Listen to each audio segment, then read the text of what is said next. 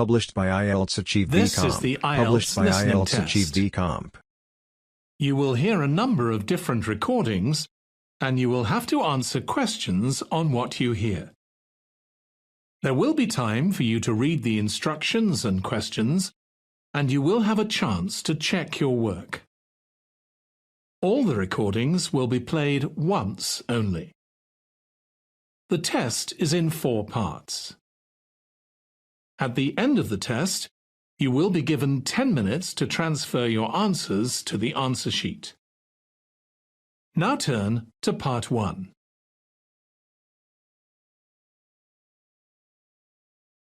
Part 1. You'll hear an interview conversation between a banker and a customer.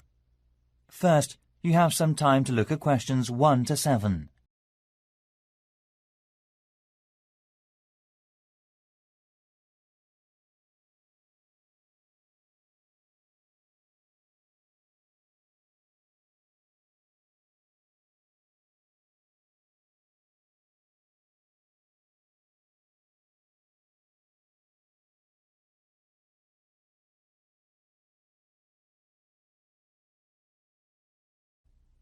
Listen carefully and answer the questions 1 to 7.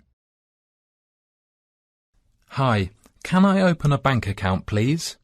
Sure, come on in. Make yourself at home. I'll just get some details for you.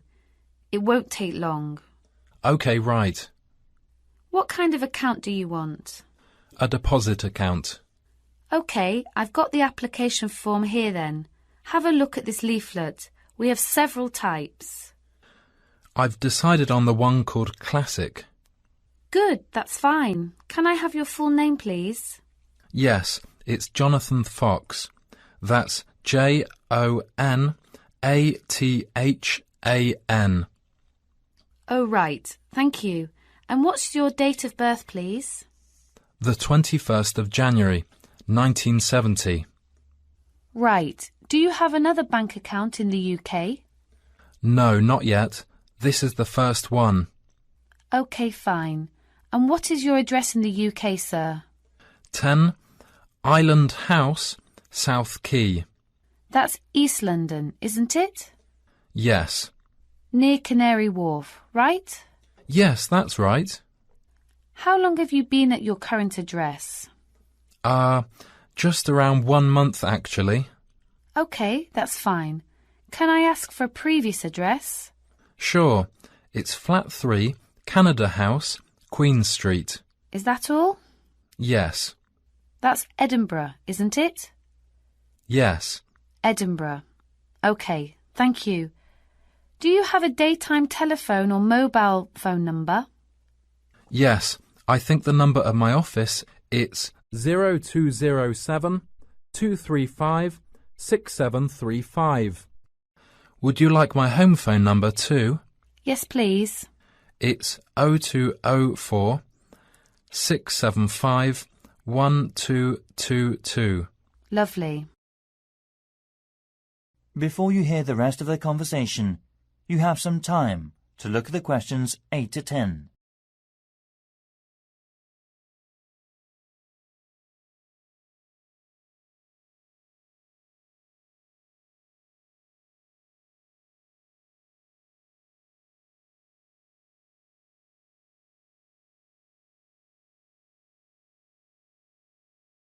Now listen and answer questions 8 to 10. Right. What do you do for a living in the UK, sir? I am working at an English language school in central London as a tutor. It's my main job. OK. Now we usually ask for a piece of information for checking your identity, for security reasons, if you phone us. Sure. What name is your mother's first name? Because it's less likely to be known. OK, it's Monica. Thank you. Yes, Monica. It's Russian. OK, good. And how much would you like to open your account with? I've only brought £1,000. OK, fine. How often would you like to receive bank statements? I won't be needing bank statements. What about an online banking service? OK, just a moment, please. Can I check in the box on the screen? Sure. I was also wondering about a mortgage service. Sure. Can you just wait a moment? I'll introduce you to a mortgage marketing manager. Thank you.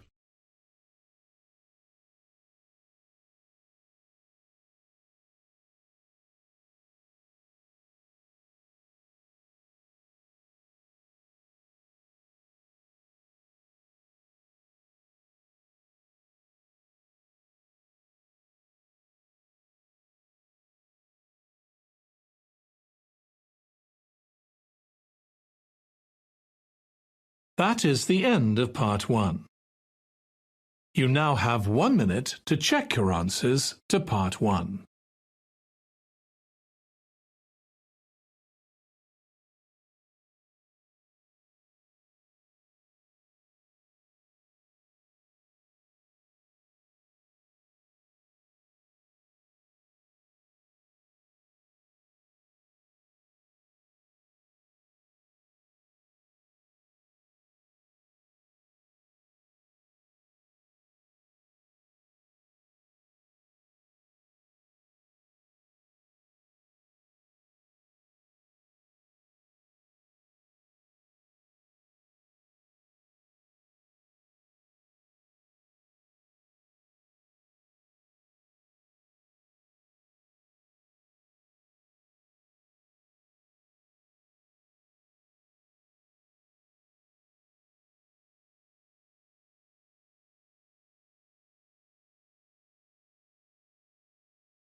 Part 2.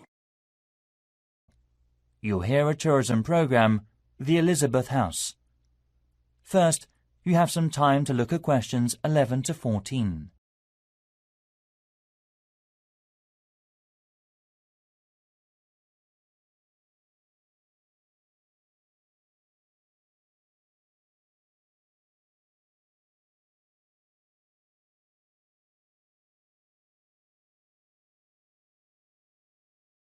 Now listen carefully and answer the questions 11 to 14. Hi everybody, good to see you again. This morning I'll tell you about the Elizabeth House in Canterbury, once home of the famous carpenter Jonathan Owen. He bought the house in 1965, although he had first seen it 5 years earlier. Actually, he was interested in the house as a traditional flat in England, and he paid £5,000 for it without a second thought, because of it having standard and regulation building methods during the Middle Ages in the UK. At that time, he had worked at the University of Canterbury as a head carpenter, who managed with a small building company. His professional success was abundant, but his family life wasn't so successful. His parents had suffered from diabetes and mental disease, and his brother Dan was ill with pneumonia. Moving to Elizabeth House, he started his new life. Jonathan considered the home a pure example of traditional East England country house and did some of his successful building structure work here. The backyard and garden of the house became calm and peaceful. The materials used to make the wall, chimney and roof were collected from the local area. Most of all, oak trees were in the front of the main gate. Before you hear the rest of the programme, you have some time to look at the questions 15 to 20.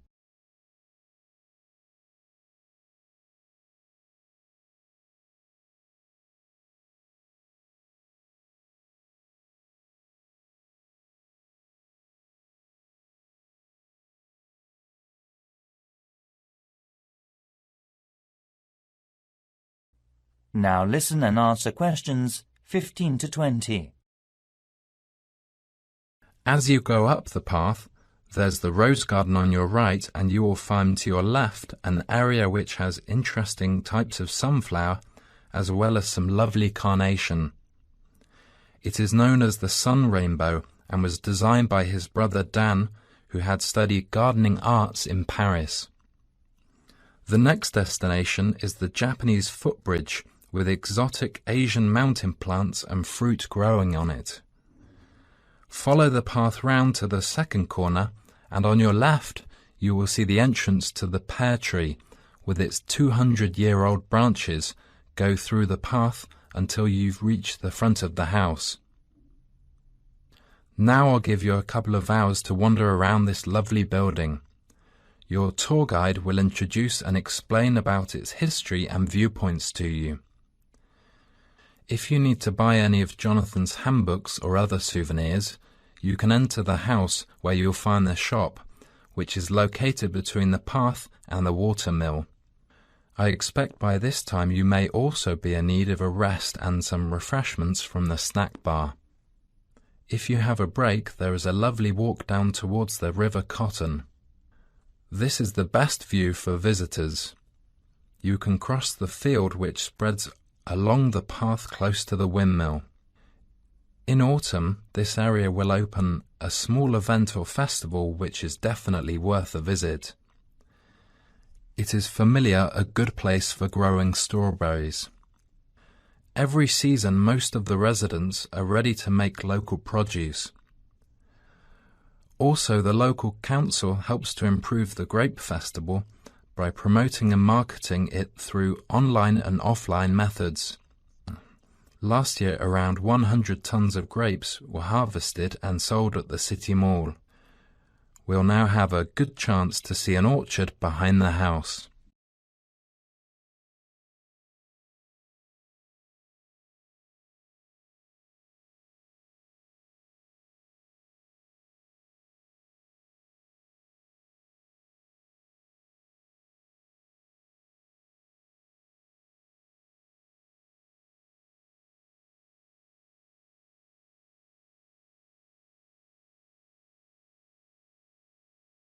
That is the end of part 2.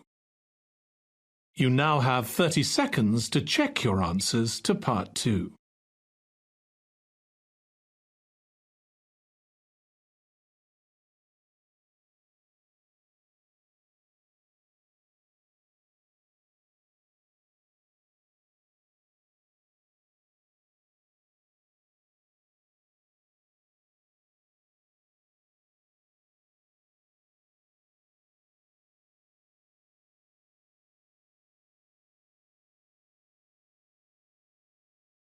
Part 3.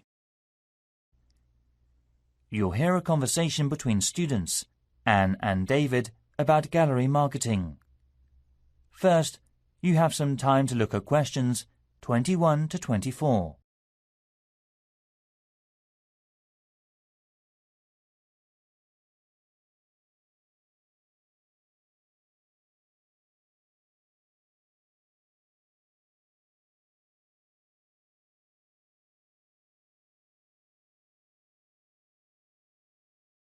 Now listen carefully and answer the questions 21 to 24.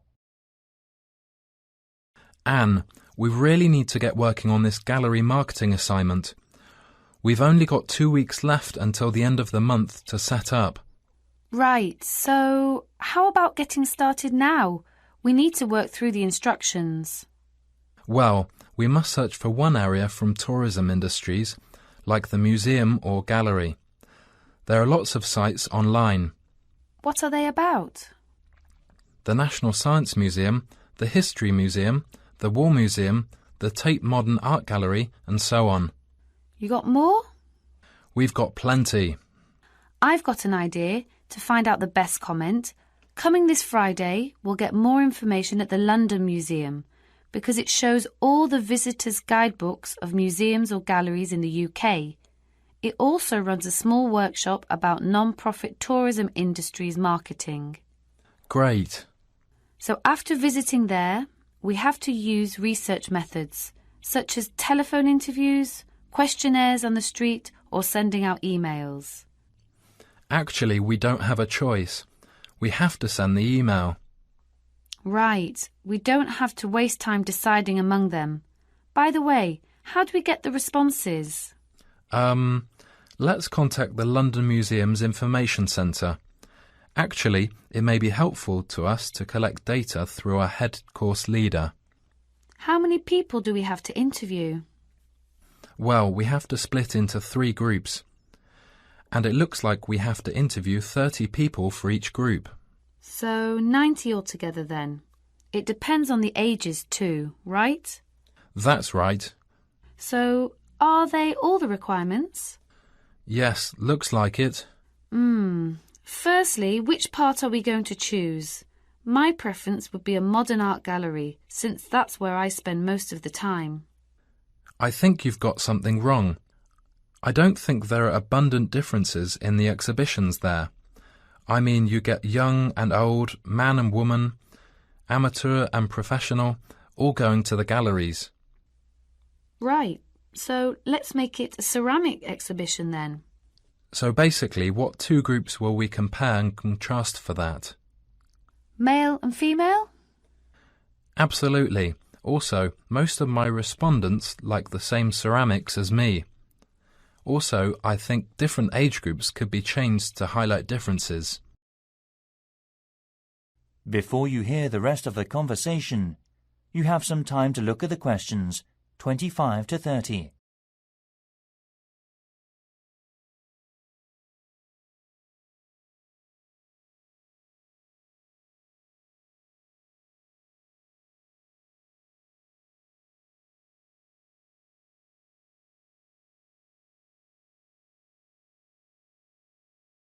Now listen and answer questions 25 to 30. I think you're right. I'll take some comment. The age groups are teenagers, 20s, 30s, 40s and over. What do you think about this? Great. That will give us more detail. So how about the kind of ceramic they like? Let's give them some options and then we can just tick boxes. OK, let's have Asian, European, African. What else? Something special? Well, we should include the Incas in Peru. Some people like this style, you know. OK. And then we should know about their understanding of ceramics. They can learn about that thanks to a gallery curator who can inform them about the patterns and markings through picture and local clay. I'm curious about how they were made. I mean a process with painting and things embedded on the surface. At that time, the equipment and materials were not good, compared with the present day. I agree. We should also include an earthen vessel, of course. Right. The next step could be about where they were actually from. They were made from local clay, weren't they? Things such as mountain, lake, basement and so forth. I think so. One more thing is the colour on the bottle. How did the ancients get the tone? On the internet, it said they got it through dried plants. They were working again to make a tone, drying and sorting. OK, I see. To get more hard tone, they included other strong herbs or something. At that time, the colours were used by the rich with property. Great. You've got plenty of data, David. No, it's just beginning. We have to look for something special with more details and history for the presentation next week.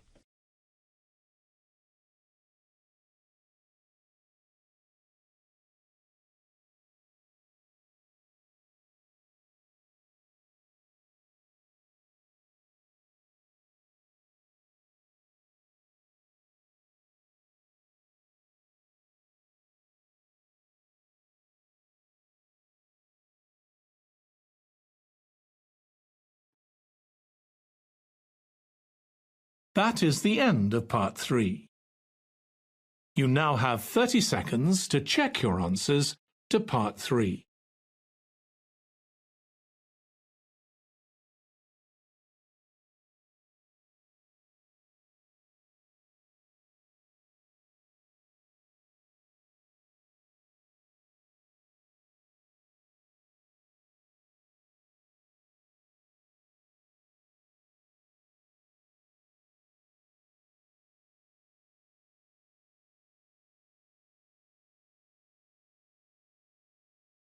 Part 4. You'll hear part of a lecture given by a waste recycle management's professor. First, you have some time to look at questions 31 to 40.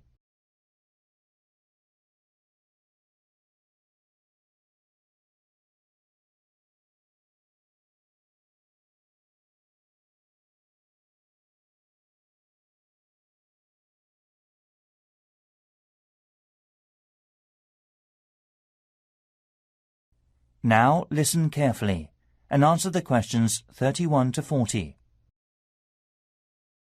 Hi everyone. This morning I'm going to talk to you about flea markets in England. At first we were surprised to learn that only 15% of people here in England make an effort to collect waste. That is lower than other European countries. Also, it might be falling within a couple of years' time unless the government makes a severe regulation for industries and local residences. The UK government's target means that by 2012 we must decrease our waste emissions by 45% compared with 2000. Local councils can offer support to meet that target by taking part in the National Green Campaign and investing in local flea markets. Most of all, these markets reduce waste emissions from landfill sites. A flea market, or swap meet, is a type of bazaar where very cheap or second-hand goods are sold or bartered for. It may be indoors, like in a warehouse or school gymnasium, or it may be outdoors, like in a field or under a tent.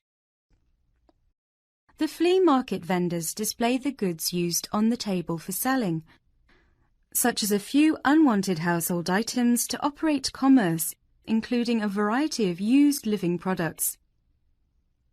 Many flea markets in European countries have food vendors who sell snacks and drinks to the visitors, and may be part of a small event such as carnivals or concerts.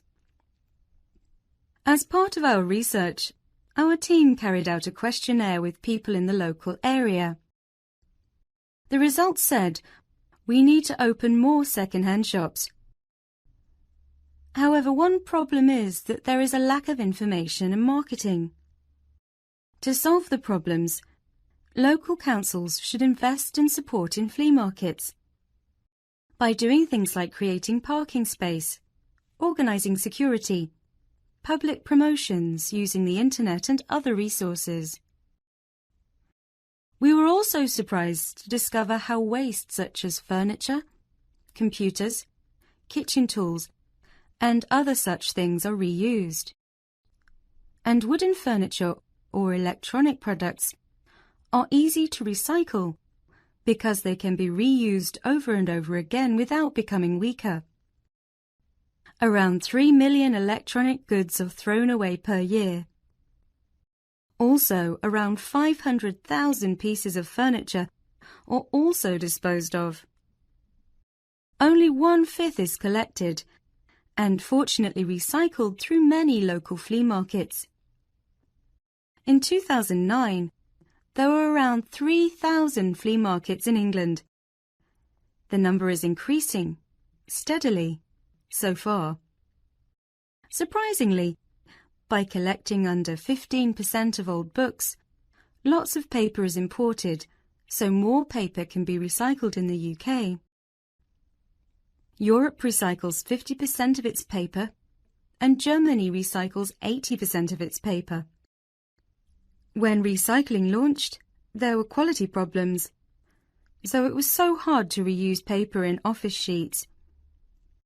However, these problems have now been solved, and Union of the Flea Markets based in East London produces high-quality recycled paper. Another union, Loving Paper, currently sells the paper that has been through a sorting process to farmers or gardeners as fertilizer. So, to sum up, there seems to be a number of activities that enable people to reuse waste, but the substantial problem is encouraging people to think twice about taking their waste to a flea market instead of throwing it away. I think the recycling program will make us save materials and protect the environment in future. And next, I'll show the plan for promoting it.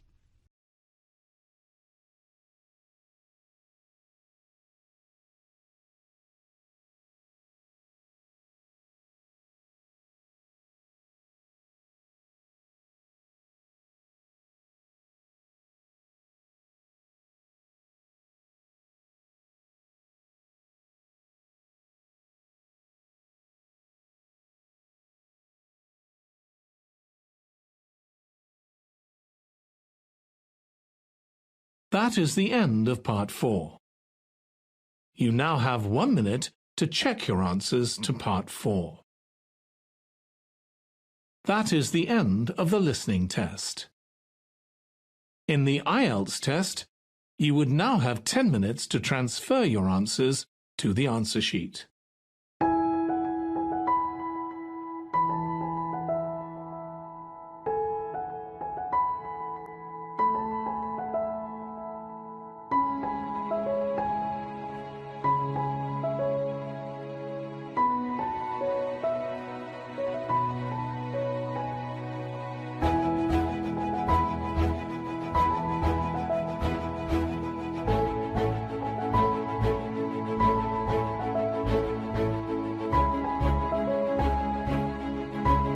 Published by IELTS This Achieve is the VCAR. IELTS listening test.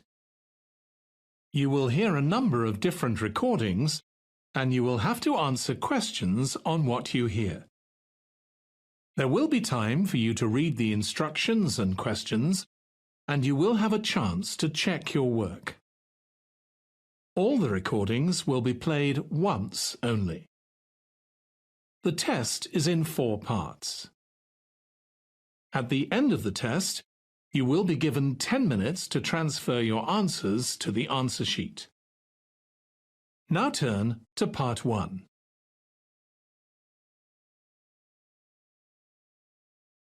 Part 1. You will hear a telephone conversation between 2 friends called Julie and Nick about cheap accommodation in the city of Darwin, Australia. First, you have some time to look at questions 1 to 6.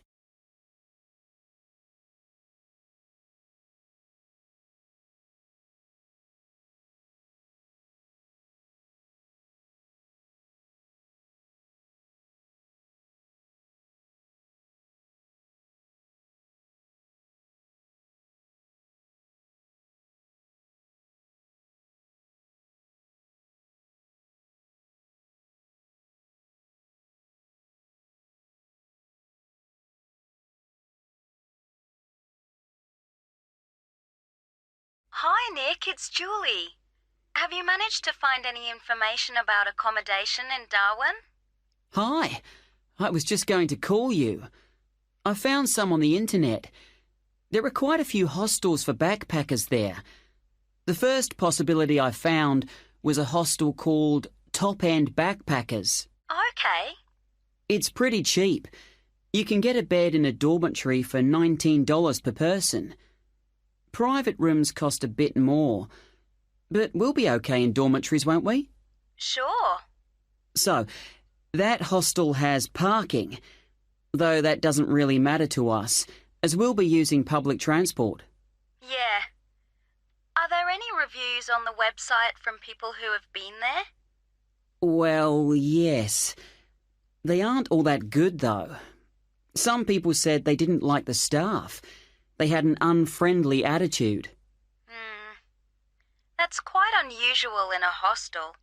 Usually all the staff are really welcoming. That's what I thought.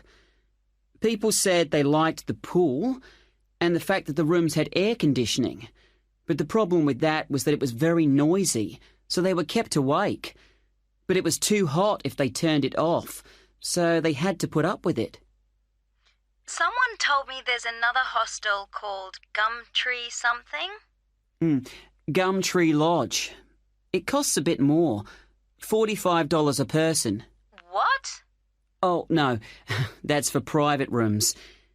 It's $23.50 for the dorms. That's more like it. It looks to be in quite a good location.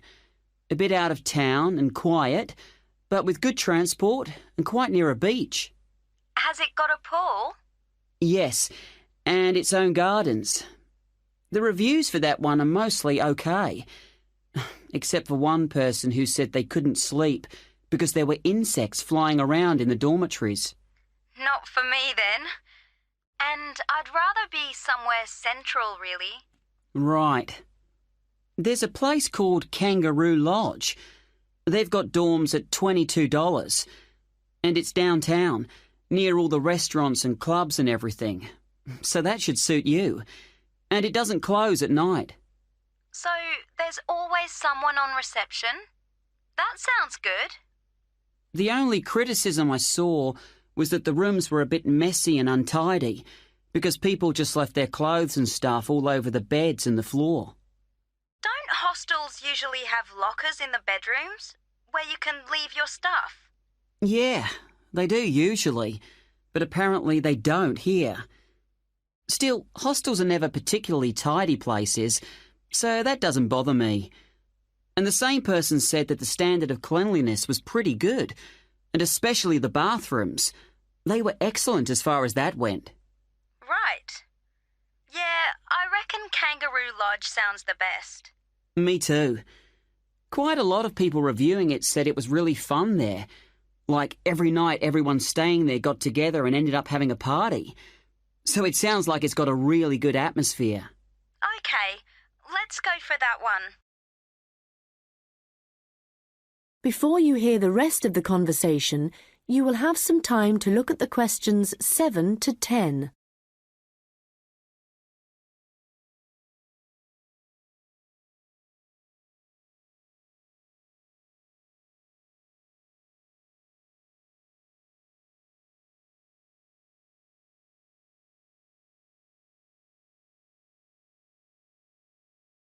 Now listen and answer questions 7 to 10. Did you get the address of Kangaroo Lodge? Yes, it's on Shadforth Lane. Can you spell that? Shadforth.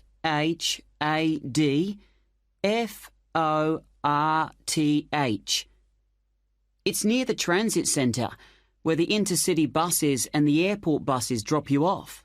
Cool. I'm really looking forward to this. I've never stayed in a hostel before. Do they provide bed linen, sheets and things? Yeah. And you can usually either bring your own towel or hire one there. But they don't usually provide those for free. Okay. And what happens about meals? Well, you don't have to pay extra for breakfast. It varies a lot in different places, but generally it's okay. And there's usually a cafe where you can buy a snack or a hot meal for lunch. But actually, if you're really travelling on the cheap, usually for every 5 or 6 rooms, there's a kitchen where you can knock up a snack. And that saves a lot of money. Great. Right. Well, shall I go ahead and book that? That is the end of part 1. You now have 1 minute to check your answers to part 1.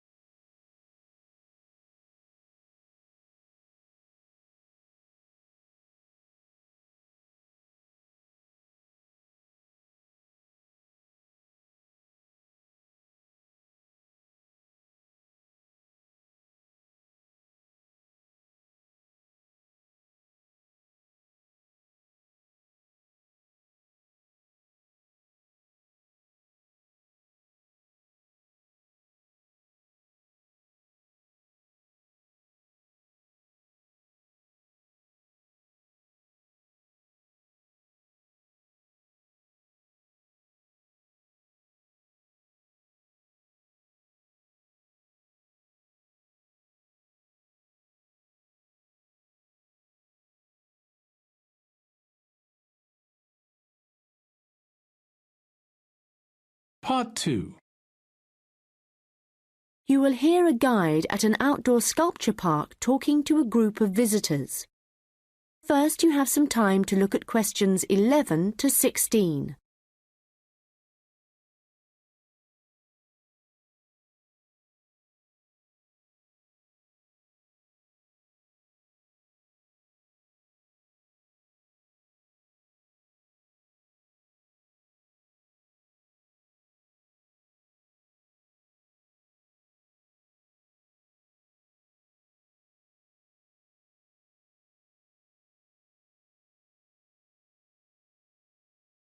Hello everyone and welcome to the Anglia Sculpture Park. Right, well, the idea behind the Sculpture Park is that it's a place where works of art, such as large sculptures and carvings, can be displayed out of doors in a natural setting. As you'll have noticed when you drove here, most of the land around the park is farmland. The park itself belonged to a family called the De Quinces, who had made a lot of money from manufacturing farm machinery and who also owned substantial stretches of forest land to the north of the park. They built a house in the centre of the park, not far from where we're standing now, but this burnt down in 1980 and the De Quinces then sold the land. The Anglia Sculpture Park isn't the only one in the country. Several of the London parks sometimes display contemporary sculptures, and there are a couple of other permanent sculpture parks in England. But we're unique in that some of our sculptures were actually created for the sites they occupy here, and we also show sculptures by a wider range of artists than anywhere else in the country. For example, at present we have an exhibition by Joe Tremaine of what he calls burnt sculptures. These are wood and stone sculptures that he's carved and marked with fire to illustrate the ferocity and intensity of the forces that have shaped our planet over millions of years. They look really dramatic in this rural setting. To see some of the sculptures, you'll need to follow the path alongside the lower lake. We had to renovate this after the lake overflowed its banks a couple of months ago and flooded the area. The water level's back to normal now, and you shouldn't have any trouble. The path's very level underfoot. You should be back at the visitor centre at about 4 o'clock. If you have time, it's worth taking a look at the centre itself. It's not possible to go upstairs at present, as builders are working there adding another floor, but the rest's well worth seeing. The architect was Guy King. He was actually born in this part of England, but he recently designed a museum in Canada that won a prize for innovation in public buildings. If you want to get something to eat when you get back, like a snack or a sandwich, the terrace room is currently closed, but you can go to the kiosk and buy something, then sit on one of the chairs overlooking the lower lake and enjoy the view as you're eating. Before you hear the rest of the conversation, you will have some time to look at the questions 17 to 20.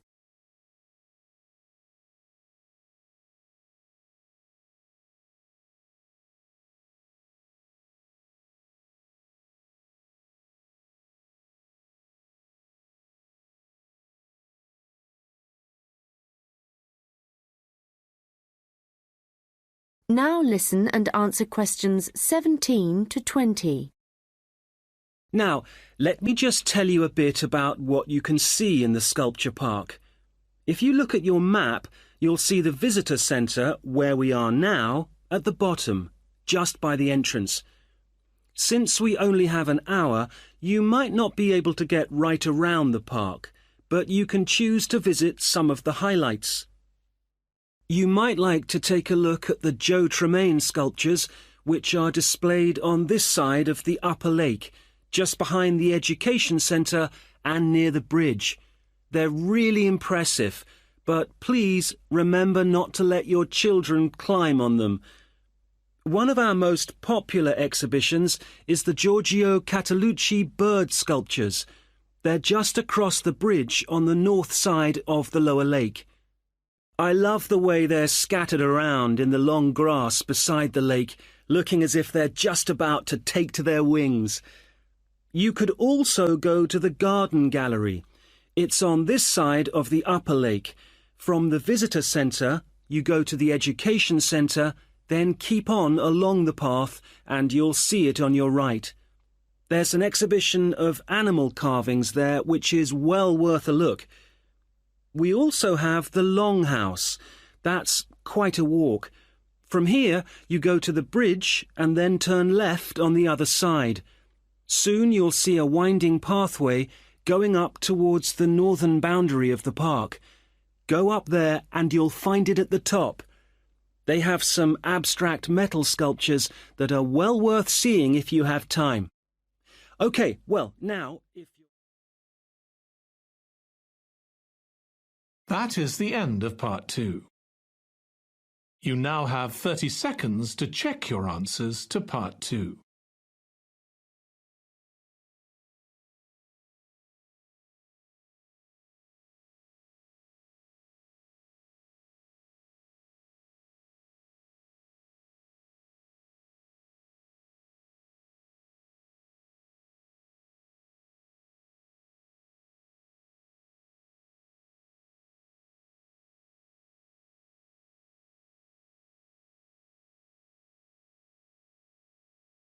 Part 3. You will hear a first-year marketing student called Leo talking to a second-year student called Anna about his marketing report. First, you have some time to look at questions 21 to 26.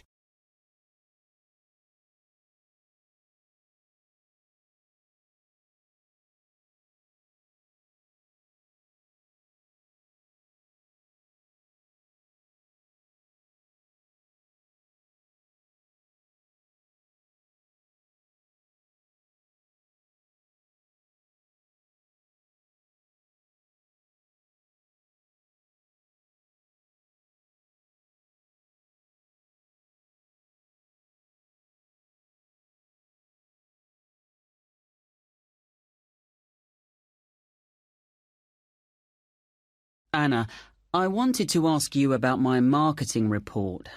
I'm not sure about it. That's okay, Leo. So what do you have to do? Choose a product or service, then compare 2 organisations that produce it. I'm doing instant coffee. But haven't you got a weekend job in a clothing store? Why didn't you choose clothing? That was my first thought, because I thought it'd give me some practical examples. But when I searched for men's clothing on the internet, there were hardly any articles. So then I looked for coffee, and I found there were tons. Yeah, there are so many brands on the market now. OK, so how much have you actually written? I've done part 1 on economic and technological factors. I found some good data on technological changes, how in Australia fewer people are buying instant coffee because of cheap coffee percolators that they can use to make real coffee at home. But there's also a movement away from drinking coffee. Switching to things like herbal teas instead, because they think it's healthier. But that's not really to do with technology. It's more cultural. Anyway, for part 2, I'm comparing 2 instant coffee companies, Coffee Now and Schaffers, and I've made this table of products. Right. Let's see. So you've got the brand names and prices and selling size and descriptions. OK, the table looks good. You'll get marks for research there. Where will it go? In the section on the marketing mix, under product. Not in the appendix? No. OK, but it's too factual on its own. You need to add some comment in that section about the implications of the figures. Right, I'll do that. Now, I want to say that I think that Schaffers is more of a follower than a leader in the coffee industry. Now, I'm putting that in the section on market share. Does that seem okay? Let's see. So, you've begun by explaining what market share is. That's important. But you've got to be careful how you give that opinion. Do you think it should go in another section? Well, it's fine where it is, but you've got to back it up with some data, or they'll say your report lacks weight. Okay. One thing I'm worried about is finding anything original to say. Well, since this is your first marketing report, you're not expected to go out and do interviews and things to collect your own data. You're just using published data. So the analysis you do might not throw up anything that people didn't know before. But the focus is more on how you handle the data. I mean, you might take something like a graph of sales directly from a website, but what makes your work original is the perspective you provide by your interpretation of it. Oh. You know, it's all so different from business studies assignments at school. It's really surprised me. What? How much research you have to do? I expected that. It's more, I knew exactly what I had to do to get a good grade at school. And I knew I'd be expected to go more deeply into things here. But I haven't got information on how the lecturer is going to grade my work, what he's looking for.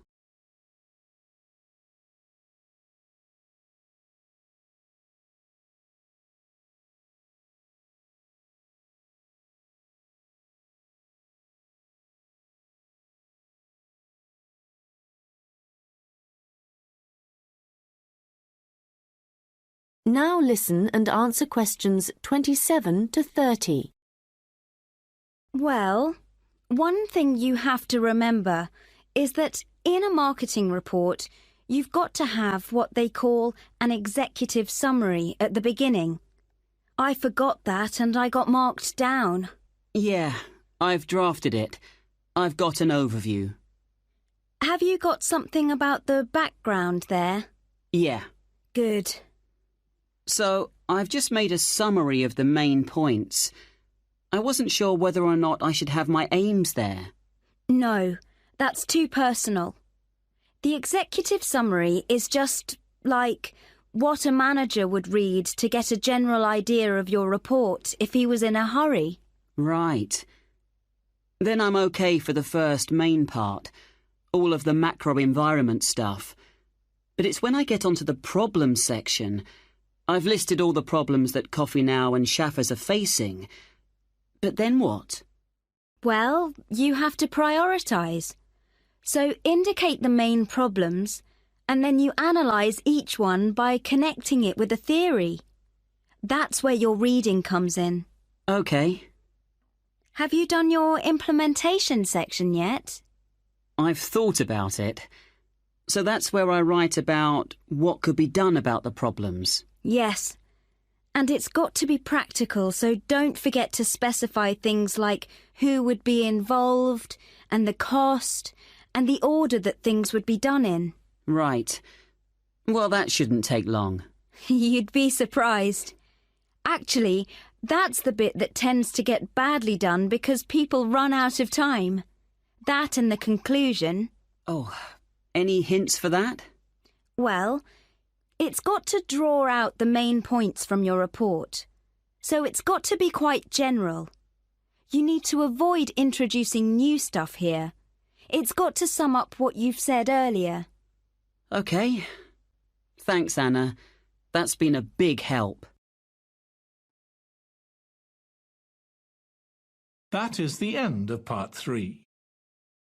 You now have 30 seconds to check your answers to part 3.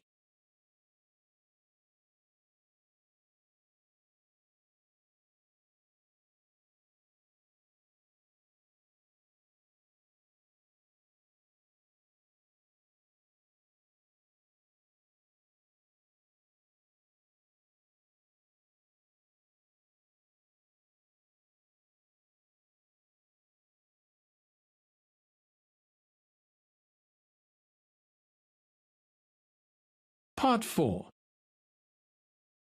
You will hear part of a lecture about the history of fireworks in Europe. First, you have some time to look at questions 31 to 40.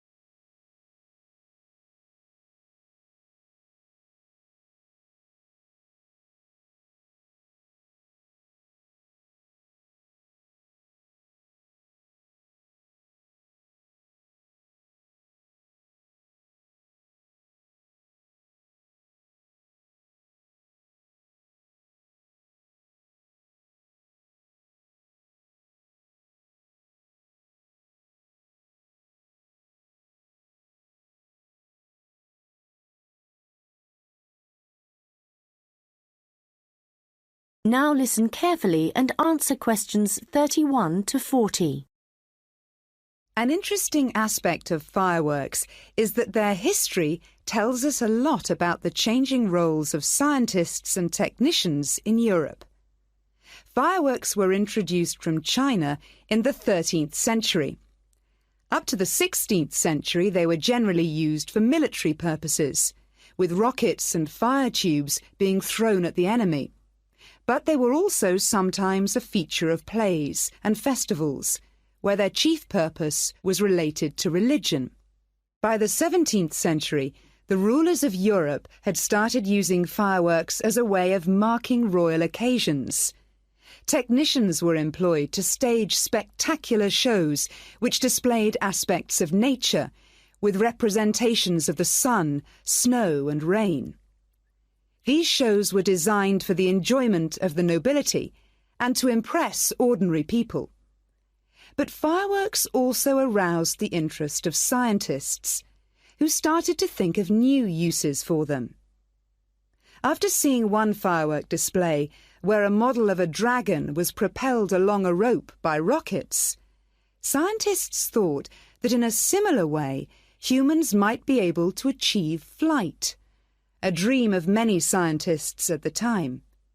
Other scientists, such as the chemist Robert Boyle, noticed how in displays one firework might actually light another, and it occurred to him that fireworks might provide an effective way of demonstrating how stars were formed. Scientists at the time often depended on the royal courts for patronage. But there was considerable variation in the relationships between the courts and scientists in different countries.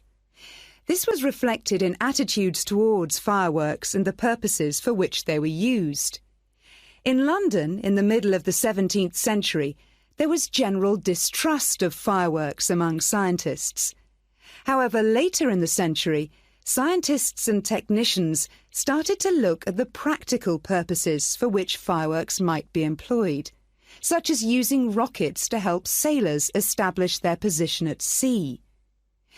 It was a different story in Russia, where the St. Petersburg Academy of Science played a key role in creating fireworks displays for the court. Here, those in power regarded fireworks as being an important element in the education of the masses, and the displays often included a scientific message. Members of the Academy hoped that this might encourage the royal family to keep the Academy open, at a time when many in the government were considering closing it. In Paris, the situation was different again. The Paris Academy of Sciences played no role in staging fireworks displays. Instead, the task fell to members of the Royal Academy of Painting and Sculpture. As in Russia, the work of the technicians who created the fireworks was given little attention. Instead, the fireworks and the spectacle they created were all designed to encourage the public to believe in the supreme authority of the king. However, science was also enormously popular among the French nobility, and fashionable society flocked to demonstrations such as Nicolas Lemery's display representing an erupting volcano. The purpose of scientists was basically to offer entertainment to fashionable society, and academicians delighted in amazing audiences with demonstrations of the universal laws of nature.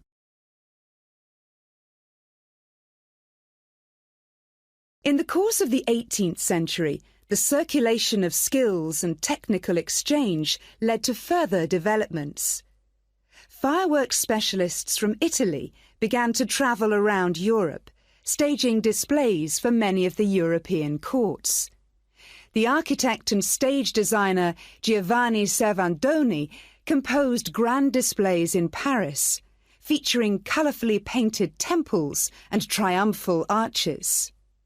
A fireworks display staged by Servandoni would be structured in the same way as an opera, and was even divided into separate acts. Italian fireworks specialists were also invited to perform in London, St. Petersburg, and Moscow. As these specialists circulated around Europe, they sought to exploit the appeal of fireworks for a wider audience, including the growing middle classes. As in the previous century, fireworks provided resources for demonstrating scientific laws and theories, as well as new discoveries, and displays now showed a fascinated public the curious phenomenon of electricity. By the mid-18th century, fireworks were being sold for private consumption. So the history of fireworks shows us the diverse relationships which existed between scientists, technicians, and the rest of society.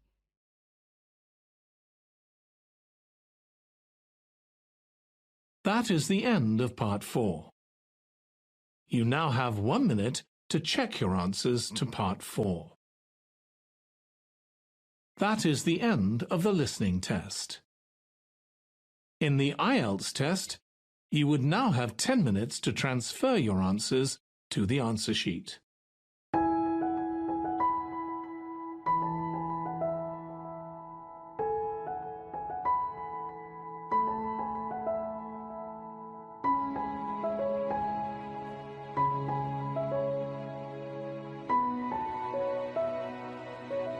Published by IELTS Achieve VCOM.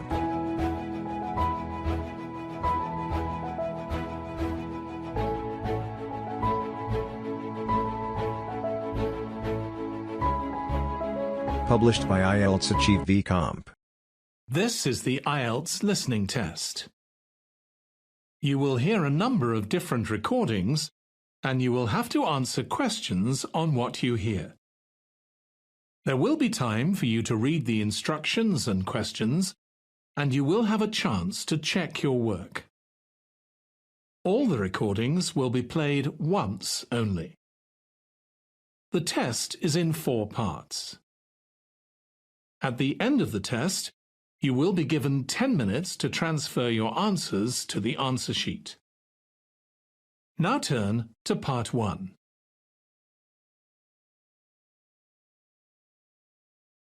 Part 1. You will hear a telephone conversation between the organizer of a short story competition and someone who wishes to take part in the competition. First, you have some time to look at questions 1 to 6.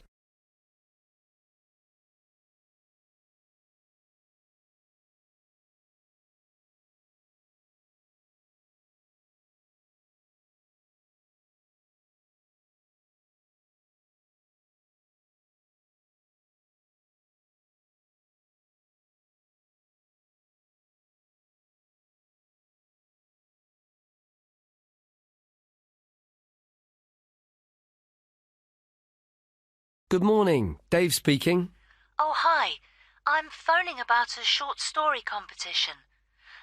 I saw an advert in a magazine and I was just calling to get some details. Yes, certainly.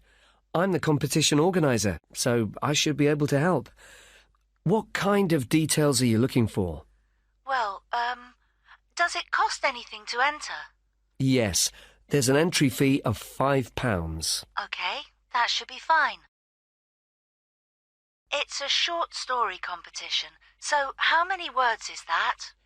Well, we want to give people a reasonable amount of freedom, but the guidelines are around 3,000 words. Oh, that sounds quite a lot. Well, it's not as much as it used to be. We did have a limit of 5,000 words, but some people thought that was too many. So this year we've reduced it. Right. And does the story need to be about anything in particular? No, you can write about any topic you like. But the main point of the competition is that it has to have a surprise ending. Oh, I see. That sounds interesting. I don't think I've ever written a story like that before. Yes, it's something we've introduced for this year's competition. Right. I'm 18. Is there any age limit? Yes, you need to be 16 or over. So, if you're 18, that's fine. Great. So you have the competition once a year, is that right? Yes. We start advertising in January, and the competition takes up a lot of the year. We give people a few months to write their story, and then it takes quite a long time to judge all the entries and to announce the winners. I see. So when is the closing date for the competition? It's already April. I hope I'm not too late. No, you've still got plenty of time. You need to submit your entry by the 1st of August. After then, it will be too late. Although you can always enter next year's competition. OK, good. So how do I enter? Well, we have a website, and the best way to enter is to complete the entry form online. We also have more details of the competition on the site. Shall I give you the web address? Yes, please. OK, it's www.comp4ss.com. And that's the number 4, not the word 4. OK, thanks. I've got that. So I can complete the entry form online, but how do I send the story? Do I print it out and send it to you? Well, you may want to print the story out so you can review it, but don't post it to us. When you've finished your story, you will need to email it to us. The email address is on the website I gave you. OK, that's fine.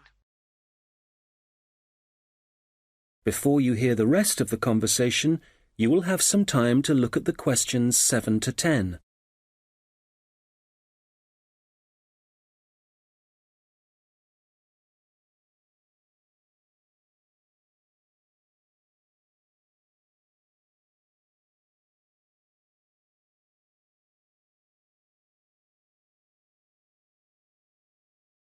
Now listen and answer questions 7 to 10. Can you tell me a bit about how the competition is judged and what the prizes are? Yes, of course. Well, once we have all the entries, I send them to all the judges. Our competition is quite popular, so we are lucky to be able to use famous authors who are very interested in the competition. That's fantastic. It's great to know that someone famous will be reading my story. Yes, that's right. It takes them quite a while to read through the entries, but eventually they decide on the top 5 stories.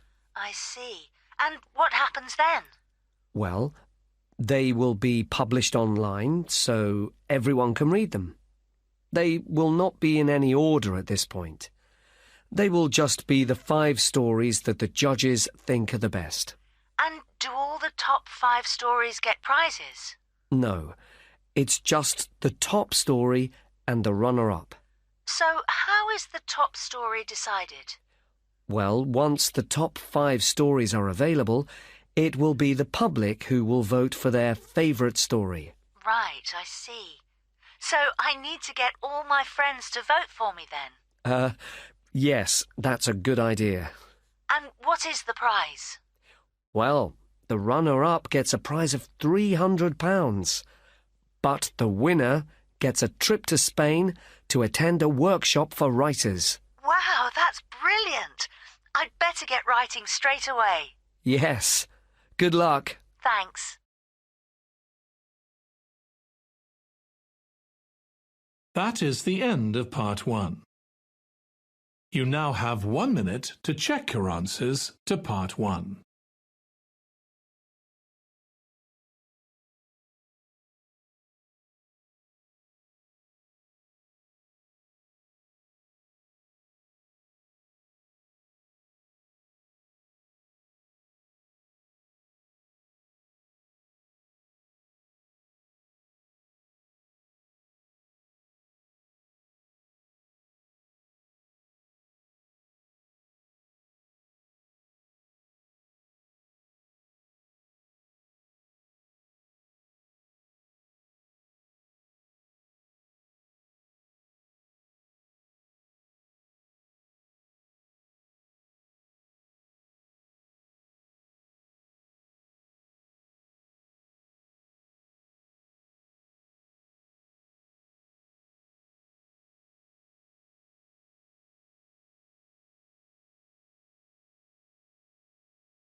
Part 2. You will hear a guide talking about a sea life centre. First, you have some time to look at questions 11 to 17.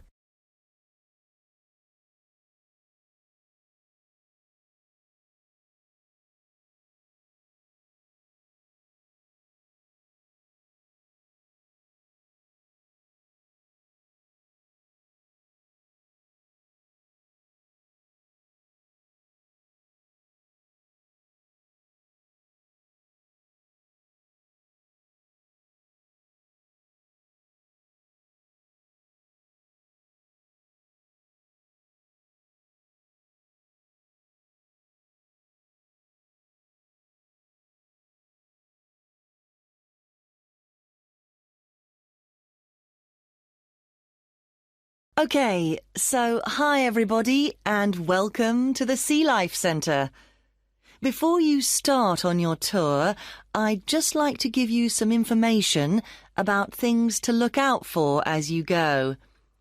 Well, first of all, I guess some of you may have been here before and may be surprised to see the name has changed. We're not called World of Water anymore. Since the beginning of this summer, we've been renamed, and we've also made a few other changes. However, the main attractions like the aquarium, the crocodiles, the penguins and so on are still here.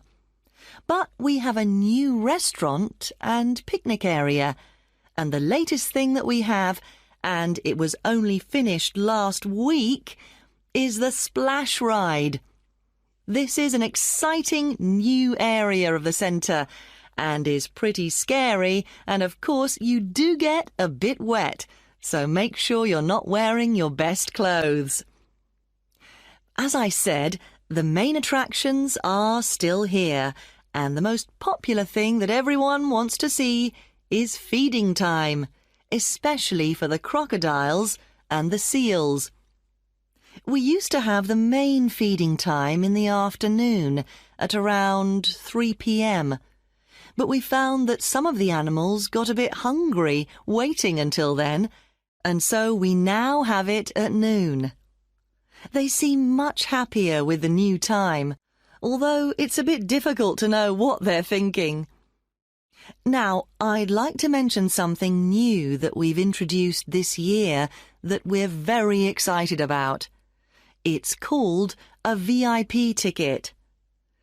The VIP ticket costs an extra £2 per person, and you will be amazed at what it allows you to do. With this, you'll be allowed to feed the sharks. Now, I know that for some people, this might be quite a frightening thing to do, but it is perfectly safe. For those of you who are a bit unsure, we do have a video you can watch to see what happens. It's a great experience, and your friends will be very impressed.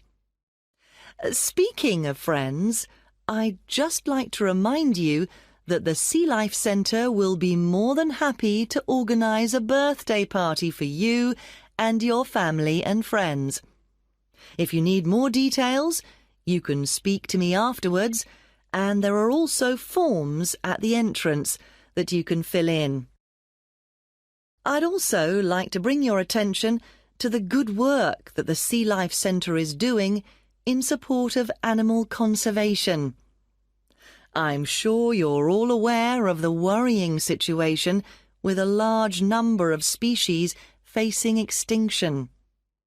Here at the Sea Life Centre, we're taking action by asking as many people as possible to sign a petition. Once we have over 5,000 signatures, we are planning to send it to the government in the hope that more people will begin to take it seriously. Right, well, there's obviously a lot going on at the centre and a lot of things to discover.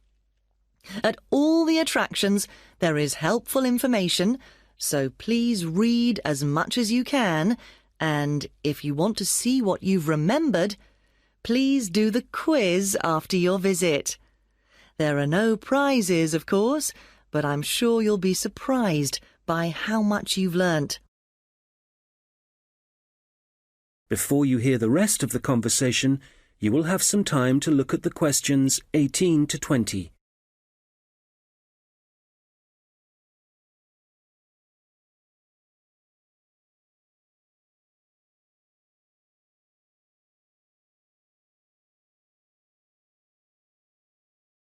Now listen and answer questions 18 to 20.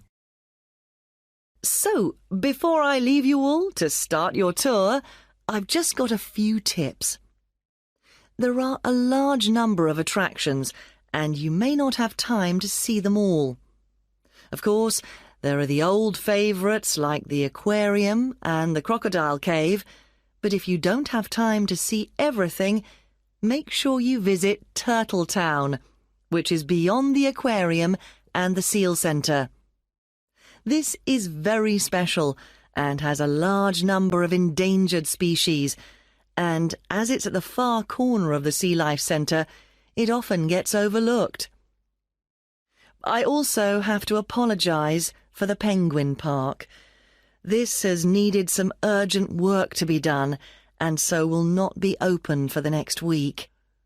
We're very sorry about this, but I'm sure you'll find the Seal Centre, which is directly opposite it, will keep you entertained just as much, if not more.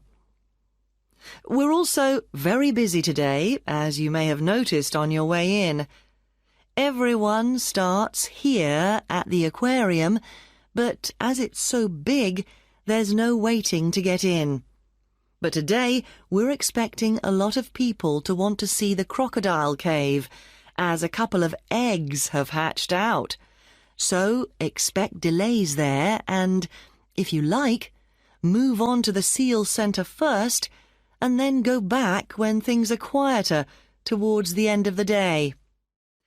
So, I'll leave you now, but if you have any questions, I won't be far away, and have a great time at the Sea Life Centre. That is the end of part 2. You now have 30 seconds to check your answers to part 2.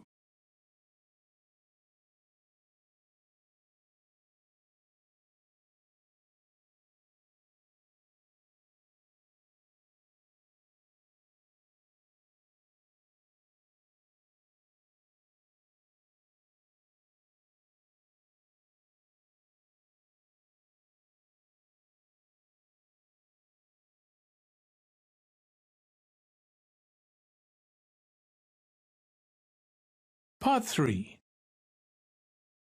You will hear two students talking about their university studies. First, you have some time to look at questions 21 to 26.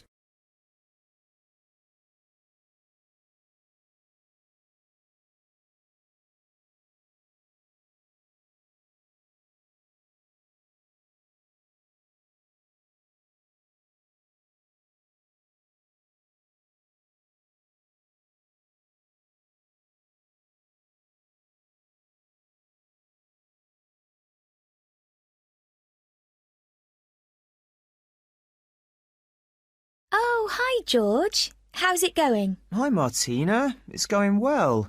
How about you? How's university life? Well, it's great. Apart from the studying, of course. Yeah, me too. What are you studying? I seem to remember that you were going to do art. That was your best subject, wasn't it? No, not really. I just liked the teacher. He was French and had an amazing accent. My favourite subject was history, but I couldn't see what career that would give me. Oh, right. So what did you choose? Well, I found it really difficult to decide. I was really good at science, but I must admit I never really enjoyed studying it. So, in the end, I decided to opt for English, which was my second favourite subject, and I thought it would be more useful to me than studying anything else. So, that's what I'm doing. How are you finding university? Well, it's a bit of a challenge, I suppose. Are you finding it difficult? Well, some of it. I'm doing mechanical engineering, which is really interesting, but it covers quite a lot of areas, like materials science, machine design, physics, and of course mechanics. And they're all fine, but it's maths that I'm struggling with. It's a lot harder than it was at school. I can believe it. It all sounds very difficult to me. But then I never was very good at mechanical things. I suppose it must involve some practical work. Well, not at the moment. Currently, it's nearly all theory, so it's a bit heavy going. I guess you need to start with that so that you can get a grasp of the concepts and learn a few facts before you start putting it into practice. It must be a lot different to the course that I'm taking. Yes, but in a few weeks we'll be having a lot more practical experience. In fact, I've got a great assignment this term working on jet engines, which means I'll be going on a few field trips to a nearby airport. Oh, that's great. It sounds like you're going to be very busy. Yes, I'm not sure how I'm going to cope with the work. We have a lot of lectures, and that's fine. The lecturers are very knowledgeable, and I learn a lot from them. But we also have a lot of seminars, and I find with so many people expressing their views, it can get quite frustrating. It would be better if we didn't have so many of those. Yes, it's the same for me.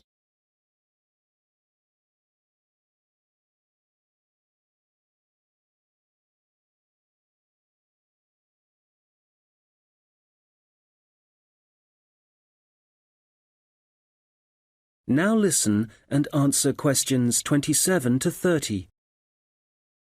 How are the students at your place? Well, I haven't really met anyone yet. They all seem a bit quiet. Perhaps they're working hard.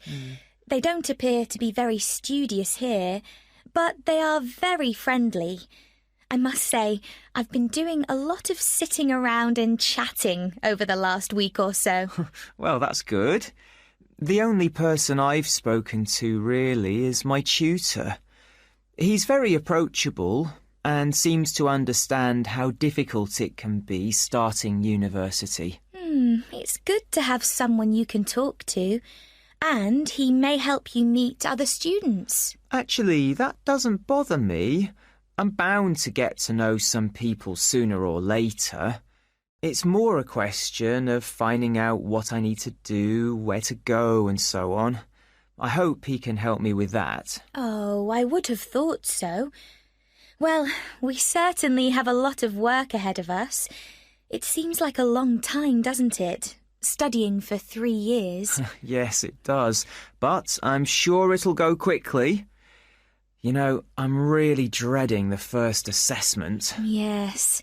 For the course I'm doing, we have to hand our first one in at the end of next month. Really? So, have you got the topic yet? No, but we'll get it soon. I'm not sure how much we have to write yet.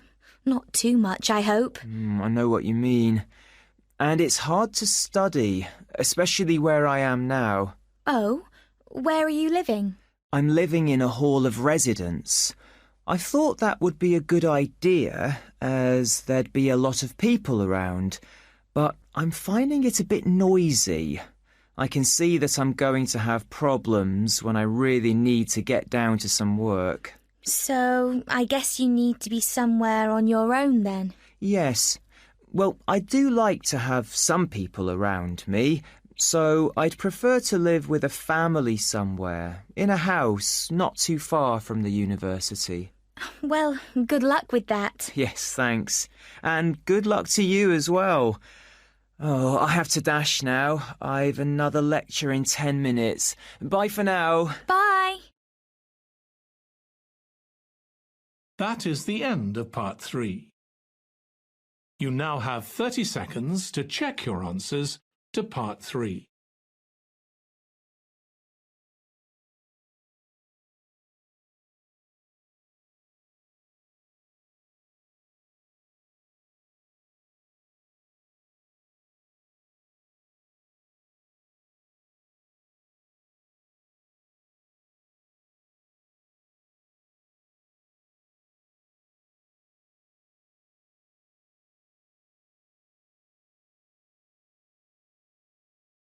Part 4. You will hear someone talking about creating a presentation. First, you have some time to look at questions 31 to 40.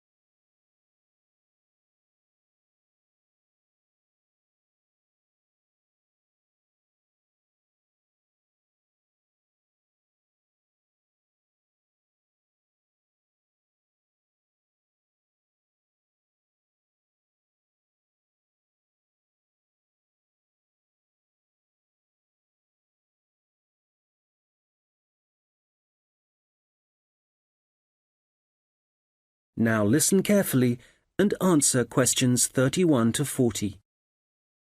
Hello, everyone. You've all been given an assignment for your sociology course, which will involve giving a presentation to the rest of the group.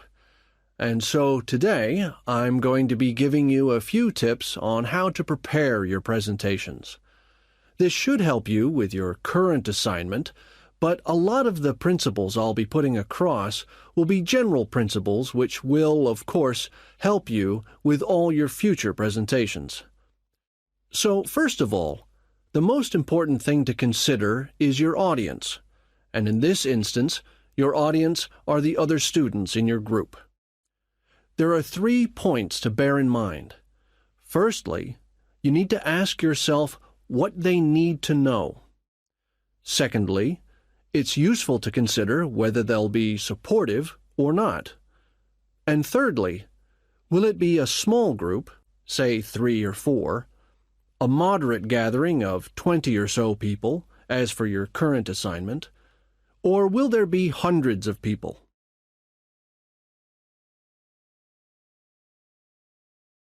Having said all that, what I'm about to tell you will apply equally to any audience. So, how do you structure your presentation? Right at the beginning, you should tell them something that forces them to pay attention. This could be something surprising or even shocking, but it needs to be relevant. After that, you need a list of items or topics showing them what you'll be covering, rather like an agenda. And then the main part of the presentation will follow. This main part will be the detailed information you'll be presenting, and could include facts, statistics, personal experiences, etc. After this, you should summarize what you've presented and close with what I call next steps. For this assignment, you could simply point the group to other sociology reference material. In other cases, you may want to suggest some actions that people can take. Now, what about the design of the slides for your laptop? Well, the important thing here is to be consistent. You need to have the same type of font and use the same color and size for the same elements. For example, all headers need to look the same. All bullet points need to be presented in the same way. And don't just stick to words. Bring the presentation to life by adding graphics. These could be in several forms, such as pictures, flowcharts, diagrams, histograms, and so on. And so let's move on now to presenting. You have your presentation prepared, and you're ready to start.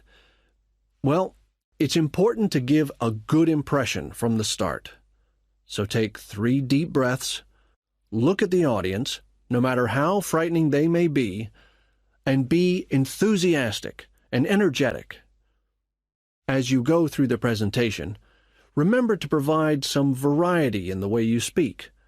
So, for example, you can talk fairly rapidly for information that may be familiar, but then slow down for more unfamiliar sections. And change your tone as you speak. Don't keep it at the same level all the way through. As I mentioned, look at your audience. A good tip is to pick people out and look at them for around 5 seconds. Not looking at the audience gives the impression that you're either not interested in them or terrified of them. Looking too long at one particular person may make them feel rather uncomfortable. There may be points in your presentation that you want your audience to really absorb, and in order to make important points stand out, you may consider adding silence right after these. It will give people time to reflect on what you've just said. Also, you may be presenting complicated ideas or technical details, but try to keep everything as simple as possible. Use simple words and as few as possible. And be clear. If you say something like, "This appears to be," it implies uncertainty. So using weak verbs such as appears, seems, could be, etc., needs to be avoided. I'll just finish off with a few thoughts on questions and interruptions from the audience. You may choose to invite questions from the audience as you go, or ask them to wait until the end. Either way, questions should be encouraged, as it provides you with some feedback on how interested the audience is and how well they're understanding you. When a question is asked, you need to provide an answer that is as accurate as possible. So, initially, my tip is to repeat it. This will ensure you have heard it correctly and will give you a few seconds to gather your thoughts. Interruptions, on the other hand, can be unwelcome, and you may get them for a variety of reasons. It's likely, however, that there's something in your presentation that's unclear or confusing. So my advice is to reduce problems by reading through your presentation beforehand and predicting potential points which could cause interruptions. You may then want to change that part of your presentation, or at least you'll be prepared if someone does interrupt you. Now, do you have any questions?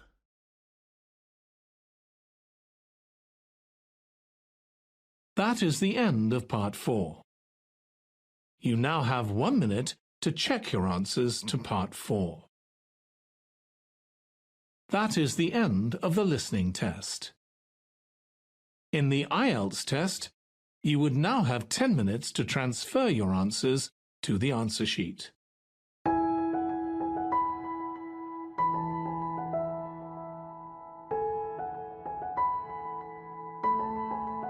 Published by IELTS Achieve VComp.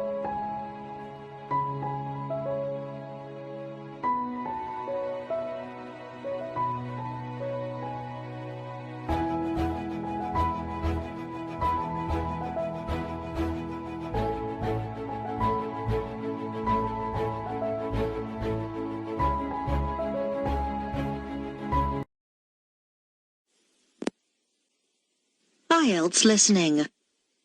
You will hear a number of different recordings, and you will have to answer questions on what you hear.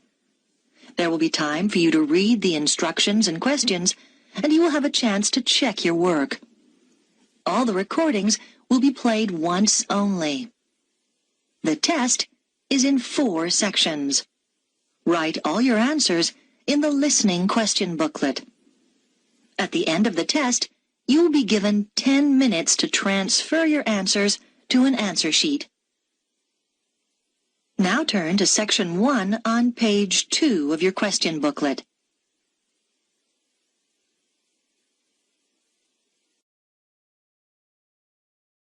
Section 1. You'll hear 2 teachers discussing arrangements for a goodbye party for a colleague. First, you have some time to look at questions 1 to 4.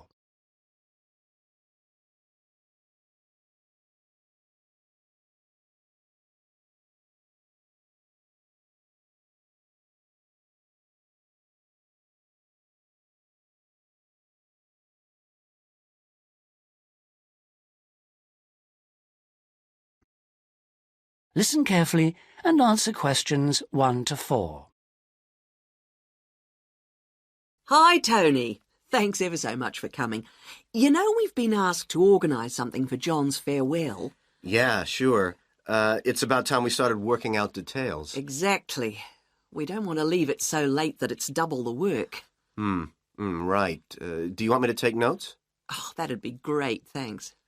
Right. First thing is, when is the best time to hold it? Well, he leaves on the 24th of December. So what about the 22nd? Yeah, I think that's about right. We want it quite near the time, don't we? Sure. And what about a venue? In college? A hotel? I think a hotel will probably work out rather expensive. And I've been looking at the college dining room. That seems pretty reasonable. Fine. Yeah, why not? And then we ought to be thinking about invitations. Who mustn't we forget to invite? Well, obviously John and his wife. Oh, right. And the director. Uh-huh. The office staff. Yep. And all the teachers and all the students. Anyone else? Faculty heads? No, better draw the line. I don't think it's necessary. Yeah, you're right. I don't mind writing the invitations. When shall we get them out for? Enough time, but not too early. What about the 15th of December?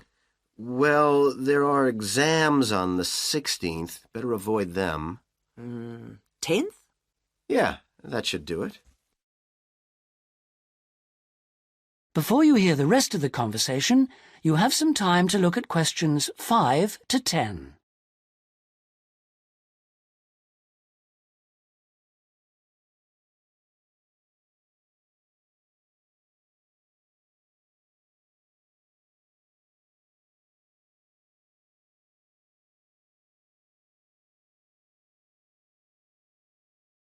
Now listen and answer questions 5 to 10. So, what does that leave? Oh, yes, a present. Would you mind doing that? No, not at all. We usually go round with an envelope during coffee break, don't we? Yeah, coffee break's always the best time, because people have got their money handy. Yeah, exactly. Do we suggest an amount, or does it seem a bit unfair? No, I think people welcome it. We suggested $6 last time. Is that okay? Yeah, plenty, I would have thought, which should leave us with about $90. Have you any ideas for presents? Well, I've been having a little think. I thought, well, you know, he loves music. Yeah, and books. So I thought I'd check on prices for, well, perhaps CD players? Yeah, that's a good idea. And also I thought maybe, you know, a set of dictionaries. I heard him say he needed a good one. The other thing he was saying last week was that his computer printer had broken.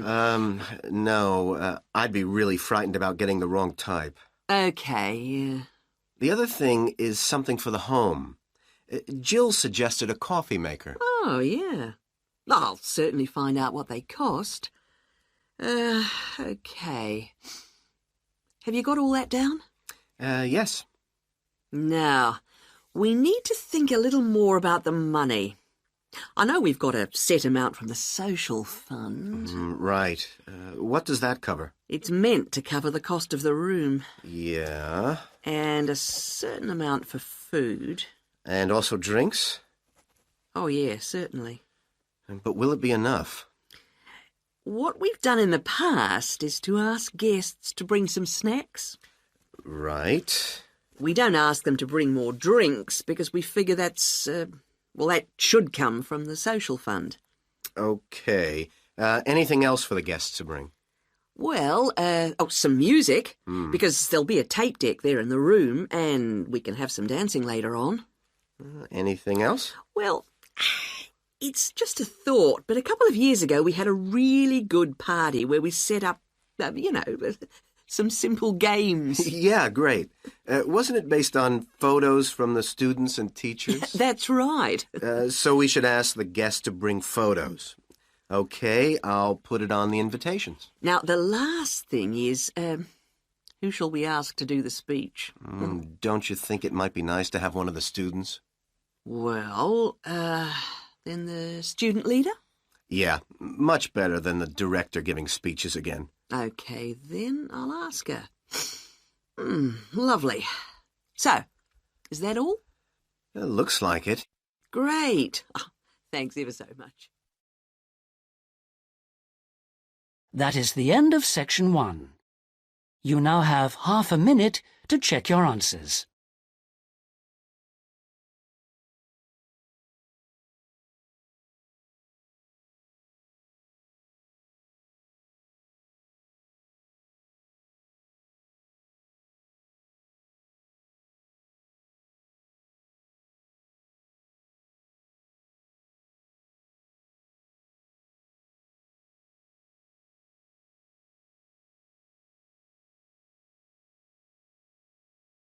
Now turn to section 2.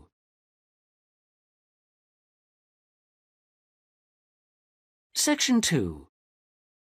You will hear a pre-recorded message on the Travelite Travel Agency information line.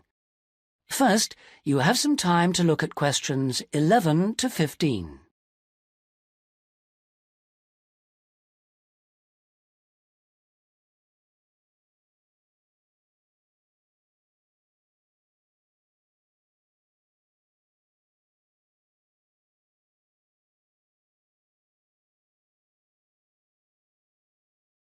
Now listen carefully and answer questions 11 to 15. Thank you for calling the free Travelite Travel Agency information line. You will not be charged for this call. In order to deal with all calls effectively, we offer you a number of options. Please listen carefully and press your required number at the appropriate time or dial a new number. If you want to hear about special offers, please press 1. If you want to hear our latest price lists, please press 2.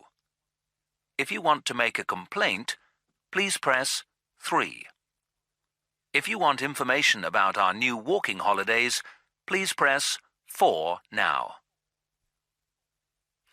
Thank you for calling our Travelite Walking Holidays line. We have been offering a wide variety of walking holidays to suit all tastes for just 3 years, but already we have won 2 awards for excellence in this field. We offer guided walking tours to suit the discerning traveller in 12 different centres throughout the whole of Western Europe.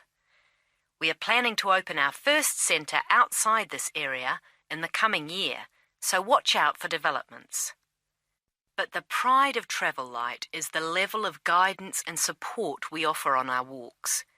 All are planned in detail by our highly trained guides who all work in a variety of different Travelite locations, so we can guarantee standards.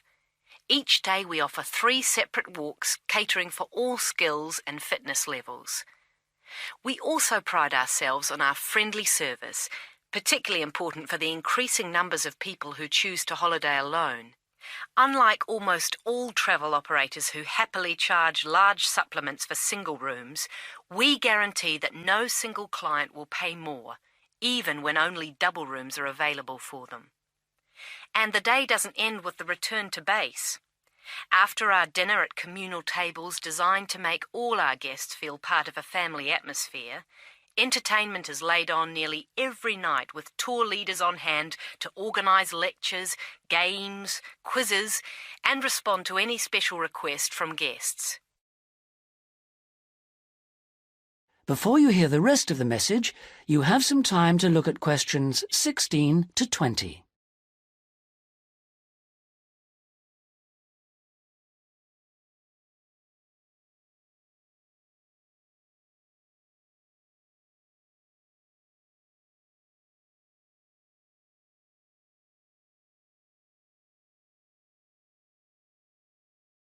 Now listen and answer questions 16 to 20. The following is a summary of costs and special inclusive offers on holidays for the coming summer. We have 3 lengths of holiday: 3-day, 7-day and 14-day.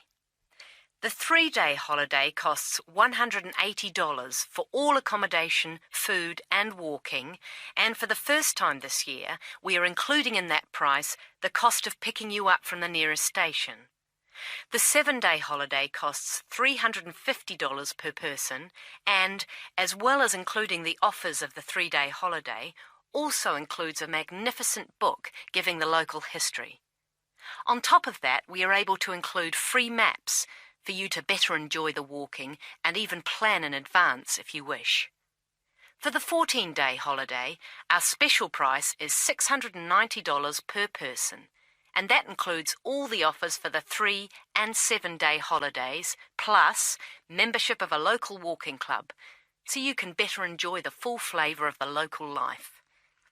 For further information, please contact your local travel agent. Thank you for calling the Travel Light Travel Agency Information Line. That is the end of section 2. You now have half a minute to check your answers.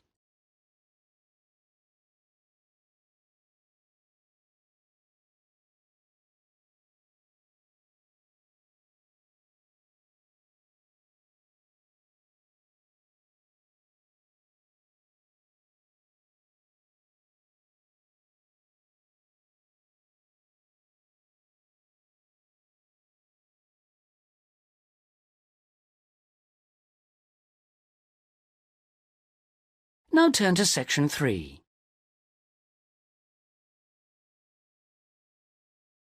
Section 3.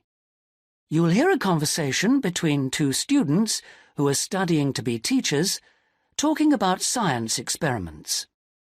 First, you have some time to look at questions 21 to 26.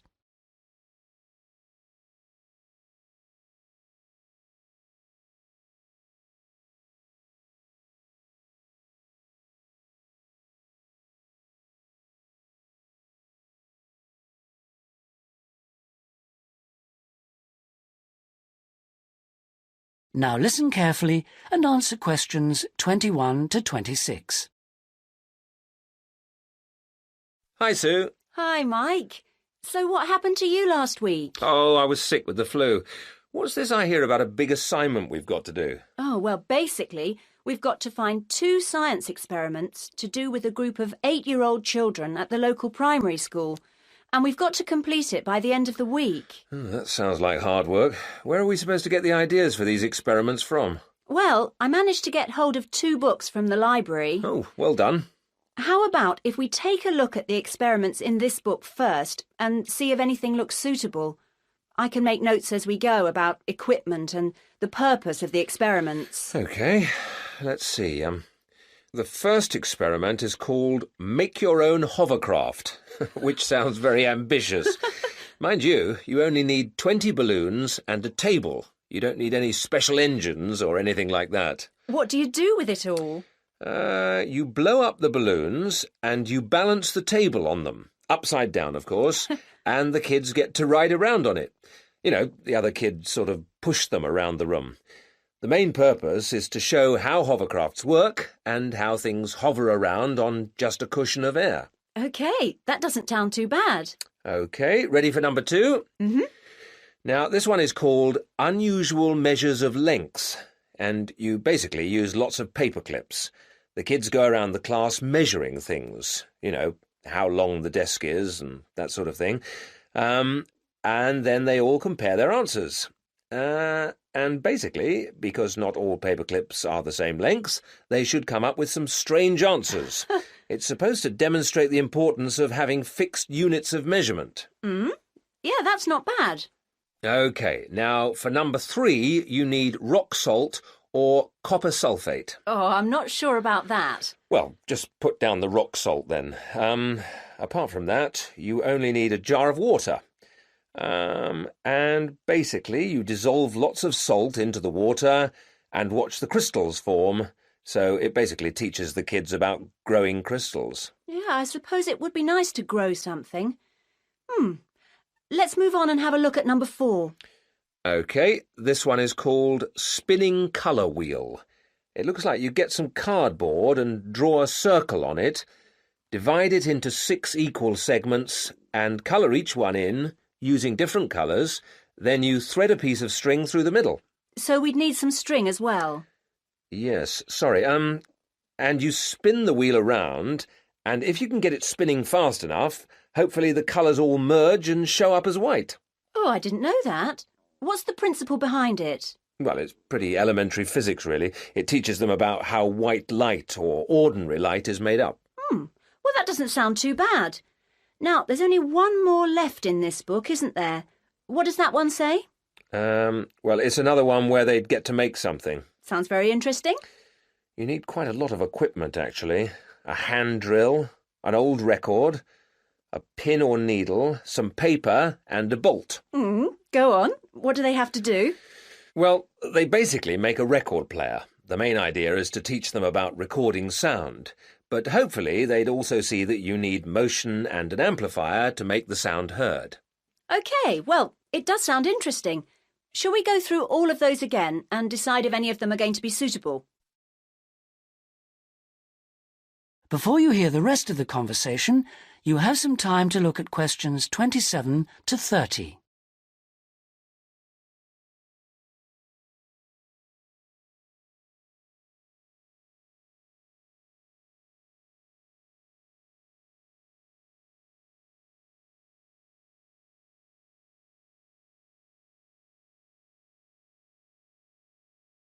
Now listen and answer questions 27 to 30.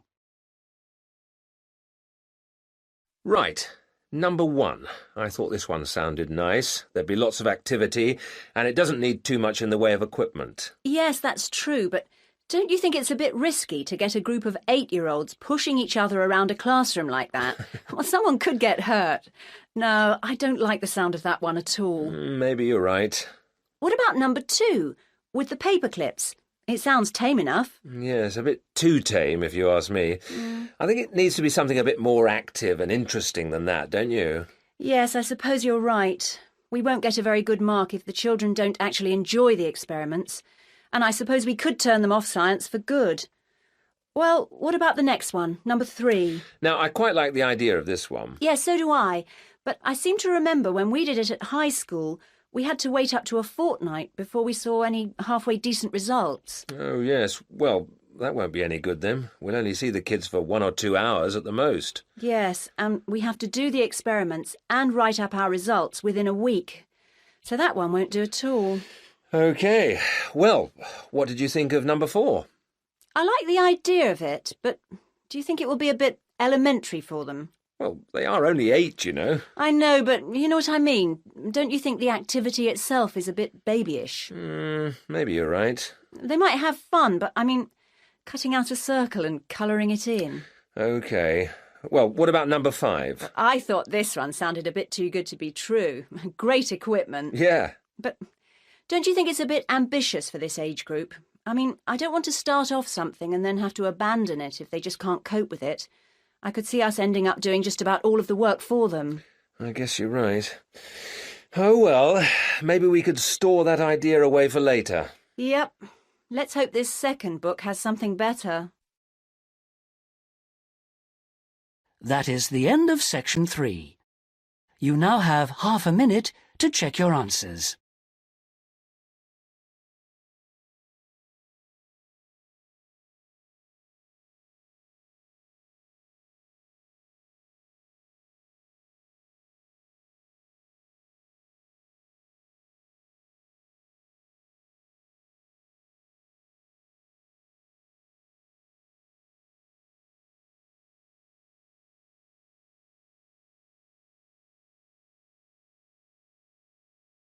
Now turn to section 4. Section 4. You'll hear a lecturer talking about the meshing of sharks in Australia.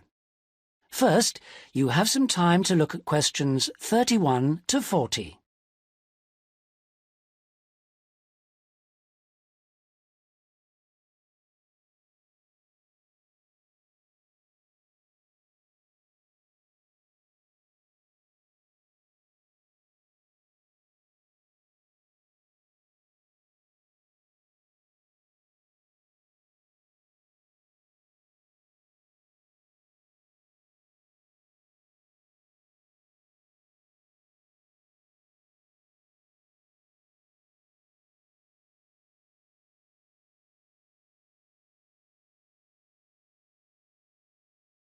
Now listen carefully and answer questions 31 to 40.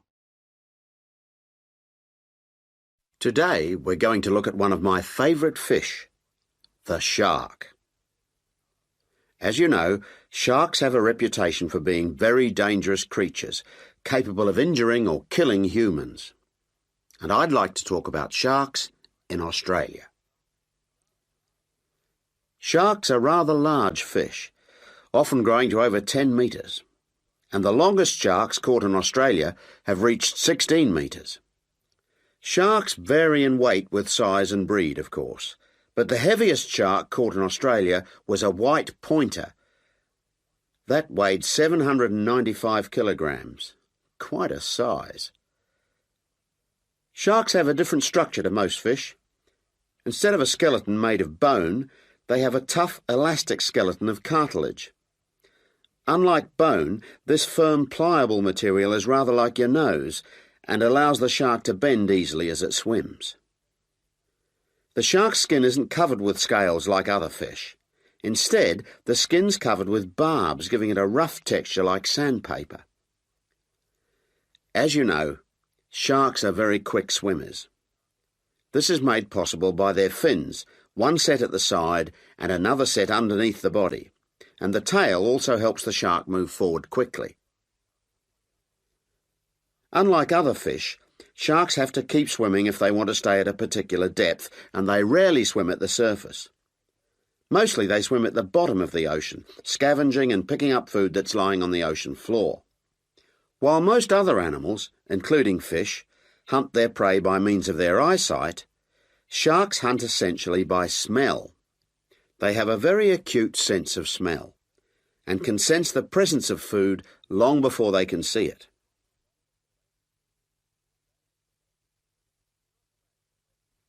In Australia, where people spend a lot of time at the beach, the government has realised that it must prevent sharks from swimming near its beaches. As a result, they've introduced a beach netting program. Beach netting, or meshing, involves setting large nets parallel to the shore. This means that the nets on New South Wales beaches are set on one day and then lifted and taken out to sea on the next day. When shark netting first began in 1939, only the Sydney metropolitan beaches were meshed. These beaches were chosen because beaches near the city are usually the most crowded with swimmers. 10 years later, in 1949, systematic meshing was extended to include the beaches to the south of Sydney. As a result of the general success of the program in Sydney, shark meshing was introduced to the state of Queensland around 1970. The New Zealand authorities also looked at it, but considered meshing uneconomical, as did Tahiti in the Pacific. At around the same time, South Africa introduced meshing to some of its most popular swimming beaches. When meshing began, approximately 1,500 sharks were caught in the first year. However, this declined in the years that followed, and since that time the average annual catch has been only about 150 a year. The majority of sharks are caught during the warmest months, from November to February, when sharks are most active, and when both the air and the ocean are at their maximum temperature. Despite quite large catches, some people believe that shark meshing is not the best way to catch sharks. It's not that they think sharks are afraid of nets or because they eat holes in them, because neither of these is true. But meshing does appear to be less effective than some other methods, especially when there are big seas with high rolling waves and strong currents, and anything that lets the sand move. The sand that's holding the nets down. When this moves, the nets will also become less effective.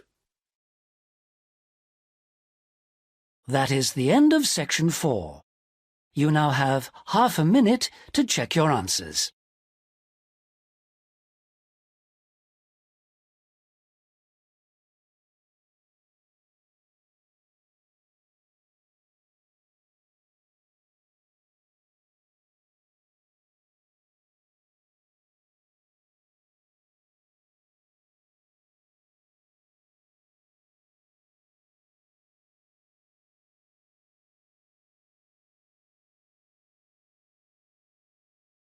That is the end of the listening test.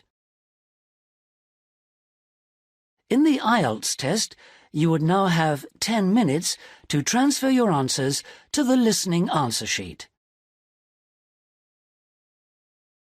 This is the IELTS listening test.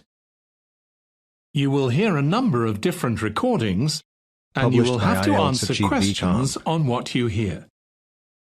There will be time for you to read the instructions and questions, and you will have a chance to check your work. All the recordings will be played once only. The test is in 4 parts. At the end of the test, you will be given 10 minutes to transfer your answers to the answer sheet. Now turn to part 1.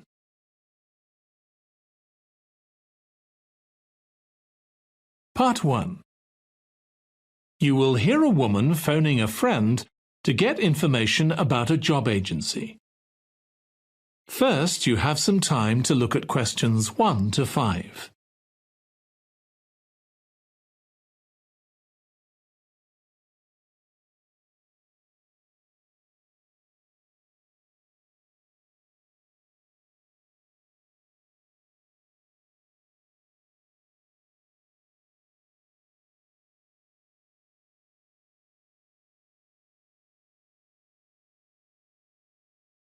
Now listen carefully and answer questions 1 to 5. Hello, William. This is Amber. You said to phone if I wanted to get more information about the job agency you mentioned. Is now a good time? Hi, Amber. Yes, fine.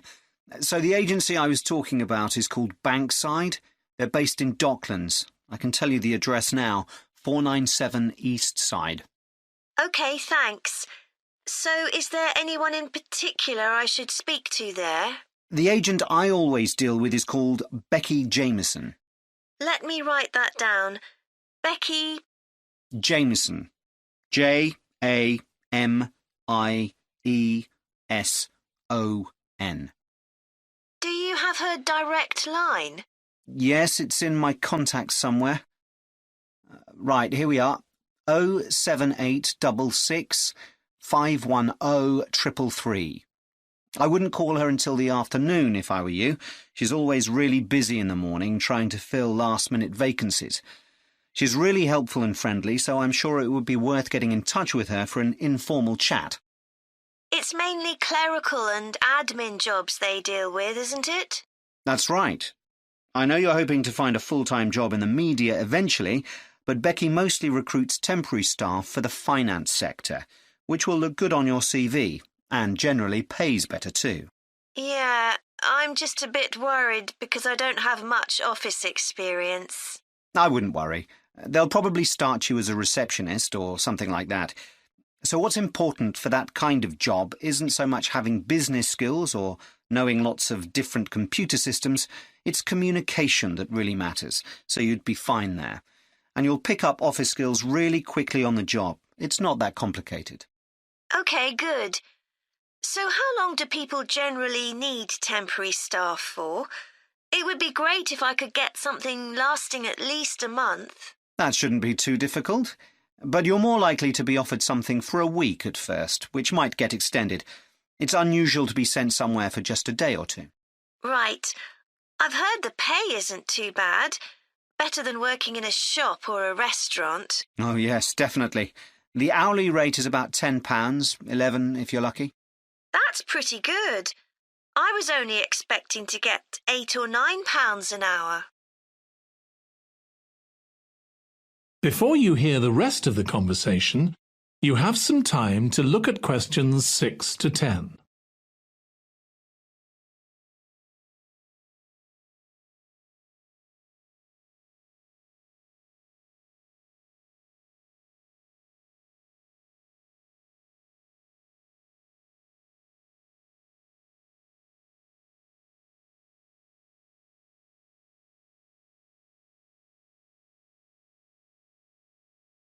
Now listen and answer questions 6 to 10.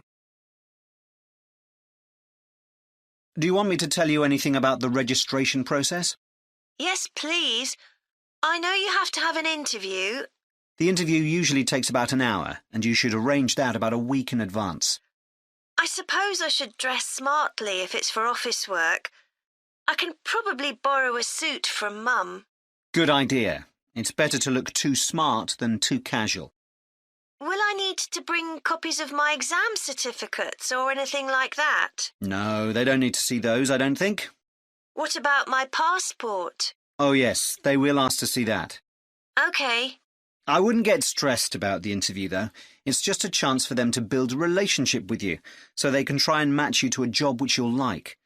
So there are questions about personality that they always ask candidates, fairly basic ones, and they probably won't ask anything too difficult, like what your plans are for the future. Hope not.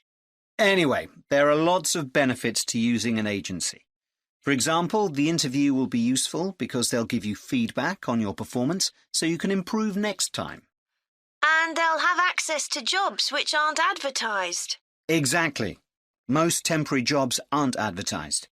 And I expect finding a temporary job this way takes a lot less time. It's much easier than ringing up individual companies. Yes, indeed. Well, I think I've covered it. That is the end of part 1. You now have 1 minute to check your answers to part 1.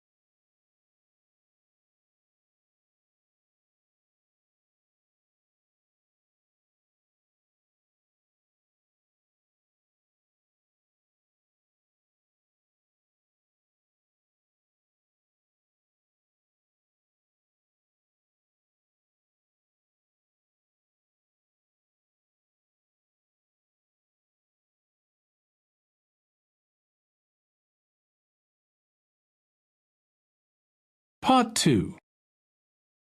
You will hear a woman giving a presentation about a holiday on an island in Britain that her company organises. First, you have some time to look at questions 11 to 14.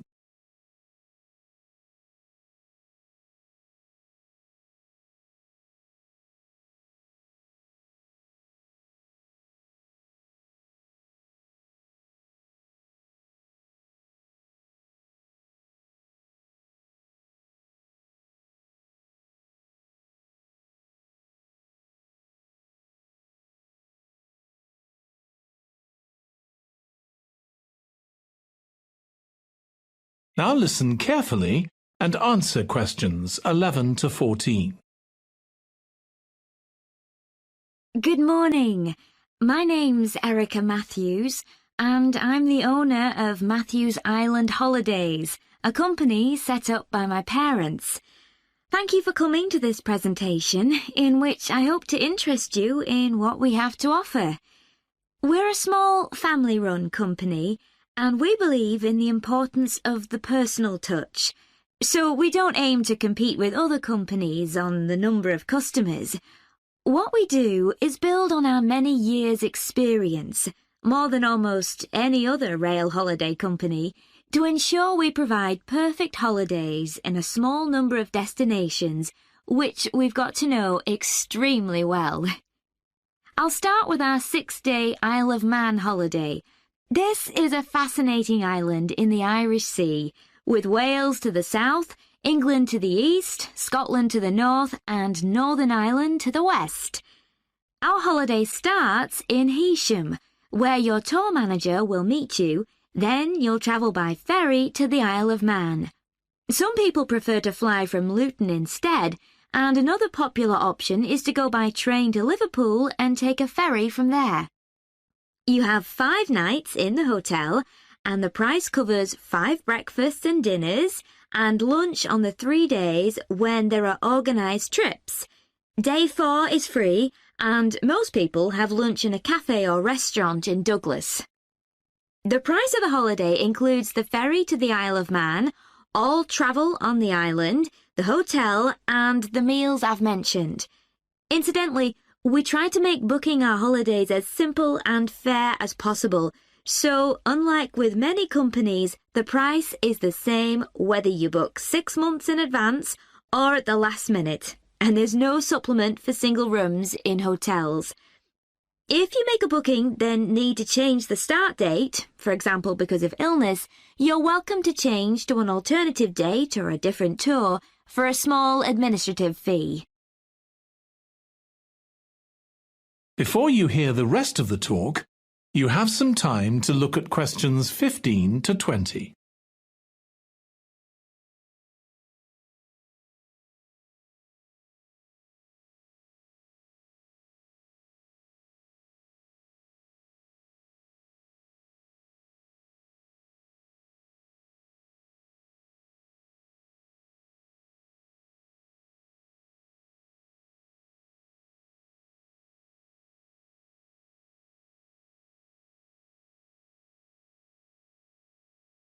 Now listen and answer questions 15 to 20. Okay, so what does the holiday consist of?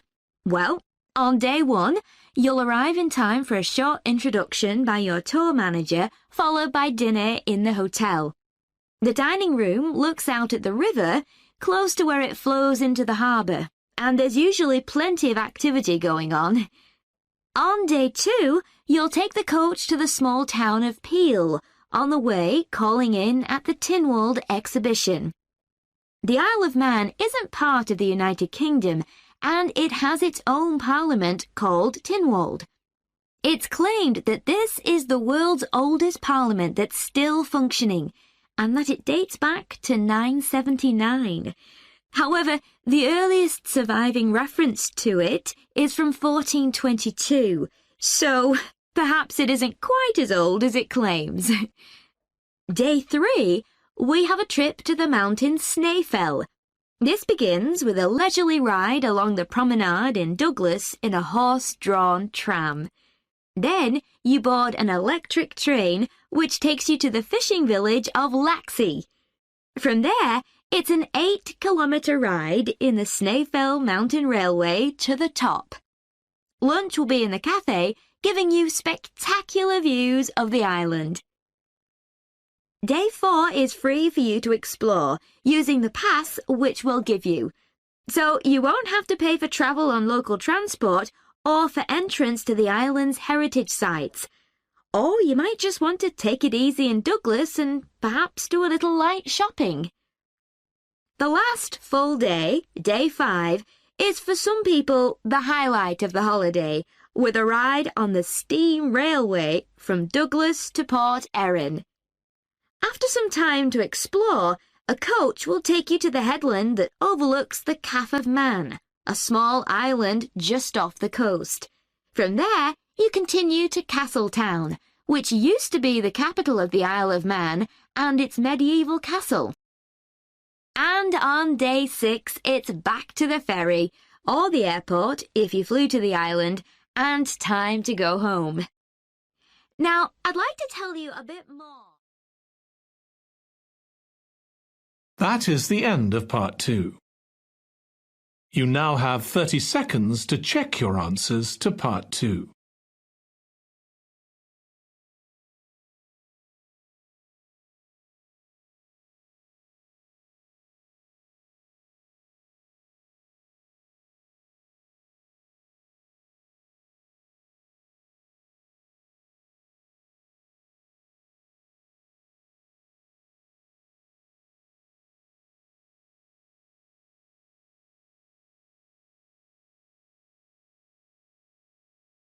Part 3.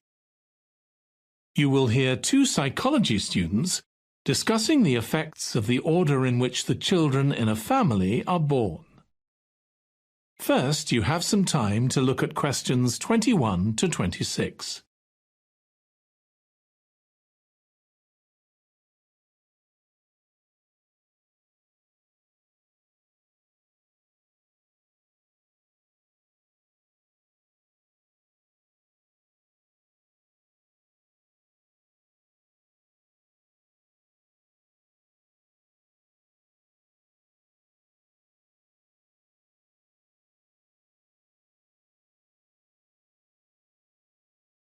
Now listen carefully and answer questions 21 to 26.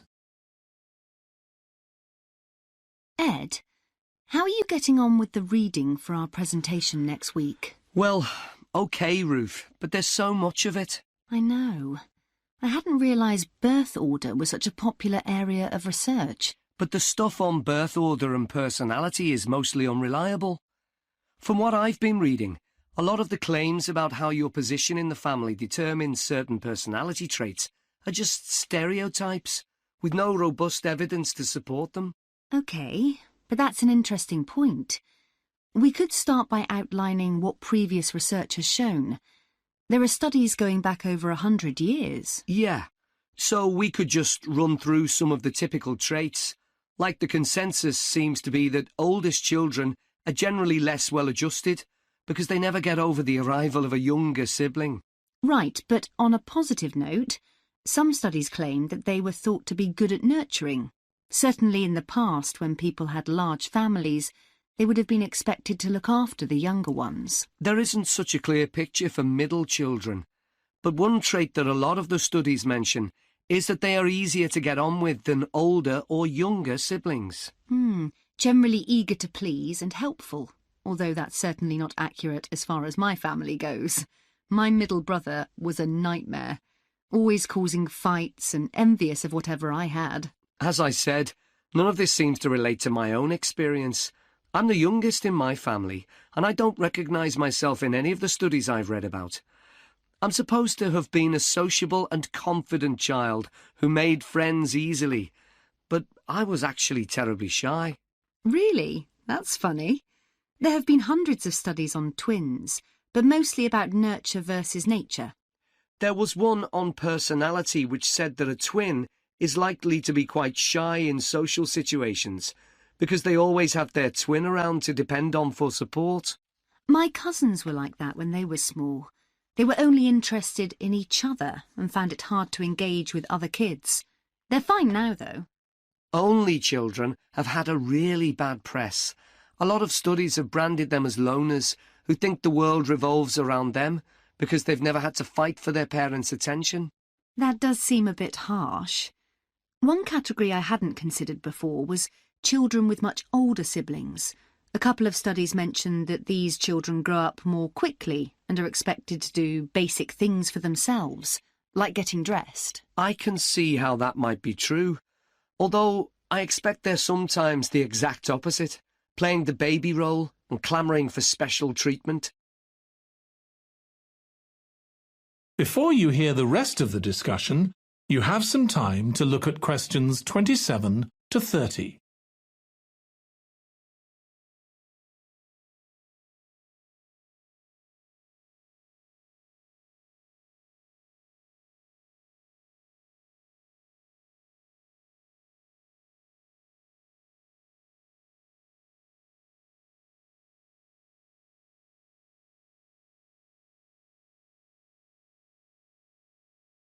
Now listen and answer questions 27 to 30. What was the problem with most of these studies, do you think?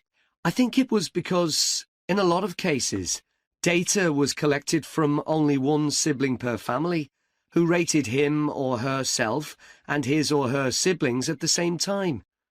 Some of the old research into the relationship between birth order and academic achievement has been proved to be accurate, though. Performances in intelligence tests decline slightly from the eldest child to his or her younger siblings.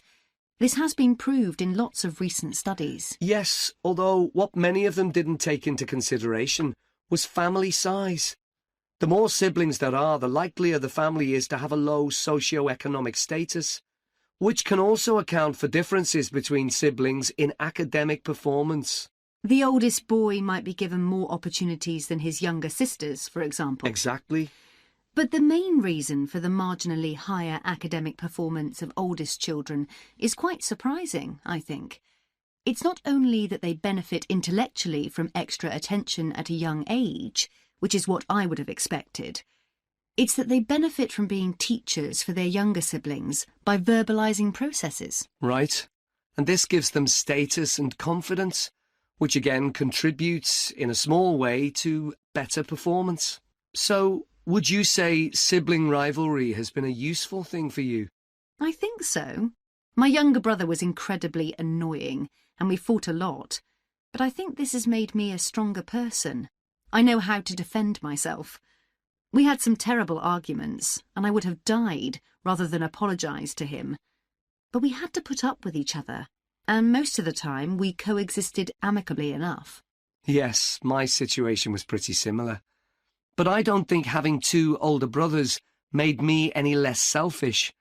I was never prepared to let my brothers use any of my stuff. That's perfectly normal, whereas sometimes... That is the end of part 3. You now have 30 seconds to check your answers to part 3.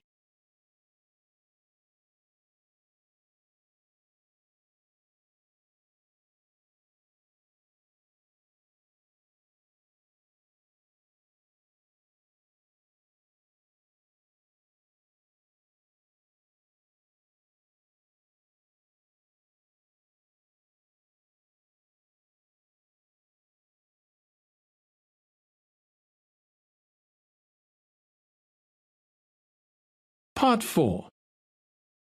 You will hear a student giving a presentation about a type of tree known as the eucalyptus, which is common in Australia. First, you have some time to look at questions 31 to 40.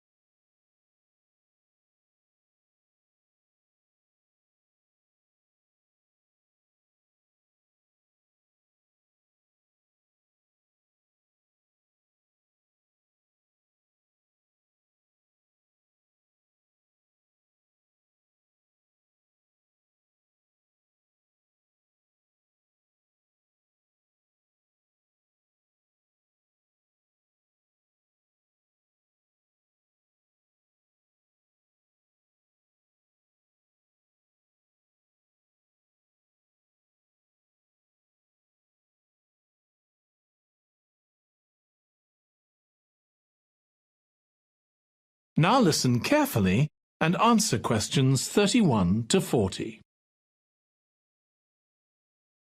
Today, I'm going to talk about the eucalyptus tree. This is a very common tree here in Australia, where it's also sometimes called the gum tree. First, I'm going to talk about why it's important. Then I'm going to describe some problems it faces at present. Right, well, the eucalyptus tree is an important tree for lots of reasons.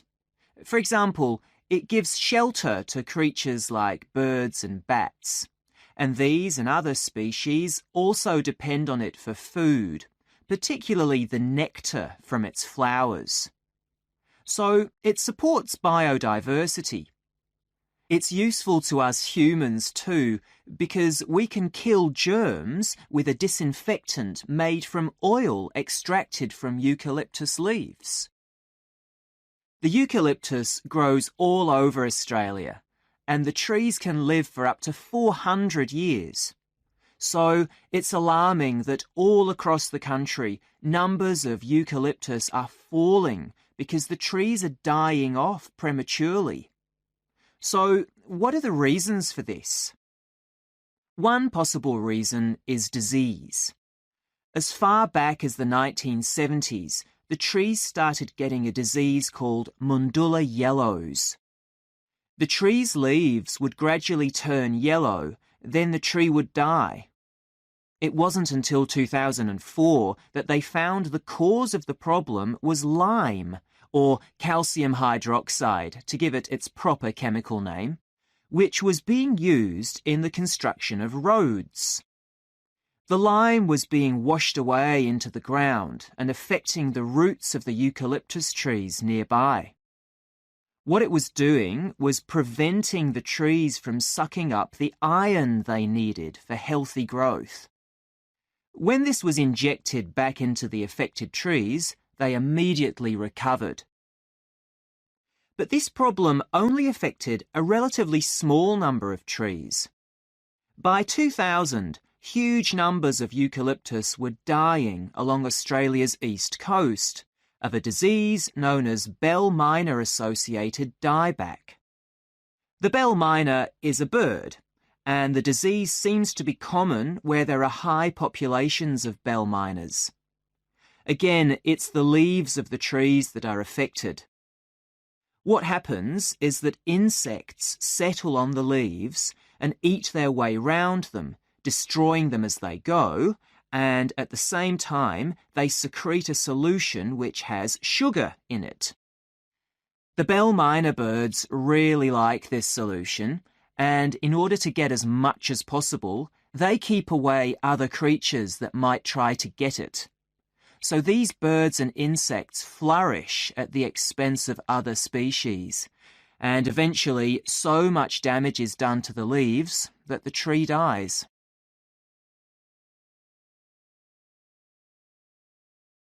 But experts say that trees can start looking sick before any sign of bell miner-associated dieback. So it looks as if the problem might have another explanation. One possibility is that it's to do with the huge bushfires that we have in Australia. A theory proposed over 40 years ago by ecologist William Jackson is that the frequency of bushfires in a particular region affects the type of vegetation that grows there. If there are very frequent bushfires in a region, this encourages grass to grow afterwards, while if the bushfires are rather less frequent, this results in the growth of eucalyptus forests. So why is this? Why do fairly frequent bushfires actually support the growth of eucalyptus? Well, one reason is that the fire stops the growth of other species which would consume water needed by eucalyptus trees. And there's another reason. If these other quick-growing species of bushes and plants are allowed to proliferate, they harm the eucalyptus in another way by affecting the composition of the soil and removing nutrients from it. So some bushfires are actually essential for the eucalyptus to survive as long as they are not too frequent. In fact, there's evidence that Australia's Indigenous people practiced regular burning of bushland for thousands of years before the arrival of the Europeans. But since Europeans arrived on the continent, the number of bushfires has been strictly controlled. Now, scientists believe that this reduced frequency of bushfires to low levels has led to what's known as dry rainforest, which seems an odd name, as usually we associate tropical rainforest with wet conditions. And what's special about this type of rainforest? Well, unlike tropical rainforest, which is a rich ecosystem, this type of ecosystem is usually a simple one. It has very thick, dense vegetation, but not much variety of species. The vegetation provides lots of shade, so one species that does find it ideal is the bell myna bird, which builds its nests in the undergrowth there. But again, that's not helpful for the eucalyptus tree. That is the end of Part 4. You now have 1 minute to check your answers to Part 4. That is the end of the listening test. In the IELTS test, you would now have 10 minutes to transfer your answers to the answer sheet.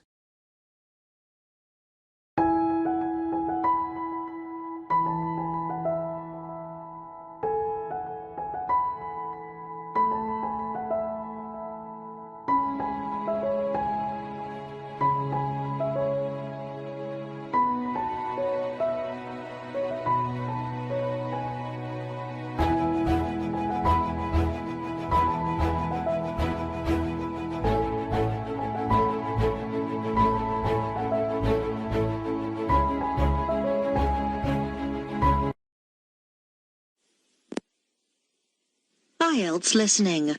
Published by You will IELTS hear a Achieve number of VCOM. different recordings, and you will have to answer questions on what you hear. There will be time for you to read the instructions and questions, and you will have a chance to check your work. All the recordings will be played once only. The test is in 4 sections. Write all your answers in the listening question booklet. At the end of the test, you will be given 10 minutes to transfer your answers to an answer sheet. Now turn to Section 1 on page 2 of your question booklet.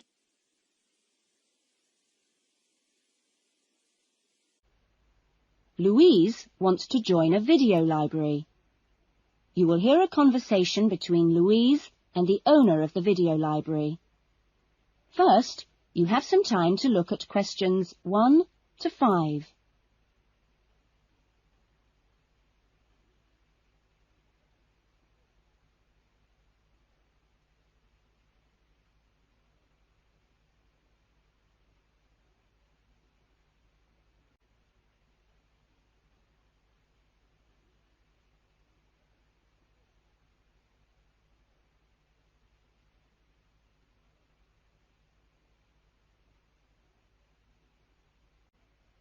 Listen carefully to the conversation and answer questions 1 to 5.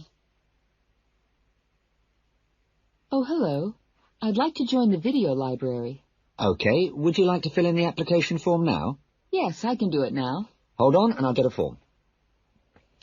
Now, I'll just ask you a few questions and then I'll get you to sign at the bottom. Right. What's your full name? Louise Cynthia Jones. Jones. Yes, that's right. OK. And what's your address? Apartment 1, 72 Black Street, Highbridge. Black Street? That's just round the corner, isn't it? Yes. OK, so the postcode is 2085, right? Yes, 2085. And your telephone number? I need both home and work. Home is 9835 6712, and work is 9456 1309. Do you need any ID or anything like that? Yes, we need your driver's license number. That is, if you have one. Yes, I know it off by heart. It's an easy one. 2020BD. Do you need to see it? Yes, I'm afraid I do. Here. Right, thanks. And could you tell me your date of birth, please? 25 July, 1977. That's the most important part out of the way, but could I just ask you a few questions for a survey we're conducting? Okay. Before the conversation continues, you have some time to look at questions 6 to 10.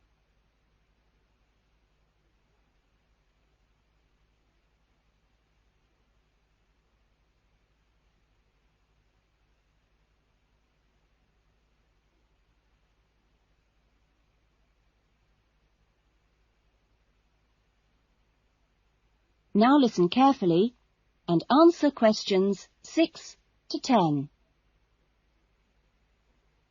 What kind of videos do you prefer to watch? Have a look at this list. Well, I love anything that makes me laugh. I just love to hear jokes and funny punchlines. I'm not very keen on westerns, although my father likes them. But I'm a real softie, so anything with a bit of a love story is good for me. It doesn't matter how old. Not musicals, though. They're too much. Anything else? I'm completely taken by documentaries of the great outdoors. You know the sort. Animals, plants, and faraway places. I saw a wonderful one on dolphins last week. It was amazing. Now, I think that's all from me, except I need you to sign here on the line. Here's a pen. Oh, and I nearly forgot the membership fee. $25 refundable if you leave the library for any reason. There you are. And do I sign here? Yes, that's it. You can borrow videos now if you like, but your card won't be ready until next week. You can come and pick it up when you bring your first videos back. That is, if you want to take some now. Yes, I'd like to. I'll have a look around. Fine. That is the end of section 1. You will now have half a minute to check your answers.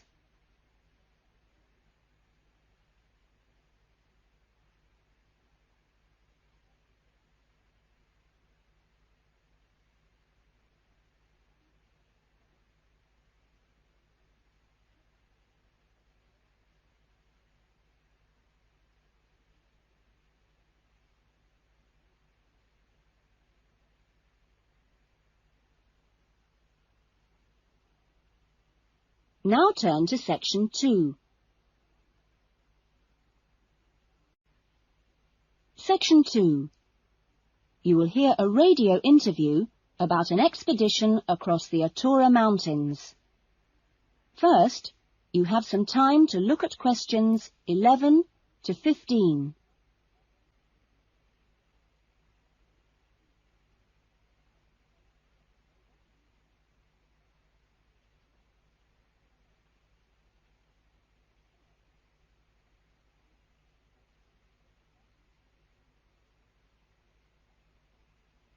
Now listen carefully to the interview and answer questions 11 to 15. A dream came true in 1995 when, over 96 days of the spring and summer, an expedition of 4 men undertook what they believed to have been the first and only complete end-to-end crossing of Morocco's Atura Mountains. I talked to Charles Owen, the leader of the expedition group, about the trip. Charles, how much planning went on beforehand? Well, as you know, I run these walking trips across the mountains for tourists, and over the years I've collected maps and other data to prepare what I call a route book for this trip. And this book basically shows the route across the mountains that we took. You actually broke records while you were out there, didn't you? Yes, it was 900 miles in total, and we managed to climb 32 peaks that were over 3,000 metres high, including Tube Karl, which is, of course, the highest in North Africa. Yeah. We weren't actually out to make a name for ourselves. It just happened, really. What was the weather like? Oh, it got us right from day one. and we were pretty taken aback, really, to find that it rained on quite a number of days. And so we were forced to start replanning our route almost from the outset. One of the obvious problems is the heavy snow which blocks the mountain passes, so you have to make considerable detours. When we were on the way to Imilchil, for example, the snow forced us into a northern bypass, which was new to us. But anyway, either way we would have been rewarded because, well, we fell upon amazing high meadows, huge gorges and wonderful snow-capped mountains. The scenery was as fine as any we saw on the trip, and that was how it was every time. Having to take another pass was never a disappointment. You now have some time to look at questions 16 to 20.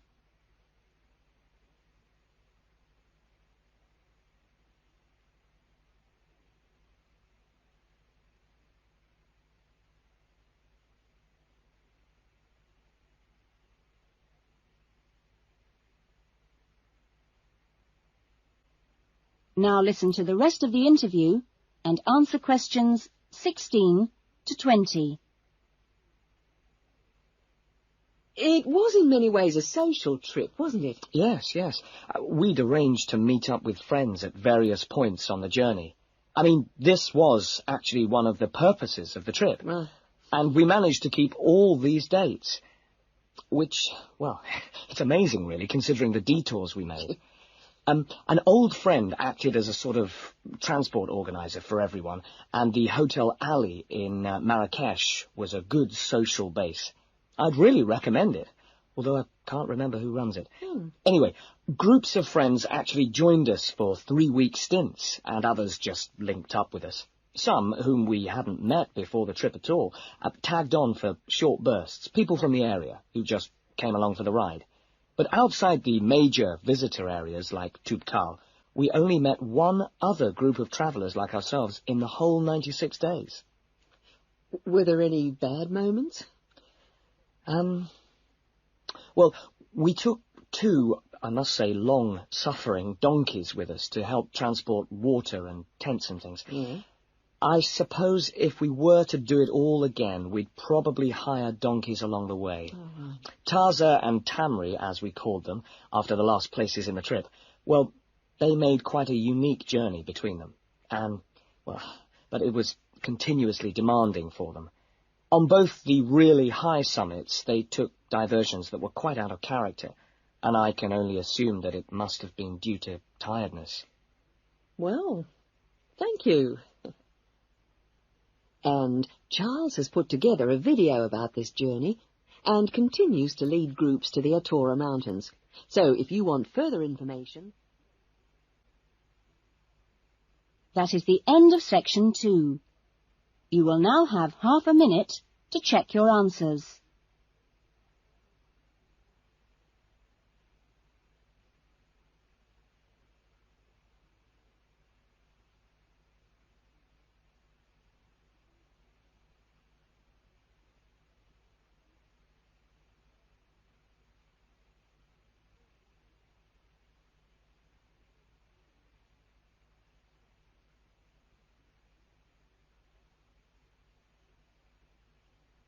Now turn to section 3.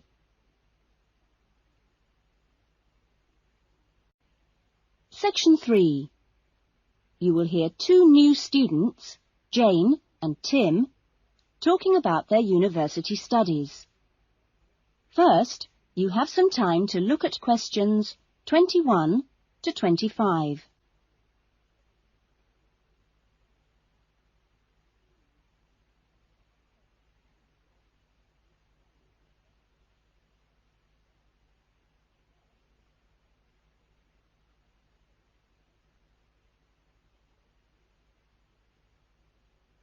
Now listen carefully to the discussion and answer questions 21 to 25.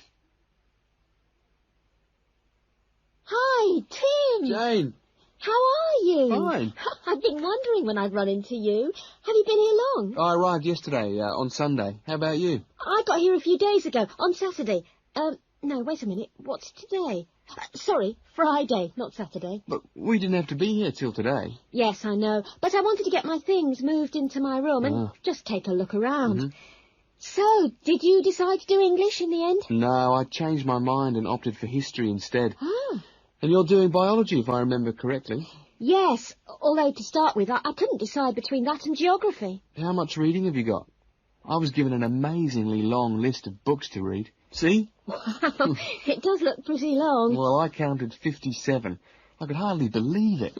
What's your list like? Well, it's not as long as yours, but it's still pretty big. There are 43. I don't know how I'm going to get through them all. Well, you don't have to read them all this week. You just have to stay ahead of the lectures and seminars. Have you got your class schedule yet? Yep, it came with a reading list. When's your first lecture? Tuesday. How about you? The day after.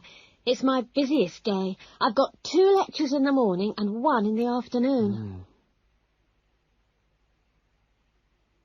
Before the discussion continues, you have some time to look at questions 26 to 30.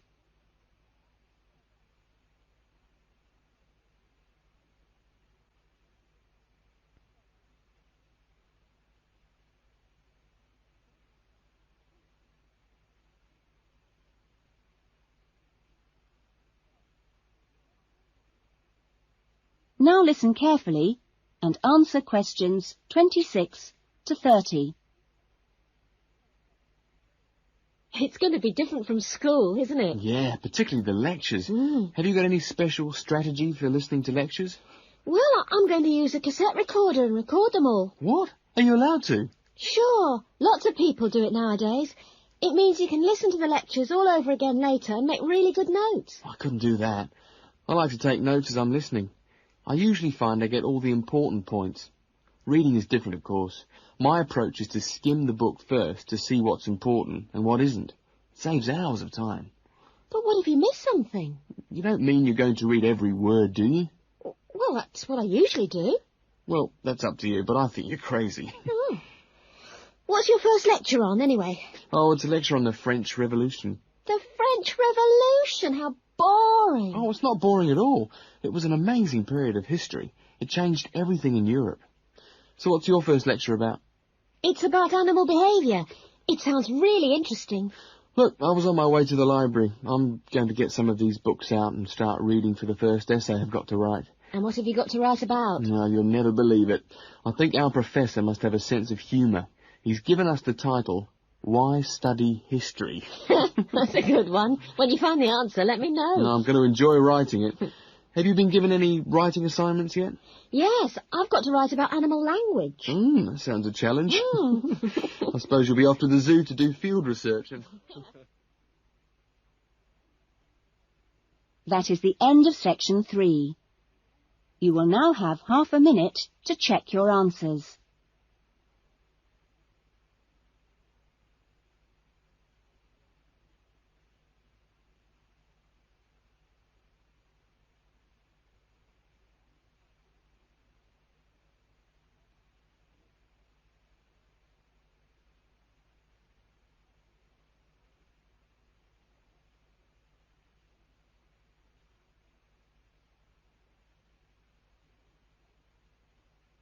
Now turn to section 4.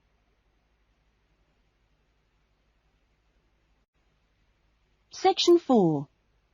You will hear a lecture being given to school leavers on the jobs people can get in sport and the training programs available to prepare for those jobs.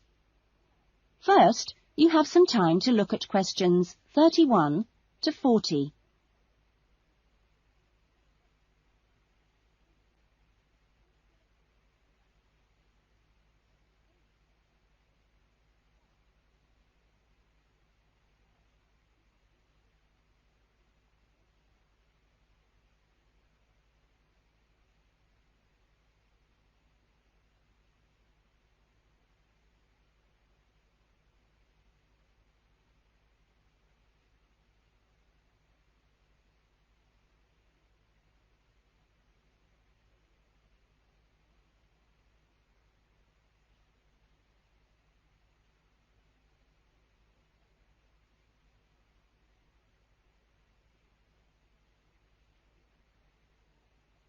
Now listen carefully to the lecture and answer questions 31 to 40.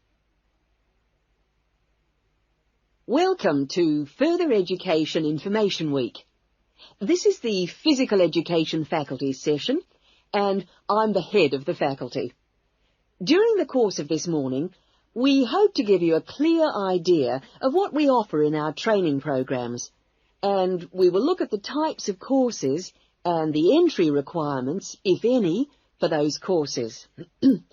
Some of these courses are open to school leavers, but for some, you need previous qualifications or relevant successful employment. So, firstly, the Physical Fitness Instructors course is offered as a 6-month certificate course, which includes an important component of personal fitness, but there are no specific entry requirements. For sports administrators, we provide a 4-month certificate course, but you should be aware that this is designed for those who are in employment. This employment must be current and related to sports administration. For the sports psychologist course, we offer a 1-year diploma course, but this diploma course is available only to those who already hold a degree in psychology. So you need to make sure you have that before you apply to do this course. Now, for physical education teachers, we offer a 4-year degree in education. This degree course is designed for preparing students to teach in primary and secondary schools and needs no prior qualifications, as it is entered directly by school leavers. And lastly, for the recreation officers course, we offer a 6-month certificate. Entry to this course normally includes applicants of a wide range of ages and experiences, but we do not insist on any prerequisites for this course. Remember that this is a vocational training institute. We train you so that you can take up a particular kind of job. So it is important that you know the main roles of the jobs, what the work is like, and what kind of qualities you need to succeed at them. A physical fitness instructor works in health and fitness centres, preparing individual programs for ordinary members of the public. Physical fitness instructors prepare routines of exercises to suit the individual client's age and level of fitness. Sports administrators run clubs and sporting associations.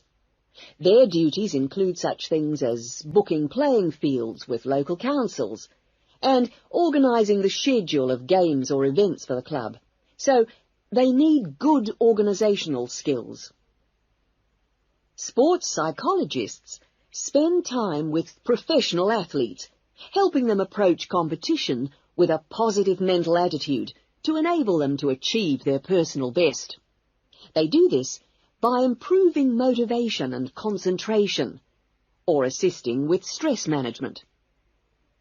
Physical education, or PE teachers, instruct young students in how to exercise, play sport, and do other recreational activities correctly and safely. PE teachers help the development of coordination, balance, posture and flexibility, with things like simple catching and throwing skills. They are not expected to be experts in all sports, but must be able to show students the basic techniques involved in a wide range of activities. Recreation officers often find themselves working for local government authorities and local groups. Their aim is to raise people's awareness of healthy lifestyles and improve general fitness through arranging recreational activities for groups of all ages, from the very young to the elderly. There are many other job opportunities which our graduates can look forward to. If you're interested in any of these, then I suggest... That is the end of section 4. You will now have half a minute to check your answers.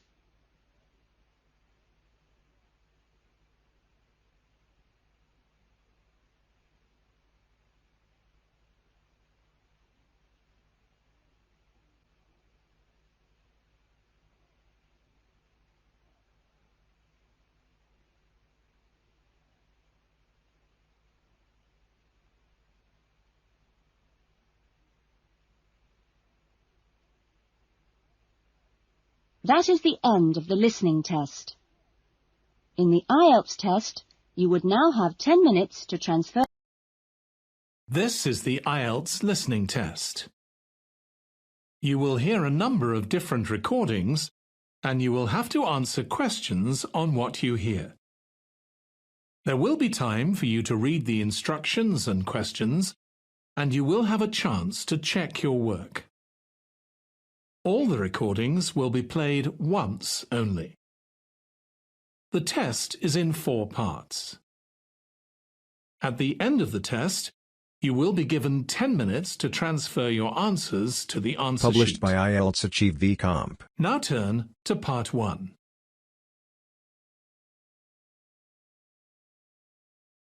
Part 1. You will hear a phone conversation between an estate agent and a woman wishing to rent accommodation. First, you have some time to look at questions 1 to 10.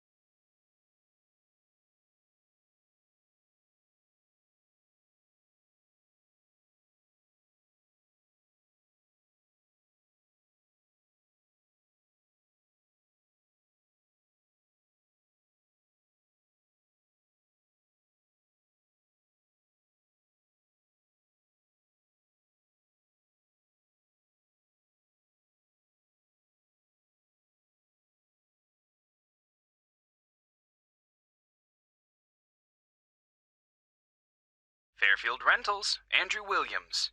How can I help you? Oh, hello. I'm calling from the UK. My family are moving to Canada early next year, and we're hoping to find somewhere to rent in Fairfield for the first 6 months while we settle in. Right, I see. Well, let's get your details. Yes, my name's Jane Ryder. Okay, Jane. And can I have a phone number? The best number to get you on. Well, that'd probably be our home number.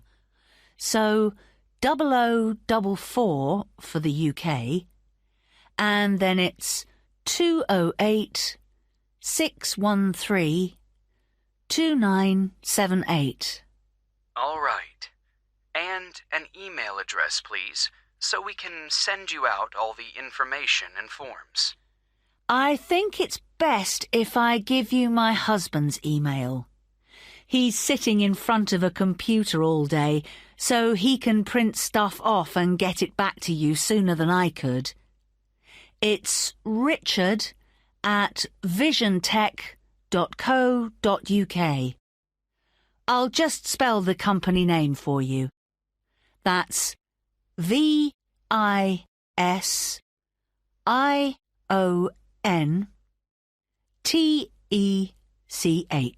Great. And we have a question here about occupation. Richard's an IT specialist for an advertising company. They're transferring him to their Fairfield branch. Actually, just your job for now, thanks. Me? I'm a doctor at the hospital in our town. Okay, I'll put that down. Now, what kind of accommodation are you looking for? House? Apartment? An apartment, probably, as long as it has 2 bedrooms. There'll be me, my husband, and our 10-year-old son. And so with an apartment, you're less likely to get a garden. That's okay. But what about a garage? Is that something you'll want the apartment to have? Yes, that's definitely important. Okay, just a moment. I'll just make a note of that. But, before we go on, I should probably say now that what we don't need is any furniture, because we'll be shipping all that over, and I don't really want to pay for storage while we're waiting to buy a house. Not a problem. I'll make a note of that. Actually, though, just thinking about the kitchen, what can I expect from a rental property? I mean, what kind of equipment is provided? Well, the normal thing is that you get a stove. I think that's a cooker in British English. OK, good to know. But how about a fridge? We'll be selling ours before we come, so if possible, we'd like the apartment to have one for when we arrive. I can certainly add that to the form. If there's any other whiteware that you need, like a dishwasher, for example, there are plenty of stores here that'll arrange delivery on the same day as purchase. Thanks. Hopefully we won't need to buy too many things. Now, how about location? Have you done any research into the Fairfield area? Not that much so far. Well, you mentioned you have a boy. I imagine you'd like to be fairly close to a school. Good idea. That would help. What's public transport like in Fairfield? Is it easy to get around? The bus service is pretty comprehensive. There are plenty of local routes, services into the city and out of town. OK, and for a two-bedroom apartment, what sort of rent should we expect to pay? Well, looking at the properties we have at the moment, prices start from around $730 per month and, depending on the area, can go up to $1,200. That's too much. Something halfway would be better. So, would your limit be, say, $950? I'd say so, yes. Can I ask if you smoke or if you have any pets? No to both questions. But I do have one more request, please. Yes? Well, I've also been offered a job at Victoria General Hospital, and I suspect I'll be working nights occasionally. So what I really need from any apartment is for it to be quiet, so I can catch up on sleep if necessary during the day. Congratulations on the job offer. I'll add your request to the form. Well, what I'll do is compile a list of suitable properties for you and send them via email. Can I just ask, how did you hear about us? Obviously not from our commercials if you're living in the UK. Actually, it was a friend of ours. He spent a few months in Fairfield a couple of years ago, and he pointed us in the direction of your website. Well, it's good to be recommended. So, what I'll do is... That is the end of part 1. You now have 1 minute to check your answers to part 1.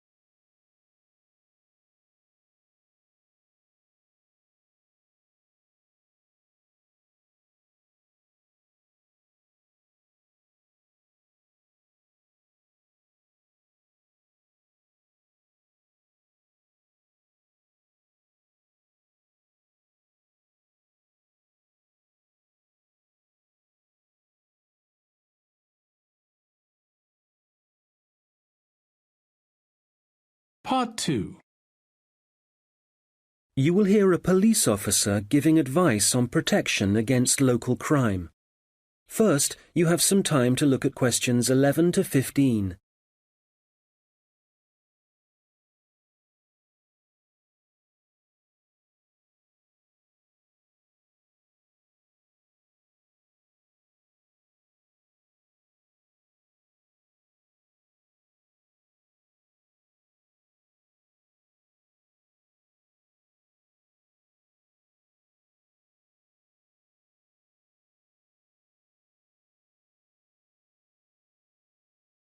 Well, good afternoon. I'm Constable James MacDonald, and as you may know, I'm the community police officer for the local area. That means that, as part of my job, I try to get out in the community as much as possible, talk to the people that live in this neighbourhood, people like yourselves, and make sure there's an effective level of communication between the public and the police, hence the reason for this meeting. There have been several burglaries in the area in the last few weeks, and I'd like to talk about ways you can keep your home and property safe. So I'd suggest that a good way to start is by talking to your neighbours and exchanging contact details with them. This will allow you to get in touch immediately if there's anything suspicious happening next door. Then make sure you have a good discussion about the best course of action to take in case of emergency. Make sure everyone is clear about what to do and who to call. If you plan ahead, this will prevent uncertainty and even panic should anything happen later. Another thing that I would advise you to do is always leave your radio playing, even when you go out.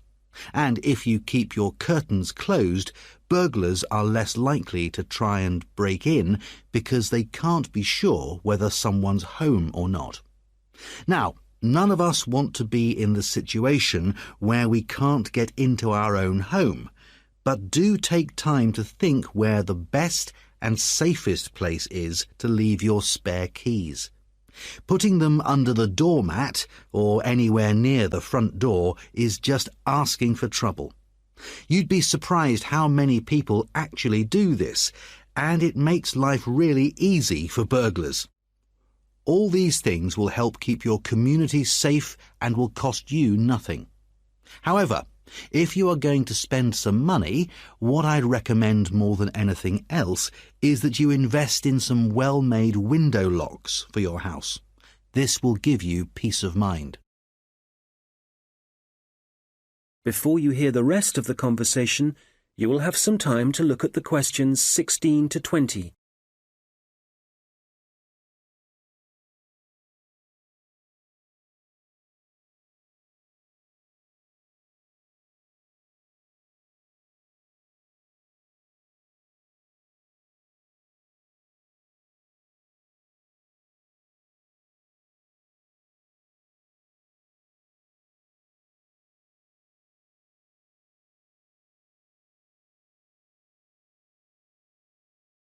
Now listen and answer questions 16 to 20.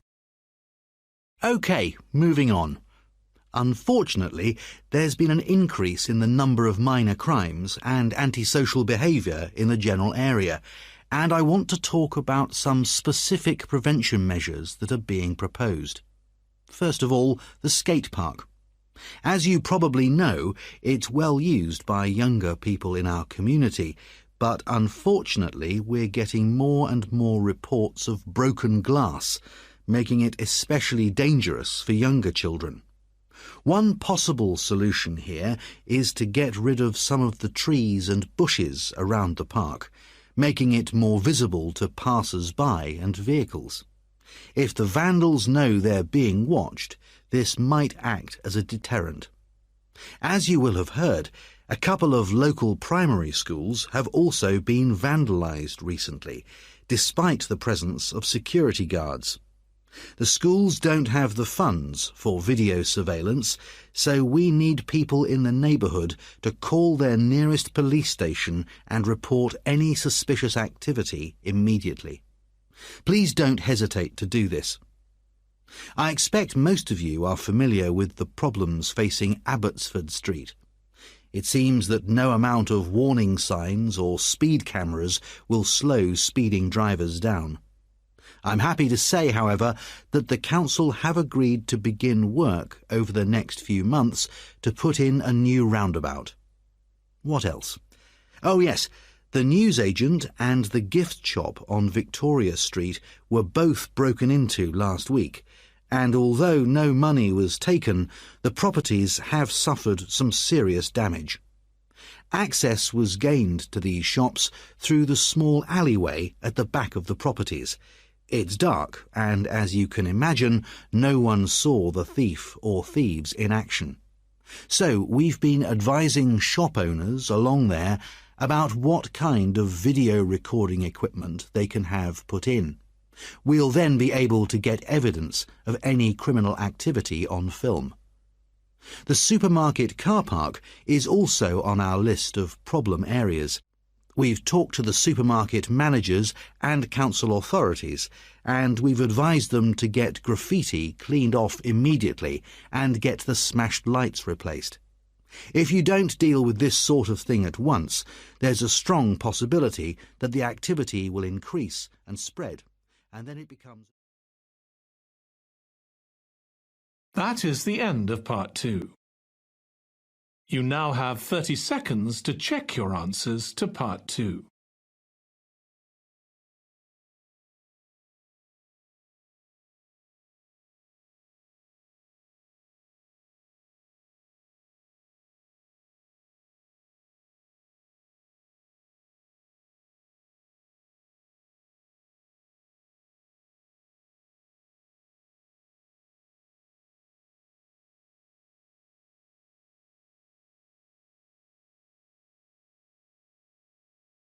Part 3. You will hear 2 students discussing a presentation they are going to give. First, you have some time to look at questions 21 to 25.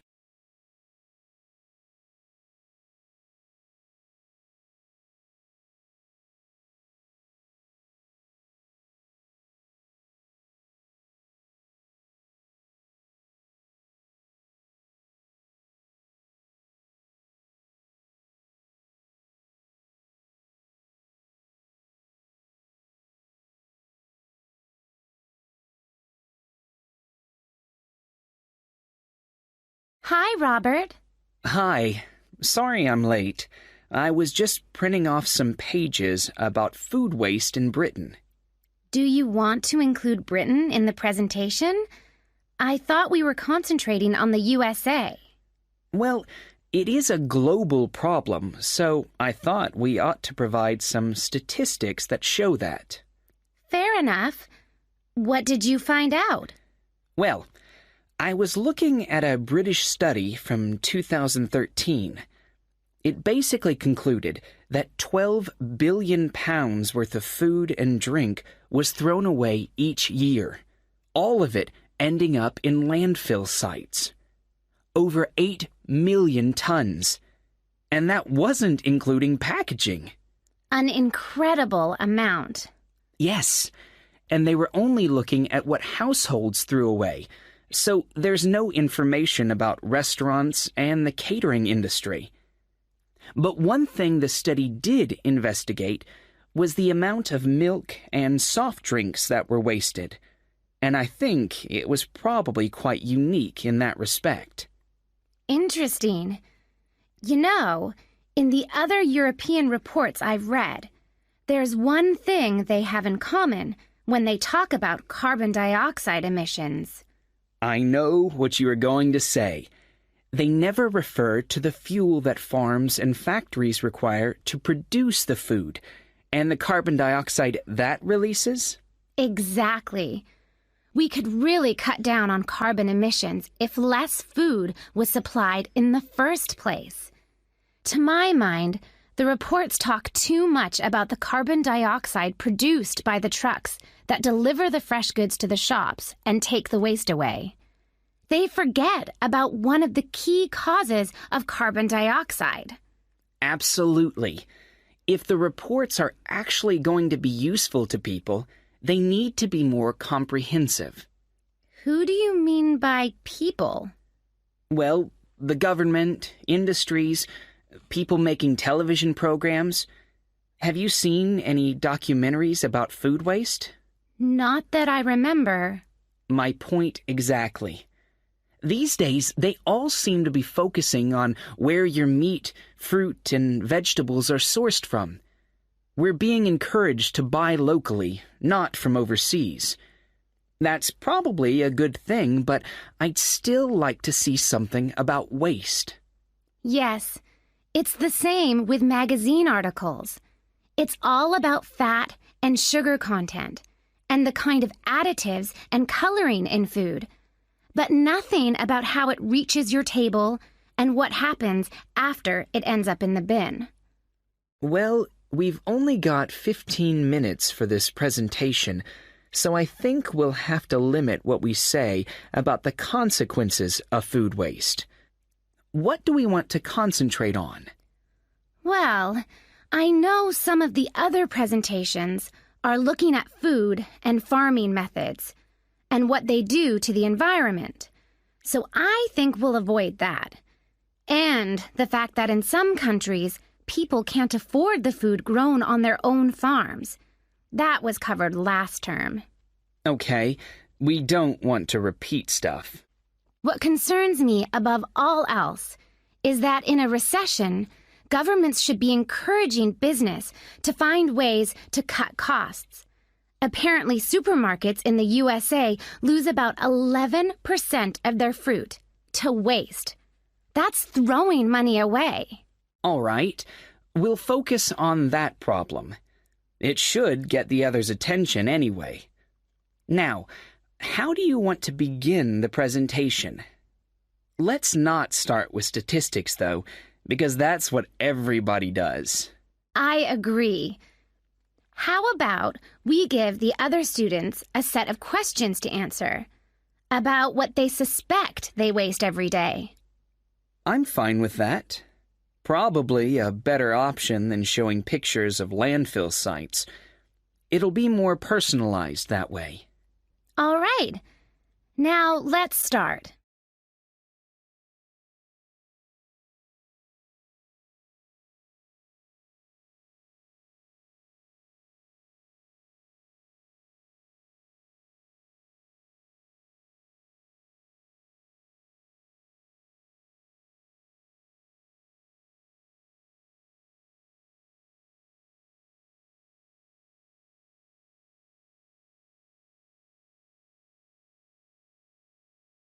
Now listen and answer questions 26 to 30. Okay, shall we now have a look at the projects that different researchers and organizations are working on? For me, the project I really liked was the one at Tufts University. You know, where they've invented tiny edible patches to stick on fresh foods that show you what level of bacteria is present, and so whether you can still eat it. It's a great idea, as it tells you if you need to hurry up and eat the food before it goes off. The other good thing about the patches is that apparently they'll be cheap to manufacture. Good. Then the other thing I thought was great was the Massachusetts Institute of Technology project. I hadn't seen that. Well, they've developed these sensors that can detect tiny amounts of ethylene. Ethylene is the natural plant hormone in fruit that makes them turn ripe, apparently. The researchers think that they can attach the sensors to cardboard boxes, and then supermarkets can scan the sensors with a portable device to see how ripe the fruit inside is. That's got to be a quicker way to check for ripeness than taking each box off the shelf and opening it. Definitely. And I thought that Lean Path was worth mentioning too. Their waste tracking technology means that caterers can see how much food is being wasted and why. That'll increase profits for them eventually. Yes. And did you read about 0%? They've produced this smartphone application that allows restaurants to send donation alerts to food charities. The charities can then pick up the unwanted food and distribute it to people in need. In the long run, that'll definitely benefit poorer families in the neighborhood. No kid should go to school hungry. I agree. And I read that quite a few local governments in the USA are thinking about introducing compulsory composting in their states, so you can't put any food waste into your rubbish bins, just the compost bin. Well, I guess that means a bit more work for people. I mean, they have to separate the organic and inorganic waste themselves before they take it out to the compost bin, and you know how lazy some people are. But I guess if we all start composting, we'd be doing something positive about the problem of food waste ourselves, rather than relying on the government to sort it out. Having said that, not everyone has a garden. That is the end of part 3. You now have 30 seconds to check your answers to part 3.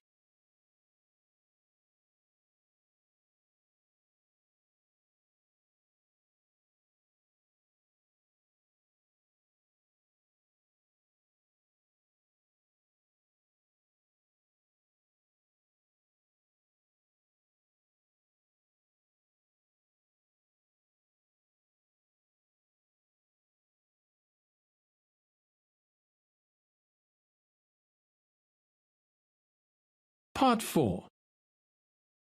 You will hear a lecture about Maori kite making. First, you have some time to look at questions 31 to 40.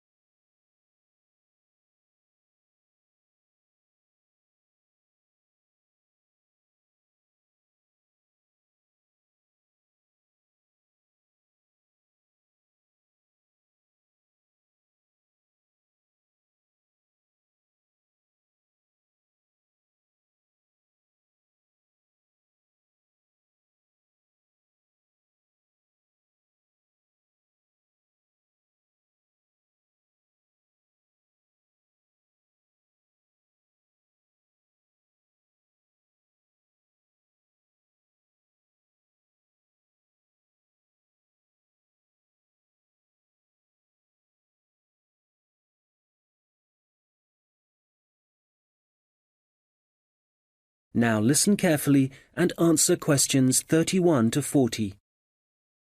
Well, good morning, everyone. As you know, we've been looking at different kinds of art and craft that were practiced by the Maori people of New Zealand, at least before the Europeans began to arrive in the 18th century. So, the focus of this lecture is kite making, how the kites were made, their appearance, and the purposes they served. Well, let's start with the way they were made. As with other Maori artistic traditions, kite making involved certain rituals. So, firstly, only priests were allowed to fly and handle the largest, most sacred kites. There were rules too, for the size and scale of the kites that the priests had to follow, and during the preparation of both small and large kites, food was strictly forbidden. In terms of appearance, kites were frequently designed in the image of a native bird, or a Maori god, and sometimes, perhaps less often, a well-known hero. You can imagine that when Maori first arrived in the new country, in New Zealand, it may have taken some time to find suitable materials for their kites. But, through trial and error no doubt, they found plants and trees that provided bark and even roots that they could use to make the frames and wings of their kites. And after the frame had been constructed, the kite then had to be decorated. For this, the priests used long grasses, and these, when the kite was in the air, would stream along behind it. They also used a variety of feathers to add colour to their creations. Well, all this meant it was easy to see a kite in the sky, but you could also hear Maori kites. They could be quite noisy indeed, and this was because some priests liked to hang a long row of shells from the kite. You can imagine how they'd rattle and clatter in the wind, how they might completely capture your attention. As I said before, the most common image was probably a bird, and that's the same for other kite-making cultures. But the kites were designed in particular shapes. So, there were kites that were triangular, rectangular, and also shaped like a diamond. And some of them were so large it would actually require several men to operate them. Some of the kites were also covered in patterns, and to make these patterns, the Maori used different pigments of red and black, and these were either made from a charcoal base or from red-brown clay which had been combined with oil obtained from a local species of shark. Now, before I forget, if you have a chance, do visit the Auckland Museum, because they have the last surviving Birdman kite on display. This is the kind of kite that has a wooden mask at the top of the frame. It's a mask of a human head, and you can clearly see it has a tattoo and also a set of teeth. Quite impressive, and a good example of Maori craftsmanship and symbolism. Right, turning to the purpose and function of the kites. They certainly had multiple uses. Primarily, the flying of kites was a way of communicating with the gods, and when the kites rose into the air, the Maori used them to deliver messages, perhaps requesting a good harvest, good fortune in war, a successful hunting expedition. So these kites were incredibly valuable to a community, treasured objects that one generation would pass to the next. People would also fly kites for other reasons. For example, to attract the attention of a neighbouring village. This was done when a meeting was required between Maori elders, a convenient method indeed. And finally, when it comes to war, there are traditional stories that describe how when a Maori warrior found himself surrounded by his enemies, a kite could actually provide the possibility of escape. The kites were powerful enough to take a man up into the air, and for this reason, they could also be used to lower him into enemy fortifications so that an attack could begin from the inside. Well, I'm happy to say there seems to be a revival and growing interest in kite making, and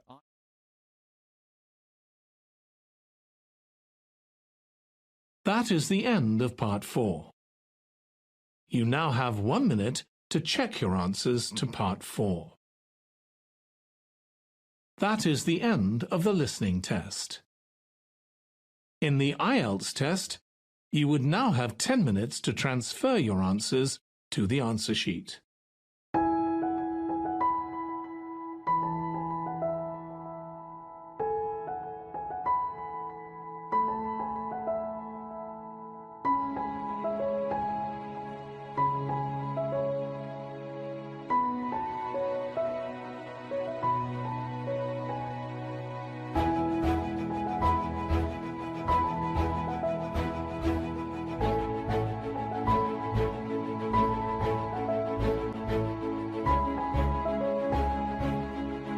Published by IELTS Achieve This is the VCOM. IELTS listening test. You will hear a number of different recordings, and you will have to answer questions on what you hear. There will be time for you to read the instructions and questions, and you will have a chance to check your work. All the recordings will be played once only. The test is in 4 parts. At the end of the test, you will be given 10 minutes to transfer your answers to the answer sheet. Now turn to part 1.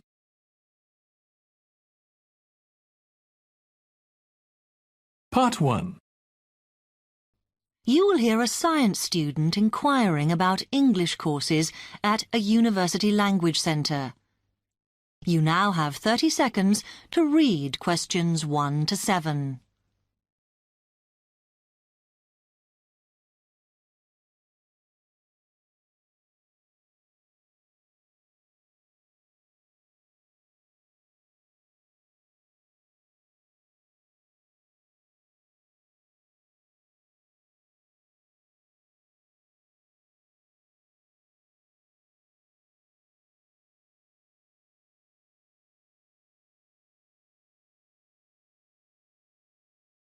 Hi, I've come to ask about the English courses you run for international students. Oh, right. I assume you're a student at the university. Yes, I've just started. Okay. Well, we've got a range of courses. It depends what you think you need and how much. Oh. We can't run everything at the same time, though. So, for example, in this first term, we are just doing a writing course. I see. that sounds quite useful. What else is there? Some of the courses only run for single terms, and we tend to focus on what students have difficulty with. That means we don't usually do speaking courses, but next term you can do listening. Oh. That'll help you with lectures and things. Our provision is all based on what the majority of our international students need. So is everything term-based? There's nothing that you run all year? Well, let's have a look. Yes, there is a class for vocabulary and grammar every term. That's for everybody, but it's split into 3 or 4 levels. And what about in the holidays? We don't do anything during the winter or spring break. Oh. But over the summer, there's just general classes because that's what most students want. A bit of everything. Okay, quite a variety then. I'll have a think about what I really need because I haven't got much time. Do you have about 20 students in each class, the same as our science seminars? We try to keep it at about 12 and certainly not more than 15. It's important for language classes. They're very different from your normal courses. Right. And how much are the classes? The rate varies depending on how many hours you attend, but you shouldn't have to pay. Usually the department will fund you and even sort out which classes you need. Brilliant. It would be quite useful for me to have a certificate to take back to my country. Do you put us in for exams? Yes, but we don't like them to clash with your main course exams in June, so we run them in May. Oh. That leaves you time for revision. Do I have to sign up for something now? I'm not quite sure what I want. Classes haven't quite started yet, so you've got time to decide what you do. All we insist is that you sign up before week 5. That gives you about 3 weeks to decide. Okay. You now have 15 seconds to read questions 8 to 10.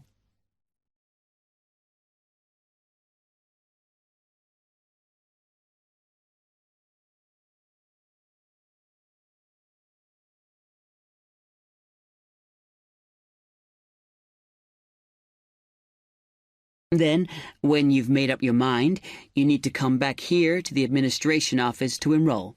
What do I need to bring with me when I enroll? My identity card, I guess. Yes, or your passport. Then you'll be given a registration form, which you'll have to show to the teacher when you have your first class. Okay. And should I ask my tutor about which classes I should do then? Yes. Then you get a note from him and give that to the desk when you register. Can I use the computers here as well? Yes. You'll be given a password when you go to your first class. So remember to bring a disk with you to save your work on, as you won't be allowed to save it on the hard drive. Okay. Will I need anything else? Dictionary? We've got loads of those here that you can borrow. But you'll need a notebook as we don't provide paper or files. Okay. Thanks. That is the end of part 1. You now have 1 minute to check your answers to part 1.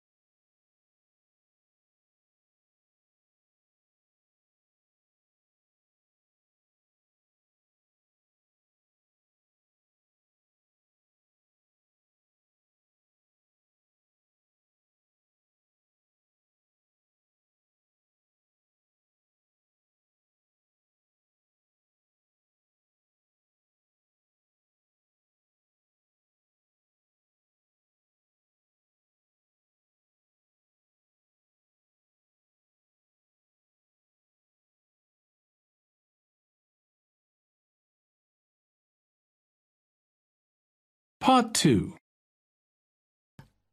You will hear a man giving some information about transport in London. You now have 30 seconds to read questions 11 to 15.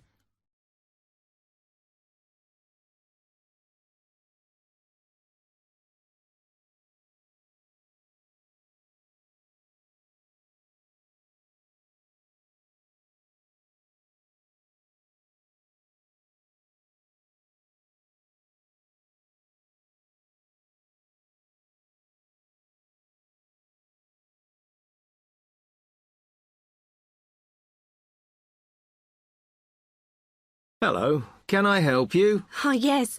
I was wondering what the best way was for me to get around London. Well, there are a lot of possibilities.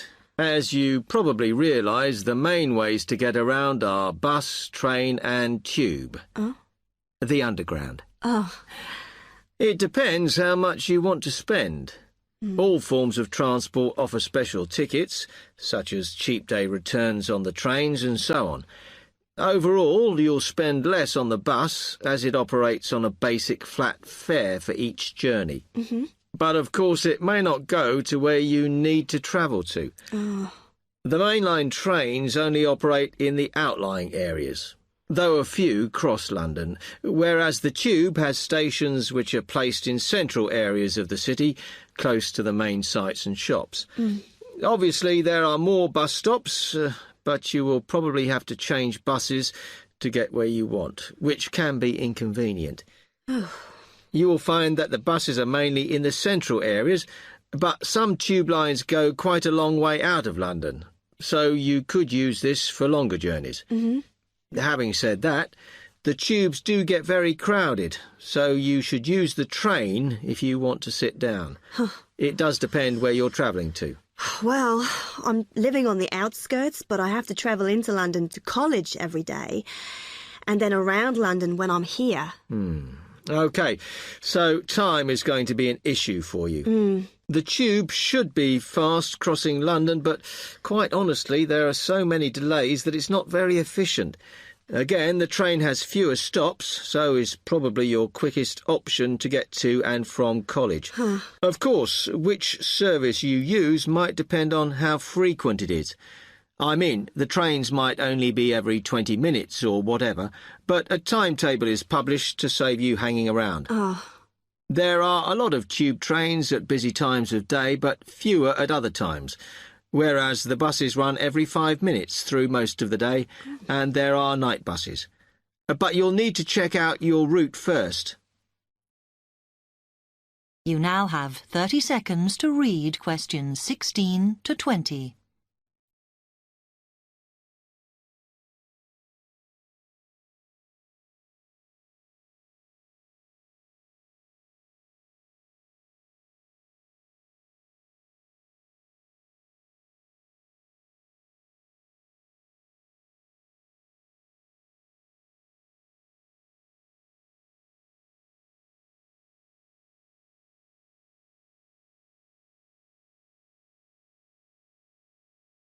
OK, thanks. How can I get from here to Hackney, then? Right, well, you can choose. We're here at the information office, OK? Now, next to us, on the corner of the High Street and Sweet Street, is the bus stop, opposite the bank. The bus goes all the way to Hackney, but it is a very indirect route, so it could take ages. If you want to take the train, walk down the High Street towards the city, go past the bank, and on your left is the station, just before you get to the post office. There's a mainline service to Hackney Wick, so if you need to get into the centre of Hackney, you may need to pick up a bus when you get there. Opposite the post office, on the corner of Hart Lane, is the tube entrance. You'll see the big signs. That's probably the best way to get there, though you may have to change. It's probably best if you go and get a travel card first. To get to the ticket office, you go out of here onto the High Street. Then turn into South Street, and the ticket office is on your right opposite the cinema. Of course, you may decide it's quicker to take a taxi. But it's a long way, so I think it'll be very expensive. If you do want to get a cab, then the rank is outside here, just opposite the office. That is the end of part 2. You now have 30 seconds to check your answers to part 2.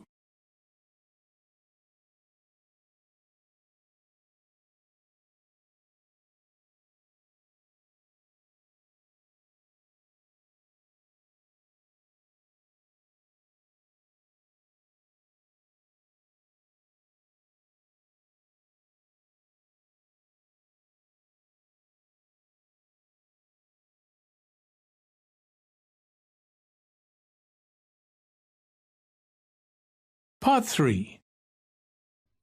You will hear two medical students, Caitlin and Hideki, discussing options for courses. You now have 15 seconds to read questions 21 to 23.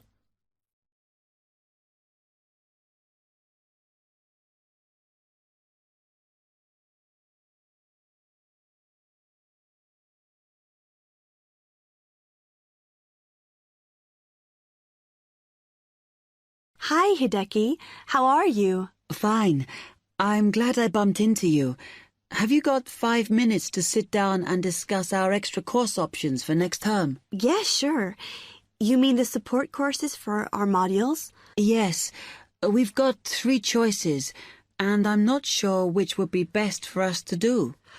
Let's have a look. Yeah, we could do science and ethics. Sounds quite interesting. Yes, but I think we should be thinking what we get out of each course. So, science and ethics, there's a lot of reading and research to do. And I don't think it comes up in the exams, does it? I'm not sure. Oh, I see we have to do assignments and we get our score from that. But what it would do is to force us to get better at doing essays and reports. You know, organizing them and using the right kind of language. Might be worthwhile. Yeah, you're right. An alternative is the pharmacology prelim course. Oh. I think it's in case we want to go on to transfer to pharmacology at the end of the year, because lots of students do. So it depends what we want to do in the future. But apparently, they send you off to find out about various companies and the differences between their products. It would give you lots of practice in investigative studies and analysis. I think I'd quite enjoy that. Yes, I see your point. Then the other option is reporting test results. Sounds a bit boring. Not sure why they have a separate course just for that. Well, I could certainly do with some help in that. Because if you go out into industry, that's what you'll spend most of your time doing. So it's got a very practical application. I think I'm going to go for pharmacology. Me too. You now have 30 seconds to read questions 24 to 30.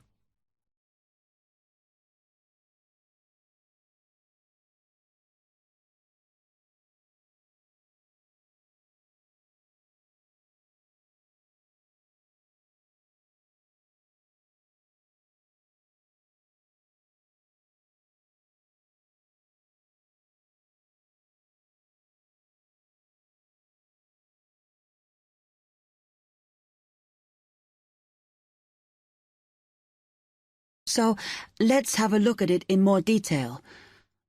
Oh, goodness. If we do pharmacology, then we have to do a supplementary maths course. Oh no, that's not fair. Mind you, I think I need it. Does that mean we have twice as many lectures? No, this maths is only a short course. The chemistry department are responsible and they do it in the 3rd term. So we've got all next term to settle into the pharmacology bit. I find the tutor makes a real difference. Some of them make chemistry so easy, and some of them I can't understand at all. Like that one we had from Oxford University. Mind you, the one on this course should make sense because he's a lecturer who's coming in for a few weeks from industry. So at least it'll be linked to the real world. Yeah. The project we have to do on this pharmacology course is huge, and it doesn't give us much time. We have to make a decision about what we want to do on the project as soon as we start in January, and then hand in our plans before the end of the month. Doesn't give us much time to sort out what's possible or not. I mean, doesn't the scale of our project depend on what resources we can have? Like what equipment we can use? I suppose so, though I think there's plenty available. For example, it says that if we need to do any experiments, then we can use all the equipment in the new lab, as long as we book it. Oh, okay. It's slowly beginning to take shape for me. I think it'll be a good course. I'm just worried that I get enough support to do it. I think you'll be okay. And the tutors are always available if you get stuck. Actually, it says that if you're not sure, then in December, they'll be running 1 or 2 additional seminars. So I might go to those. Actually, what's quite interesting is that at the end of the course, when our project is completed, then we have to do a presentation on it. Oh. I think that's quite good practice. A bit scary, though. Well, it shouldn't be too bad, as they say that we can do it in pairs. Spread the load, as it were. Good. I have done presentations before, but I'm always very nervous. And is the presentation what we're assessed on, then? Let me look. It says that we have an interview and we get a mark for the whole course depending on how well we do in that. Oh, right. Okay, so That is the end of part 3. You now have 30 seconds to check your answers to part 3.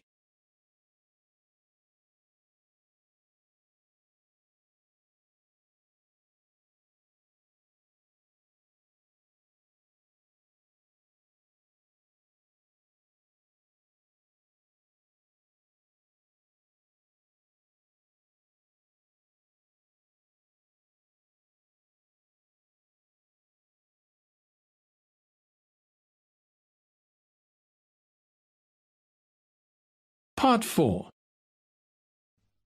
You will hear part of a lecture on cities of the future. You now have 30 seconds to read questions 31 to 40.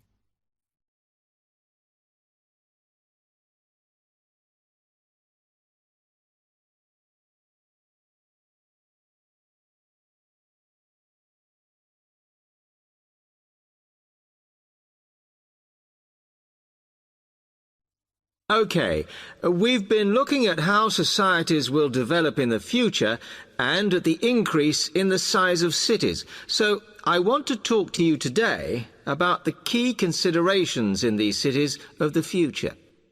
There are 3 key elements I want to look at, and these are the new features they will have, issues of size, and the main problems to be considered. First of all, individual transportation will be a big factor in these new megacities as public transport becomes unmanageable. There'll be a huge rise in the use of segways, which are personal transporters like motorized scooters. As a result, and partly also to reduce pollution, roads will be altered so that they are narrower and will take up less of a city's space than they do currently. Naturally, this is a major change to the infrastructure, and something that may hinder it is the huge amount of investment it will require. The next thing is, what is going to happen to the commercial areas? We do not want these to become even larger concrete jungles than they are at present, so we have to look at design. And current designs for city development include building gardens on the roofs of these buildings to make a more pleasant environment for workers. And you may think that these areas will expand to cope with increased commercial activity. In fact, the prediction is that they will cover 1/5 of the area that they do at present as we build upwards. The exception to this is shopping centres, which we predict will expand with more and more temperature-controlled malls. What may cause difficulties is that the superstores will be confined to the outer edges of the city, as they will be too big to fit into the new malls. Then, of course, there are the residential areas, and these will undergo their own changes. One particular development will be houses which are built from glass, as innovations in this material allow it to provide light without causing problems with temperature inside a building. The residential areas will not be allowed to expand without limit, as happens in some areas at present, and their size will be restricted to a population of 15,000. One issue, which has yet to be resolved, and I'm not sure it ever will be, is how we manage to house older residents. They will be increasing in numbers as time goes on. Finally, how will these cities live? We know we have limited energy sources, so what will we do? Well, something currently in development, which will be a feature, is that waste is going to become an energy source. For example, to provide gas in homes. Also, as new technology and systems are developed, we will find that energy plants will become smaller. Another energy source we could use, but one which raises issues of having enough space and too much noise, is wind farms. Because of the problems, I'm not convinced these will be the grand solution to our energy problems that we thought they were going to be. Now, moving on to looking at the social aspect of cities, we need to look at housing and how people will live. Cities currently have flats in the centre, populated by single people and wealthier residents, and families tend to move to the outskirts. In the future, the centre of cities will see a dramatic change. We will see many more examples of cooperative buildings. This is where people join together to form a company that owns the building they live in. And despite continuing shortages, there will also be a rise in the provision of retirement homes in city centres, so that the elderly can have easy access to hospitals and shops. Recently, we have seen a levelling off in the growth of private housing, and I think that will not change. But we are likely to see more social housing, as far fewer people will be able to afford to own their own homes. OK, now, if anybody has any... That is the end of Part 4. You now have 1 minute to check your answers to Part 4. That is the end of the listening test. In the IELTS test, you would now have 10 minutes to transfer your answers to the answer sheet.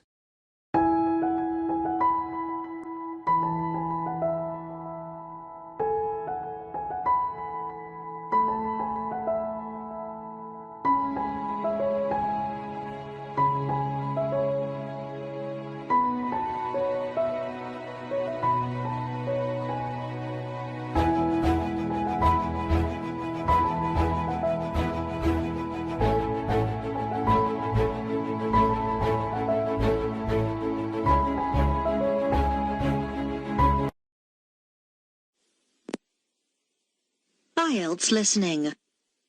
You will hear a number of different recordings, and you will have to answer questions on what you hear.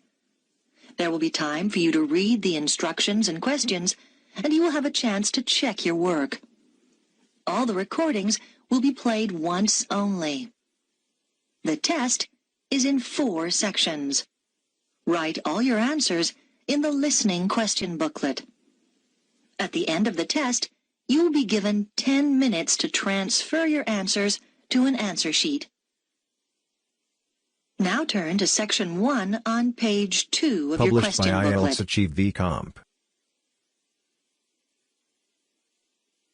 Section 1. You will hear a man inquiring about joining a wildlife conservation society. First, you have some time to look at questions 1 to 6 on page 2.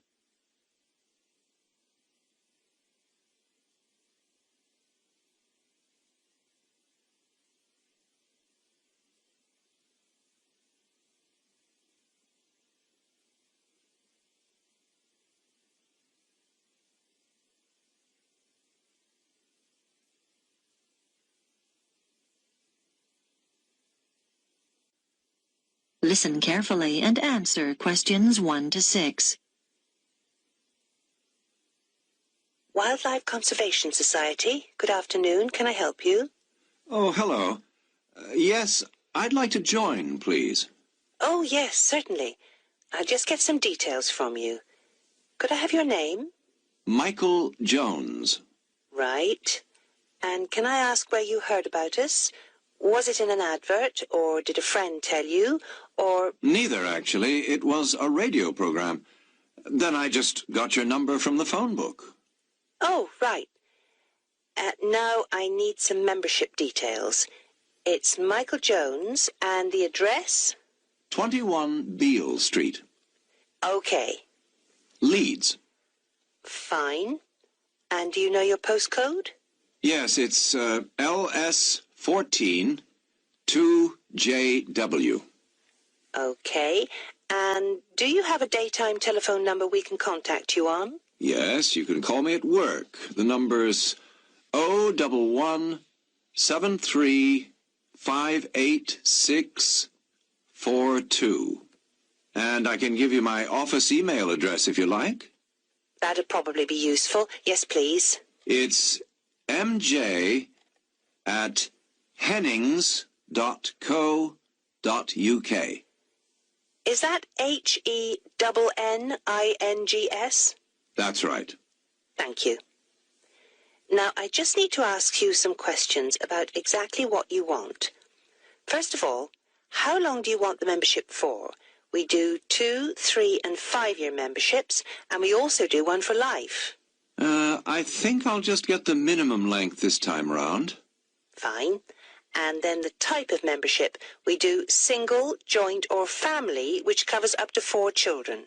Well, we haven't got any children, but I think I'll get the joint one because my wife will probably want to do the activities with me. Yes. Fine. Let me see. That'll be £49 altogether then, please. Before you hear the rest of the conversation, you have some time to look at questions 7 to 10 on page 2.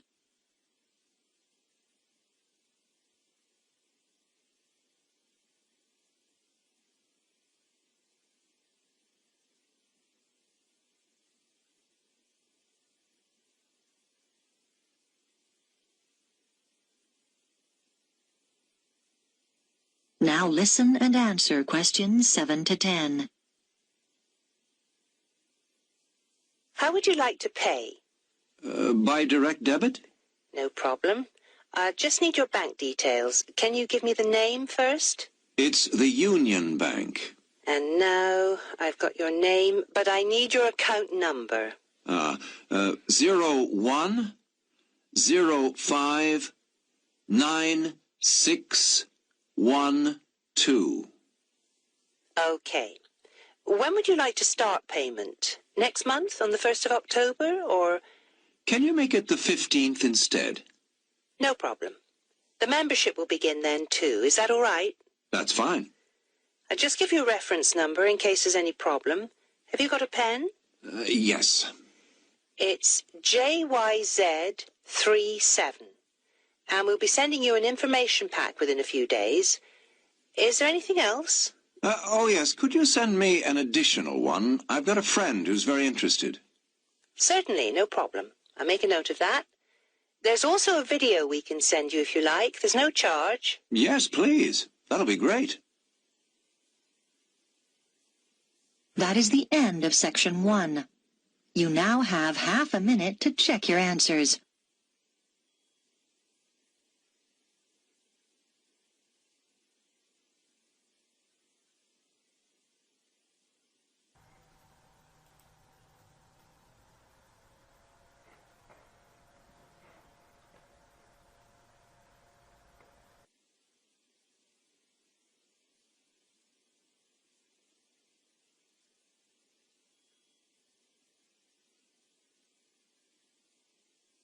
Now turn to section 2 on page 3. Section 2. You will hear a woman talking on a radio program about a festival that is about to take place.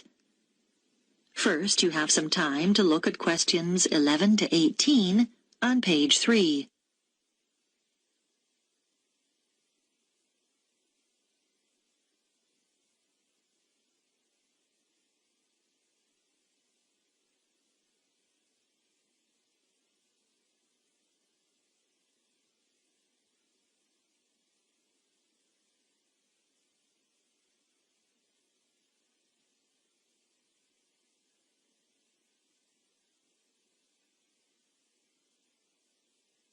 Now listen carefully and answer questions 11 to 18.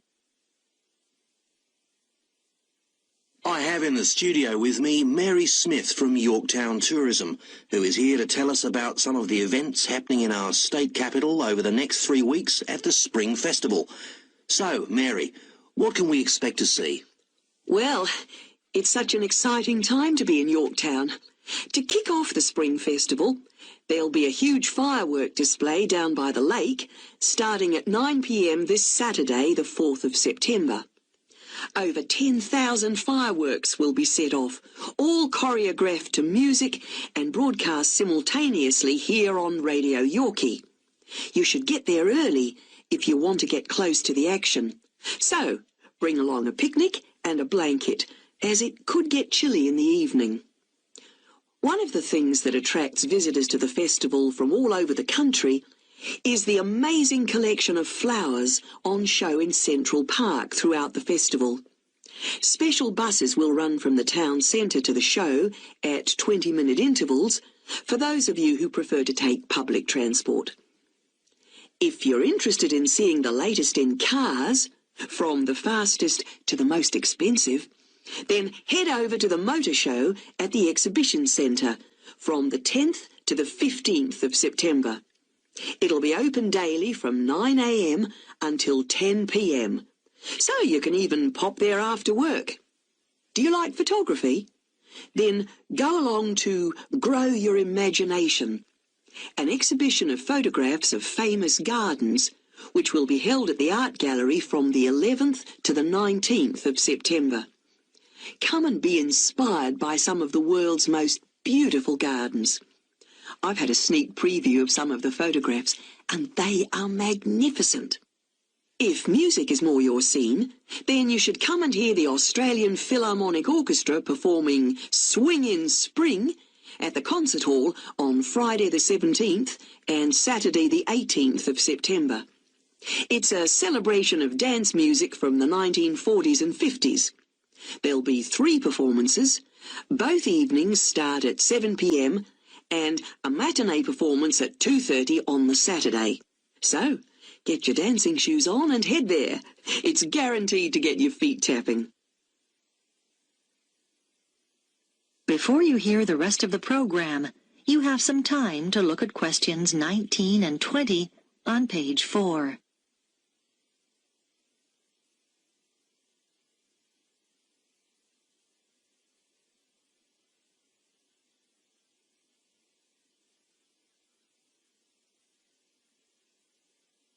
Now listen and answer questions 19 and 20. Those are just a few of the attractions on offer.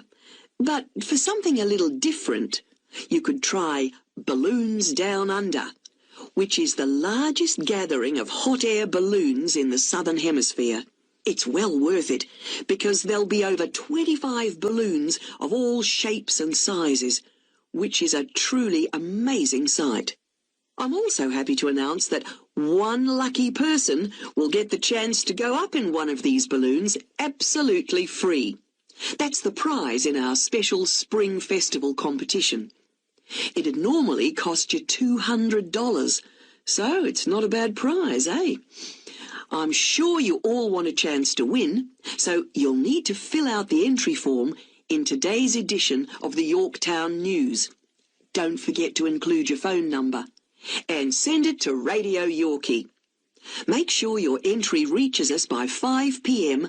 on Thursday the 9th of September. Then, to see if you've won, just check out the festival's website on Saturday the 11th of September, where we'll publish the name of the lucky winner. It's such a fantastic prize, so hurry up and get your entry in. So, there you have it. Just a few of the special events happening here in Yorktown over the Spring Festival. And if you'd like any more details about the festival... That is the end of section 2. You now have half a minute to check your answers.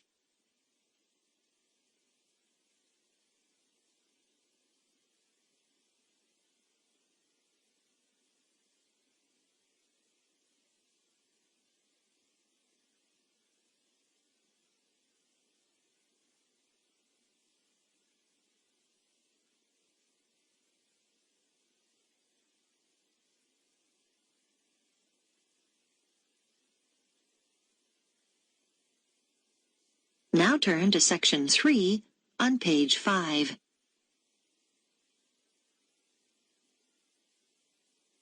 Section 3.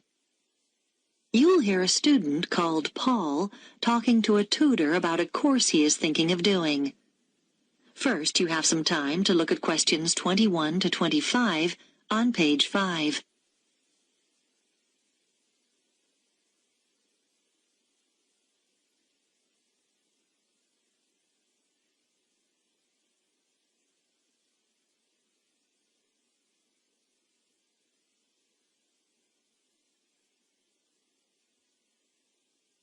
Now listen carefully and answer questions 21 to 25. Good morning. Come in. You're Paul, are you? Yes, I spoke to you on the phone. Yes. Have a seat. You wanted to talk to me about the archaeology course? Yes, I've read the handbook, but I'd like to find out a few more details before I decide whether to do it. Right, yes.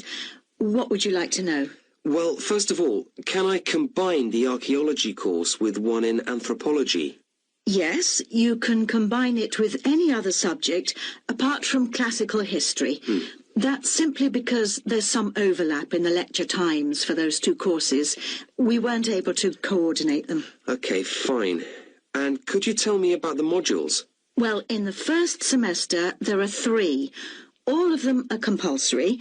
We don't offer optional modules till next year. Right. The first one focuses on what can be learned from specific artifacts, such as pottery and stone tools. It's called Object Matters, and it's taught by Dr. Morris. Is that... how is the module presented? I mean, is it lectures? We refer to the means of presentation as the learning method, and in this case, it's lectures integrated with practical sessions, so it's a mixture. What about the content? I suppose we'll be looking at different kinds of archaeological remains and how to date them and so on. To some extent, but the module is basically about processes. First of all, recording material, then classification, then interpretation of the data. That's how archaeologists draw conclusions about their findings. And finally, display. Is that okay? I think so. Yes, thanks. One other thing. How is the module assessed? Is there an exam? No, it's all based on coursework. Before you hear the rest of the discussion, you have some time to look at questions 26 to 30 on page 6.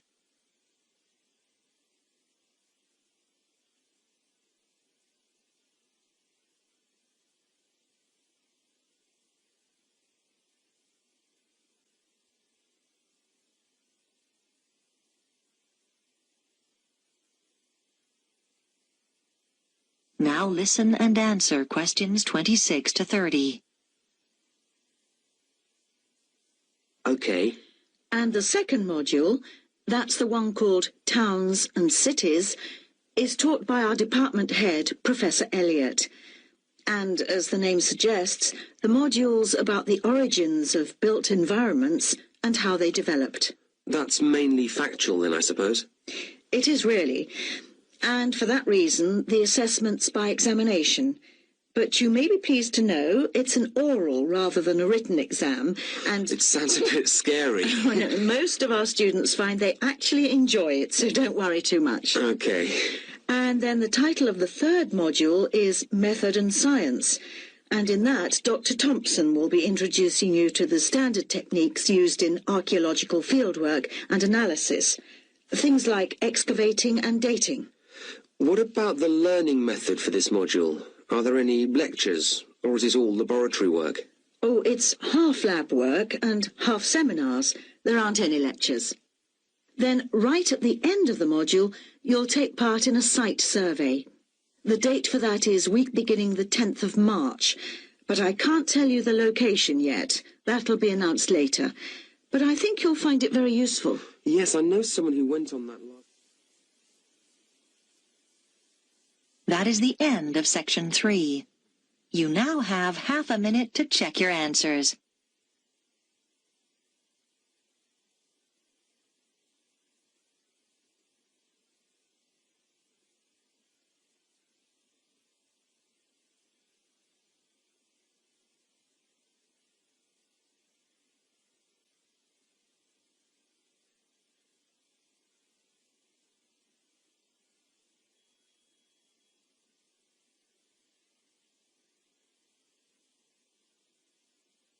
Now turn to section 4 on page 7.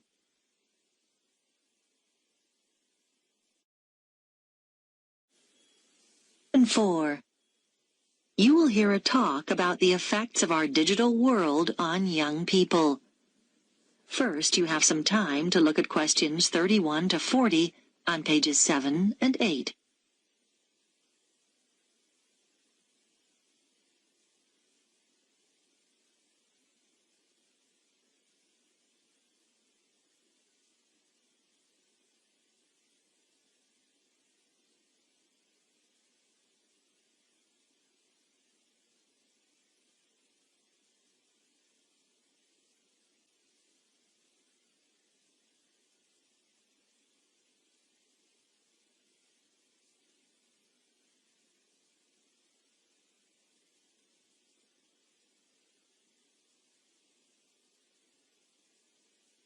Now listen carefully and answer questions 31 to 40. In this lecture series, we're looking at changes occurring due to the rapid spread of digital technology in the last decades of the 20th century. By digital technology, I include any computer-related devices such as email, the internet, cell phones, instant messaging, to name but a few. Today's lecture focuses on the ideas of Mark Prensky and what he believes are the major effects that high exposure to digital technology has had on young people today. Firstly, what exactly does Prensky believe? He argues that because today's young people have been born into a digital world and spend hours simply playing with technology, they've changed in fundamental ways. He believes they're evolving differently, and as a result, process information differently from previous generations. It's even possible that these young people's brains have physically changed, although whether this is literally true isn't yet known. Nor does Prensky go quite this far. Prensky divides people into digital natives and digital immigrants.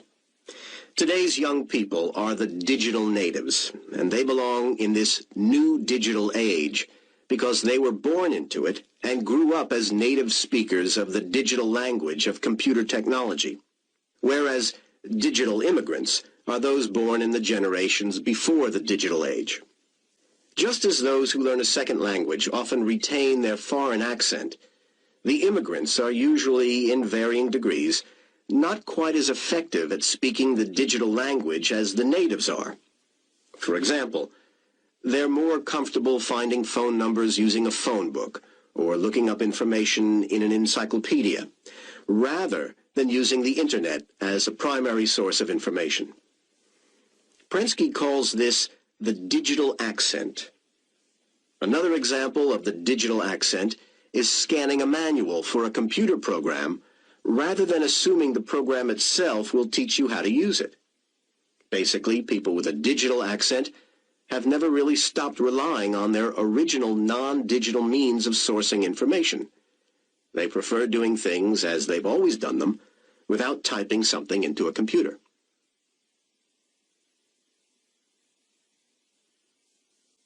Prensky predicts that due to all this, changes are in store, mainly in the area of education. But what do other educators and theorists such as Thomas Allen, Samuel James, and Peter Vander believe? Samuel James, from Sydney University, agrees with Prensky's predictions. He believes that educators are no longer successful in the way they teach. However, not surprisingly, Prensky has been criticized by more traditional theorists like Peter Vander and Thomas Allen. They disagree with many of Prensky's assertions. Vander argues that a typical classroom is more varied than Prensky believes, with students coming from a range of backgrounds. He maintains that a large percentage of these students are not necessarily proficient with technology, and not all students today fit the one stereotype. And Allen adds that even though most students today have easy access to technology, some just don't find the digital medium appealing. James disagrees, though, He believes that all today's students do share the same basic interest in and knowledge of digital technology. However, James believes our younger students can communicate with their digital immigrant teachers and can still learn using methods which have proven to be successful in the past. James's theories are taken a step further by Alan, who recognizes that both digital immigrants and natives have to deal with vast amounts of information in today's electronic society.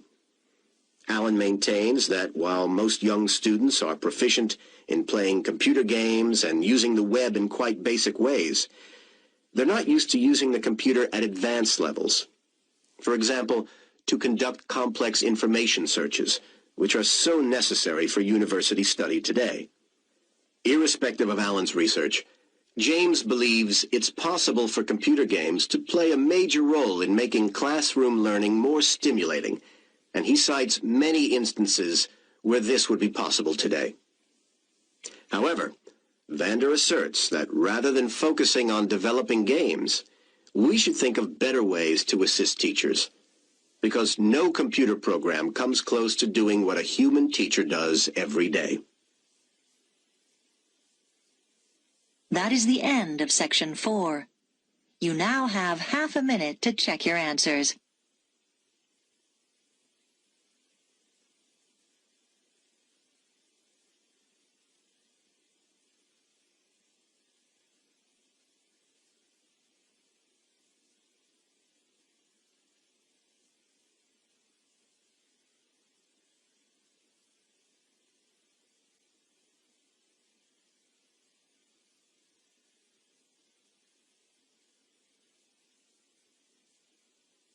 That is the end of the listening test. You now have 10 minutes to transfer your answers to the listening answer sheet.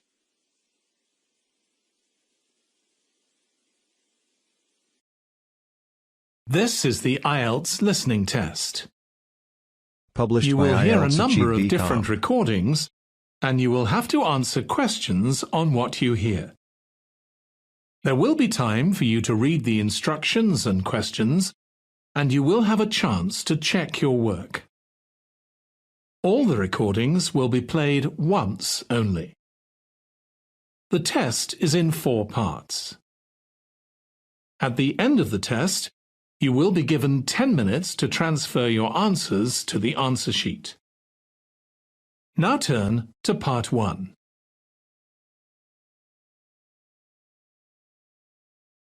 Part 1. You will hear a man called David asking for information about how to place an advertisement for selling his laptop and other items. First, you'll have some time to look at questions 1 to 5.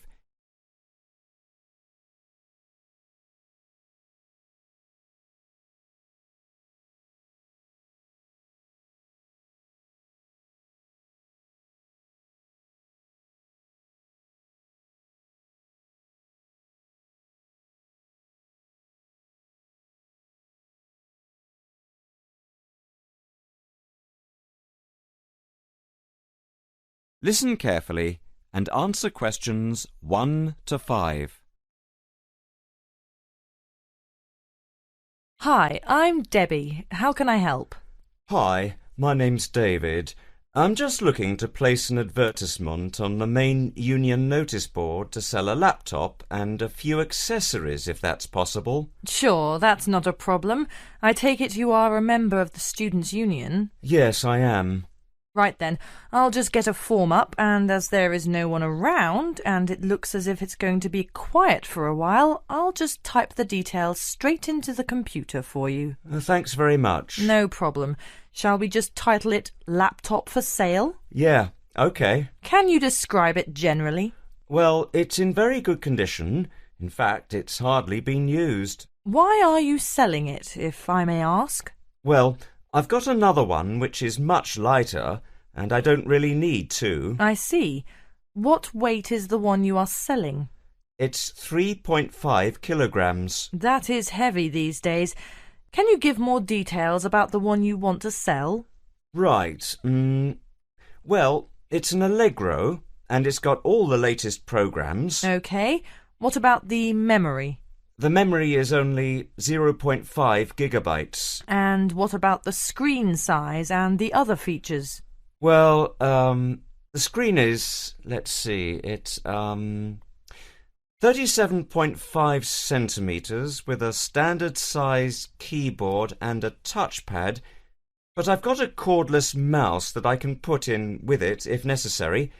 Some people don't like using a touchpad. What about ports or holes for attaching things to the laptop?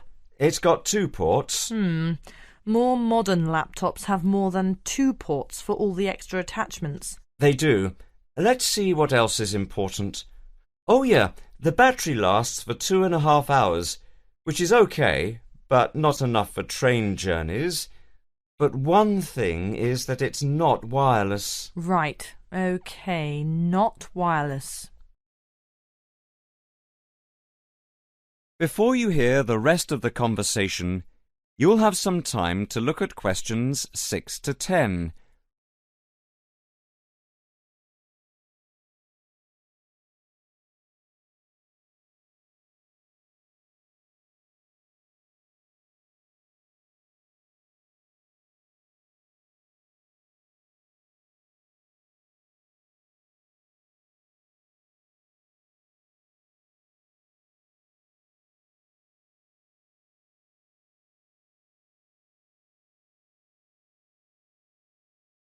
Now listen and answer questions 6 to 10. Anything else I can put on the advertisement? There's a webcam built at the top of the screen, and I can throw in a printer, a scanner and headphones, which I got with it in a special deal. It also comes with its own case for carrying it around. Actually, the case is quite smart. I'm hoping these things will help it sell. They should do. Right, I think I've got all that. How much do you want for it? That I'm not sure about. It's worth about £900 to £1,000 new. Yeah, but you won't get that much if it's used, and even if it's in good condition. What about £500? I doubt if you'd get as much as that. More like £200 or £300. If you look at the notice board, there is one on there which is comparable to yours, and it's not more than about £250, I think. As little as that? I'm afraid so. Shall we say £300? OK, put that. Can I take some contact details for the advert?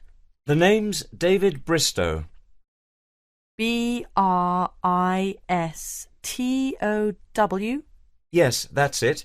And a mobile or email? Both if you want. That's 09875 423387. That's it. If you send the picture, I'll add it and print it out and stick it up for you. OK, I can get that to you today. Right, I'll type in here, advert placed the 22nd of October. Fine, and good luck with the sale. Thanks.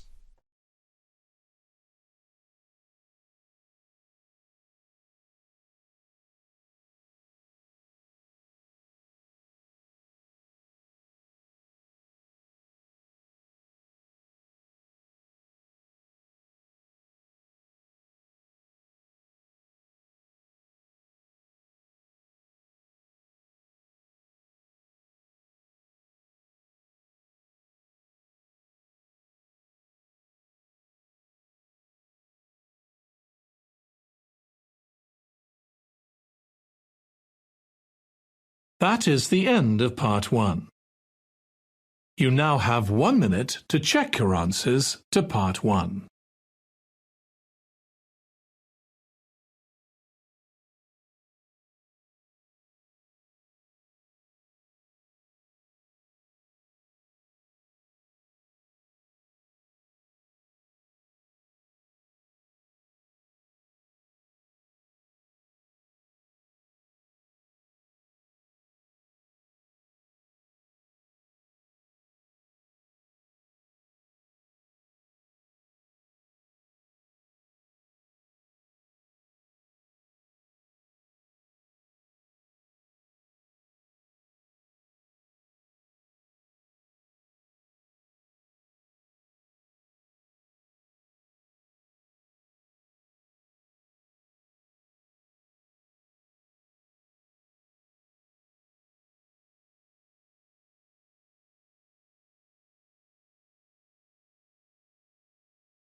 Part 2. You will hear an announcement made by an official for the preparation plans for the town's 250th anniversary celebrations. First, you'll have some time to look at questions 11 to 15.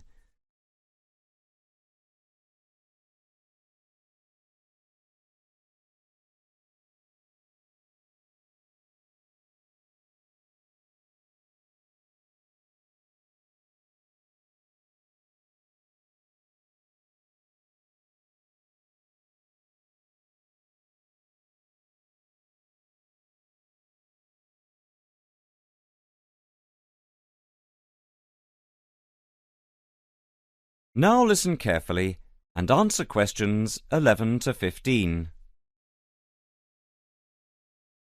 And now for the preparation plans for the town's 250th anniversary celebrations. We are going to follow the same system we had last year, but with a few changes to increase the party spirit. First of all, this time we are going to make the concert on the beach open to everyone without charge.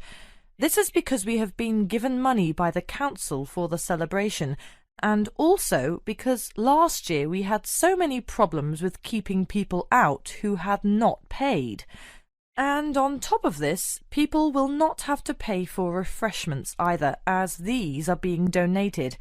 Right now, we are going to divide into 4 teams.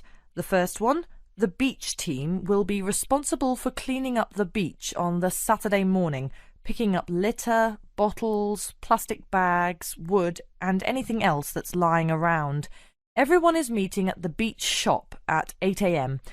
It's an early start, but we want to give everywhere a good, thorough clean.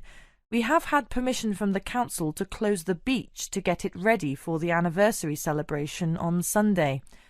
The second team will be responsible for setting out seating in the square for the speeches and prize giving. Again, an early start is preferable, but the vans with the seats can't be there until 9 a.m. So shall we say that everyone should meet at the village hall at 9:30? Starting then will allow extra time if the vans are late. Before you hear the rest of the talk, you will have some time to look at questions 16 to 20.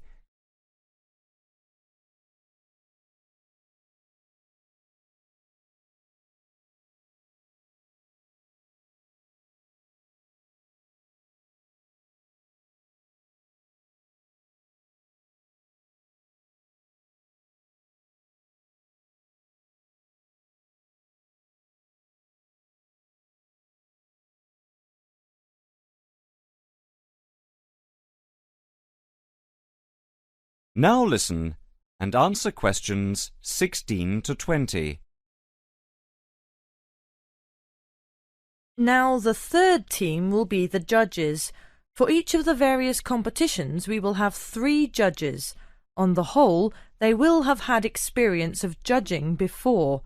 There will be a boat race, a swimming competition, and the best fancy dress.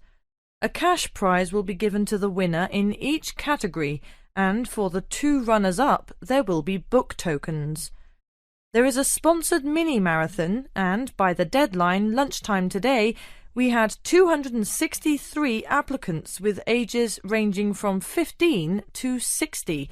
That's 80 more than last year.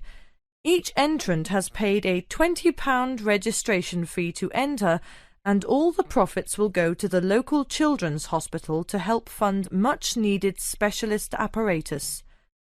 The fourth team consists of the wardens for the day itself. We are expecting at least 10,000 people if last year is anything to go by. The fields near the entrance to the beach can be used as car parks, and we need wardens to help make sure the actual parking is more organised than last year, which was a mess. We also need someone to be in charge of the first aid, which will be at the entrance to the beach. Finally, we need some volunteers for the clean-up. Last year we didn't do this very well, and so the council has agreed to provide large bags to collect all the recyclable material like glass and plastic, etc. but we have to deal with the rest like leftover food ourselves. We don't want to leave piles of rotten food around or dangerous bottles.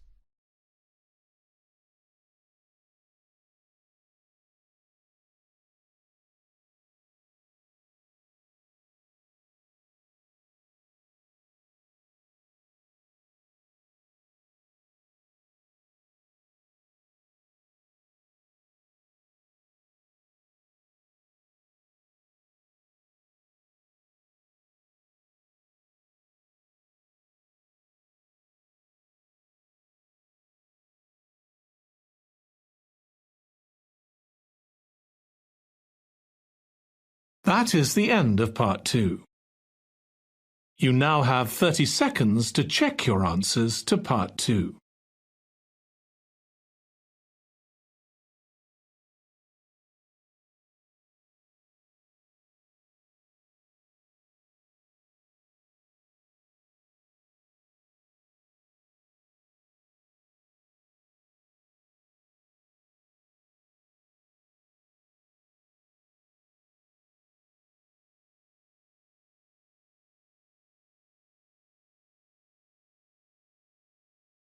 Part 3.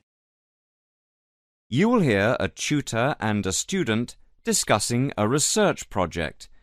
First, you'll have some time to look at questions 21 to 26.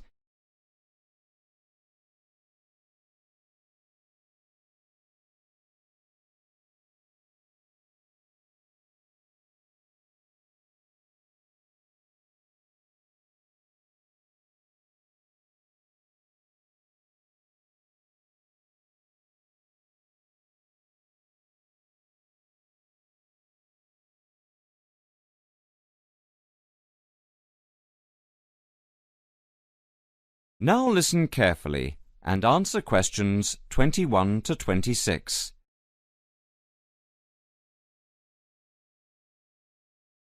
OK, is everyone ready?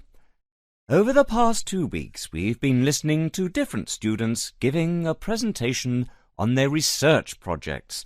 So, for this morning's session, I'd like to invite Susan to take the floor.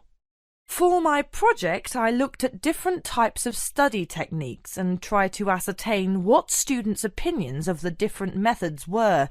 I began with lectures because, of course, they're something we're all familiar with. Now, the problem with lectures is that you have to sit and listen for quite a long time, sometimes maybe as much as 1 hour. Yet people's average concentration span is only about 20 minutes. This means, of course, within the first half an hour, most people actually stop listening.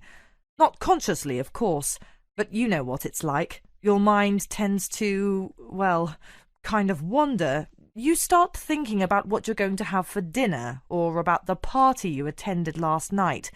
So I wanted to know what the most effective method of taking down all the important points was. Susan, if I may interrupt you, what's your strategy for listening to lectures? Personally, I always record the lectures. That way you can listen to the lecture again afterwards and make really good notes. In fact, I know a lot of people who use this method.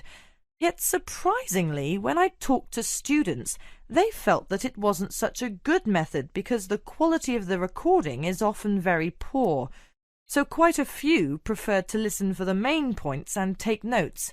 Some even used a form of shorthand, you know, abbreviations and symbols, that sort of thing. Although everyone agreed that the best way to approach lectures was to do the required reading beforehand. That way it makes the lecture a lot easier to understand because you already know something about the topic. Could you tell us something about how students approach their assignments? You know, essays, reports, that sort of thing? Actually, when it came to assignments, people were divided on the issue of essay plans. Some thought it was a good method of planning. Others, well, didn't think so. Generally, though, most students didn't really express much of an opinion. Brainstorming, however, was different. You know, just sitting down and thinking of as many ideas as you can. Just about everyone said it was a really good method of preparing to write an assignment, especially if they got together in groups. This, they said, was by far the best method because it helped them to really analyse the issues. Discussing ideas was the same. In fact, many respondents claimed they often got together with friends for the purpose of discussing ideas, even if they weren't preparing an assignment. They said it helped them to understand the lectures better and, surprisingly enough, get better grades in their exams. Now, reading, like lectures, is a necessary part of student life, and we all know how much time we spend with our head buried deep in a book. But what exactly is the best way to read? Well, I discovered that hardly anyone tries to read the whole book or even whole chapters, but skim reading came out a real favourite. The majority of students I spoke to, in fact, found this to be a really effective technique because it saved lots of time and it meant they could absorb far more knowledge this way. Before you hear the rest of the conversation, you'll have some time to look at questions 27 to 30.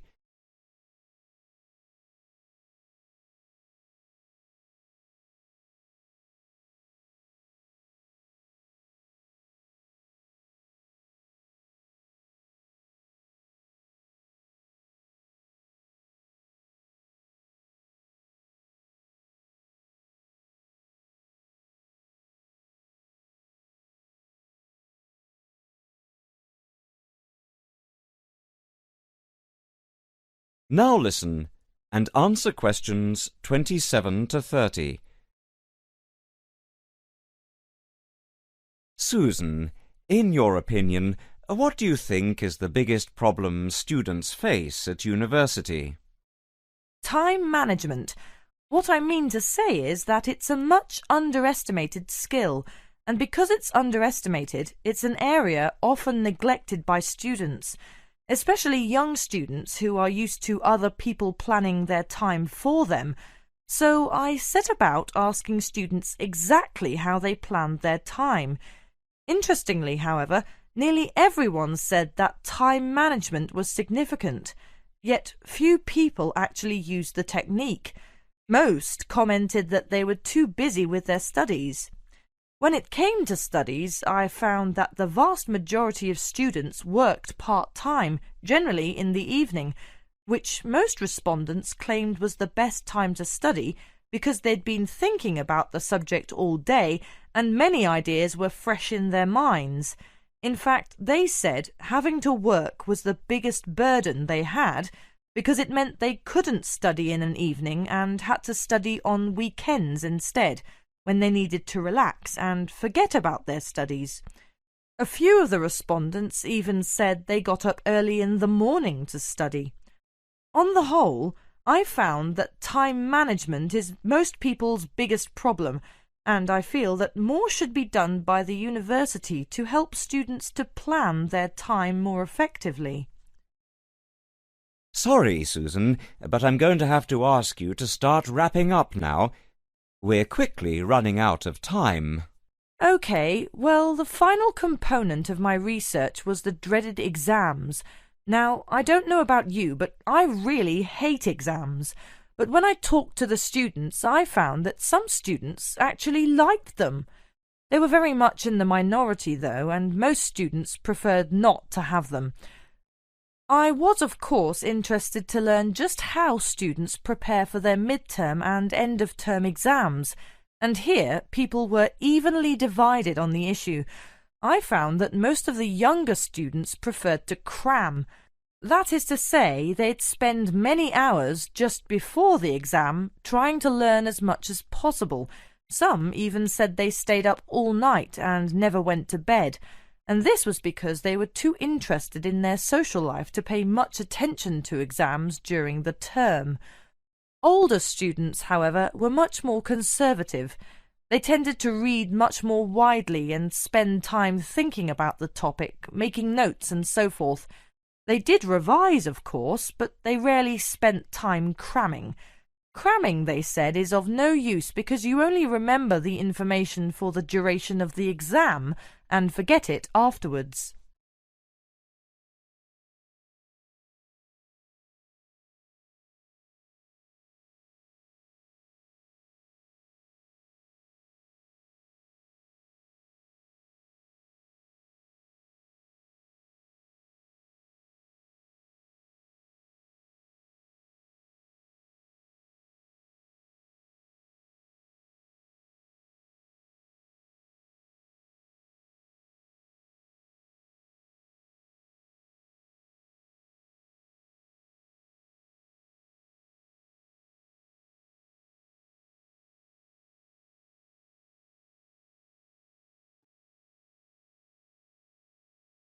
That is the end of part 3. You now have 30 seconds to check your answers to part 3.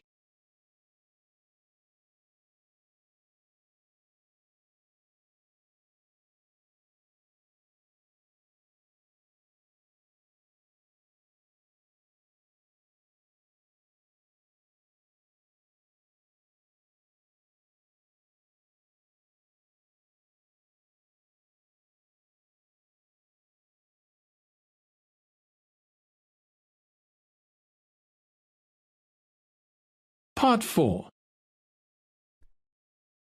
You will hear a student talking about a survey conducted among people of different age groups to find out how architecture may affect people's lives.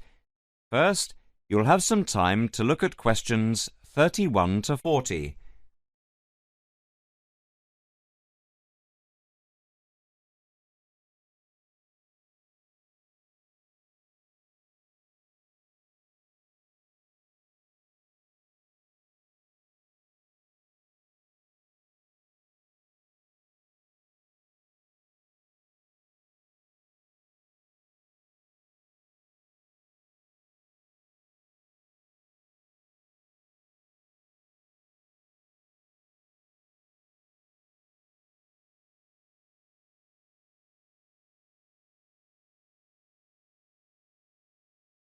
Now listen carefully and answer questions 31 to 40. My group has been doing a project on the importance of architecture in people's lives and whether it has any impact on the lives of people in general. The main part I have played is in the collection of data to find out what effect, if any, various buildings have on people's mood, i.e., whether ugly buildings make people unhappy and whether beautiful buildings do the opposite. We had originally thought of starting measuring people's reactions by using a questionnaire with about 40 questions, which we were going to hand out to people, including students at the university. But we were worried that doing the questionnaire would be too time-consuming for people to fill in, so we gave up the idea. I then asked several of the postgraduate students for advice.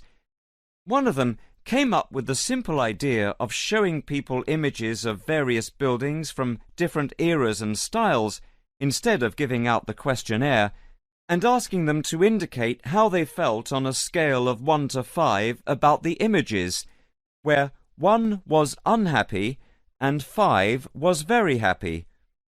People would also be given the option of not saying what they felt. Using the scale meant that it would be much simpler to record people's reactions. I decided to follow this advice, and so the first stage was to collect a large number of images. I used Google to print off colour images of views of houses and apartment blocks where people live, and different types of buildings where they work. I started with about 30 or 40 and reduced them to 10 images. Media resources in the Amory building at the Judd Street branch of the university helped me produce the final images. I had them blown up to A4 size, and we used colour rather than black and white to make the detail on the images clearer. We made 5 sets of images, and for protection when handling, we pasted the images onto hard card. Then, Using a machine to wrap them with plastic, we laminated the cards. 5 of us targeted different age groups. We went to a local school where we obtained permission to ask a group of teenagers between 11 and 18. We also asked a sample of the general public, including tourists from all over the world, as they exited the Tate Modern in London, what they thought. We aimed to ask people from different age groups, namely 20 to 40 and 50 and over. What our group learnt most from the project was first of all the value of teamwork, and secondly, we found that we had to appoint a leader to stop us pulling in different directions and falling apart, so this turned out to be an invaluable lesson for all of us. As to the findings, for us they proved intriguing. In the end, the sample consisted of 311 respondents. I thought initially that people wouldn't be interested in taking part. With the youngest age group, their reaction was very mixed. It was clear that the youngest group had no pattern of preference at all, as they frequently gave no reaction to the pictures. For the 20 to 40 age group, we found that they tended to score more in the middle range, around 3. We found that out of the 3 groups, the most likely to be favourably affected by the images, that is, they were more likely to score the images as 5, were those aged 50 and above. And nobody in this age group failed to say what their reaction was, which was unique for the 3 groups. In total, I have to say that about 71 people indicated that they had no reaction at all to an image. Our general conclusion is that we need to find out more about why people react as they do, by perhaps giving them a chance to give reasons for their decisions.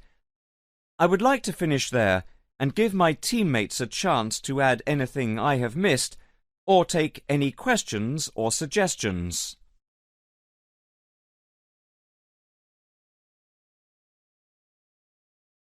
That is the end of part 4. You now have 1 minute to check your answers to part 4. That is the end of the listening test. In the IELTS test, you would now have 10 minutes to transfer your answers to the answer sheet.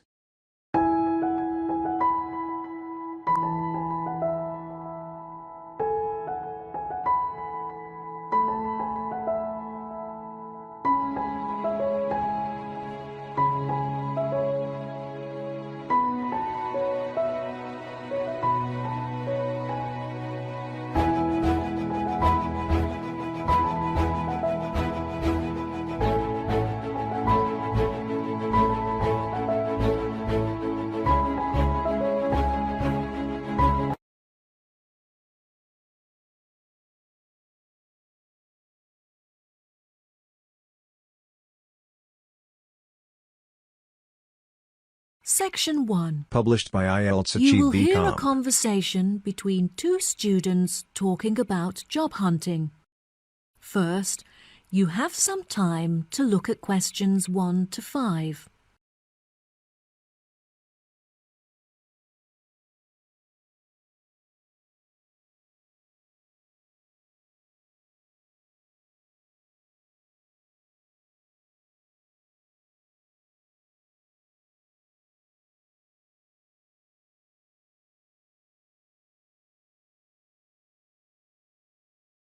You will see there is an example that has been done for you. On this occasion only, the conversation relating to this will be played first. Oh, hi, Anna. How's it going? I haven't seen you since graduation. Hi, Bradley. Things are great. I've been traveling around Europe for the last month, but now that I'm back, I really need to find a job so I can start renting my own place. Yeah, me too. My mum's driving me crazy. I've got an interview on Thursday at a company called Power. I'm pretty nervous. Don't worry, I'm sure you'll do great. Bradley has got an interview at a manufacturing company called Power. so power has been written in the space. Now we shall begin. You should answer the questions as you listen, because you will not hear the recording a second time. Listen carefully and answer questions 1 to 5. Oh, hi, Anna. How's it going? I haven't seen you since graduation. Hi, Bradley. Things are great. I've been traveling around Europe for the last month, but now that I'm back, I really need to find a job so I can start renting my own place. Yeah, me too. My mum's driving me crazy. I've got an interview on Thursday at a company called Power. I'm pretty nervous. Don't worry. I'm sure you'll do great. Do you know what the job involves? Well, the company has many sections, like sourcing materials and taking care of waste management. But I'm interviewing for a job in the warehouse section. Wow, I bet that will be really interesting. You should apply too. They still have a couple of jobs left. I found the job I'm interviewing for on their website. The reference is SW35FT. Thanks, Bradley. That's really nice of you. I'll apply later today. Is there a contact I could ask for? The manager is Susan Thatcher, but you should contact her personal assistant. Her name is Jane Hitcher. How do you spell the surname for me, please? Yes, it's Hitcher. Okay, great. I actually found a job listing for a place at Cotton, but the work hours don't suit me. You should look into it. Ah, that's the grocery company, right? I heard that the jobs in their distribution office are really well paid. The advertisement I saw was looking for people to work in the supermarket office, but the pay still looked very good. Was there a description of the job? The company is looking to increase their production of cakes and pastries, so you would be working as a cook in the bakery. After a month, they evaluate your performance, and there's potentially an opportunity for promotion to a management position. That sounds like a great opportunity. I'll definitely look into it. Do you have the reference number? I'll write it down in my notebook. Sure. I also have the reference for a job at the art museum. I'll give you the reference for that first. It's SGH667. Great. That's really near my house. And what's the reference number for the bakery job at Cotton? The reference is ARW204. I'll send them my application this afternoon. Who's the contact? The name on the advert was Melanie, but it specifically said not to contact her in person. You should use the office as your contact, so just post your application there directly. Before you hear the rest of the conversation, you have some time to look at questions 6 to 10.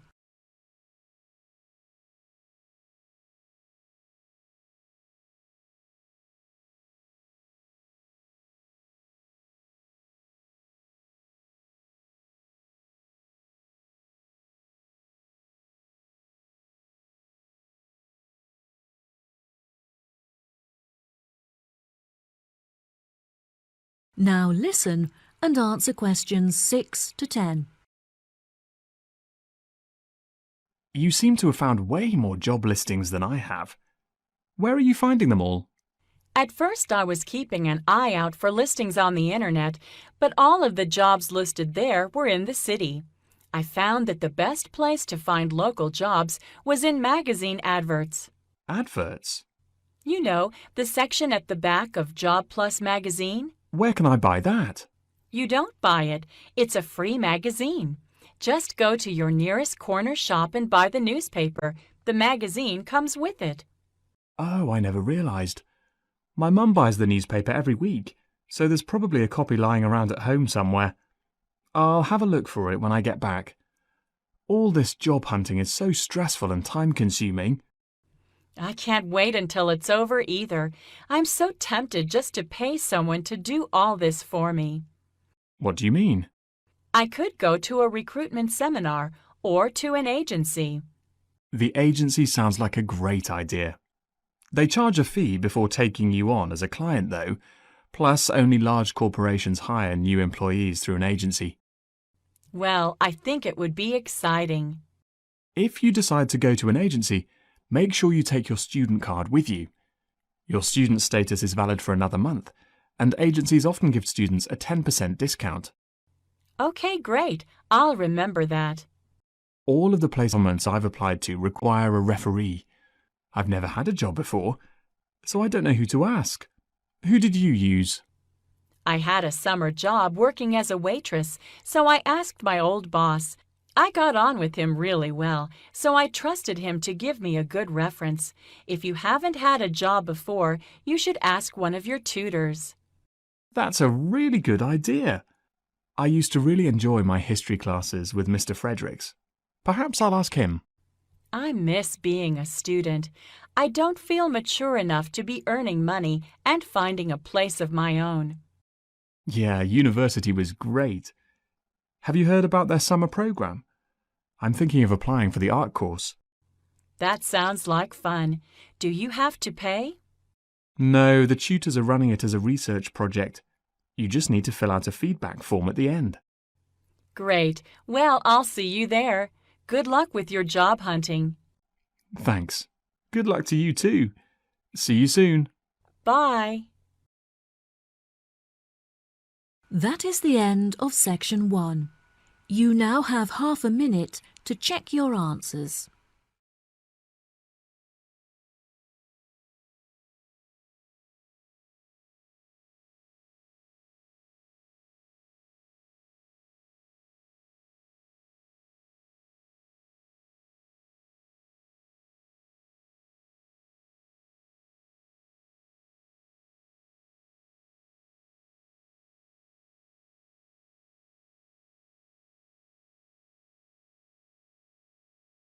Now turn to section 2.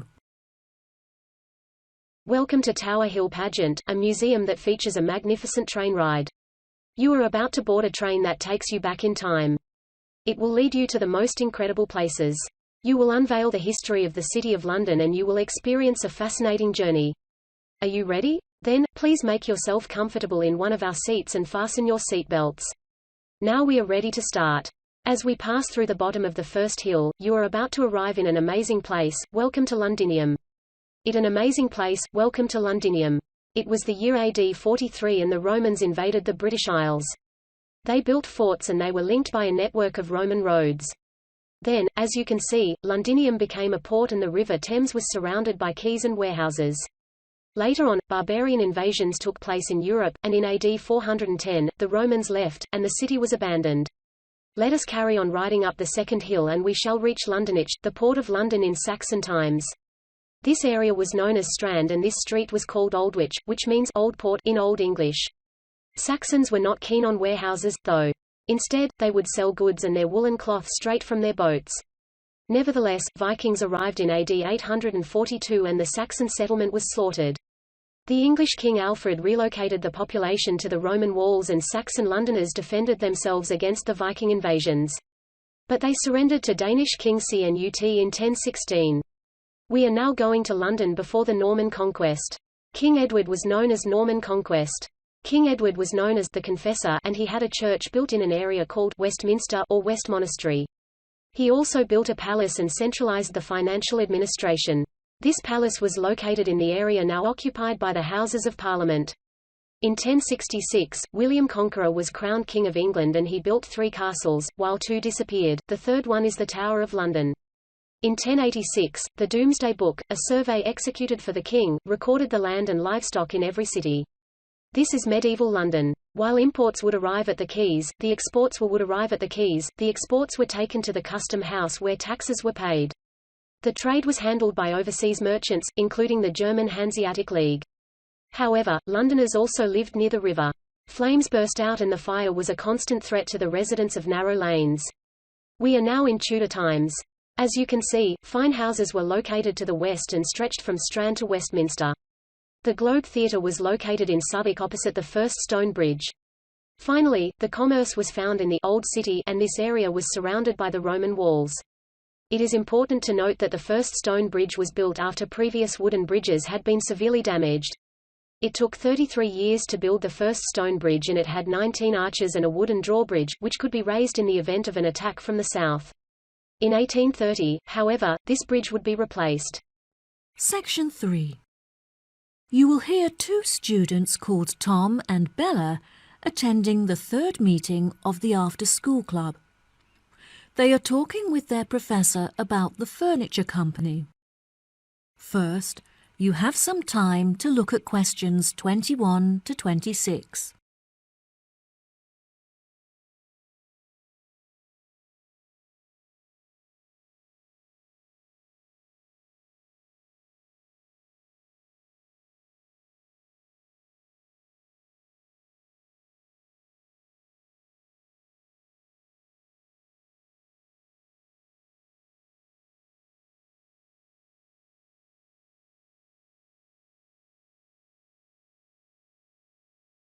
Now, listen carefully and answer questions 21 to 26.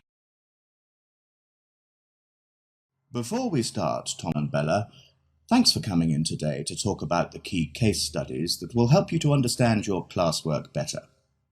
Now, I hope you've read the notes I gave you last week on the furniture company Willows. As this will be the focus of our discussion today, let's begin. Who can tell me what the current focus of the company's business is? The company used to be very large, with many retail outlets across the country.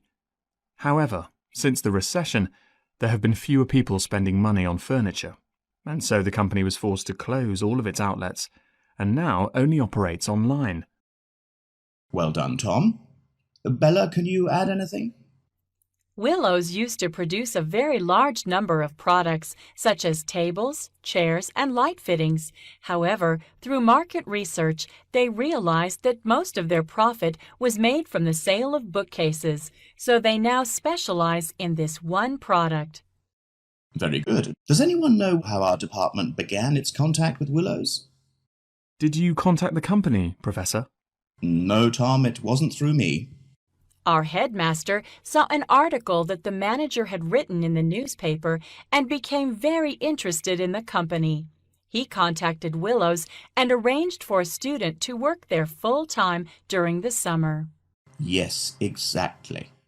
Does anyone know what the student thought of their time working at Willows? Yes, he is a friend of ours. He worked as a member of the design team, creating technical drawings of the furniture using a computer.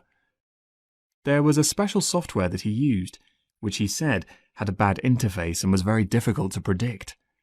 However, it was very efficient and helpful for quickly drawing up furniture designs. How interesting. Yes, it was. We both visited him whilst he was working there, and he showed us around. Unfortunately, visitors were not allowed to access the IT department, but it was great to chat with his colleagues. Did you meet his manager? His manager is a very busy man, so he didn't have time to meet with us. However, we were allowed to inspect the accounts, which really helped us to understand the effects of the software on the company. Well, what an exciting experience. Now, before I forget, next week I'll be conducting face-to-face interviews with each of you to prepare for job interviews. Can we do it as a group? I'm afraid not, Bella.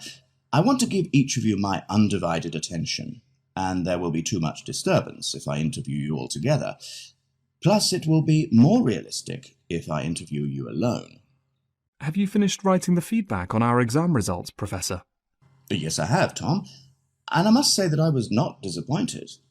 I am glad to say that your performance has dramatically increased since you began attending this after-school club, and you have both scored above the average. If you continue to work hard, your results should soon improve significantly. Before you hear the rest of the conversation, you have some time to look at questions 27 to 30.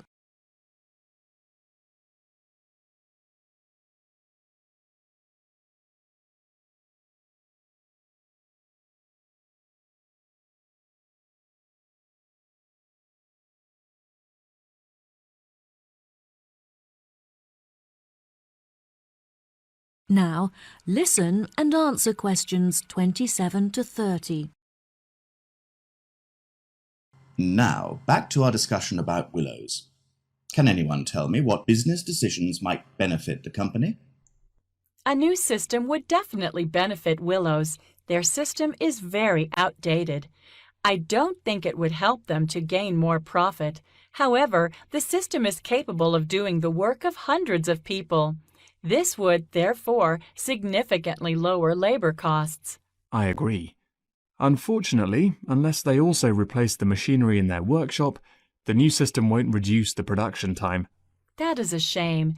If they can't reduce their production time, they won't be able to increase sales.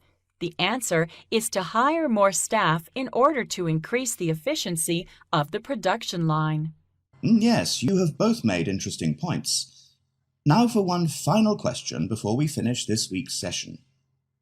How will new clients be affected by the new system? Unfortunately, the new system does not allow clients to connect to the Willows system from home, so they are unable to access their work online.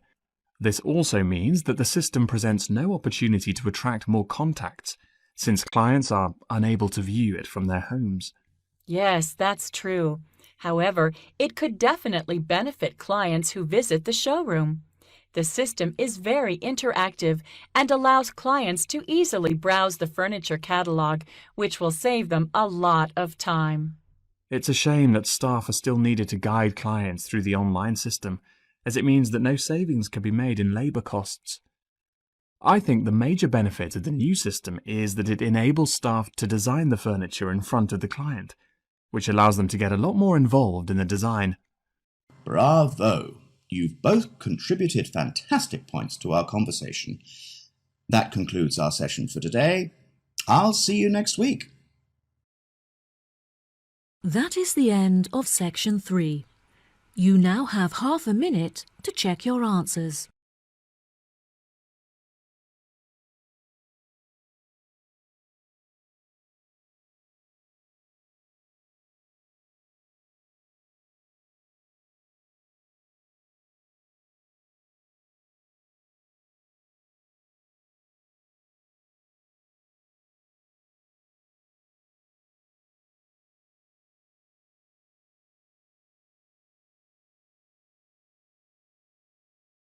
Now turn to section 4.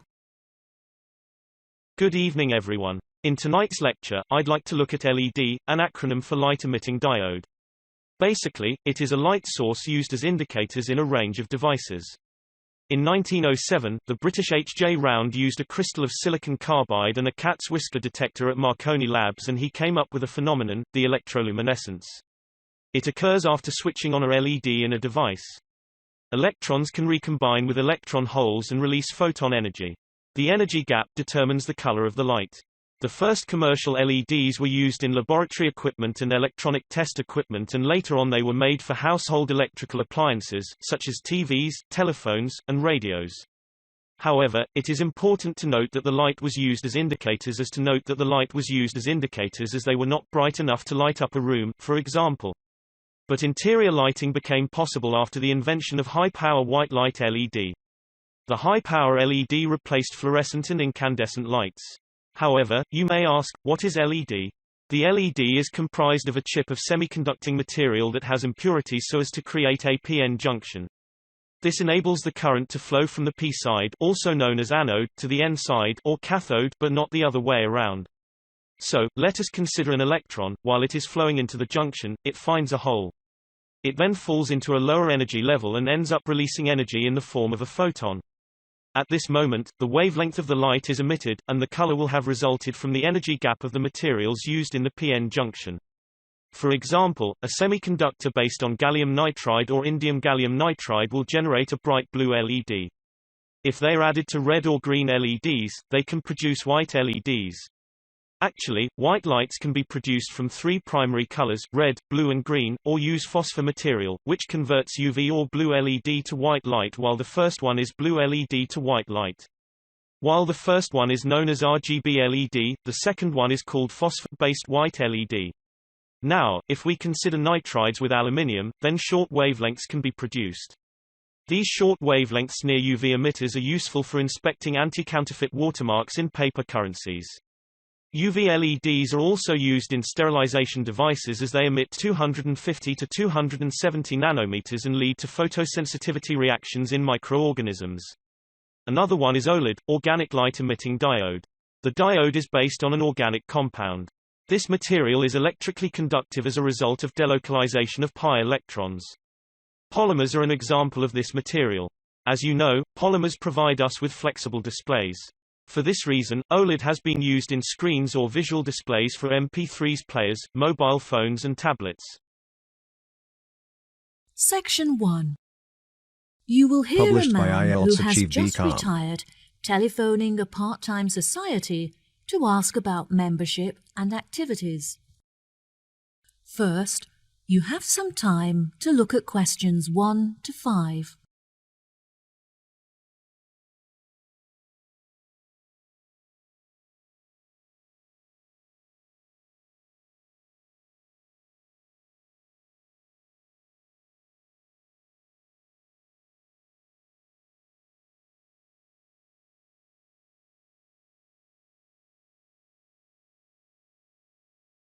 You will see there is an example that has been done for you. On this occasion only, the conversation relating to this will be played first. Hello, this is the Leighton Society. How can I help? Oh, hello. I'm just phoning you because I'm interested in becoming a member of your society, and I was wondering if you could give me some more information. The name of the society is Leighton, so Leighton has been written in the space. Now we shall begin. You should answer the questions as you listen, because you will not hear the recording a second time. Listen carefully and answer questions 1 to 5. Hello, this is the Leighton Society. How can I help? Oh, hello. I'm just phoning you because I'm interested in becoming a member of your society, and I was wondering if you could give me some more information. Of course. What would you like to know? Well, first of all, I'd like to know where you hold the club meetings, as I'm not very mobile anymore, and I'm looking for somewhere that's within walking distance of my house. Are you still down at the old boathouse? No, we moved away from there a while ago. Meetings are now held at the clubhouse. Oh, brilliant. That's only 5 minutes from me. Do you require members to have any skills or experience? No, there is no experience required. We have plenty of female singers and actresses, but we don't have many men who can play the male roles. We are looking to resolve this, and are especially interested in recruiting male actors and singers. I've never sung professionally, but I'm very keen on it, and I've been told that I'm talented, so I think this would be a good fit. Do you organise coaches to transport members to practice at the theatre? Unfortunately, the club does not have sufficient funds to organise transportation, though this is something we are working towards. We are currently looking for members who can drive so that we can organise car sharing. Members who are able to shuttle people in their cars will obviously be compensated for their petrol usage. I don't drive, but I'd be happy to contribute some money in order to use the shuttle services. Yes, that is no problem. Are you aware of when the meetings take place? No, I couldn't find the meeting times on your website. We hold meetings from 6 to 8 p.m. every Tuesday. Ah, that's lucky. I go to a debating club every Wednesday, so I'm glad that it's on a different night so I can attend both. Do you operate year-round? We used to close during December for the Christmas period, but we found that a lot of members wanted to continue their practices during this time. We operate for most of the year, but we do, however, close for August because the weather gets so hot that we are unable to practice comfortably. This may change when we have enough funds to operate the air conditioning. Before you hear the rest of the conversation, you have some time to look at questions 6 to 10.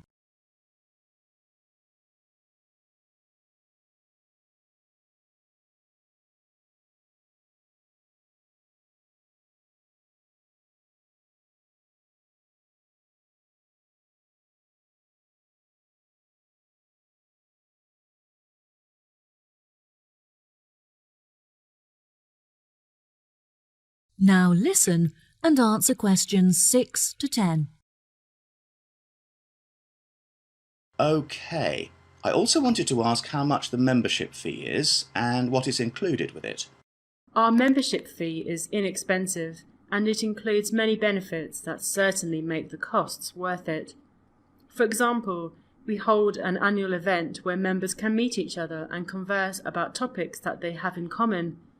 We find that this is very popular, as the dinner is truly superb and included with your membership fee. Wow, that sounds great. And how much does membership cost? We have a couple of membership rates depending on your age and situation. For employed members under the age of 30, the fee is £40, while it costs £60 for members aged between 30 and 60. Which of these categories do you fit into? Oh, I don't fit into either of those. I'm 65 years old and retired, so I'm no longer employed. That's no problem at all. You qualify for the lowest price membership fee of £25, which applies to those who are either unemployed or retired. Wow, that's really affordable. I was thinking of bringing my grandson along to some of the practices, so what would the membership cost for him? He's 14. I'm afraid that the club is for adults only. That is to say, we don't allow members who are aged 16 and under. He is welcome to join in 2 years' time, though. Ah, that's a shame. I guess I can wait and buy him a membership for his birthday present. Yes, what a good idea. I was hoping I could bring him with me so I have someone there to talk to. I'm worried that I won't have anything in common with the other members. I'm sure you'll fit in just fine. All our members are very friendly and interested in culture and music. Most of the people involved are modern authors looking for new experiences to write about in their books. You could read some of their books so you have something to discuss with them. That's a good suggestion. I'll definitely do that. I'm really looking forward to attending the annual dinner, so I can meet new people and hopefully make some friends. Absolutely. Everyone has a great night, and it's all for charity, as all of the money raised from this event is donated to the Children's Hospital so they can buy toys and clothes. Wow, what a great cause. Well, I will definitely be popping in soon to arrange my membership. Thank you for all of your help. No problem at all. Goodbye. Bye. That is the end of section 1. You now have half a minute to check your answers.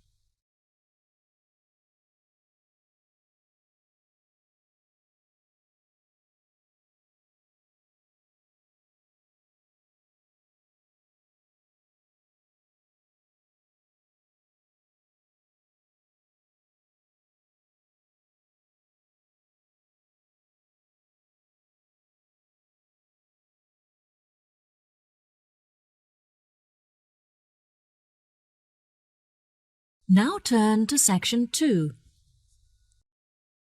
Welcome to the Royal Pavilion, a magnificent palace and popular tourist attraction in Brighton. We are now in the entrance hall vestibule or octagon hall, a gorgeous room in peach blossom color. As you can see, it is octagonal shaped, and it was originally furnished with fret-patterned chairs in Chinese style and a brass enclosed stove which provides a warm welcome to us all. Let us move on to the entrance hall. Unlike the octagon hall, this room is square-shaped. You can see panels of serpents and dragons on a green pale wall, and these pieces of wooden furniture resemble pollarded oak. We are now going to the long gallery, and this corridor is named after the 16th-century house galleries where paintings were displayed. It is furnished with bamboo-patterned cabinets and oriental jars. We now move on to the banqueting room. As you can see, there is a long dining table and 36 satinwood chairs. It is set for the dessert course. In 1816–17, the menu was comprised of 60 dishes which had been carefully prepared by the French chef Marie-Antoine Carême to the Prince Regent and his guests. We shall now see where this extraordinary menu was prepared. This is the Great Kitchen. It was also known as the King's Kitchen. If you look at the ceiling, you can see 4 cast iron columns and copper tent-like awnings as they would remove excess smells and steam from the kitchen. The kitchen fire has a smoke jack, a device for turning 5 spits mechanically. You are now at the splendorous music room.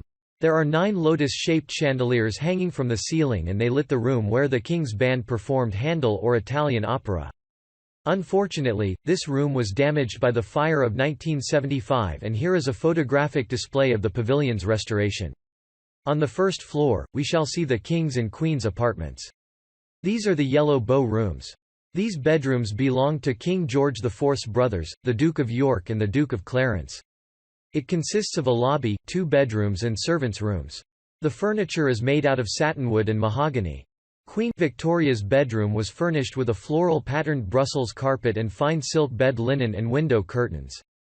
The tassels were covered in silk and wool. There is also the maid's room, and you can see a woolen mattress and the closet which was used as a water closet by the Queen or William IV. Section 3. You will hear 3 students discussing an experiment they're interested in. First, you have some time to look at questions 21 to 25.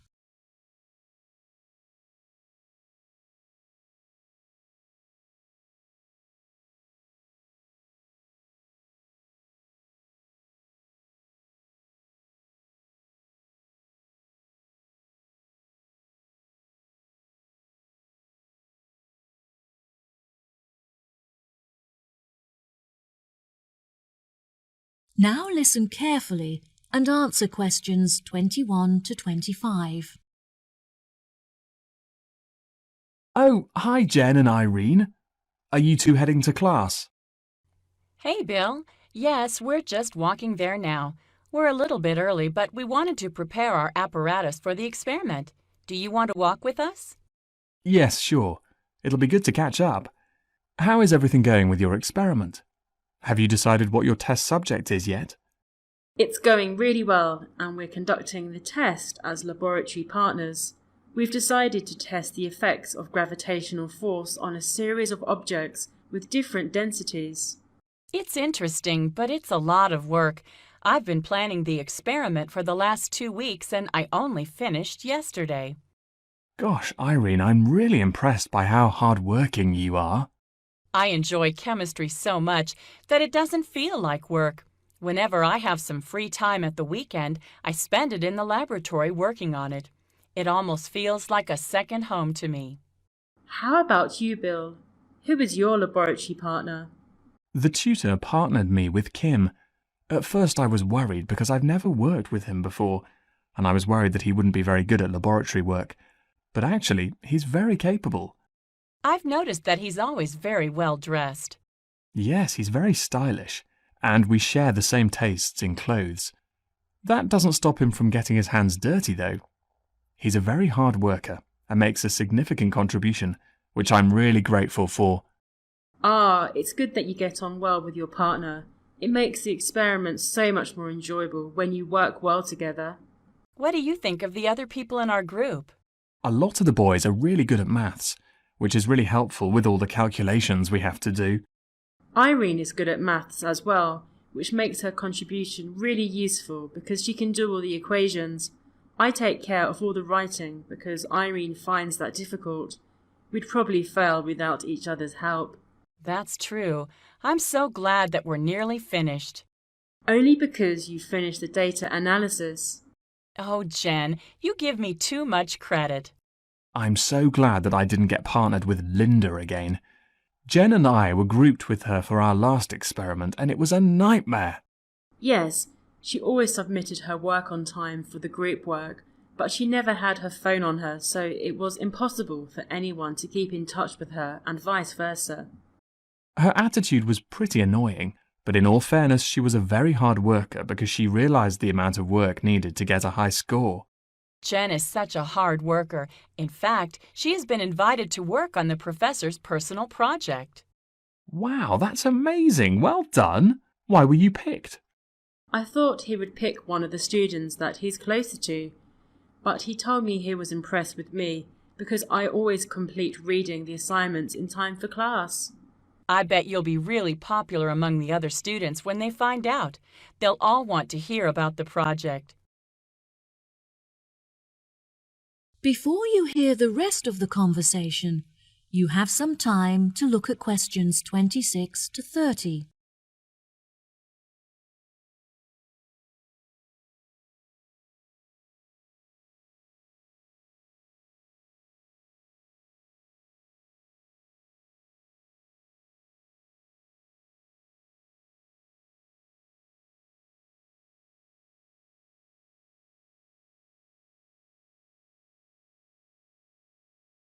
Now listen and answer questions 26 to 30. You should give everyone tasks so that they have the opportunity to participate. That's a really good idea, actually. Will you help me decide who to assign each task to? Of course. Now let's see. Well, as Irene finds writing difficult, perhaps it would be useful for her to practice that by doing the bibliography. I think the bibliography is a bit long for me. I think I'd be better suited to the methodology. Yes, that makes sense. Bill, you've told us that Kim is a hard worker, so I think he should be tasked with the conclusions, as there is quite a lot of effort involved. OK, sure. I know that Kyle hasn't been feeling well, so he should take care of the abstract and the acknowledgement, because there is very little work to be done for those tasks. Jen, do you want to review some of the literature? It's a lot of work, but I know that you really enjoy writing, so I'm confident that you'll do a good job. Sure, sounds great. Right, so that leaves the bibliography and the discussion to assign. I think that Linda will struggle with the amount of work involved in the referencing, so perhaps I should take care of that task, and she can do the other one? That's great, guys. Thanks for your help. I'll tell the tutor when he arrives. That is the end of section 3. You now have half a minute to check your answers.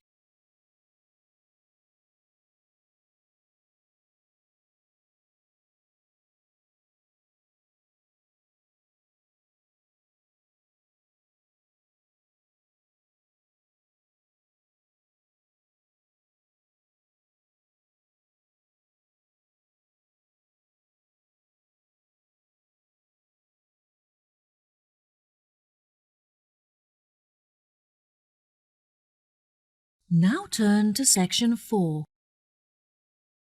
In today's lecture, I'd like to look at post-operative pain and how we can manage it. Firstly, I'd like to introduce the types of pain patients experience after their surgery. The first one is cutaneous pain. Let us consider the surgical incision. Once the skin is incised, cutaneous nociceptors, or free nerve endings, are activated by the injury and release an acute, fast pain felt in the injury site. This is localized pain. The impulses are transmitted via afferent nerves to the central nervous system (CNS) and via peripheral nerves to the spinal cord. In the spinal cord, the impulses connect with type C fibers which, in turn, detect visceral pain. Since visceral nociceptors are in a range of organs, slow pain is felt in other parts of the body. This is why patients often complain about pain affecting different parts of their bodies. Moreover, pain synapses occur in the dorsal horn. As you can see, type A delta and type C fibers synapse with dendrites. This is due to the fact that the nerve extensions receive signals from other nerve cells. When this occurs, the pain travels up the spinal cord as neurons or nerve impulses until they reach the midbrain. The nerve impulses are then processed and transmitted to the body as a pain signal. Therefore, medication and painkillers should be administered according to the type and severity of pain. In other words, you should prescribe the appropriate medication for a patient who suffers from cutaneous pain and adequate analgesia for those who suffer from visceral pain. Right, let us look at the types of analgesia now. The first procedure is to determine the difference between pain threshold and pain tolerance. Pain threshold refers to the point which we all feel pain. Imagine the pain you feel when you spill boiling water on your hand. We agree that you receive a hand burn. This feeling is known as reaching the pain threshold. However, pain tolerance is described as the individual's sensitivity to pain. This is obviously very subjective, as some people may be more susceptible to pain while others may have a low tolerance for pain. Nurses are instructed to hand out a questionnaire to the patients so that doctors can evaluate their pain tolerance. This questionnaire is known as the Pain Scales Universal Pain Assessment Tool, and it will guide you on the appropriate amount of analgesics.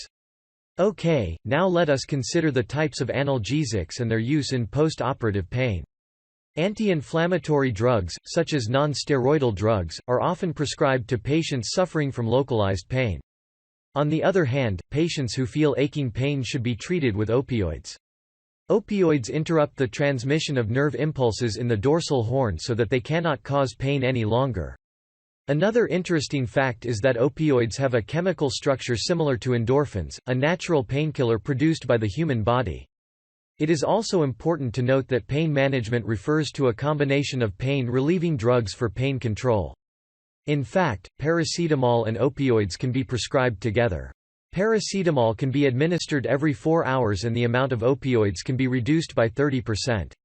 It provides patients with pain relief and leads to better outcomes. Section 1. You will hear a man phoning to inquire about a job vacancy. Published by First, IELTS Achieve you'll have VCOM. some time to look at questions 1 to 5.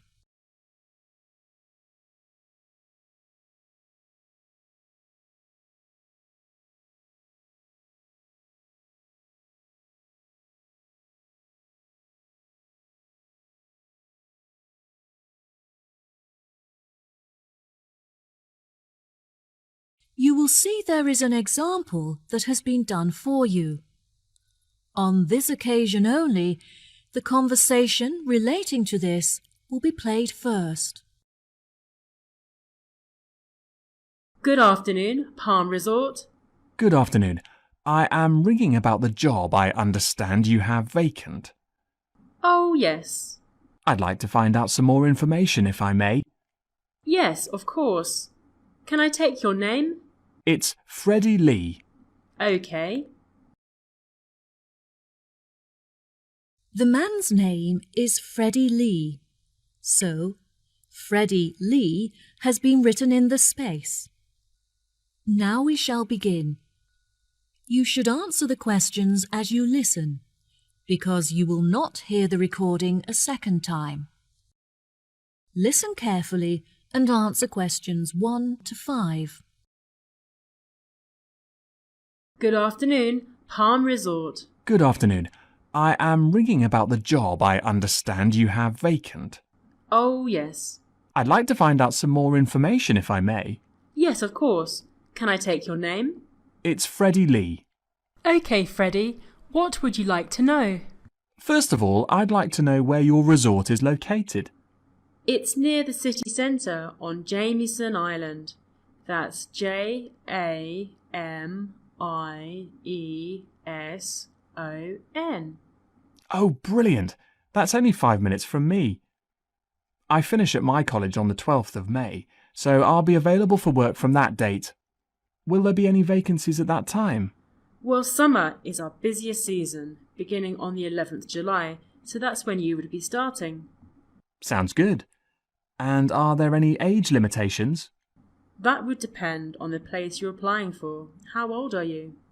I'm 17. Well, we require our bartenders to be 18 or older, which means you would be working as a waiter. There are 4 vacancies. There were originally 6. However, we have since filled 2 of these. OK, great. Could I ask about the pay? We're offering £5.52 an hour. That's very good. My last job was £4.45 an hour.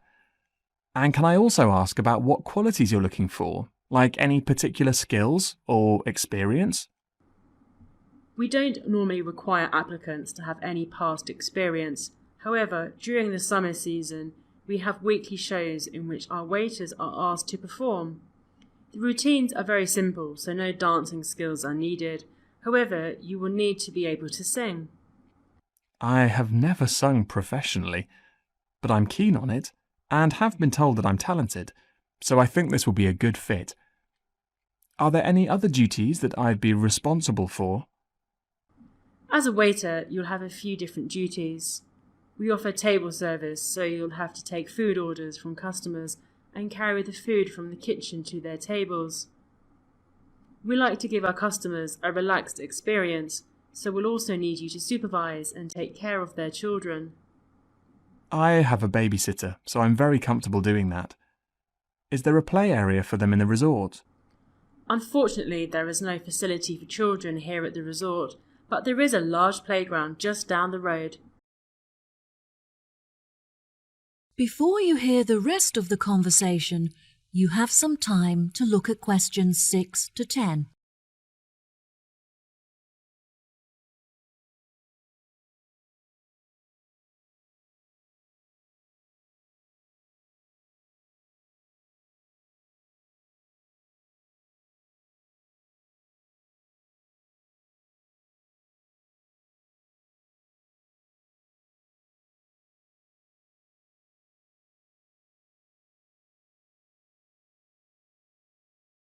Now listen and answer questions 6 to 10. So I would just walk the children down to the playground each day? No, the road is very busy and the pavements are so narrow that it's unsafe to take the children for walks there. It would be very advantageous if you could drive so that you can safely strap the children into the back seat and transport them back and forth. I'm currently taking driving lessons, so if all goes well, I should have my permit by the time I begin work. We feel it's pretty good, and we also offer some good fringe benefits for our employees. Really? Well, because of the difficulties of getting public transport, if you're working after 10 o'clock, we drive you home. OK, that sounds fine. Do you have a staff room where I would be able to eat my packed lunches? All of our employees eat in the dining hall once our customers have finished eating their lunch. We like to make sure that our employees are well nourished, so we would provide you with a meal every lunchtime. There is no need to bring in a packed lunch. Wow, that's good to know. I think that's all of the information that I needed. I'll be sure to post my application to you later today. OK, sure.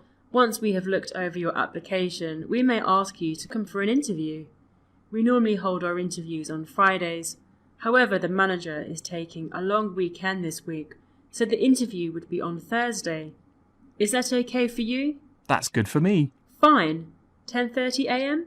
Yes, fine. Would 10 o'clock be OK? Perfect. And could you bring along a reference letter from your employer? Yes, that's fine. No problem. Could you tell me what else I have to do?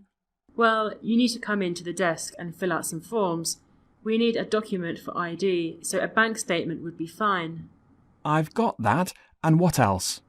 Well, you need to bring a photo with you. Having said that, it would be also a good idea for you to attach it to your application.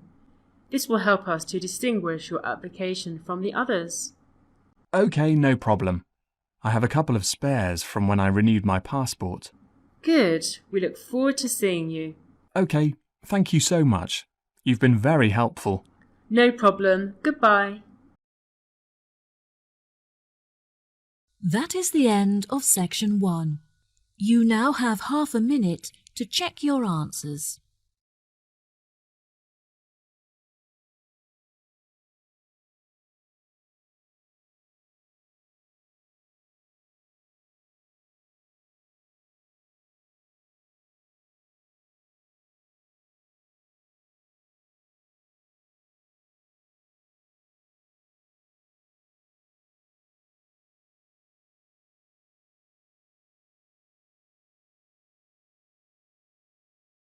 Now turn to section 2. Good morning. Welcome to Green Home, the leading chain of greengrocers in the country. As you walk through the aisles, you will see a variety of discounted items, great deals and offers. Let us start in the grocery. As you know, we provide the best fruit and vegetables that you will ever find in town. At Green Home, you will see 3 sections: GM food, organic food and fair trade products.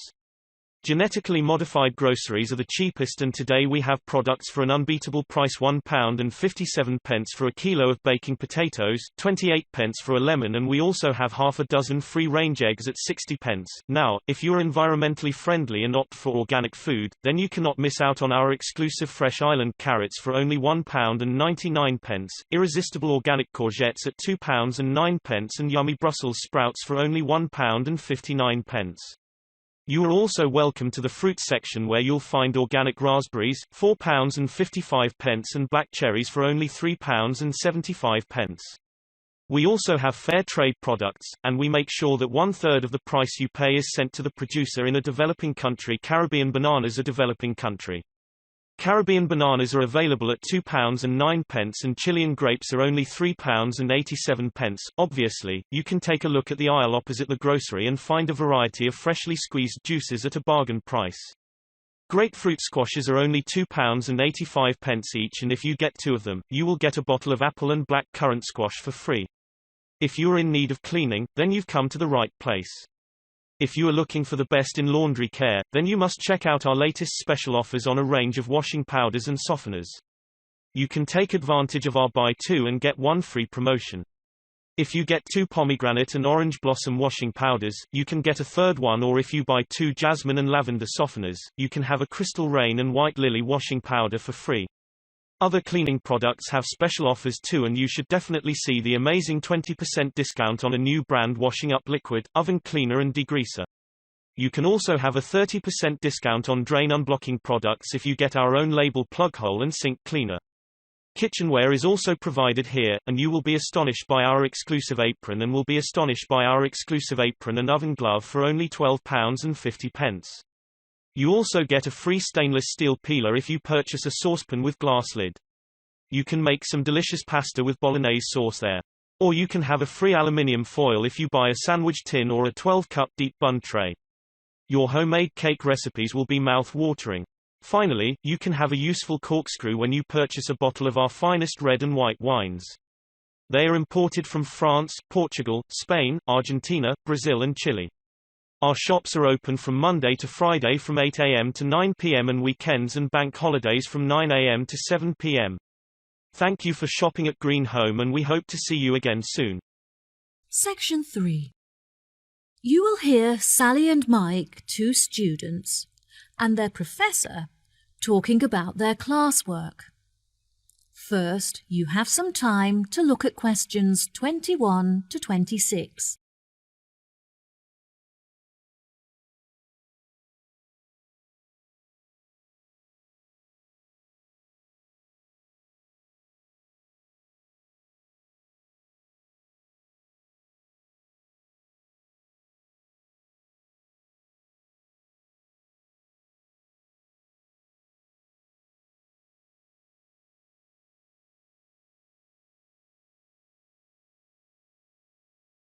Now, listen carefully and answer questions 21 to 26.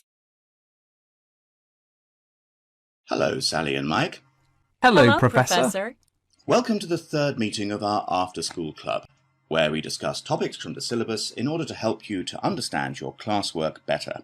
Now, I hope that you've read the notes I gave you last week on the ancient African traditions, as this will be the focus of our discussion today.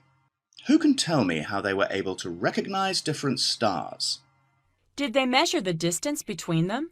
No, Sally, I'm afraid that's incorrect. Mike, do you know the answer?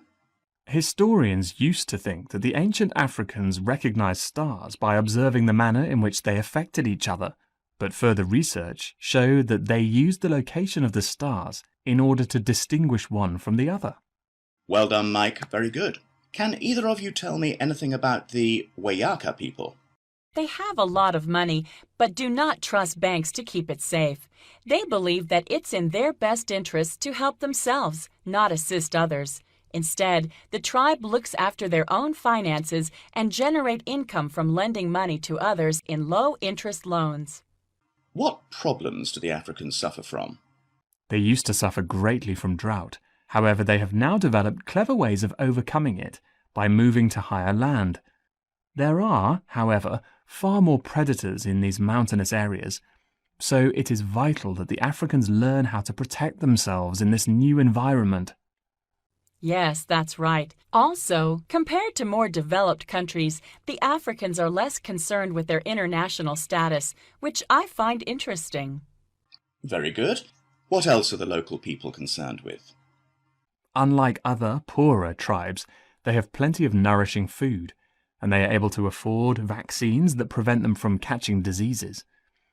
They historically lived in the west of Africa, although later they were chased off their land by other tribes competing for food and water.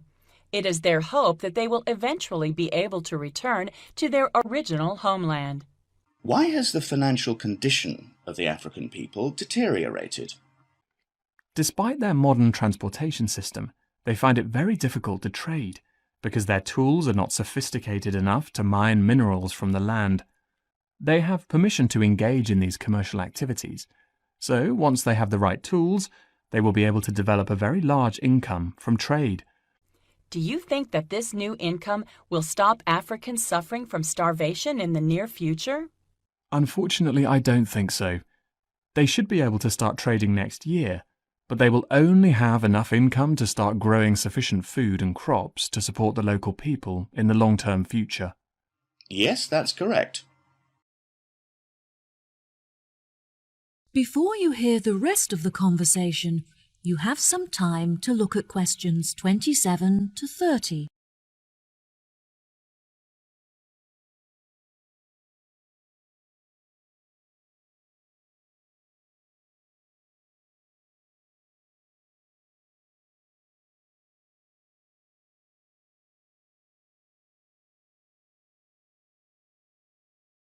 Now, listen and answer questions 27 to 30. There are many charities from developed countries that are helping to ship food to African countries in order to feed the starving. Unfortunately, it is difficult to transport a lot of food to the right places, but Africans are very good at sharing and making sure that everyone gets something to eat. African governments are also starting to pay more attention to the needs of their people. They have been directing a lot of money to help build schools in the more impoverished villages as a part of their new education plan, which is fantastic. This means that, hopefully, all African children will be able to attend school daily without having to walk long distances. Yes, absolutely. Do you remember any other information from your class notes? Historically, the tribes in Africa often used to migrate across the country in search of food and water. They would live in tents that were easy to dismantle and transport to other locations. That's true, but now they are being encouraged to settle down in one area so they can establish colonies and build facilities for themselves, such as houses and schools. Some villages have even developed specific customs. For example, the Wayaka people consider it impolite if you do not bring gifts when visiting someone. Bravo! You've both contributed fantastic points to our conversation.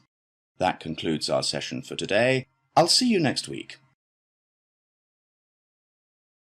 That is the end of section 3. You now have half a minute to check your answers.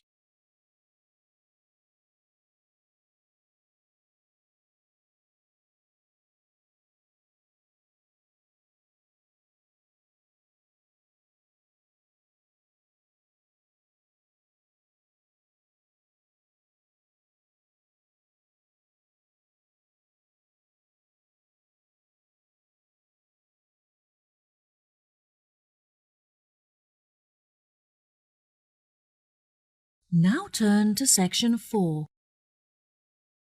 Good morning, everyone. As you know, this is week 2, and if you open your module booklet, you will see that this lecture is titled Introduction to Physical Forces. The first question I'd like to look at is, what is force? Well, in physics, force refers to any factor that can influence or cause an object to undergo a change in shape, speed or direction. Mechanical stress can cause deformation, or physical movements can cause acceleration, for instance. In order to acquire knowledge of physical forces, you have to master Newton's laws.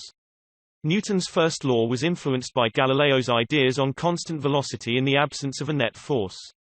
Newton came up with the concept of innate inertia. When there is a solid object in a state of equilibrium, the object continues to move at a constant speed. Therefore, Newton's first law examines the relationship between inertia and the concept of relative velocities. Newton's second law regards the presence of unbalanced force acting upon the object. Newton proposed that force is in direct proportion to acceleration. If we are aware of the acceleration of an object moving and the mass of the object, then we can calculate the force. Finally, Newton's third law is also known as the action-reaction law. Has anyone heard of this law yet? Basically, Newton realized that forces interact with other objects. For example, while the first object A exerts force F on object B, then object B exerts a force F on object A. Although these forces are in opposite directions, they have the same magnitude. These force pairs occur simultaneously, and the net force is zero. In other words, the internal forces are not zero. In other words, the internal forces are not unbalanced. Now, let us consider some physical forces. Equilibrium is divided into static equilibrium and dynamic equilibrium. Static equilibrium refers to objects at rest. Since they are at rest, their net force is zero. If there is an object on the surface of the Earth, we will see that there is the force of gravity which pulls it down and an upward force called normal force. There is no acceleration and the result is zero. On the other hand, dynamic inertia considers the movement of an object at a constant velocity. If you apply a force to this object and it starts moving, kinetic friction reacts against it. The result is a zero net force, but the object carries on moving with a non-zero velocity. Gravity is a universal force towards the Earth. Galileo considered a free fall case and he discovered that when objects fall down, the acceleration is constant regardless of the mass of the object. Today this force is known as g and its magnitude is 9.81 meters per square second. A body or an object will experience a force and this force is determined by multiplying the mass of the object by the gravity. Newton then came up with an object by the gravity. Newton then came up with the law of gravitation with regard to celestial movements. The normal force has resulted from the force of repulsion between atoms. The normal force reacts to an external force that pushes an object, for example. It thus maintains the object integrity. Friction resists the relative motion and it is divided into static friction and kinetic friction. While static friction is opposing the applied force that is parallel to the surface, the kinetic force is independent of the forces applied to an object. Any questions so far? We shall continue to define other physical forces next week. Published by Section IELTS 1. Achieve VComp. You will hear two students, Jack and Amy, discussing the details of the concerts that they are planning to hold. First, you have some time to look at questions 1 to 5.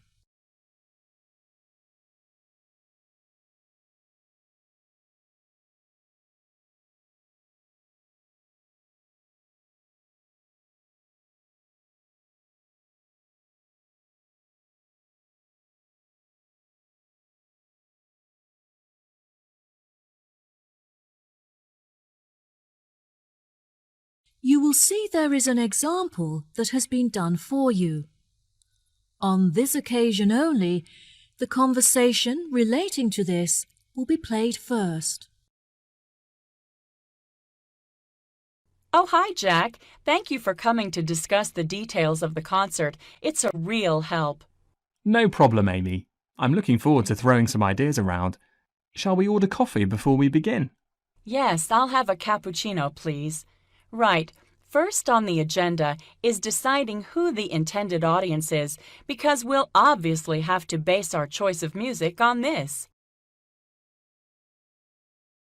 The thing to do before they start is order coffee. So, coffee has been written in the space. Now we shall begin. You should answer the questions as you listen, because you will not hear the recording a second time.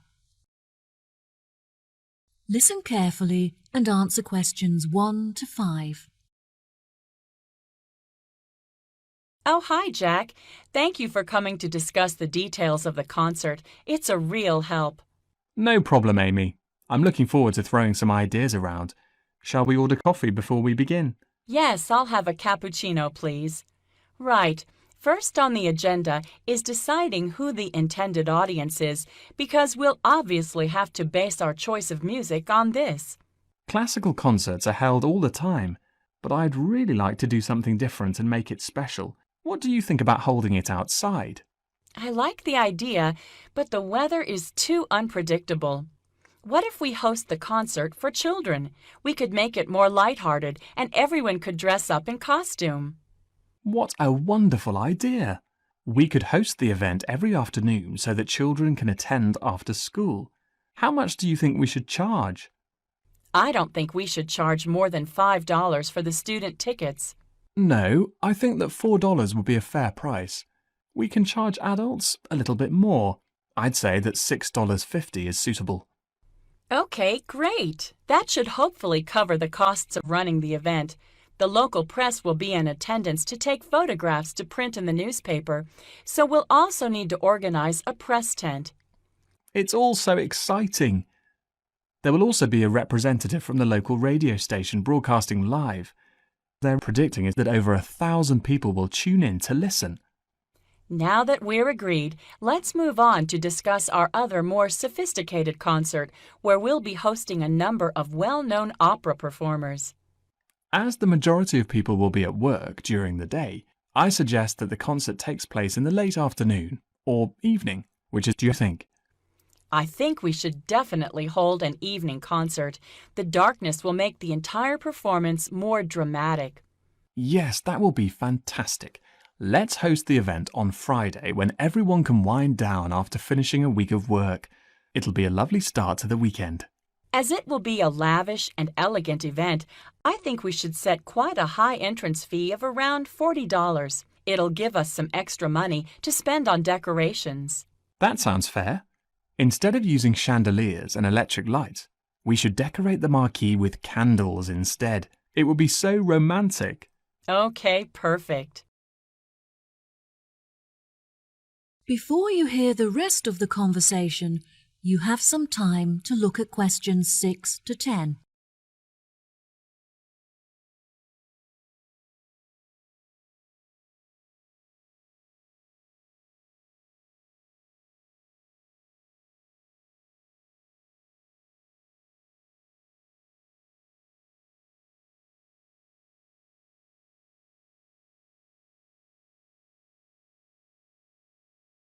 Now listen and answer questions 6 to 10.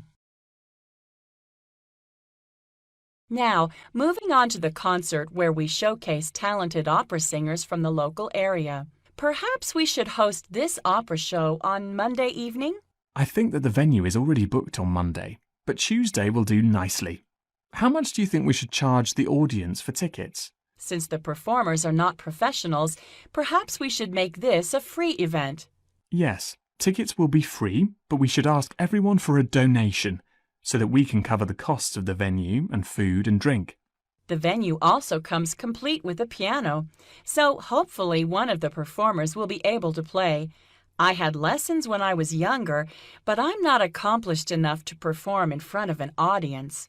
Well, what if we make our final concert a karaoke night where everyone of any ability can sing on stage? It could be really good fun, and it would give everyone the opportunity to join in. Yes, I love that idea.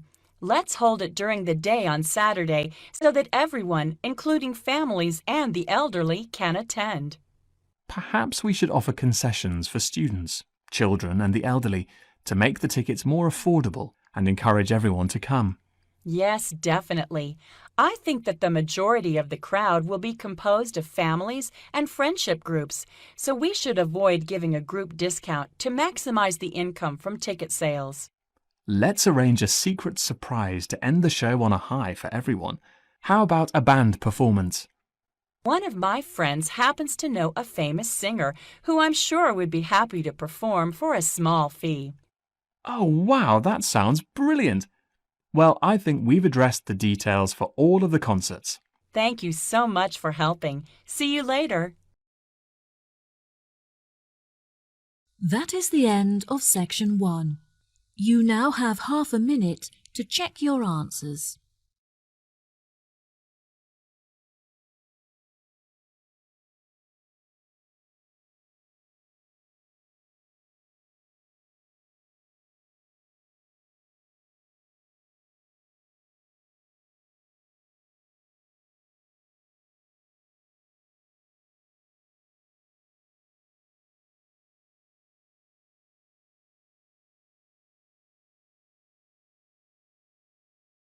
Now turn to section 2. Good morning, everyone. Welcome to the Seven Sisters campsite. No, we are not in Seven Sisters, the London suburb we are all familiar with. Instead, we are in the middle of the outskirts of East Sussex, and it is called the Seven Sisters because of the 7 stunning white cliffs standing on the shores of England. As you can see, the scenery is beautiful beyond description. So, let us go through our weekly schedule. On Monday, you are going to walk along a trail in the middle of the countryside. We are going to walk up hills, pass through a flock of sheep. On Monday, you are going to walk along a trail in the middle of the countryside. We are going to walk up hills, pass through a flock of sheep and reach a crystal clear lake where we are going to have a picnic. You are also welcome to have a swim there. Obviously, this may only occur if weather permits. You know that it rains a lot this time of year, and weather conditions can affect our schedule. Next, we are going to carry on walking through this hilly area until we reach an untouched and unexplored beach on Tuesday. It is a pebble beach, so you shouldn't expect to see or build any sandcastles there. However, you can do some sunbathing while pebbles massage your back. It is an amazing view and you will feel like contemplating the 7 seas for hours. This is where we will put up our tents. We will be staying there until the next day. If you are keen on water sports, then this is the place to be. You can go to water skiing, parasailing and jet skiing. You can go on a banana boat ride. We also offer a range of sailing boats, canoes and kayaks for those who like to set sail into an ocean of adventure. You will be provided with life jackets. Remember to use appropriate safety equipment for whatever activity you intend to engage in. Now, if you are not into water sports, then you can look up to the sky. Yes, we are surrounded by magnificent white cliffs. If you want to do more than simply gaze at the incredible view, then, you can put on protective gear and you are ready to go rock climbing. You can climb up the cliff and see the sunset from the top of the Seven Sisters. Do you know how you can go down? Well, we offer a paragliding experience to our rock climbers. You can launch yourself from there and reach the shores in a few minutes. After you go back to our campsite, you can share your adventures with your new friends while we are sitting in front of a fire. You can expect an unforgettable experience. Section 3. You will hear Tim and Jenny, 2 students, talking about their geography assessment. First, you'll have some time to look at questions 21 to 25.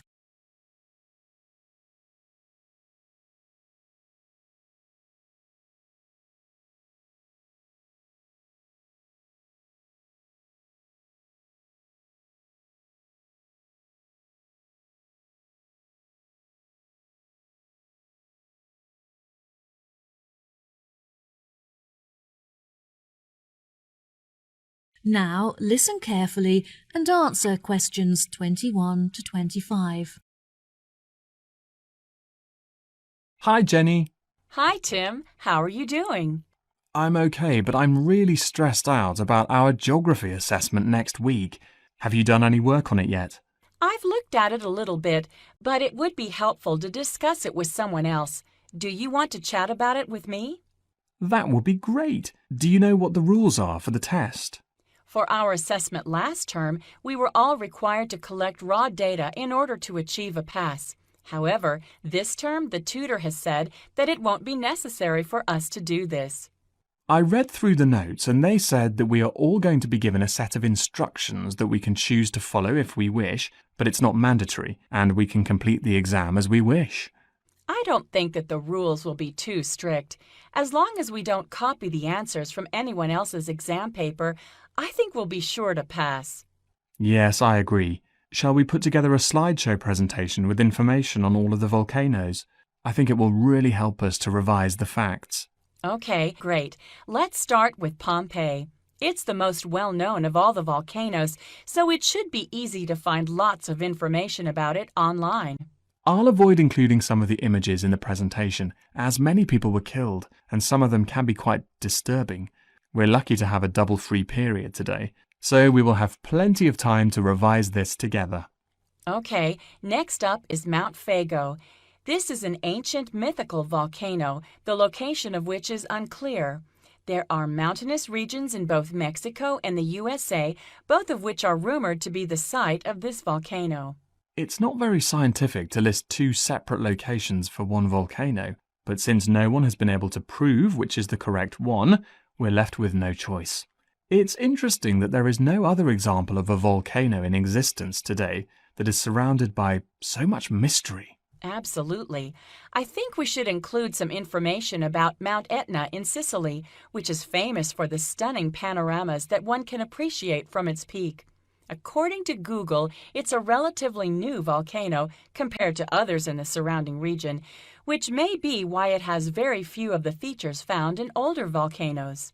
Oh, how interesting. Shall we include information on Mount Hurton? I don't think that any of the other students have carried out much research into it, even though it has a lot of unique features. I think we should leave it out. Since it's a man-made volcano, it's not that relevant to our syllabus, and probably won't be included in any of the exam questions. Before you hear the rest of the conversation, you have some time to look at questions 26 to 30.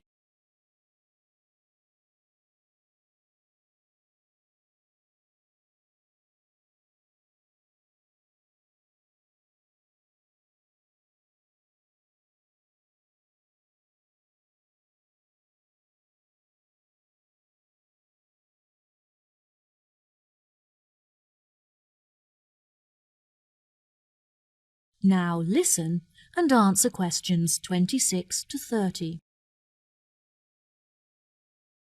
Have you gotten feedback from your tutor on your presentation last week? Yes, I have, but I don't think he was very impressed. He was satisfied by the amount of research that I had prepared before I started, but he criticized the fact that I was mostly summarizing the facts instead of giving my own opinion. Oh, that's a shame. It was frustrating that he criticized my work, but in the end I learned a lot from my tutor's feedback. He advised me that next time I should present my work as a short documentary film, which he thinks will help me to strengthen my arguments. What topic was your presentation based on? I chose to write about the lack of knowledge that most people have about volcanoes, and the fact that they see them in such a negative way. During documentaries and lectures, the scientific experts often neglect to mention the many positive features that volcanoes possess. That sounds really interesting. Well done. I think everyone enjoyed watching, but I was really nervous about talking in front of an audience. I also felt very underprepared, since I didn't finish writing the presentation until the night before, and therefore had no time to rehearse it.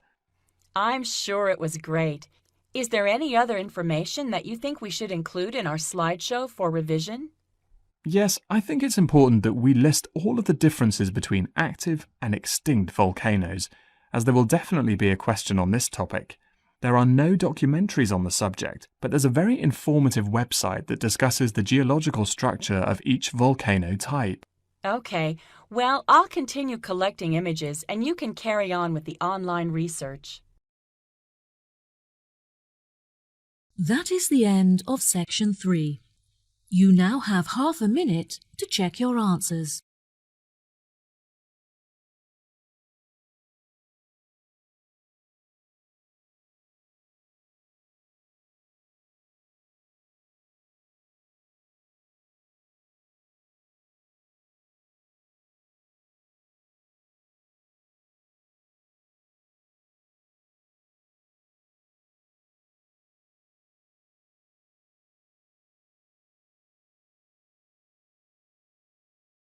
Now turn to section 4.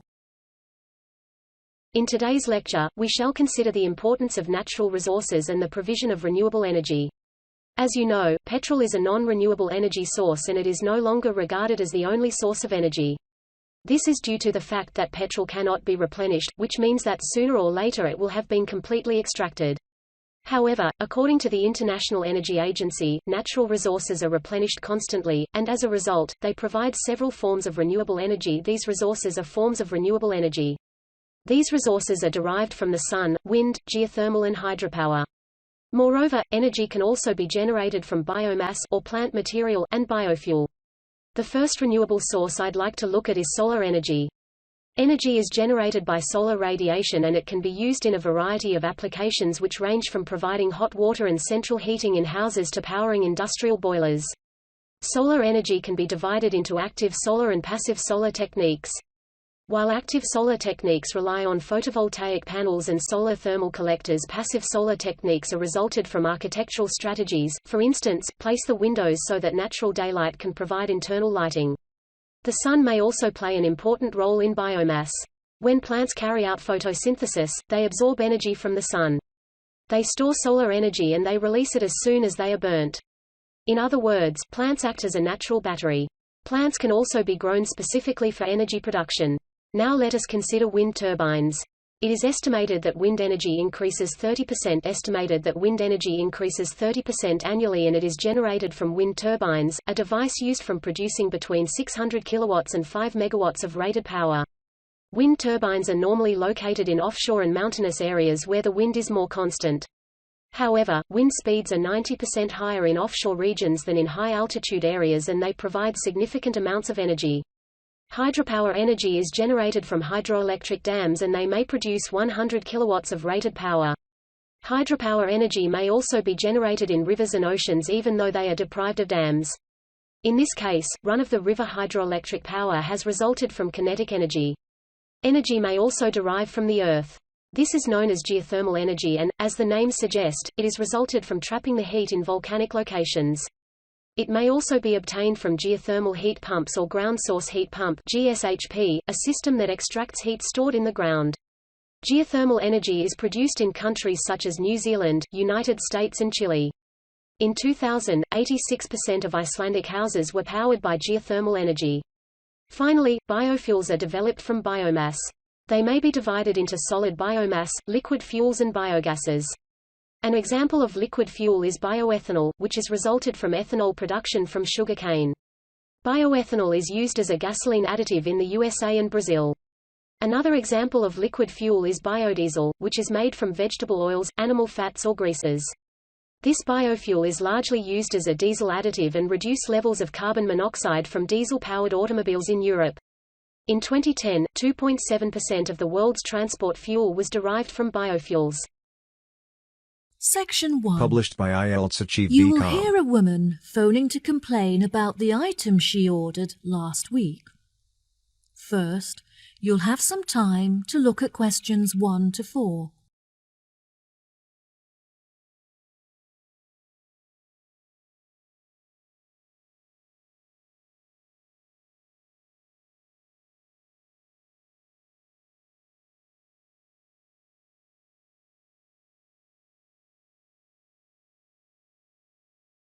You will see there is an example that has been done for you. On this occasion only, the conversation relating to this will be played first. Hello, you are through to the complaints department at Clifton Antiques. Before we begin, I'll just need to take a few details from you. Is that okay? Yes, of course, no problem. Okay, can I please have your full name? My name is Anna Lumley. That's Anna, Lumley. Right. The name is Anna Lumley, so Lumley has been written in the space. Now we shall begin. You should answer the questions as you listen, because you will not hear the recording a second time. Listen carefully and answer questions 1 to 4. Hello, you are through to the complaints department at Clifton Antiques. Before we begin, I'll just need to take a few details from you. Is that okay? Yes, of course, no problem. Okay, can I please have your full name? My name is Anna Lumley. That's Anna, Lumley. Right, and could you give me a contact number which we can use to reach you during the week? My mobile phone number is 077876345.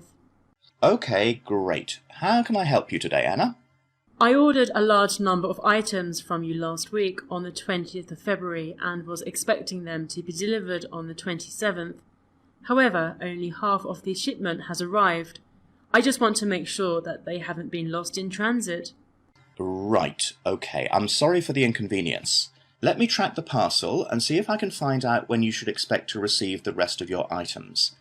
What did you list as the delivery address? I arranged for the parcel to be delivered from your warehouse on Ardell Road to my work address at 235 Ackendale Road. What was it, sorry? 235 Ackendale Road. Akendale.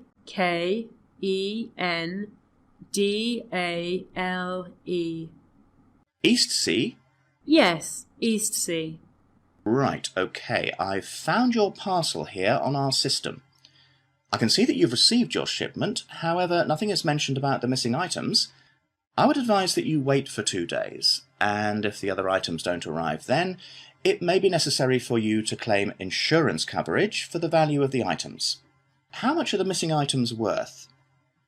They cost me $34,500. Well, the insurance company will cover you for 10% of the value, so you could claim $3,450 from them. Just fill in the form on our website, and when the loss is confirmed, you'll receive the money within 1 week. We will refund the rest of the money to you within a month, so you won't suffer a financial loss. That sounds fine. Before you hear the rest of the conversation, You have some time to look at questions 5 to 10.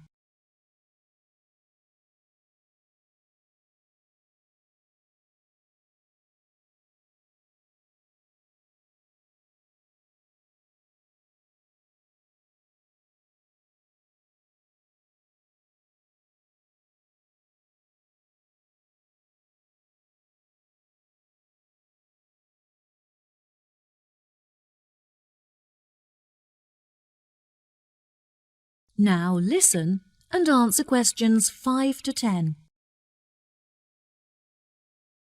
I'll just need to take a list of the missing items from you so we can check it against our records. Is that okay? Sure, no problem. Unfortunately, a lot of the items are one of a kind and therefore irreplaceable. There were some small items such as lamps and chairs that aren't very valuable. However, there was a large item of antique furniture and a bag full of first edition books, which were among the first ever to be printed on a press. Right. Okay. Is there anything else? Yes, I also purchased a Victorian rocking horse for my daughter, some large oil paintings originating from the Edwardian period, and a few decorative fruit bowls. Right, okay. I've taken a list of your missing items, so I'll phone the warehouse to see if any of them are lying around. Ah, I almost forgot. There were a couple of other pieces that I've spotted on your website and would like to order. Can I do that now? Of course, no problem. Can you give me a description of the items that you're looking to purchase? There was a gold clock and a golden framed vintage mirror. Okay, perfect. I'll charge the items to the payment card that you used before, and they should be delivered to you within the next week. Is there anything else that I can do for you today? Yes, 2 of the items that I received in the shipment are damaged, so I need to make a claim for a partial refund. Oh, I'm sorry to hear that. I need to take down a few details of the actual damage over the phone before you put in a full report. Can you tell me which pieces are damaged? A drawer is missing from the antique mahogany desk, and there is also a dent on one of the corners, so it's unusable. I see. Any idea of the price of repairing it? No, well, I don't think it can be repaired. I will need a new one. Okay, I'll make a note of that and we'll see what we can do. Anything else? I also purchased a set of dining chairs with navy leather padding. However, the colour is faded and one of the legs has completely split down the middle. Okay, are there any other damaged pieces? Yes, I purchased a set of Chinese crockery to furnish my dining room table. However, when I opened the box, I found that a cup was missing and that some plates had smashed. 4, actually. And is that all of the items? Yes, I think that's all. Right, I'll calculate the value of the damaged items and we'll issue you a refund. Okay, thank you so much for your help. No problem at all, it was my pleasure. Goodbye. That is the end of section 1. You now have half a minute to check your answers.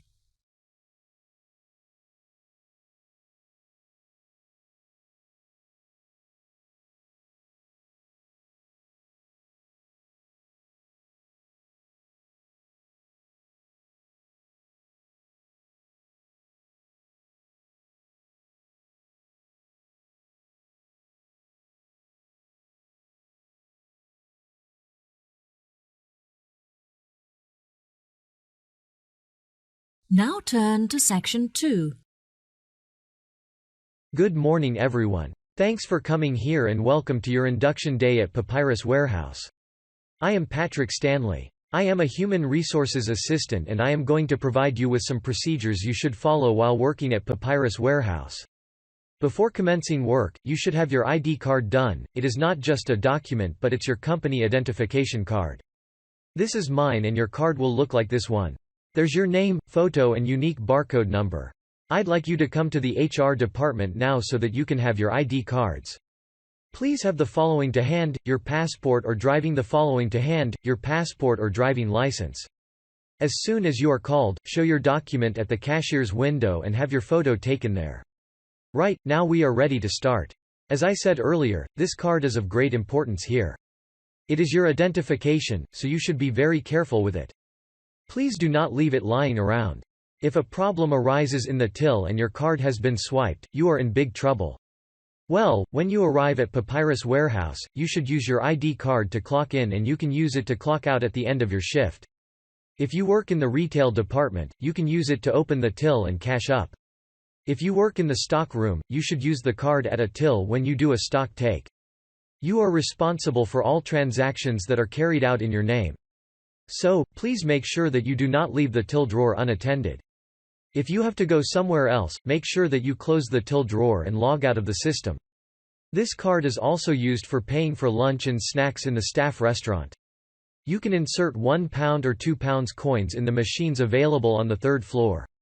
If you'd like to buy a soft drink or a cake, you can give your card to the cashier, or a cake, you can give your card to the cashier and she will swipe it. Your card will be charged straightway. It is like a debit card.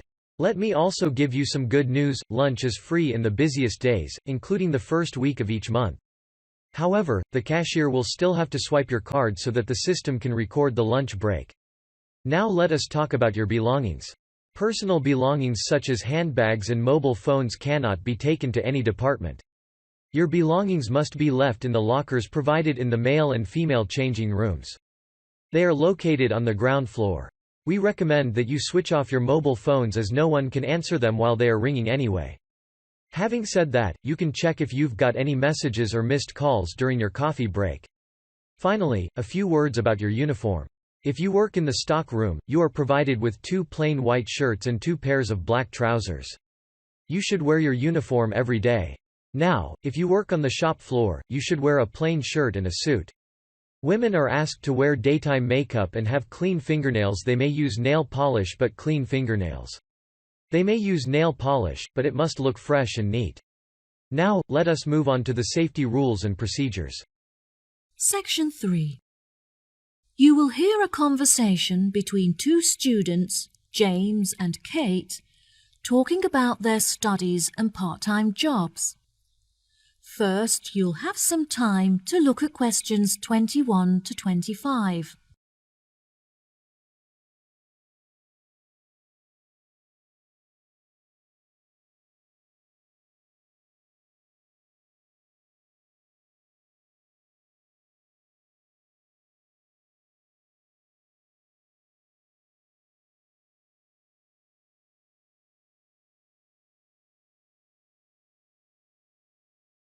Now, listen carefully and answer questions 21 to 25. Kate, I'm really busy at the moment trying to manage both my schoolwork and part-time job. Oh, James, that sounds like a lot to handle. Where do you work? I managed to get a job working in the local bakery, learning how to make bread and cakes. Since I'm studying business, it's really useful to experience at first hand how a shop is run and interact with the customers. Wow, it sounds really interesting. I'd love to come in and try the produce one day. Is it nearby? It's about 15 minutes away, which is frustrating because it's too far to walk from my house and I have to drive there. Despite the commute, my tutor recommended it to me as it's renowned in certain circles for being a very well-run and successful business. Is it a part of the Kingfisher Bakers chain? No, it's an independent family-run store, which is good because they're really supportive and eager to help me with the information I need. How do you find the theoretical aspect of the schoolwork? I find the practical work far more interesting, but my tutors are really enthusiastic and I get on well with my classmates, which makes the lessons a lot more enjoyable. Also, I recently found out that I can complete the theoretical aspects of the course within 1 year because of the practical experience I'm getting. Wow, that's great. I know, I was so relieved. I find the theory pretty hard to understand, so I was really worried about taking it for another year. Do you get assessed every term or just once at the end of each academic year? No, there's an assessment every term, which is great because it really takes the pressure off. In the first term, it's really relaxed. You conduct your own experiments on your topic of choice, and then everyone in your class assesses each other as a practical exercise. It's just a shame that practical experience doesn't count towards the grades. Yes, that's true. Anyway, enough about me. What are you studying? Oh, I'm not sure what I want to study yet, but I've been making enquiries about the English language course. Do you know what career path you're interested in following? Since Spanish is my first language, I thought that studying English would be really beneficial if I decided to apply for a job in England. I really enjoy art, and I'm very creative, but I don't think that becoming an artist is a very practical choice. I was thinking of using my passion for art in a different way, like working as a curator in an art exhibition, for example. Wow, that sounds really interesting. I think you'd be good at that. The problem is that the course is very expensive, as you have to buy materials yourself, and they don't offer any scholarships to cover expenses. I need to order a catalog of the courses on offer so I can see if there are any other modules that might perhaps be cheaper to study. Luckily, the courses don't start until September, so at least you have plenty of time to get organised. I can't believe I have to wait until September. I'm already so excited about starting. Before you hear the rest of the conversation, you have some time to look at questions 26 to 30.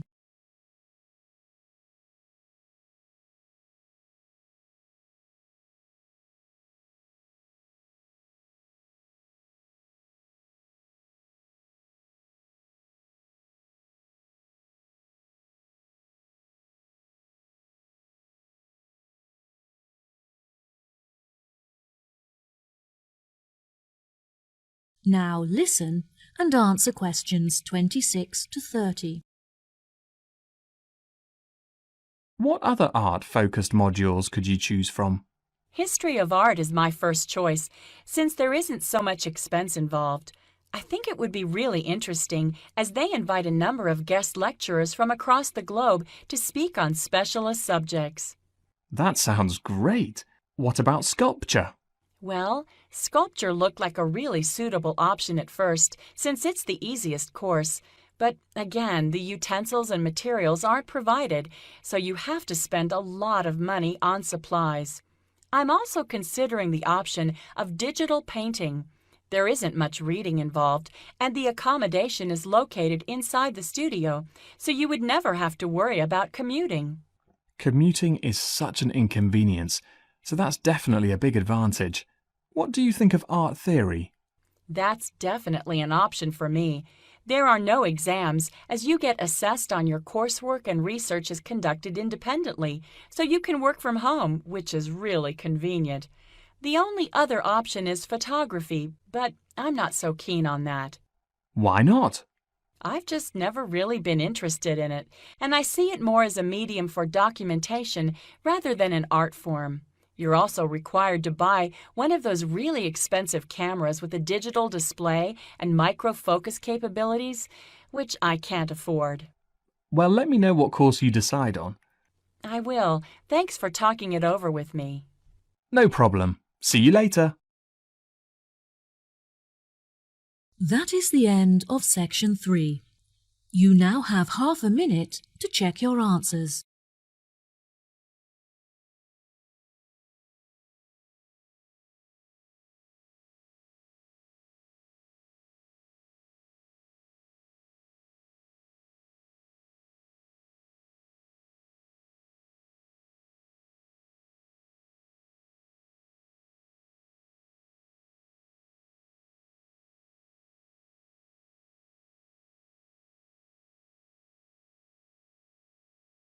Now turn to section 4.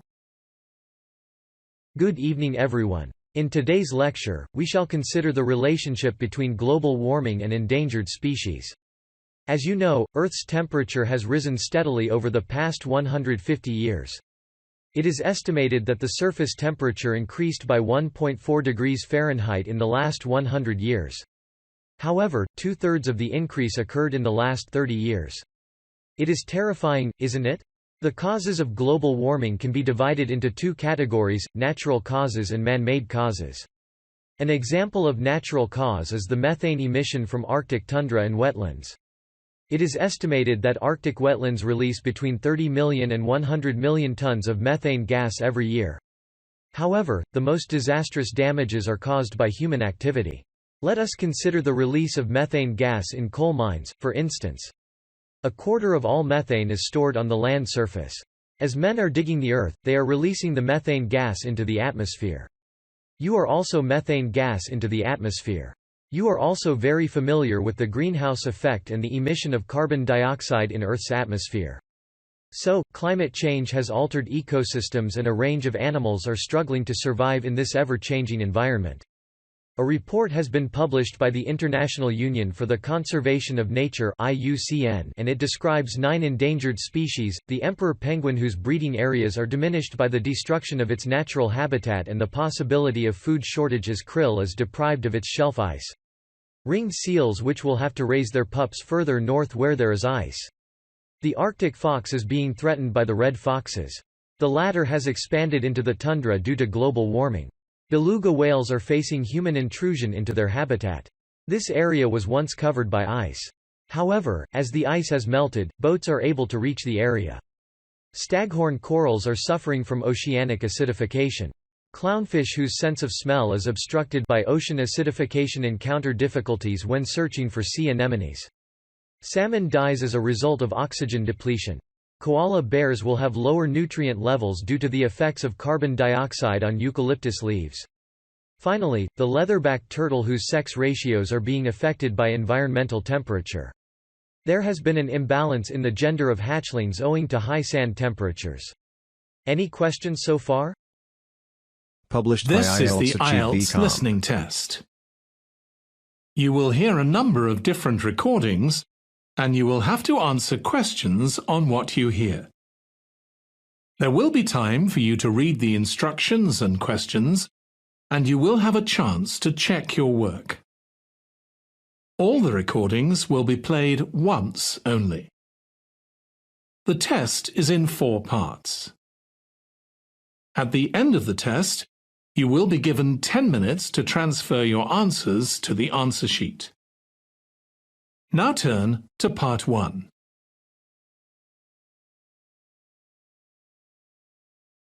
Part 1. You will hear Bud and Annie talking about their families. Look at questions 1 to 5 on the form now.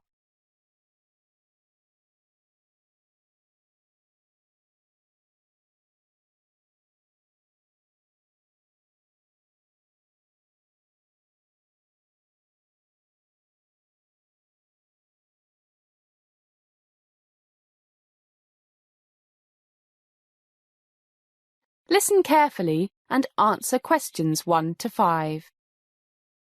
Hi, Annie. How are things? Awful, Bud. Awful. Why? What's happened? It's home. Mum's ill and Dad's been laid off, so he's in a really bad mood, and Susan won't be of any help. Your sister always was lazy. But what's wrong with your mum? She seemed fine last time I saw her. Everything. I think she's really down because of Dad, and her arthritis is playing up again. It seemed the new medicine was working fine. Now she can still move her fingers, but hardly walk. Her toes hurt, and the doctor says she needs a knee replacement. Doesn't sound too good. That's expensive surgery. Got medical insurance? She was covered by my dad's, but that's finished since he lost his job, and money's really tight. A new knee costs about $10,000, so she'll have to put up with it for a while. God, that's awful. Maybe I should mention it to my uncle. The one who used to work at the hospital. What could he do? I don't know, but he knows all the doctors, and maybe there's a way your mum could get the operation done cheaply. It'll have to be really cheap, because they're having a problem paying the mortgage.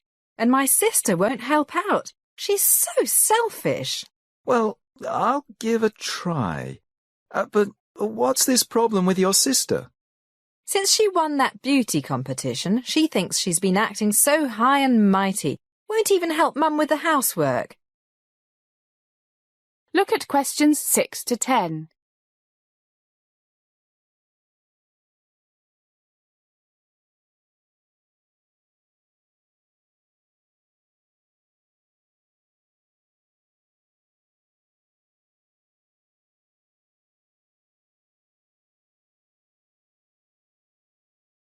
Now listen to more of the conversation between Bud and Annie and answer questions 6 to 10. Won't help your mum? No, spends all her time in front of the mirror, trying on different lipsticks. Sounds like my cousin. You know her, I think, Marianne. Works at the Holiday Inn. Yeah, I met her at your party, but she seemed very nice. She is till you get to know her. Miss Charming. But she's really conceited, especially since she got promoted. Always putting people down. What about your dad's company? Do you think he might have some work for my dad? Part-time, anything? He just got this big contract for the new supermarket, so he might be looking for some people. And I know he likes your dad, but all his workers have to be Steelworkers Union members. I think Dad's kept his membership up. I'll ask him. Let me know, and I'll check with Dad when he gets back from France. France? Yeah, he took Mum there as a 25th wedding anniversary present. Gosh, it's 5:30. I'm late for work. Gotta fly. See you, Bud. See you. That is the end of part 1. You now have 1 minute to check your answers to part 1.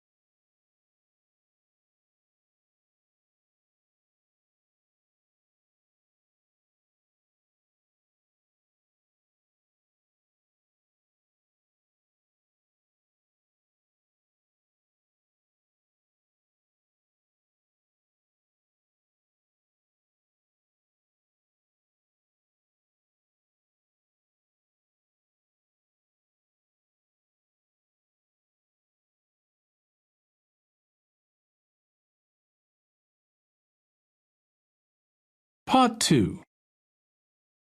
You will hear a bank manager talking about money management. First, look at questions 11 to 15.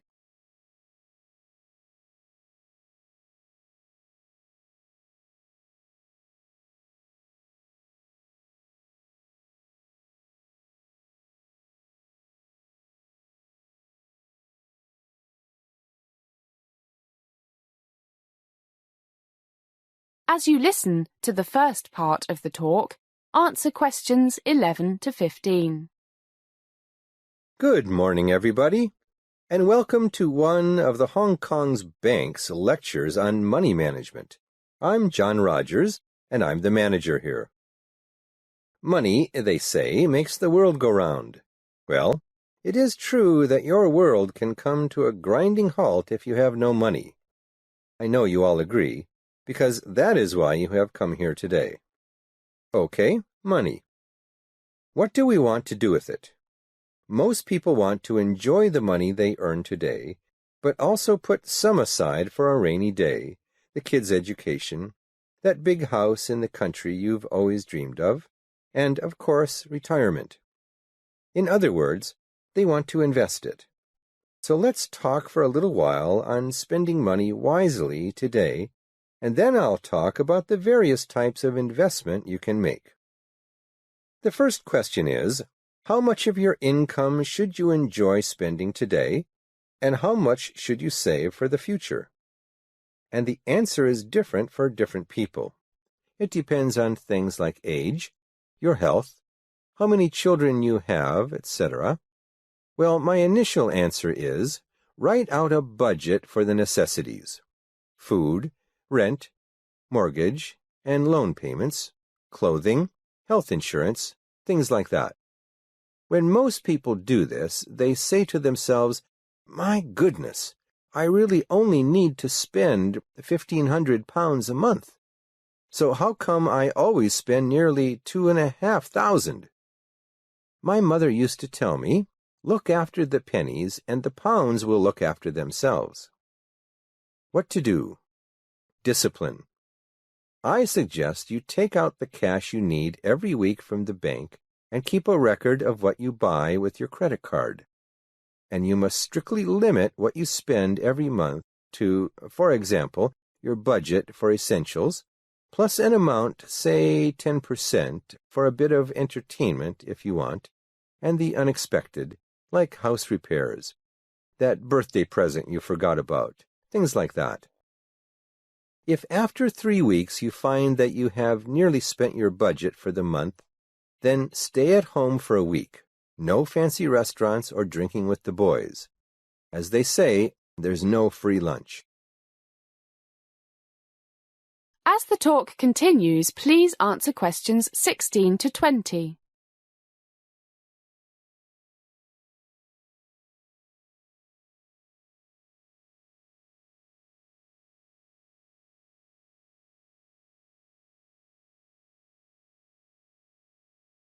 Okay, so what do you do with the money you don't spend?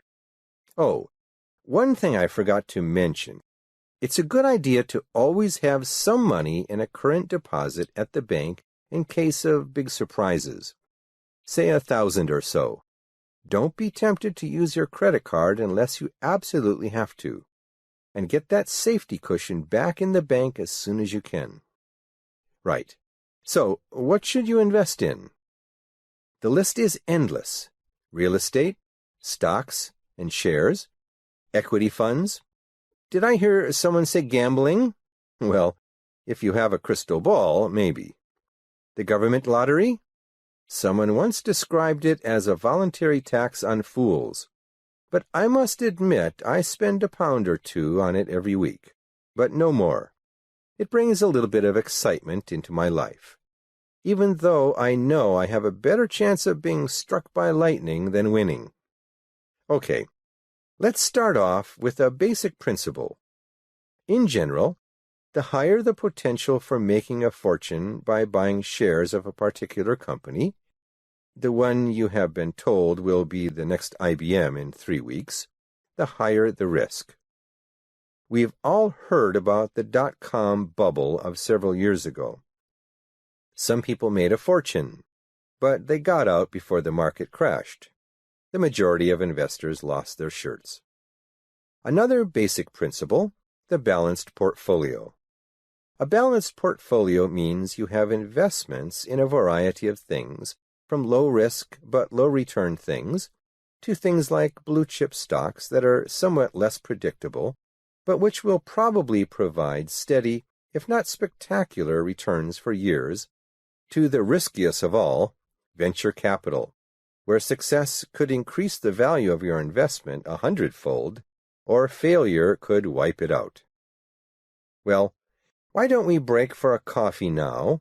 Then I will talk about the most common form of share ownership, common stock, which makes you become a part owner of the company itself, with voting rights and entitlement to dividend distribution, if there is one. That is the end of part 2. You now have 30 seconds to check your answers to part 2.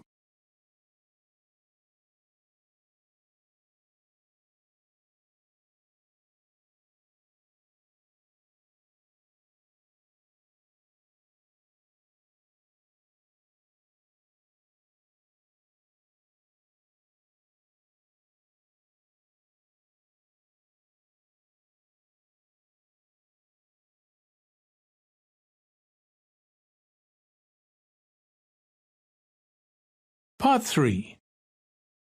You will hear a conversation between a student, Andrew, and a student advisor, Monica, about a diploma course. First, you have some time to look at questions 21 to 25.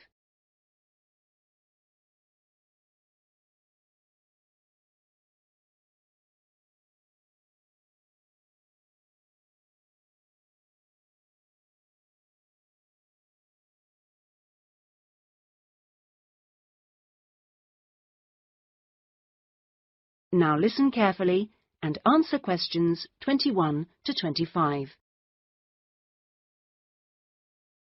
Excuse me, I was told to come here for advice about management diploma courses. You've certainly come to the right place. Hi, my name is Monica. Nice to meet you. My name is Andrew Harris. So, Andrew, have you seen our diploma course prospectus yet? Yes, I've already looked at it. In fact, I thought the information on course content was really useful. But I'm afraid I'm a bit confused by all the different ways you can do the course. Full-time intensive, part-time, and so on. Mm-hmm. Well, let's see if I can help. I think each course type has its advantages and disadvantages, so it really depends on you, your own study habits, and your financial circumstances, of course. Are you working at the moment? Yes, I've been working in the administration section of the local hospital for the last 3 years. Mm-hmm. And before that, I worked in the office of a computer engineering company for 2 years. So I've got about 5 years of relevant work experience. Mm-hmm. And what I'm hoping to focus on is personnel management. I see. And are you planning to leave your current job to study, or are you thinking about just taking a year off? I want to know what my options are, really. I don't want to quit my job or anything, and my employers are keen for me to get some more qualifications, but obviously it would be better if I could do a course without taking too much time away from work. Right. So you don't really want to do the full-time course, then? No, not really. It's also a question of finances. You see, my office have agreed to pay the cost of the course itself, but I would have to take unpaid leave if I want to study full-time, and, well, I don't think I could afford to support myself with no salary for a whole year. Okay. Well, you have two other possibilities. You could either do the part-time course, that would be over 2 years, and you wouldn't have to take any time off work, or you could do what we call a modular course. You could do that in 18 months if you wanted, or longer. It's quite flexible, and it would be up to you. So what does the part-time course involve? For that, you would join an evening class and have a lecture twice a week. Then you'd have to attend a seminar or discussion workshop 1 weekend a month. What kind of coursework would I have to do? Well, it's a mixture. You'd be expected to write an essay each month, which counts towards your final assessment. You have a case study to do by the end of the course, which might involve doing a survey or something like that. And also you need to hand in a short report every 4 weeks. So that's quite a lot of work then, on top of working every day. It sounds like a lot of studying, and really tiring. Yeah, you certainly wouldn't have much free time. Before you hear the rest of the conversation, you have some time to look at questions 26 to 30.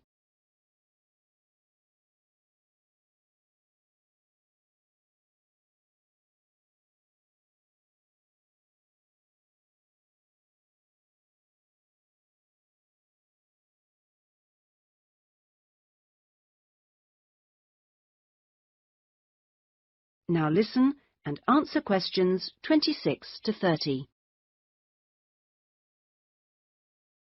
What about the modular course? What would I have to do for that? Well, that's where you get the opportunity to study full-time for short periods. That way you can cover a lot of coursework and attend lectures and seminars during the day. And each module lasts for 1 term, say about 12 weeks at a time. There are obvious advantages in this. The main one being that you can study in a much more intensive way, which suits some people much better. And how many of these modules would I have to do to get the diploma? The current programme is 2 modules, and then you have to choose a topic to work in more depth.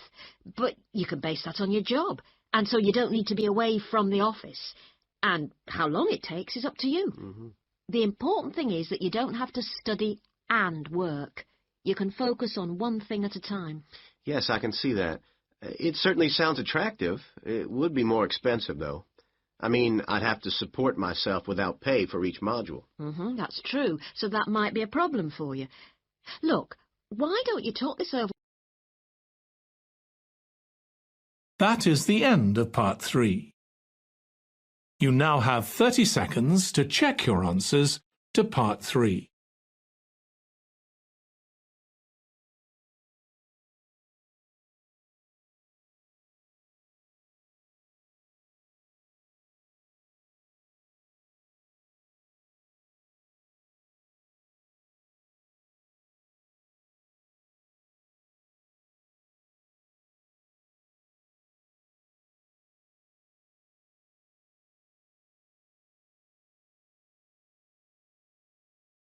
Part 4. You will hear part of a lecture given by an economist about North American women's attitude to money and saving. First, you have some time to look at questions 31 to 40.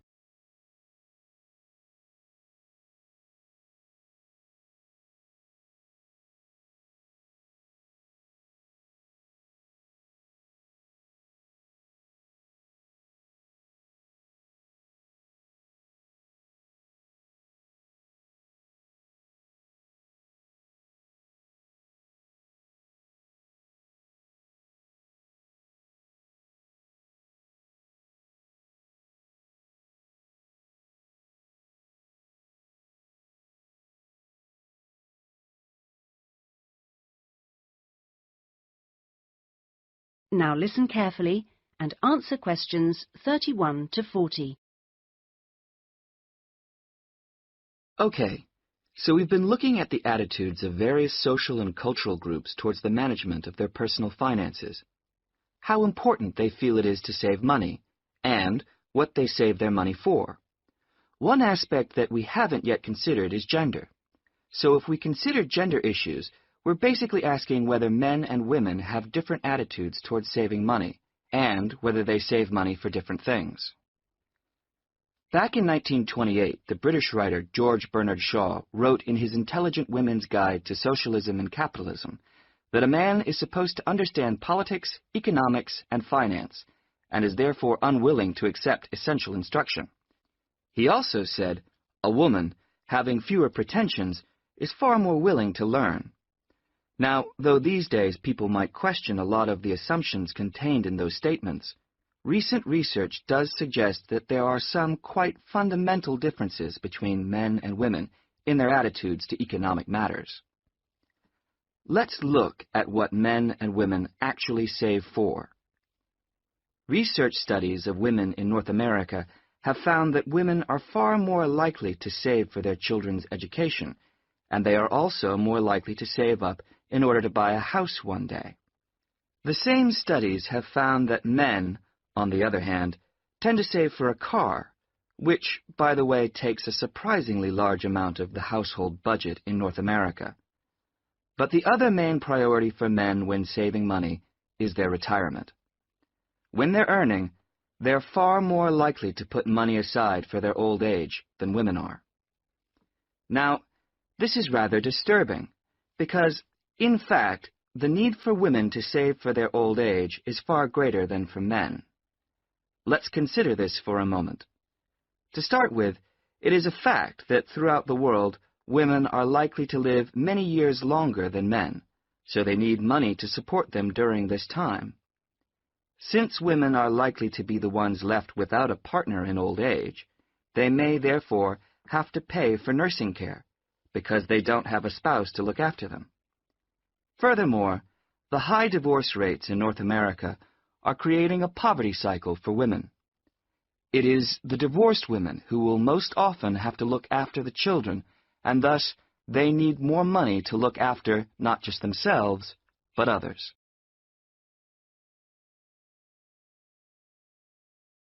So what can be done about this situation?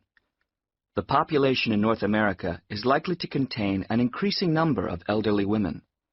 The research indicates that at present, for women, it takes a crisis to make them think about their future financial situation. But of course, this is the very worst time for anyone to make important decisions. Women today need to look ahead, think ahead, not wait until they're under pressure. Even women in their early 20s need to think about pensions, for example, and with increasing numbers of women in professional positions, there are signs that this is beginning to happen. Then research also suggests that women avoid dealing effectively with their economic situation because of a lack of confidence. The best way for them to overcome this is by getting themselves properly informed so they are less dependent on other people's advice. A number of initiatives have been set up to help them do this.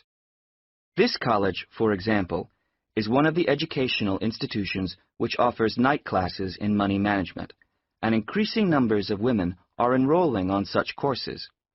Here, they can be given advice on different ways of saving.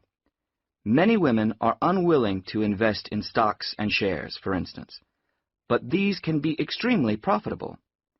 It is usually advised that at least 70% of a person's savings should be in low-risk investments.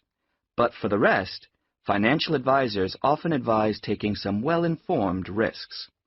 Initiatives such as this can give women the economic skills and knowledge they need for a comfortable, independent retirement. The increasing proportion of That is the end of Part 4. You now have 1 minute to check your answers to Part 4.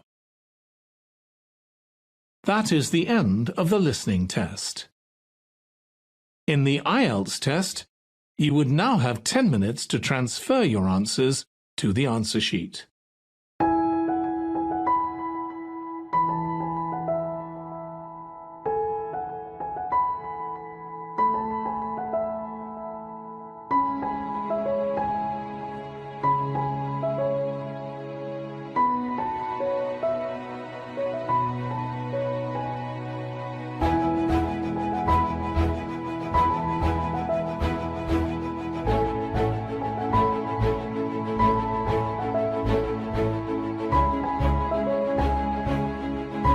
Published by IELTS Achieve. This is the IELTS listening test.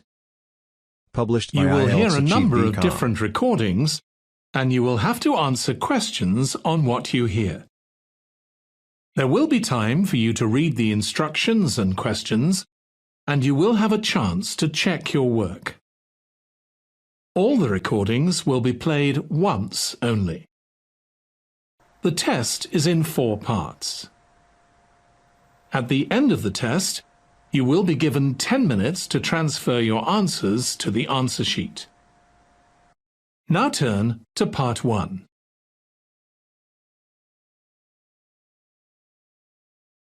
Part 1. You will hear a conversation between 2 students about buying a used car. First, you have some time to look at questions 1 to 6.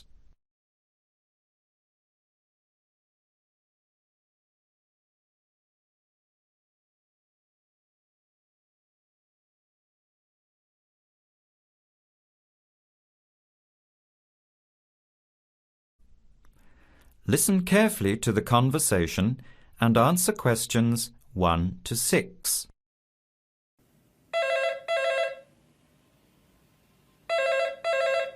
Hello. Hello. Can I speak to Eleanor, please? This is Eleanor speaking. Hi. My name is Jan. I'm calling about the car that was advertised on the notice board in the Student Union building. Is it still for sale? Yes, it is. Your ad says it's a 1985 Celica, in good condition. It's old, but it has been well looked after.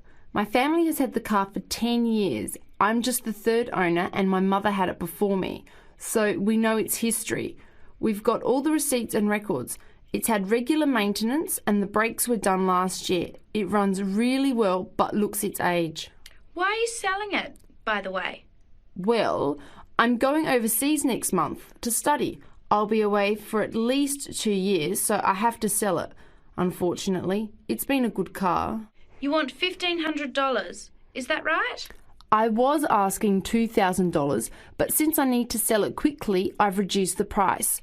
Would you like to come and take it for a drive? I don't live far from the university. Yes, I'd like to have a look. What time would suit you? Any time this evening is fine.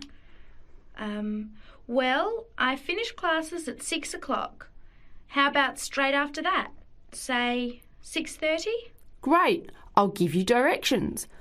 When you leave the main gate of the university, turn left on South Road and keep going until you get to the Grand Cinema. Take the first right, that's Princess Street. I'm at number 88 on the right.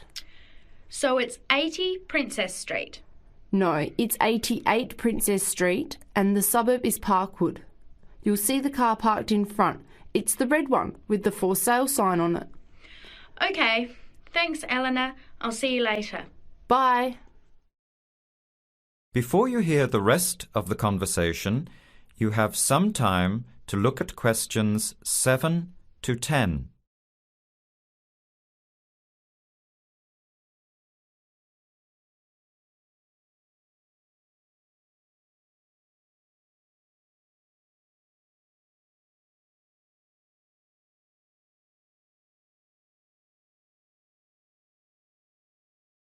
Later that day, at the university, Jan meets up with her friend Sam and tells him about the car. Hi, Sam. Hey, Jan. What's happening? I'm glad I ran into you. I've decided I have to get a car. You're going to buy a car? Do you really need one? I'd probably still be driving, except that my car broke down last year.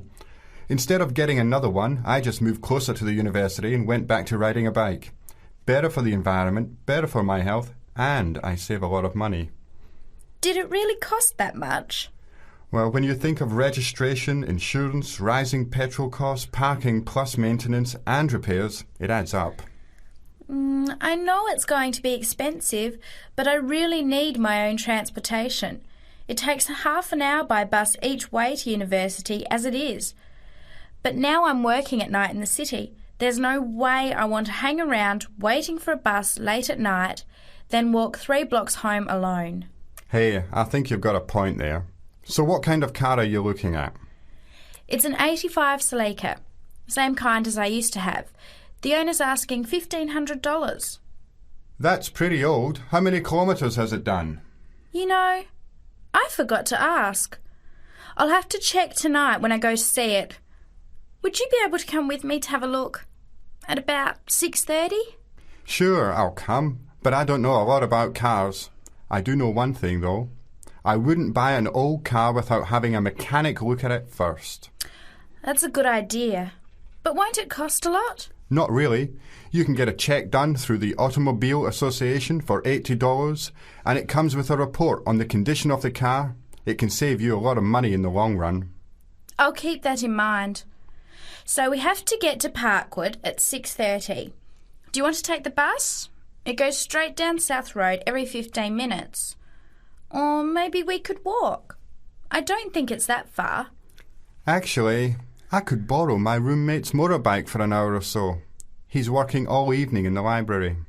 Do you think he'd mind? No way. He owes me a favour or two. Okay, great. See you at 6, outside the student centre.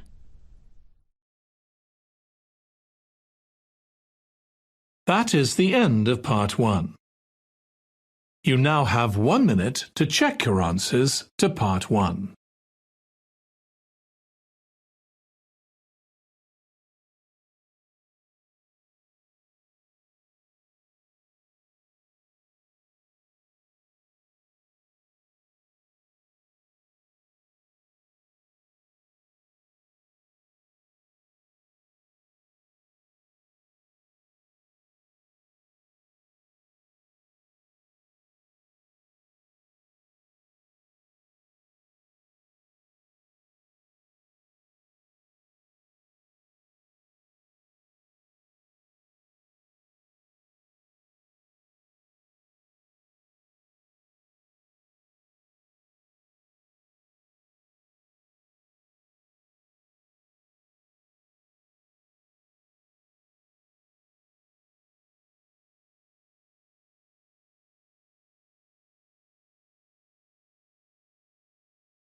Part 2.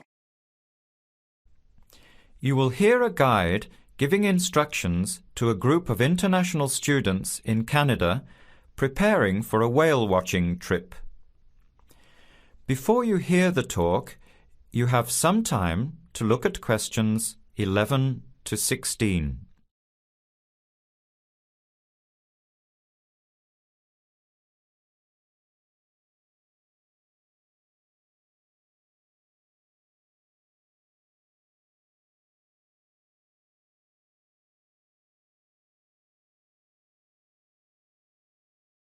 Now listen carefully to the first part of the talk and answer questions 11 to 16.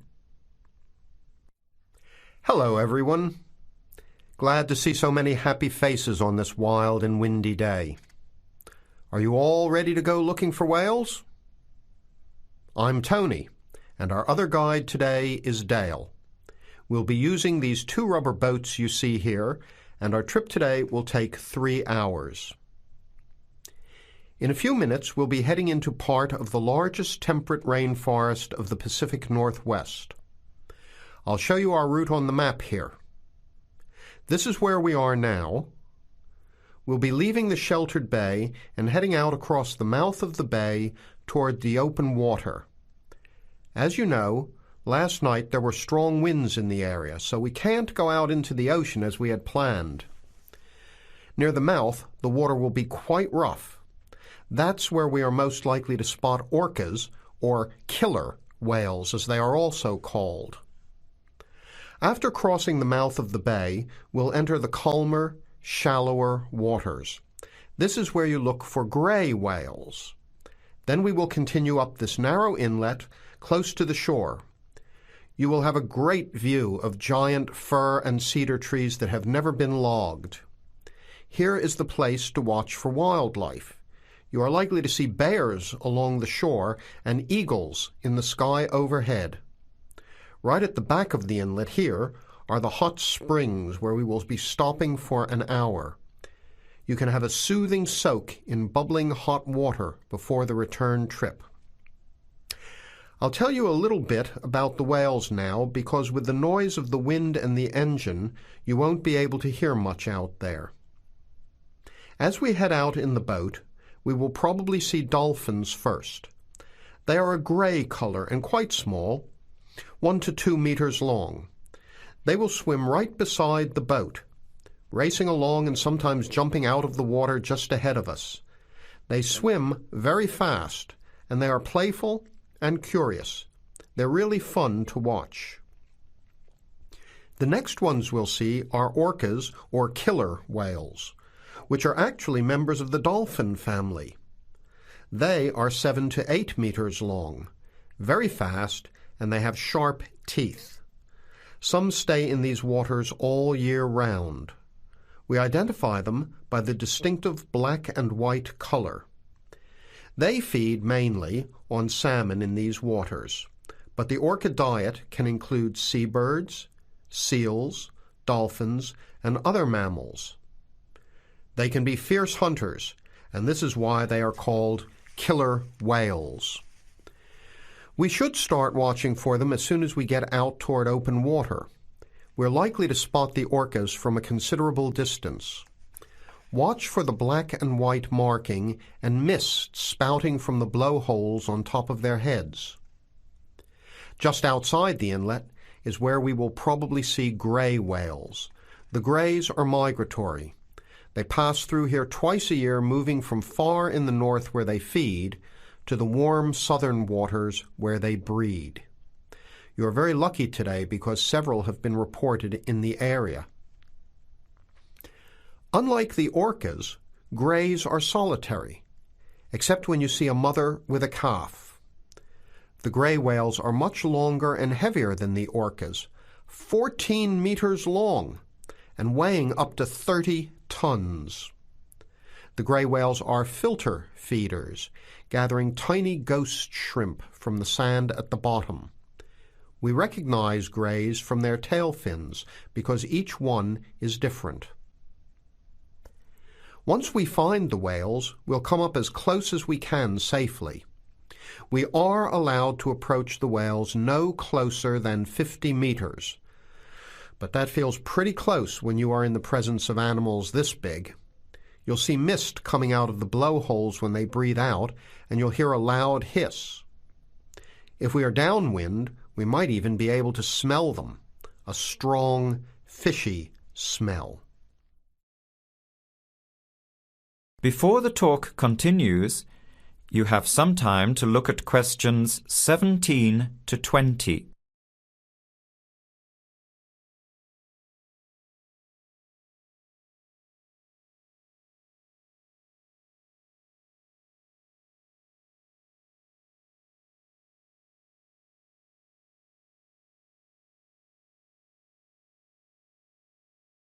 Now, as the talk continues, answer questions 17 to 20. Now for just a few words of caution. It will be quite bouncy out there, especially in the front of the boat. If you want a smoother ride, stay in the middle of the boat, close to the engine. Hold on to the ropes and keep an eye on any big waves. Be alert so you don't get thrown out of the boat. In case of an emergency, you are all wearing survival suits. They'll keep you warm and dry in or out of the water. They are bright orange for visibility. The water temperature is around 8 degrees. Without these suits, you would only last a few minutes in this cold water. With these suits, your survival time is increased dramatically. They will keep you upright in the water even if you can't swim. But we don't expect anybody to end up in the water, so don't worry. Now, are there any questions? I'm afraid of getting seasick. Right. I was just coming to that. If you think you might get seasick, take one of these patches and put it on your arm at the wrist, like this. It works on pressure points of the body and will relieve seasickness without the drowsiness you can get from pills. Are there any other questions? All right then, let's start loading up the boats. We leave in 5 minutes. That is the end of part 2. You now have 30 seconds to check your answers to part 2.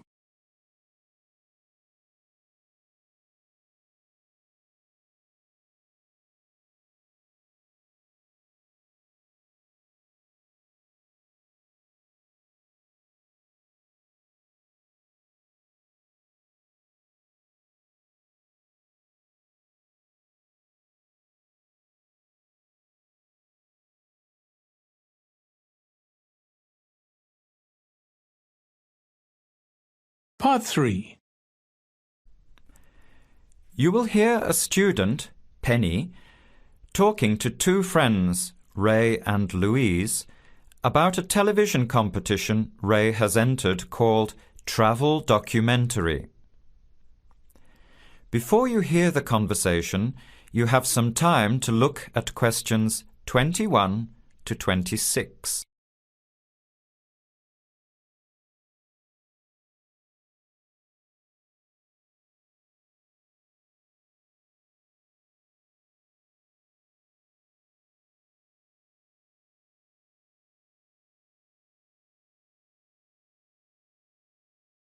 Now, listen carefully and answer questions 21 to 26.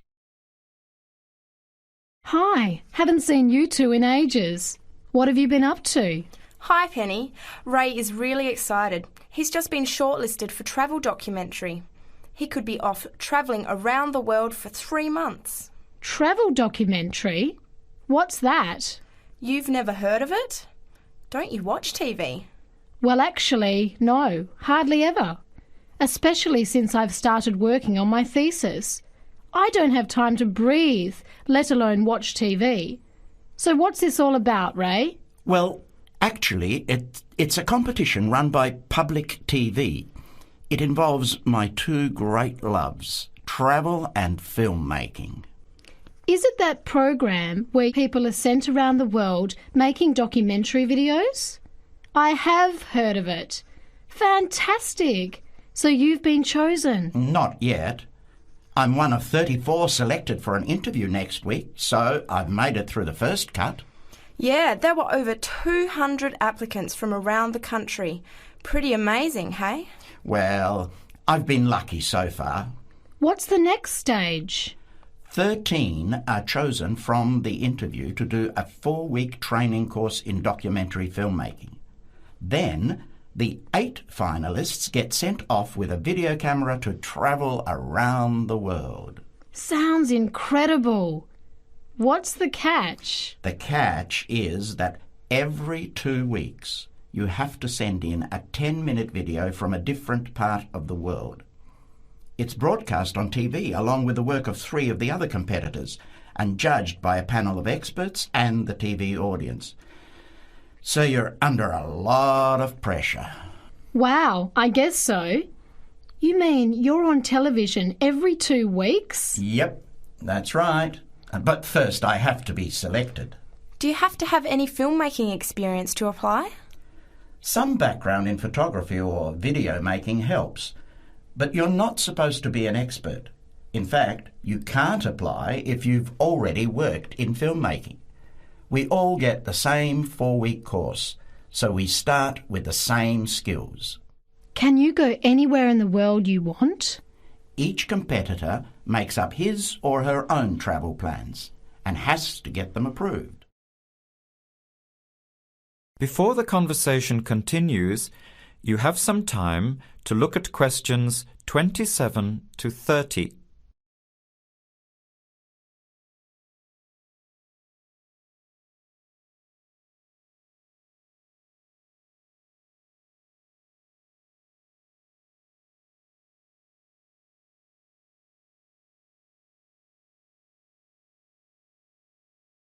Now, as the conversation continues, answer questions 27 to 30.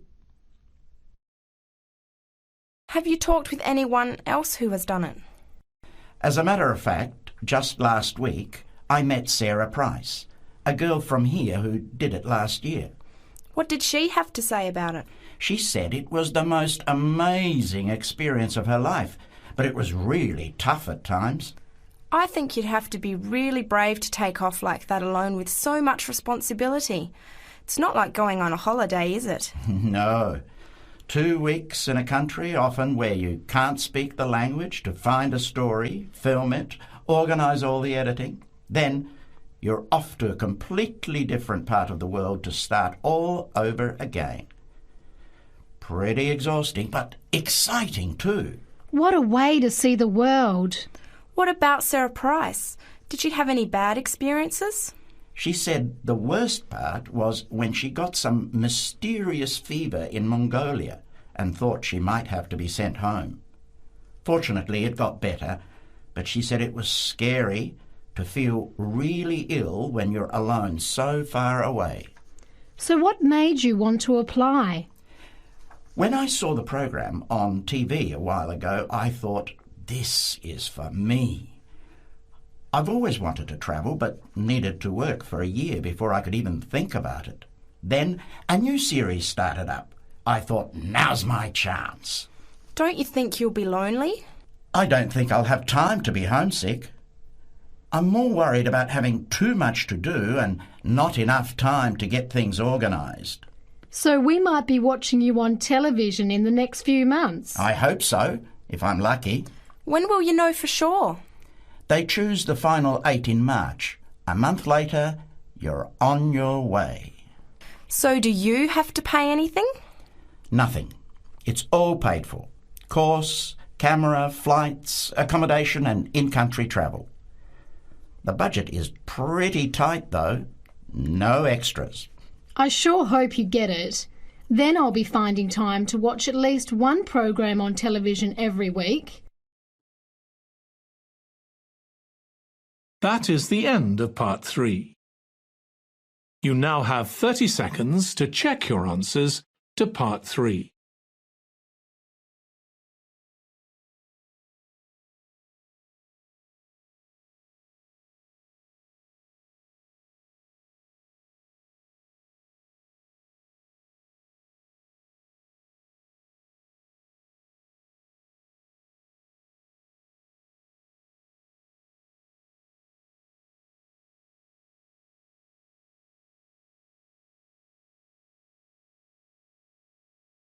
Part 4.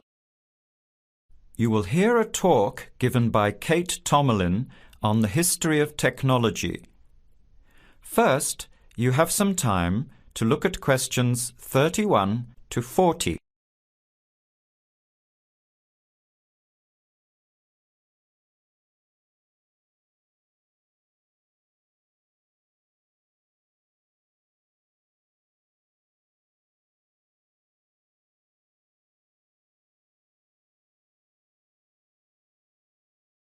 Now, listen carefully to the talk and answer questions 31 to 40. Our talk today in this History of Technology series is about a feat of anti-engineering from the late 19th and early 20th century that is still very much with us today and that is linked with the history of the typewriter. It's the QWERTY keyboard. What, you might ask, is QWERTY? Well, have a look at the nearest typewriter or computer keyboard. If you look at the top row, you will see that Q, W, E, R, T, Y are the first 6 letters. Did you ever think when you were learning to type about why the letters on the keyboard are distributed the way they are? Here's the story. It all has to do with the history of the typewriter. Typewriters existed since the early 1700s, but the first commercially practical system came into being in 1873. The typewriter is one of America's greatest unsung inventions. While the telephone, automobile, and airplane sped up communications and transportation, the typewriter did the same thing for the written word. But few people paid much attention, possibly because they were too busy reading what the typewriter had written about all the other inventions. The first typewriters had the keys laid out in alphabetical order, but this system had problems. Some keys that tended to be typed together were physically close. This made the type bars hit each other and get stuck. Typewriters in 1873 jammed or got stuck if the keys next to each other were hit in quick succession. To solve this problem, in 1878, the QWERTY keyboard was developed, spacing frequent letters away from each other and therefore reducing the number of jams. It was not specifically designed to slow down typists, as is generally believed, but the keyboard did create a built-in inefficiency for typists. The most common keys are scattered all over the keyboard rows, many on the left side. Right-handed people have to use their left hand, which is the weaker hand. Typewriter technology improved, doing away with the original rationale for the QWERTY distribution, but the keyboard remained.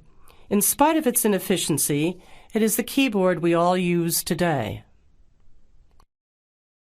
Already back in 1932, there was a solution to the problem. Efficiency expert August Dvorak came up with a new keyboard layout. His home row consisted of A, O, E, U, I, D, H, T, N, S, which includes all of the vowels as well as the most commonly used letters. On this keyboard, over 3,000 words can be typed using only the home row. In fact, 70% of all the work can be done on the home row, 22% on the row above, and 8% on the row below. The QWERTY keyboard allows only about 50 words to be typed without reaching for other rows. In addition, on Dvorak's keyboard, the right hand handles 56% of the workload and the left handles 44%, just about the opposite of the division of the QWERTY keyboard. This is an advantage for most right-handers. The Dvorak keyboard increased accuracy in typing by almost 50% and speed by 15 to 20%. How much labor did this Dvorak layout save?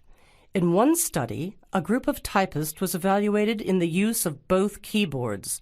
Those using the Dvorak keyboard moved their fingers just about 1 mile on an average day, while those who used the QWERTY keyboard moved their fingers an average of 12 to 20 miles. The superiority of the Dvorak keyboard was clearly established. However, it has never been adopted as the keyboard of choice. Why?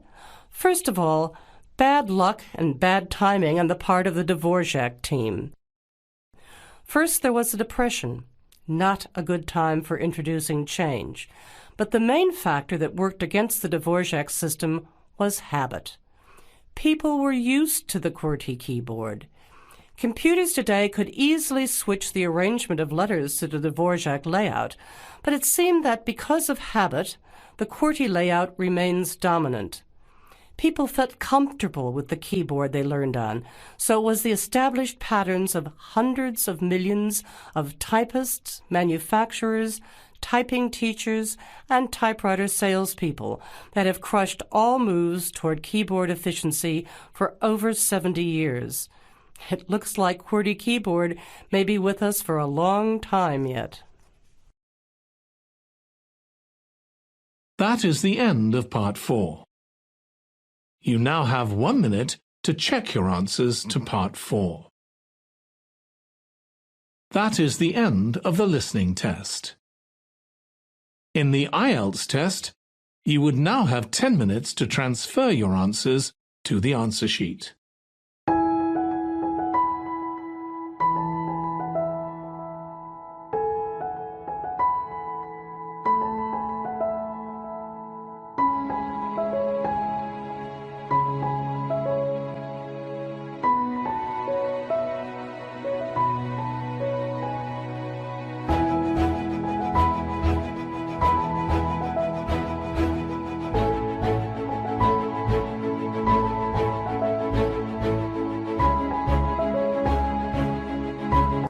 Published by IELTS This is the IELTS listening test.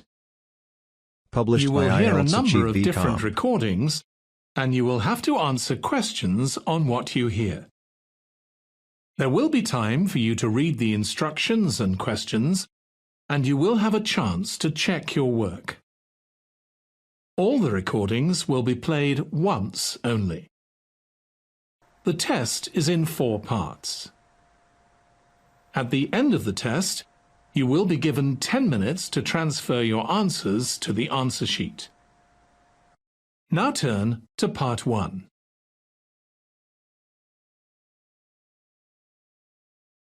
Part 1. You will hear the director of a childcare centre talking to the parent of a new child. First, you have some time to look at questions 1 to 6.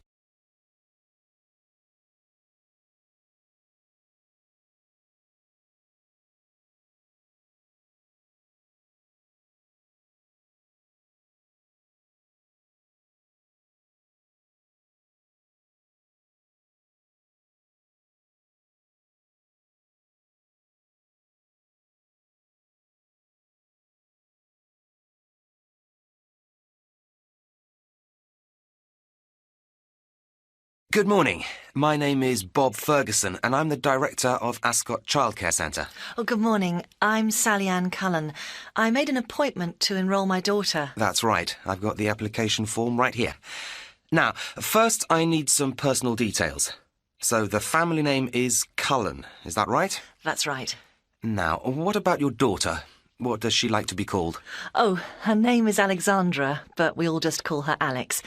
A-L-E-X. Great.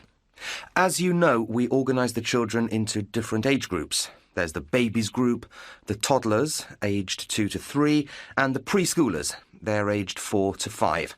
How old is your daughter? Well, she'd go into the toddler group. She's just turned 3. And we always like to make a note of our children's birthdays so we can celebrate it all together if they're at the centre on that day. When was she born?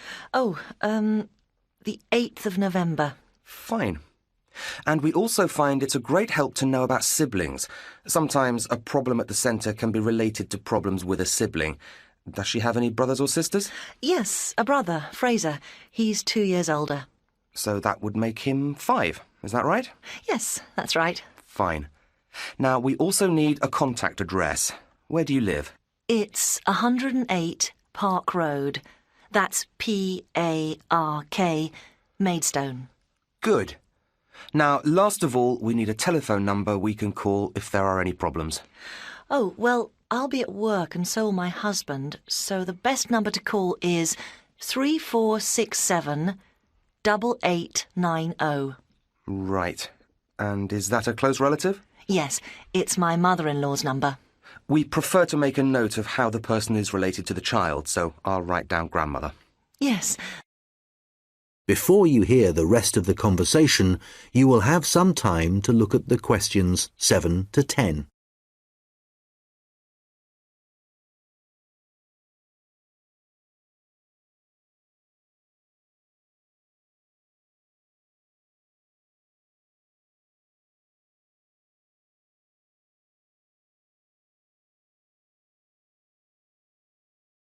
Now listen and answer questions 7 to 10.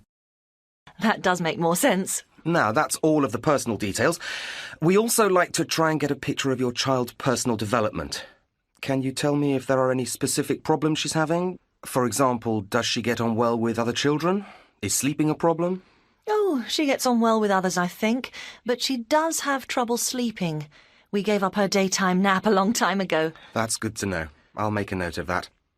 She can just have some quiet time while the others are resting if she likes. That should be fine. She enjoys drawing quietly. Right. Now, what about other skills? We occasionally take the children swimming, fully supervised, of course, and we only go in a paddling pool as we don't expect them to swim by themselves yet. Does your daughter need a lot of help getting changed? No, not at all. In fact, she's been able to get dressed in the mornings for over a year now, so no problems there. That must be a big help for you. Now, what about the childcare arrangements? Are there any specific days you require? Well, I work Monday to Wednesday, but my mother-in-law has agreed to look after her on Wednesdays. So does that mean that you'll just need Monday and Tuesday for now? That's right. And what about the pick-up time? We offer extended hours for parents who work a great distance away. I work until 3 o'clock, but it takes me about half an hour to drive home, so ideally I'd like to pick her up at 4 if that's okay. That would be fine. Now, is there any other information you'd like?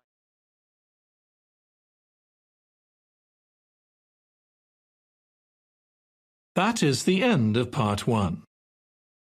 You now have 1 minute to check your answers to part 1.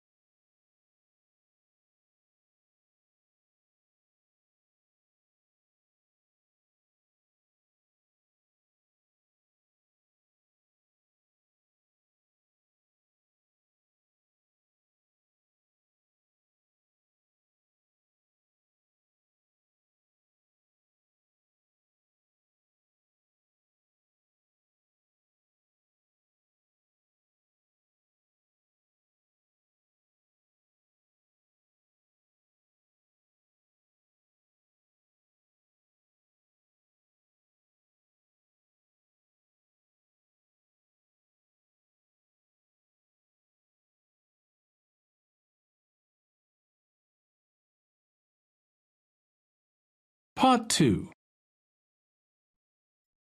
You will hear a woman talking on the radio about things for children to do during the school holidays. First, you have some time to look at questions 11 to 15.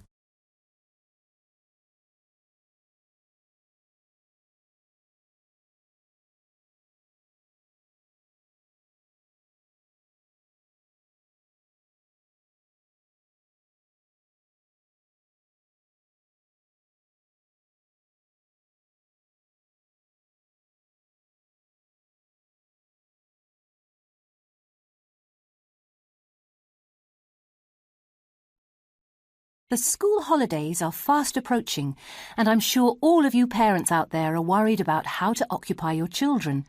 Well, I have a few tips that may help keep your children entertained without spending large amounts of money.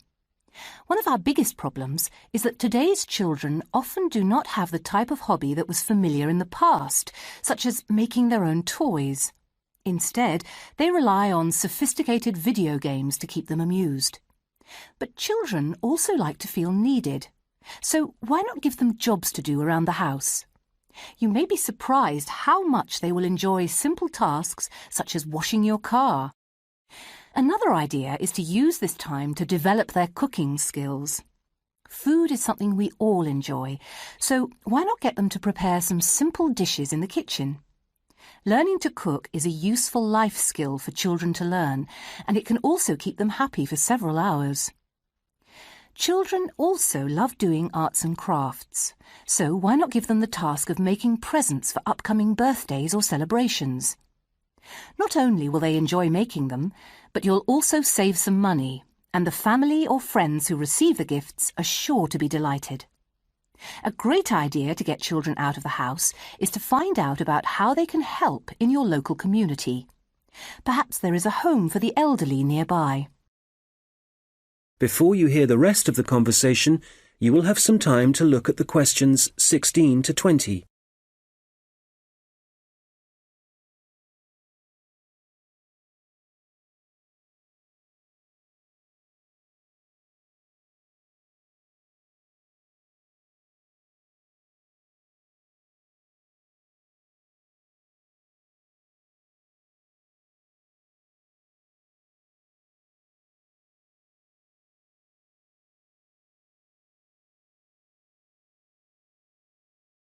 Now listen and answer questions 16 to 20.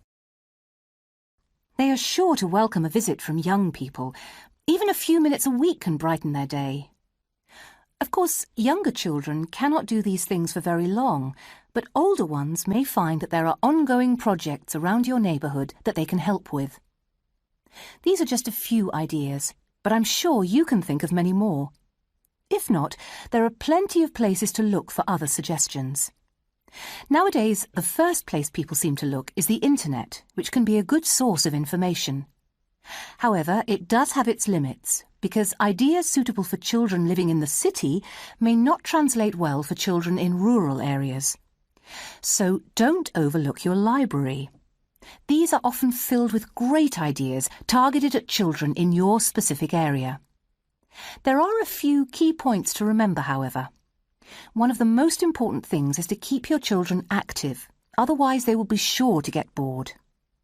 Also remember that although children can be very independent, even from 9 or 10 years old, you should still be there to take care of them up to the age of 12. So don't be tempted to let older children babysit their younger siblings. This should only be done by an adult.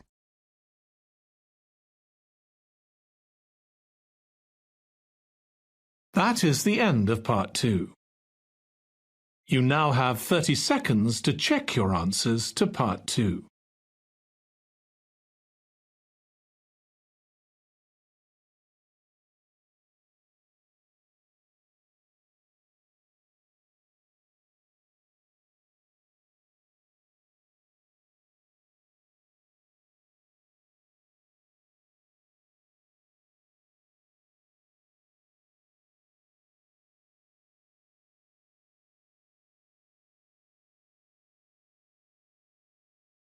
Part 3. You will hear 2 science lecturers discussing space exploration. First, you have some time to look at questions 21 to 25.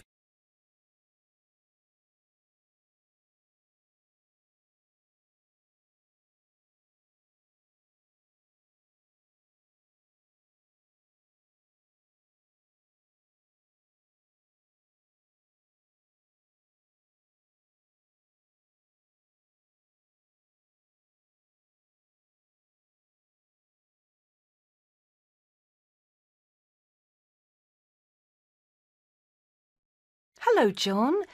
How was your conference on space travel? Hi, Susan. It was great. We heard some fascinating speakers, especially one fellow who was an expert on Mars. He thinks it's quite feasible for humans to live there in the near future. Well, if we spent the billions of dollars that go into space research on looking after our own planet, then perhaps we wouldn't need to worry about the Earth being uninhabitable in 100 years' time. Nor would we need to look for another planet to colonise. Yes, but there are some important things that space exploration can teach us, you know, especially about the history of our own planet and its atmosphere. That sort of knowledge could help us solve some of the problems that threaten our planet. Still, I don't really see why they have to send astronauts into space. Robotics is so much more advanced now. Why can't they simply send robots? Well, robotics has come a long way, and it is more expensive to send a manned spaceship into orbit. But the biggest problem with robots is that they have to be programmed for every possible eventuality. Yes, I suppose you're right. Robots just can't react to situations independently the way that humans do. They still need us to tell them what to do. That's right. Robots may have come a long way, but if you're going to go to all the expense of building one, you really need to make sure it's going to work when it gets there, and they don't tend to take risks with new and untested technology. What if it lets you down? So instead, a lot of the space technology nowadays is actually based on the technology they used in the 1970s, because we know that it works and it's reliable. So do you think it will ever be possible to send robots to Mars? I'm not sure. One of the speakers spoke about that, and he says that communication would be a problem. Is that because of the conditions? I mean, those extremes of temperature and even the atmosphere itself would probably create an awful lot of interference. Yes, but they're both issues that can be dealt with. No, the real problem is simply how far away it is. That would cause long delays before the robots received any messages about what to do next. So, for the moment, they don't think it's feasible. That makes sense.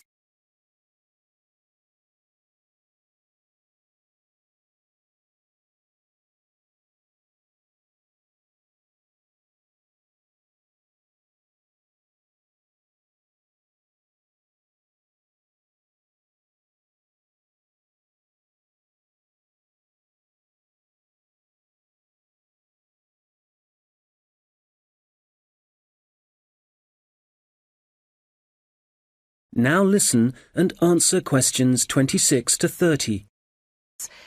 But tell me, do you really think we should be contemplating sending humans to Mars at all? Don't you think we should wait until we do have the technology? Well, many years ago, the civilizations that built the pyramids or that began building enormous cathedrals must have started the project never expecting to see it finished. I think we should take the same approach and start our preparations now. That's an interesting point, though I'm still not convinced. Surely you don't foresee a time when humans will be living on Mars? That's just science fiction, isn't it? Not at all. I think there is a distinct possibility that humans will live there. But what about the conditions there? Even the dirt on the ground could kill us. Yes, I agree with you there, but we can easily build a self-contained structure there so people don't need to go outside. I suppose the ground does also contain a lot of resources, so getting metals wouldn't be a problem. That's right. A lot of building materials could be found there, but there are still many risks involved. Yes, what about radiation? I don't think there will ever be a way to shield us totally from cosmic radiation, even inside a spaceship. I can't agree with you there. Astronauts have been travelling in space for a long time now, so that shouldn't be too much of a problem for us. I just don't think we have enough experience of living in space long term. But you have to accept that it is within the realms of possibility that one day there will be a Martian space station. Well, I have every faith in science, and Mars does seem to be the next frontier. So, yes, I imagine we will eventually send a space mission there. But I can't see people living there.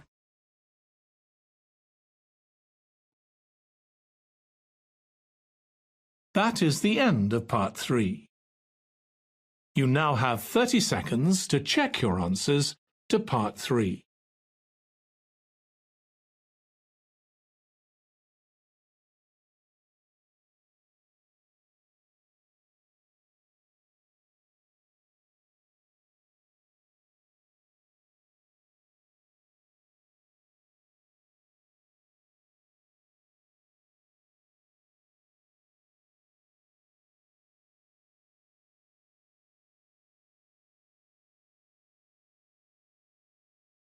Part 4. First, you have some time to look at questions 31 to 40.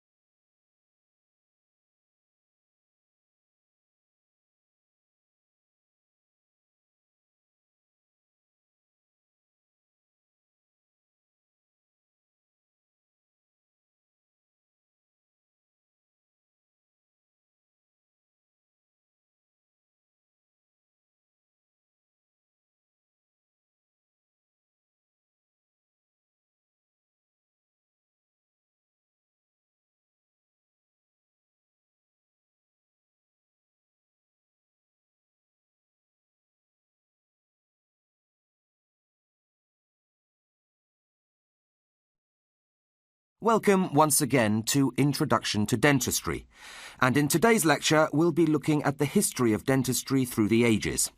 Now, skulls of the Cro-Magnon people who inhabited the Earth 25,000 years ago show evidence of tooth decay, and the earliest recorded mention of oral disease was in 5000 BC. This proves that oral disease is by no means a modern-day problem, and has in fact plagued humans since time began. That particular reference appeared in a text written by the ancient people of Sumeria, which referred to tooth worms. There is also evidence that dental problems caused difficulties in other early civilizations, and people from those times actually developed treatments for them. For example, we have found historical evidence that the Chinese used acupuncture to treat the pain associated with tooth decay. There is even further evidence of the troubles caused by toothache in the Ebers Papyrus, which is a text written between 1700 and 1500 BC by the people of ancient Egypt. This papyrus contains references to diseases of the teeth, as well as prescriptions for medications they used at that time. While today we automatically prescribe antibiotics, the ancient Egyptians relied on more traditional remedies to help with tooth decay. Firstly, olive oil, which even today is known to have therapeutic qualities, and secondly, onions, which again are an age-old traditional medicine, and are still recognized as a reliable source of natural antibiotics. A large proportion of early dentistry was practiced as a part of general medicine. However, by the 5th century BC, Herodotus, a Greek historian, made the following observation. In Egypt, medicine is practiced on a plan of separation. Each physician treats a single disorder and no more. Some undertake to cure diseases of the eye, others the head, and others again of the teeth. The Greeks were at the forefront of dentistry of that time, and it was a Greek physician who lived between 1300 and 1200 BC who chose to extract problem teeth long before anyone else. Arabs were also pioneers in the area of oral hygiene and used a small polishing stick as a toothbrush as early as 100 BC. So, what of Europe? Well, throughout the Middle Ages, dentistry was made available to the wealthier classes thanks to physicians who would visit individuals in their home, while dentistry for the poorer people took place in the marketplace. Italian sources from the 1400s mentioned the use of gold leaf as dental filling material, but it was a Frenchman, Pierre Fouchard, who is credited with being the father of modern dentistry to his book The Surgeon Dentist, a treatise on teeth, which describes basic oral anatomy, signs and symptoms of tooth decay.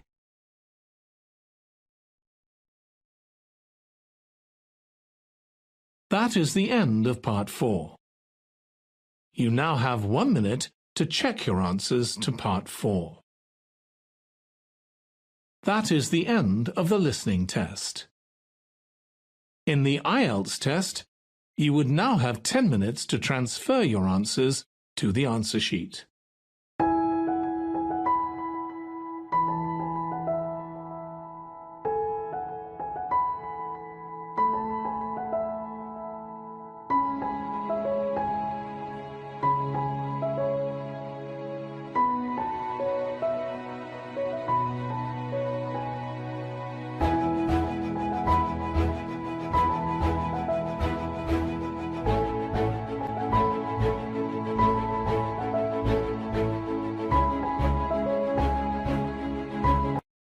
Published by IELTS This is the Achieve.com. IELTS listening test.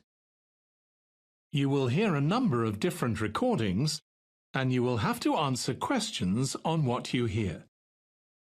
There will be time for you to read the instructions and questions, and you will have a chance to check your work. All the recordings will be played once only. The test is in 4 parts. At the end of the test, you will be given 10 minutes to transfer your answers to the answer sheet. Now turn to Part 1.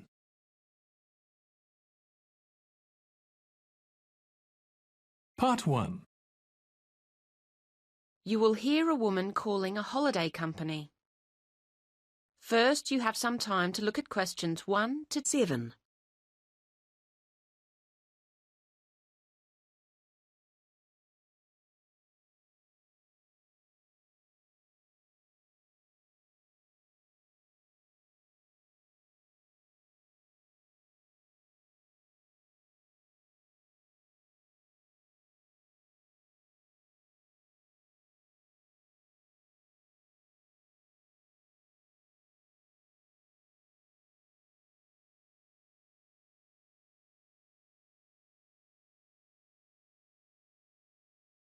You should answer the questions as you listen, because you will not hear the recording a second time.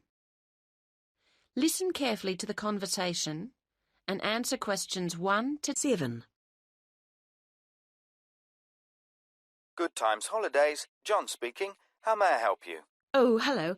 I'm calling to complain about a holiday we've just had. Oh dear, I'm sorry to hear about that. Yes, we're very disappointed. What I need to do is to take some information from you so that I can look up the relevant files and then we can discuss the specific problems. Would that be all right with you? Yes, I hope it doesn't take too long. Oh no, let me just get a form ready. First, the name, please, of the person who booked the holiday. Well, our surname's Sharp. S-H. Like a knife? Yes, but with an E on the end. And a first name? I'm Alice, but I think it was my husband who actually booked the trip. His name's Andrew. Fine. And then the address, please. It's flat 4, Beaconsfield. That's Beaconsfield, house. That's Winchester. And it's SO2 4ER. Thank you. And could I take a telephone number? We're on 0374 56561 at home. Or do you mean during the day? Then my work number's 0374 55793. I'll put the work one down, assuming that's normal office hours. Oh, yes. The next thing is, do you have a note of your booking reference? I think so. Would it start 74? No. Usually with 2 or 3 letters. Uh-huh. Oh, is this it? MH? That sounds like it. And then 66G4. Thank you. Right, what's next? Now, did you book in conjunction with any kind of special offer? Or did you book directly with us? Or maybe through a scheme your employer's part of? Oh, okay. No, I think... Yes, we were using an offer from a credit card company. They always seem to have offers on. You get something with every bill, don't you? Yes, so many. Fine. And now, insurance. Did you have an insurance policy that came with your booking? Well, no. I mean, it came under our Gold Star policy, so we didn't need extra. No, that's fine. It's just a check. All right, nearly there. Now, what type of holiday was it? Well, not very... No, OK. It was called a midwinter break in the brochure. Thank you. Before you hear the rest of the conversation, you have some time to look at questions 8 to 10.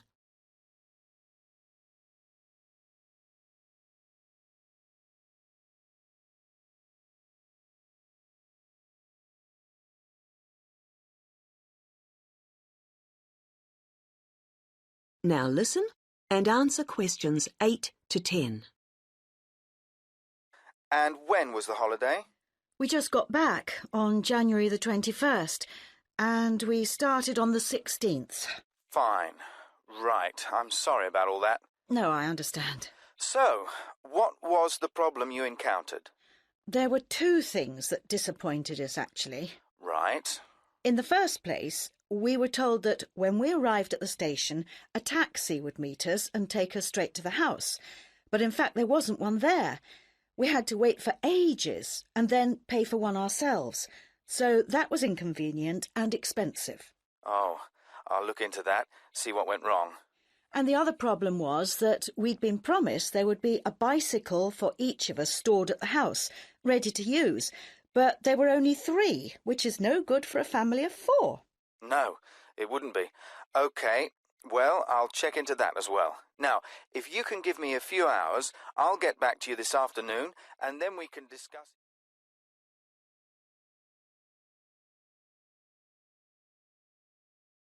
That is the end of part 1. You now have 1 minute to check your answers to part 1.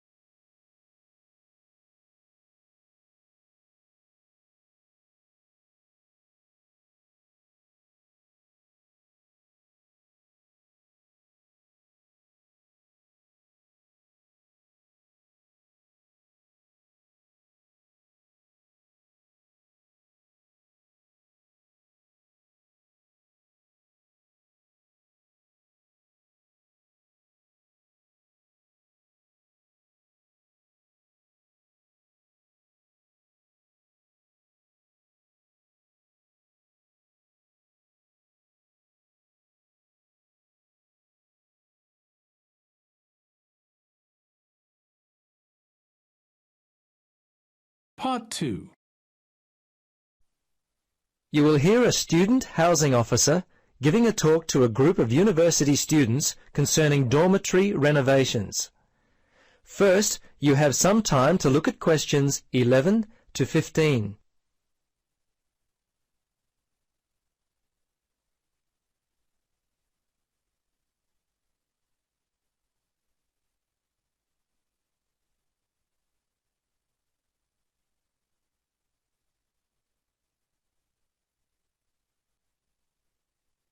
Now, listen carefully and answer questions 11 to 15. After months of discussion and planning, we are very pleased to announce that the renovations will be made to the west wing of the university dormitories. Now, with this good news comes some bad, as there will be some disruptions to your living environment. But we think once you hear our plans, you're going to be very happy with what we will be doing. Firstly, if you'll just take a moment to look at the plans we gave you as you came in. Firstly, on the eastern side of the wing, you'll notice that there will be a change in the existing front entrance. It will be removed to another location on the opposite side of the wing. I'm sure that a lot of you will be glad for that, as our present configuration didn't allow for enough lighting. With the renovations will also come the removal of the existing staircase, but not the column beside it. Now, as we move west, we come to the location of the new security entrance. As with the old one, there will still be a need for some new lighting, so we're planning to install a number of overhead lights, which will make entering and exiting safer for you all. It'll be at this new security entrance that the new wall will be built to a 2-story height. This gives you an idea of the size of the construction.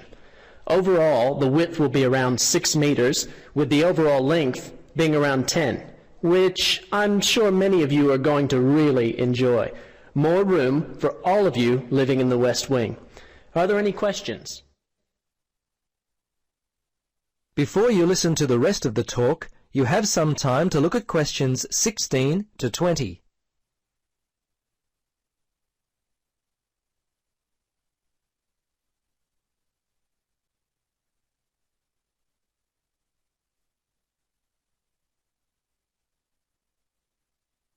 Now, listen carefully and answer questions 16 to 20.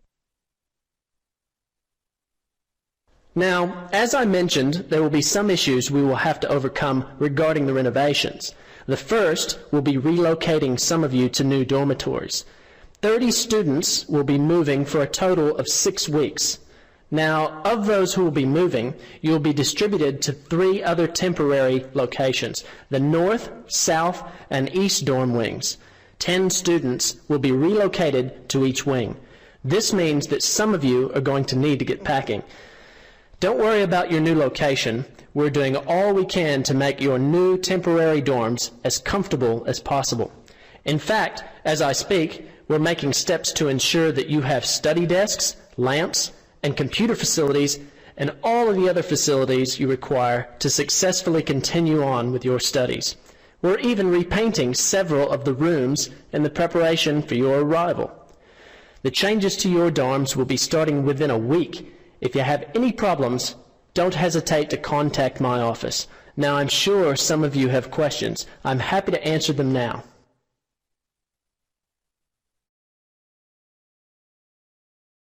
That is the end of Part 2. You now have 30 seconds to check your answers to Part 2.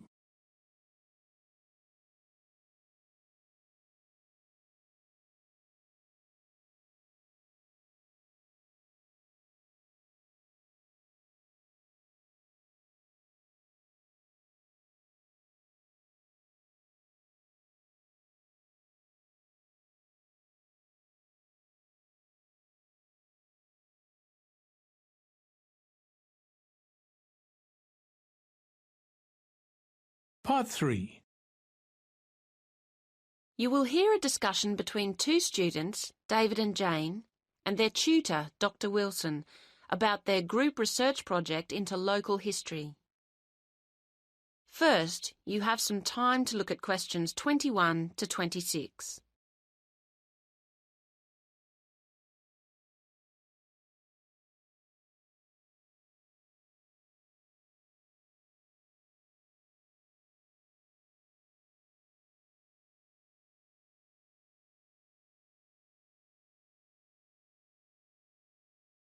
Now listen to the first part of the conversation and answer questions 21 to 26. Hello, David, Jane. Hello. Hi. So, how's the local history project going? Are you making good progress? Yes and no. Oh? Well, we anticipated problems of various kinds. None of the group has much experience of collaborating on projects. But we spent some time discussing how to go about it and thrashed out what seemed a useful approach. But it seems that Jane and I are the only ones actually following the plan. That's meant that the whole project has been lacking coordination, and so we've fallen behind our schedule. I see. That's tricky. Yes, it is. We felt that the targets had been defined, so we'd all know what to deal with. But looking back, we probably should have really specified individual responsibilities. As it is, we only have a loose sense of what should be done by who. Well, this is quite a common problem, actually. I take it that you've had enough group meetings, so you're looking for an effective solution. If you go to the Resource Center, I think you'd find the advice service they provide there helpful at this point. Thanks. We'll go there later. On a specific note, I think we've got carried away with recruiting people to interview at the expense of building up the reference section, which I don't think is going to be solid enough. Do you think that'll be a major problem? I'd have to see how much is there to be sure. But, well, you'll have to be pragmatic at this point, I think. What you'd better do is ensure your methodology is really strong, so at least you can't be faulted on that front. Then, if people challenge your results, at least you've carefully reported how you reach them. Do you see what I mean? Yes. So? Yes, I think one resource in relation to that we haven't exploited as fully as we might is the internet. I've taken a lot of journals off the library shelves to go through, but actually there are websites where you can call up lists of approaches or data sets really quickly. I think that's a good idea, yes. Now you have some time to look at questions 27 to 30.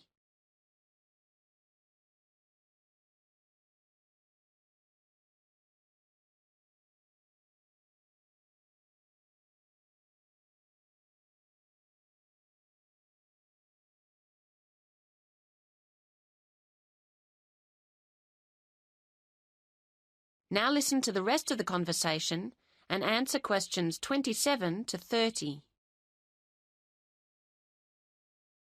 Now, let's think about the field trip and at least make sure that goes as well as possible.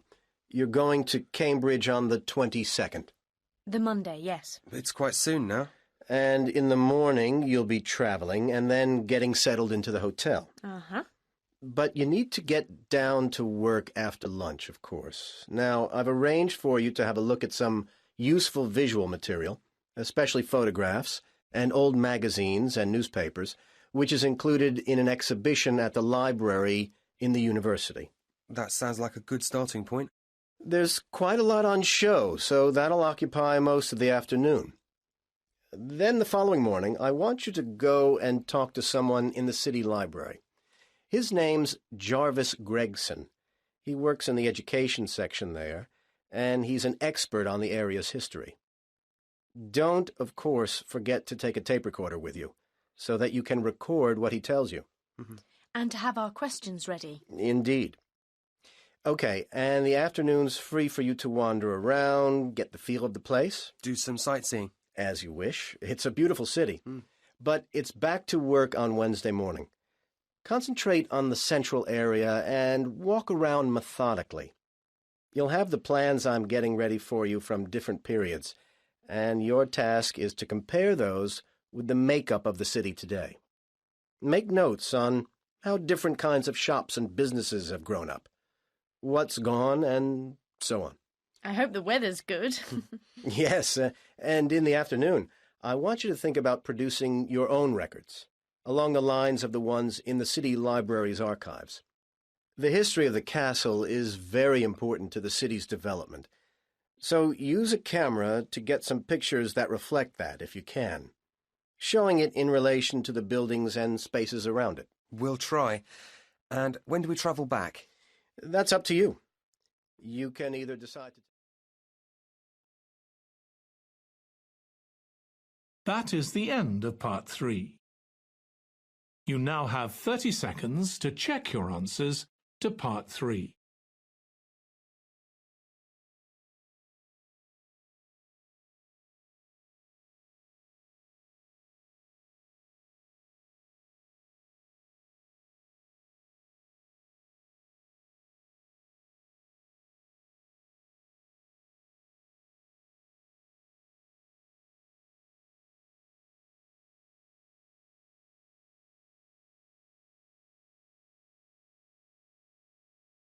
Part 4. You will hear a lecture about the Inuit Eskimos of Alaska and Canada. First, you have some time to look at questions 31 to 40.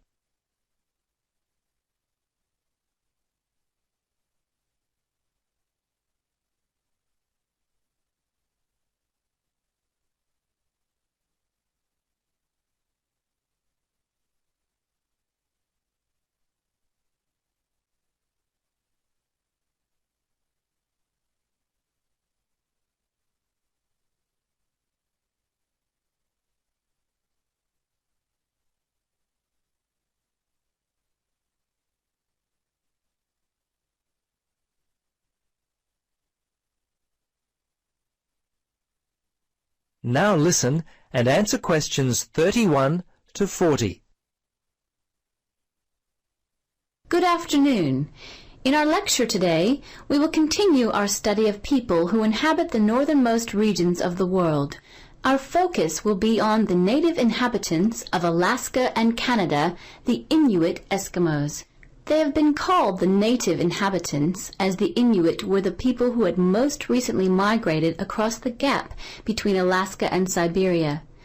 Distinctly Asian in origin, the Inuit, which is literally translated the people in their native language, developed their civilization in what is now the Bering Sea region about 1,000 years ago.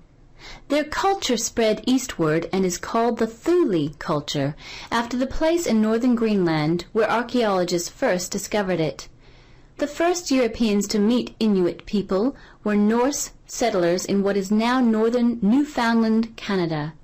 These settlers lived there for a short time around 1000 AD. Approximately 500 years later, beginning in the 1500s, European whalers, fishing crews, and explorers met many Inuit along the coast of Labrador.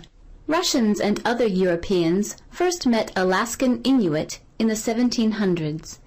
100 years later, in the mid-1800s, whalers began to hunt in the Arctic. Some Inuit were employed by whalers and traded with them during that time. Perhaps one of the most interesting aspects of the Inuit is how they were able to survive and grow in such a harsh Arctic environment. Firstly, and not surprisingly, their homes were well adapted to the freezing conditions. They lived in predominantly 2 types of housing that would keep them warm. In the cold summer, they would live in tents that were made from the skin of the animals they had hunted for food, and they also traveled in boats. These were called umiaks by the natives. In the winter, they would live in houses made of sod, and when on hunting trips, they would commute by dog sled and build temporary houses made from ice. These igloos, which is the Inuit word for house, were uniquely made with a sharp blade carved out of walrus tusk. They would cut large blocks of hard-packed snow, about 3 meters wide, out of the ground. The blocks would then be used to build a 6-meter dome over a wide, shallow hole. Within 1 or 2 hours, an igloo up to 10 meters in length could be built. It was weatherproof and large enough to house an entire family.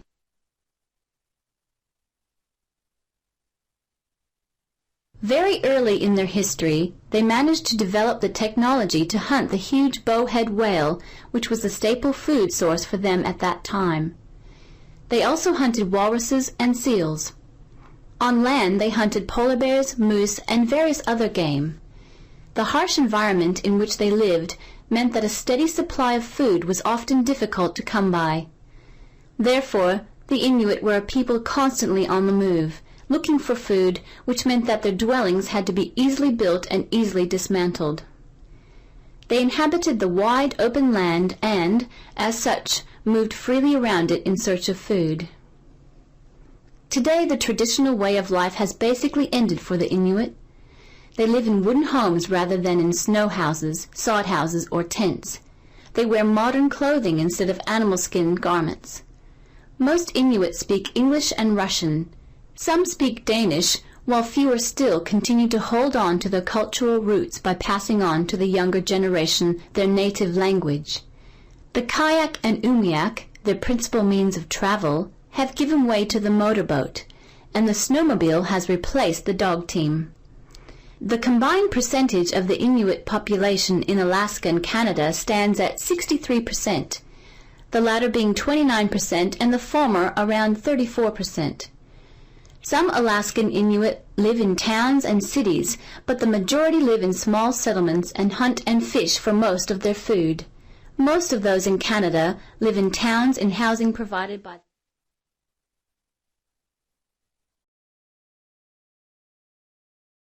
That is the end of Part 4. You now have 1 minute to check your answers to Part 4.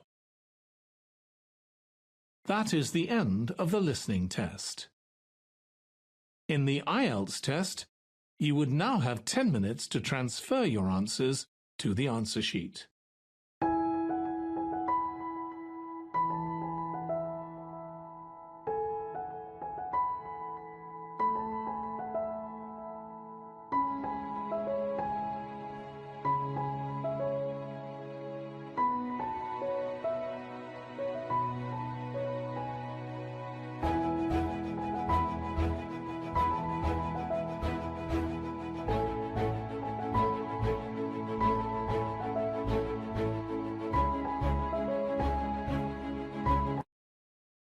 This is the IELTS listening test. You will hear a number of Published different by recordings, IELTS@GV.com. and you will have to answer questions on what you hear. There will be time for you to read the instructions and questions, and you will have a chance to check your work. All the recordings will be played once only. The test is in 4 parts. At the end of the test, you will be given 10 minutes to transfer your answers to the answer sheet. Now turn to Part 1.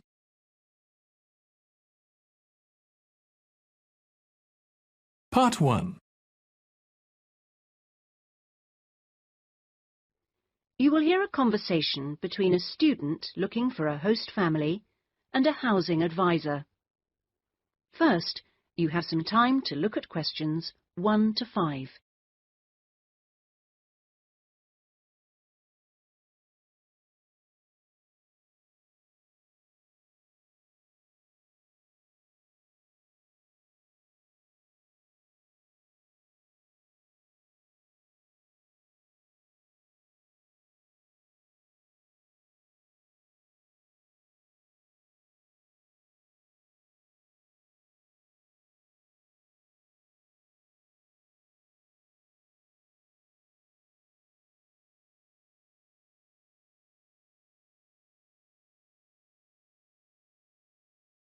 Listen carefully and answer questions 1 to 5. Good morning. How can I help you? Good morning. I understand you help fix up students with host families. That's right. Are you interested in... Yes. Well, please sit down and I'll just take a few details. Thank you. Right. Now, what name is it? Jenny Chan. Can you spell that, please? Yes. JENNYCHAN.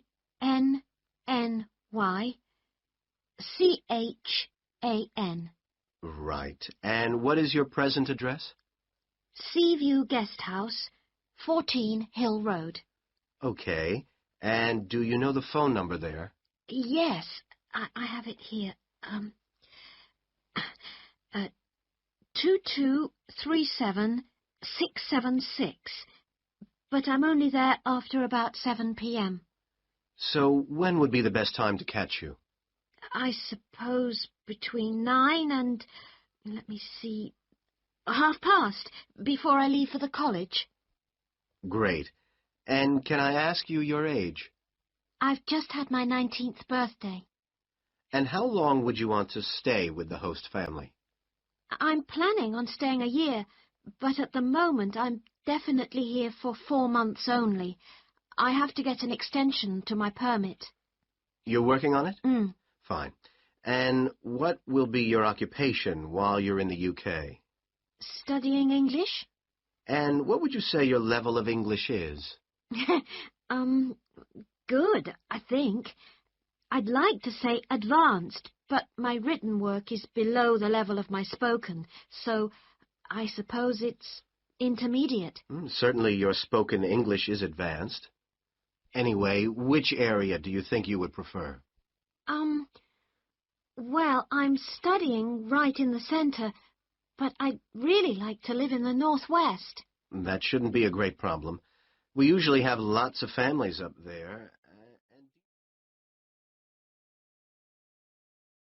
Before you hear the rest of the conversation, you have some time to look at questions 6 to 10.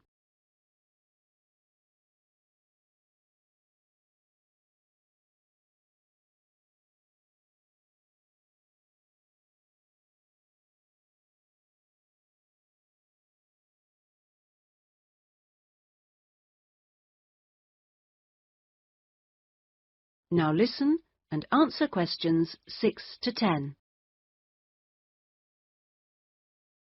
And do you have any particular requirements for diet? Well, I'm nearly a vegetarian. Not quite. Shall I say you are? It's probably easier that way. That would be best. Anything about your actual room?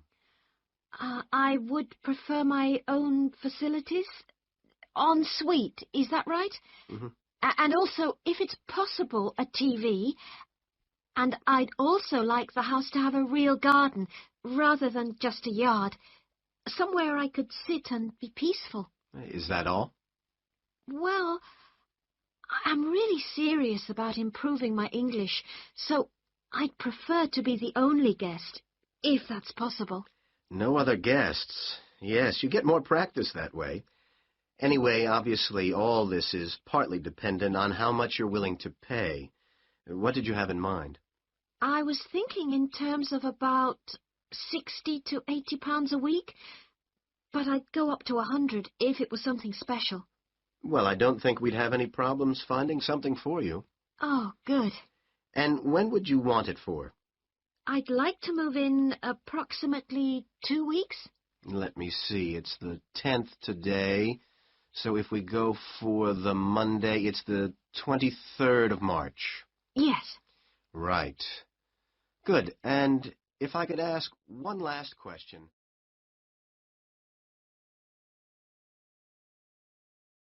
That is the end of part 1. You now have 1 minute to check your answers to part 1.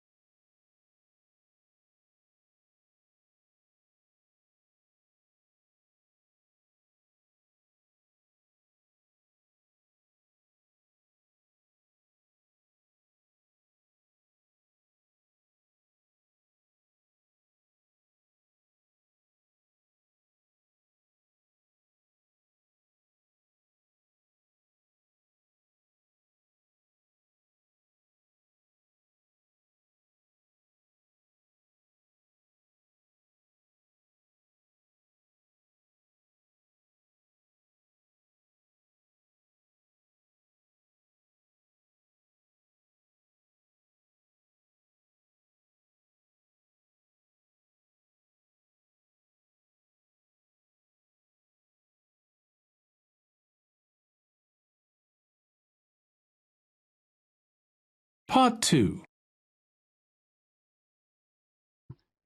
You will hear a speech by an official at a meeting of a local football club at the start of a new football season.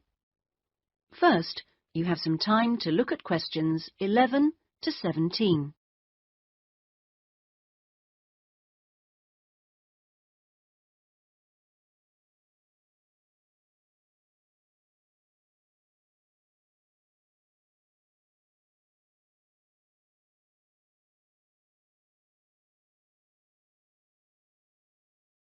Now listen carefully and answer questions 11 to 17.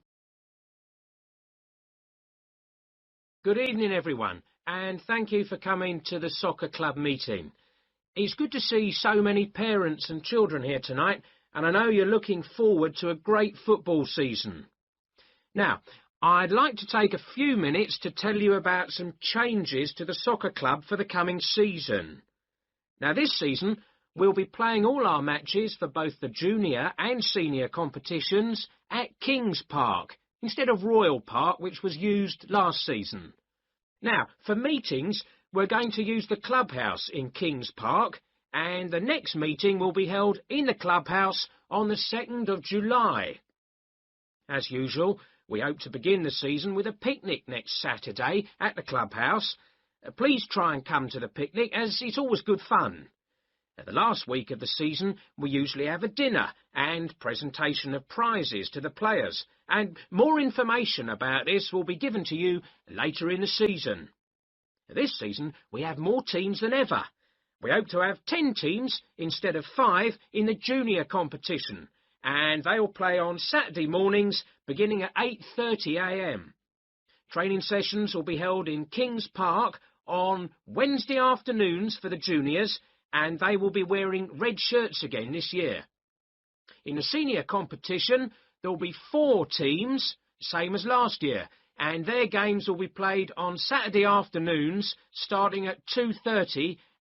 It will be at a 2 o'clock start, and the training session for seniors is planned for Sunday afternoons.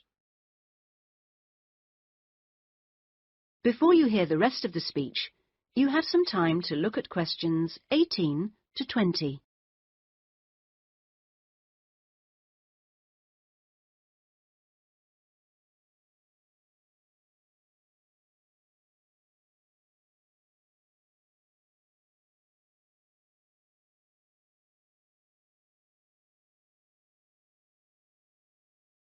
Now listen and answer questions 18 to 20.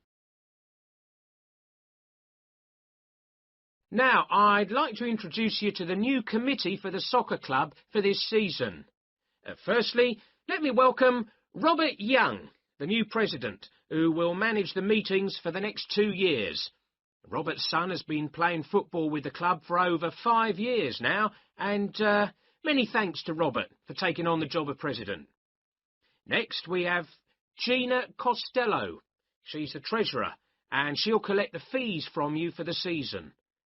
Please try and give Gina your fees as early as possible in the season, as the club needs the money to buy some new equipment. Then there's David West, who's volunteered to be the club secretary, and one of the many jobs he'll have is to send out newsletters to you regularly. If you have any information that may be useful, please let David know so that it can be included in these newsletters. Also, I'd like to introduce you to Jason Dokic, who is the head coach. For all the new members here tonight, this is the 3rd year that Jason has been with us as head coach, and we're very lucky to have such an experienced coach and former player at our club. He will continue to supervise the teams at training sessions and on match days. Now, before we finish and have some refreshments, does anyone have any questions they'd like to ask the new committee?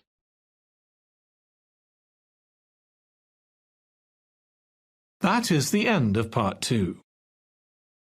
You now have 30 seconds to check your answers to part 2.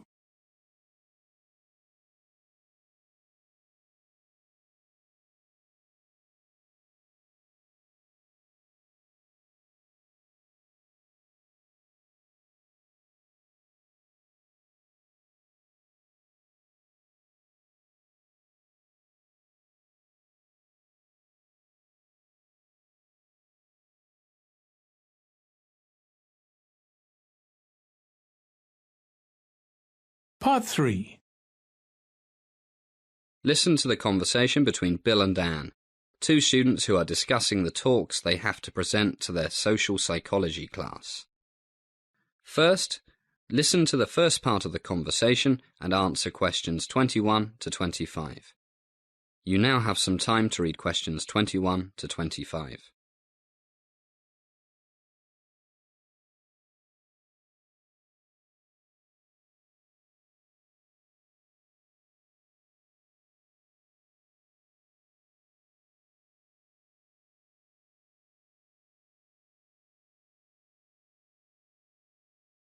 Hi, Anne. How's it going? I'm going mad. I haven't even started preparing my talk for tomorrow's political science class. Me neither. I've been so busy looking after my mum. She's still ill? Yeah. The doctor says I should get someone to do all her cooking and cleaning for another week or so, but we can't afford to employ someone to help her. The neighbours are all too busy. It's not that I'm too busy with my other classes. That's really tough. I've got no excuses for not being prepared. Too much time playing computer games. How many times have I told you? I know, but at least I've got a topic. Which is? Well, it's about an experiment in Los Angeles, I think, that I read about in social studies at high school. It's about how wearing a uniform can change people's personalities. This professor got a lot of his students to agree to take part in an experiment during the summer vacation, but he wouldn't tell them anything about it. As the conversation continues, please answer questions 26 to 30. You now have some time to read questions 26 to 30.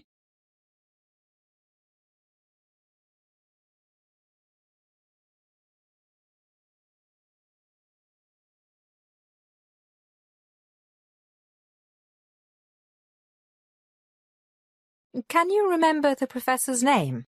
No, but I think he was from the University of California at Los Angeles. Well, at least you've got the most important thing, a topic.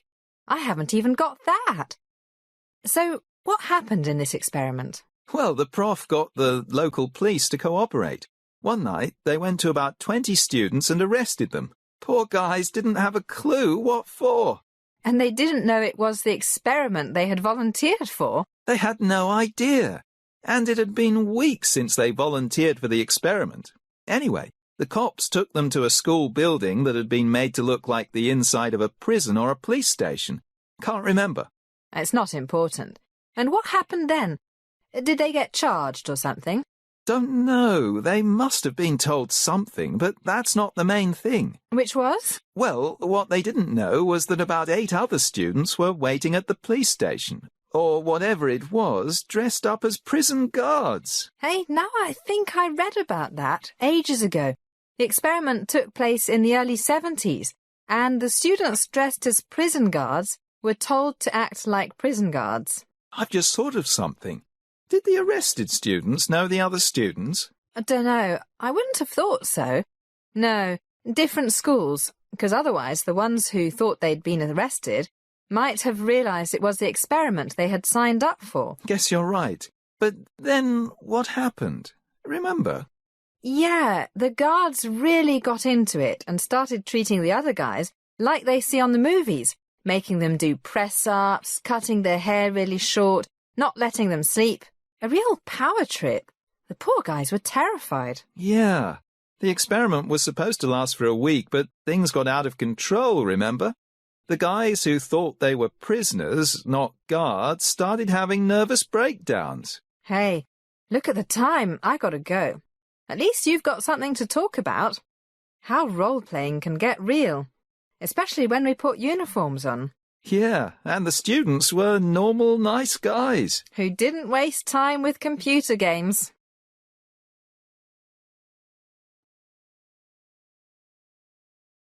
That is the end of part 3. You now have 30 seconds to check your answers to part 3.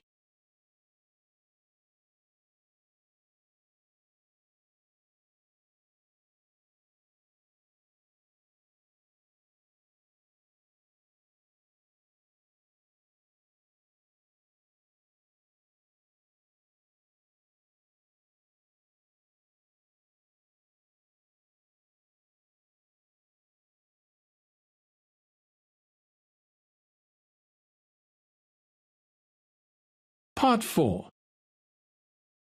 You are going to hear a lecture about sales and marketing. You now have some time to read questions 31 to 40.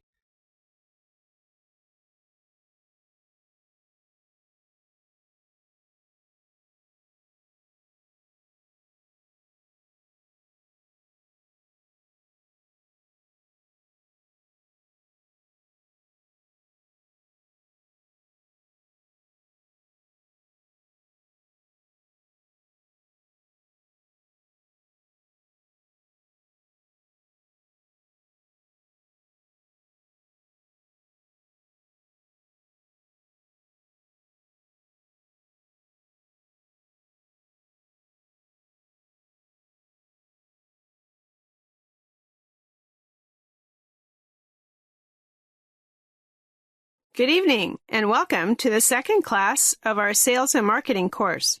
Tonight, and in the next few weeks, I'll be talking about advertising. To be specific, about different types of advertising, different types of message, all of which, of course, are supposed to make your company, or your organization, the government perhaps, more successful. Now, please note that I'm not, at this stage, going to talk about advertising media. There are various choices here: radio, newspapers, television, billboards, magazines, and, of course, the Internet. It's almost impossible to go into Google or Yahoo or whatever and not find adverts on almost every page. But we'll talk about the various choices of media later. First, I will stress one thing. Advertising can be expensive. Whether you are a small business, an NGO, or a multinational corporation. So it's very important that what you spend on advertising is money well spent, money that achieves your objectives, whatever they might be. The ads must be cost-effective. It is therefore essential to use the right type of advertising with the right message that make it effective. There are several types of advertising, aiming to promote one, sometimes more, of the following things: brand name, company image, a product, a service rather than a product, or a group, like a manufacturers association or a cooperative. Can you think of anything else? Right, you might want to make people look after their health better and associate your company with things that can help them do this. But the common aim is that the advertiser wants to change or reinforce people's attitudes and perceptions, and in most cases, their behavior, maybe their buying habits. Which type you choose depends on your objectives. All clear so far? Good.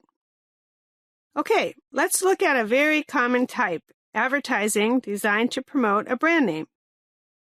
If you go out to buy many types of product, toothpaste, detergent, cheese, how many of you think of the name of the company that made it? Right, you don't usually think of Procter & Gamble when you buy the company's Tide laundry detergent, or Cascade dishwashing powder, or the Kraft Company when you buy Philadelphia cream cheese. That's right, Philadelphia cream cheese is a registered brand name. In fact, the name of the company, Kraft, is hardly noticeable on the package. The point is that these companies have successfully promoted the name of various products, and consumers buy these products primarily because they recognize the brand name and may not even know the name of the company that makes it. So, advertising to promote a brand name is designed to create and keep strong image in the customer's mind of the product, not the company. For example, would you buy Shell? You know, the big oil company. Would you buy Shell beer? It's a famous company, but probably not. Imagine. But what if Shell had bought a brewery and marketed a beer they called Granddad's Old Ale? You can bet that the word Shell Oil Company would be in the smallest print possible and would never be mentioned in Granddad's Old Ale advertising. But when you buy a can of Shell oil or some gasoline, the word Shell is big and everywhere. So, there's nothing better than a good brand name. Now, let's look at another type of advertising. Advertising that is designed to promote a company image. Imagine you've started a new company. You might want to start by getting the company name known first, before you worry about advertising your products and services. One company that did this was in San Francisco, the San Fran Video Store. The managers decided to promote the company name rather than promote the videos they rented out. They put small ads in local newspapers that simply said, San Fran Video Store, a great selection of movies. And they also had people handing out little cards with the same message on them, plus a list of the store locations. So they didn't spend a fortune on advertising. They put most of their money into making sure they had a great selection of movies. And it worked. They started with 4 stores in 1995, and now they have, at last count, 27. Now, can you think of examples of companies advertising both a product and the company name in the same advert? Come on, you must be able to think of one. What? That's right, a good example. Makers of luxury things like perfume and fashion. For example, when Chanel brings out a new perfume, the advertising message is always something like, Nightlight by Chanel. This almost immediately gives the new perfume a good reputation, because it's by Chanel, and also reinforces perception of the company name. So, the different types of advertising might not be mutually exclusive. The important thing is that the objectives must be clear, mutually supportive, and not contradictory. Another type of advertising is designed to promote a service rather than a physical product. But our time is up, so we'll leave that till next time. Good night, everybody. That is the end of Part 4. You now have 1 minute to check your answers to Part 4. That is the end of the listening test. In the IELTS test, you would now have 10 minutes to transfer your answers to the answer sheet.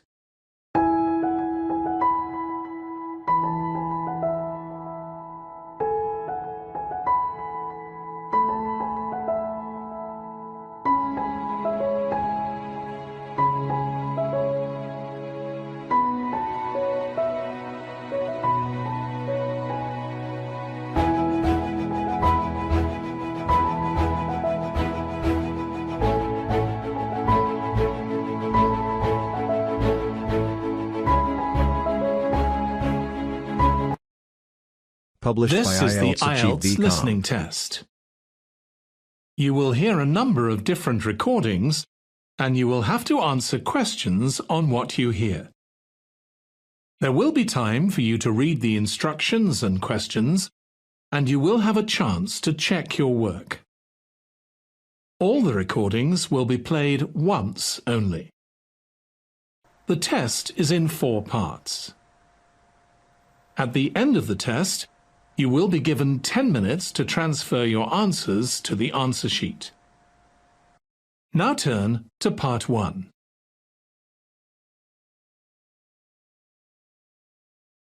Part 1.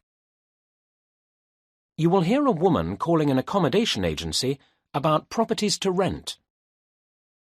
First, you have some time to look at questions 1 to 4.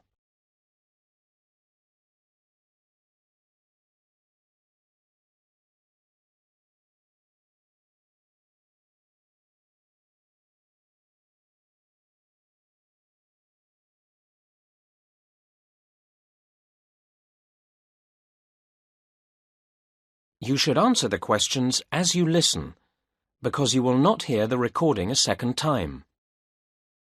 Listen carefully to the first part of the conversation and answer questions 1 to 4. Easy move. Good morning. How can I help you? Hello. I saw your advertisement in the paper, and I'm calling to ask about renting an apartment. Certainly. What kind of apartment do you have in mind? Well, I don't know exactly. I mean, it depends on price, to some extent. Okay. Now we have properties across the whole range. The average is probably $120 per week. Oh, it's a little expensive than I thought. They start at $80. That's the lowest we have usually. And they go up to $190. I could manage the lowest figure. An important question is how long you're planning to rent. We don't do short lets. I'd want an apartment for 9 months, perhaps longer. That would be fine. Our contracts are for a standard of 6 months, and that can be extended. Fine. What about the viewing arrangement? All right. Can you come to our office on Thursday? I'm afraid I don't have any availability on Thursday. How about Wednesday? Let me see. Okay. That'll be fine. Oh, if possible, I'd like to see details of some properties first. We can post you a list, or you may find it easier to look on the internet. The website is www.easymove.com, all in small letters. Okay, got it. Thank you. What else would you like to know? I wonder what I might need to buy. What's included in the rent? That depends. To a certain extent, although some things are standard in all flats. For example, every apartment has a closed-circuit TV. Good. Before you hear the next part of the conversation, you have some time to look at questions 5 to 10.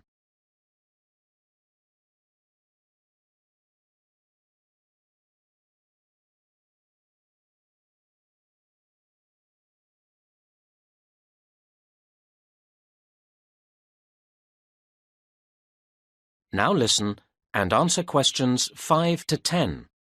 Good. What about kitchen equipment? Do you offer? Tableware? You know, plates, knives and forks, things like that. No, only a microwave oven and a fridge, I'm afraid. Okay. What about the utilities?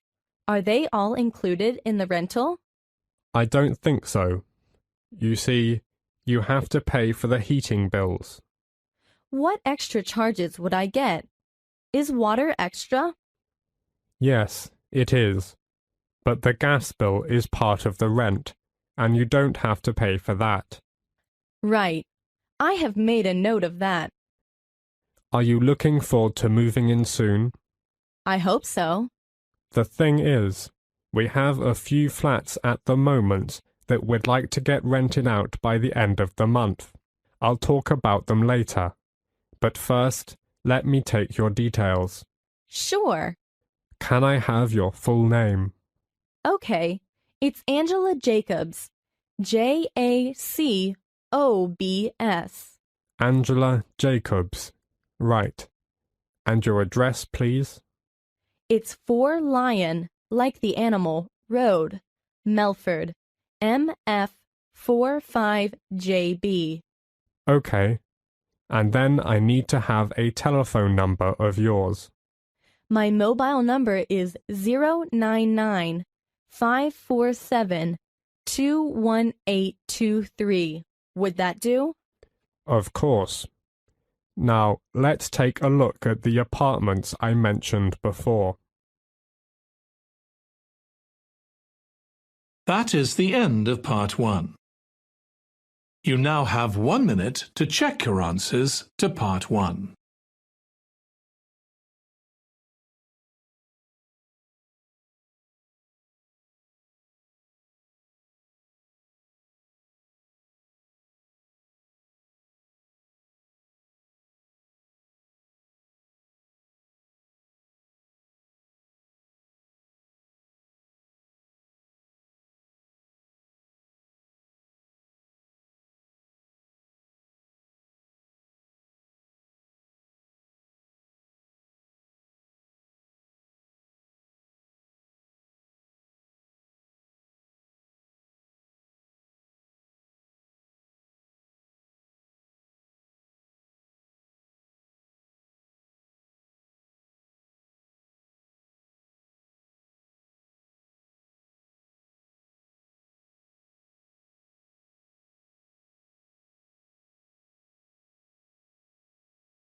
Part 2.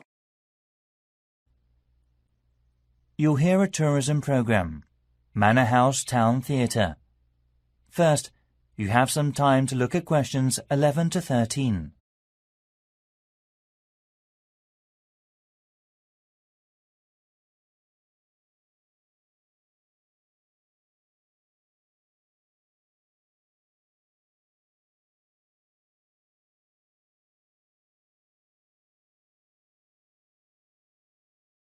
Now listen carefully and answer the questions 11 to 13. Hello everybody, and welcome to Parkson. I truly hope that you will enjoy working here, and indeed that some of you may take the opportunity to join our permanent staff. Now, my purpose this morning is to give you a short overview of Parkson and a few pointers about working here. Then I'll hand over to Julia, Head of Human Resources, to begin the training. Right. Now we've seen quite a mixed history in sales recently at Parkson. In 2005, sales climbed at an exciting rate. But then every company in the retailing industry suffered in 2007 as the global economy weakened and consumer confidence eroded. Parkson was no exception. Even with the significant amount of energy and newness we infused into our business, our financial results were softer than we had originally anticipated going into the year.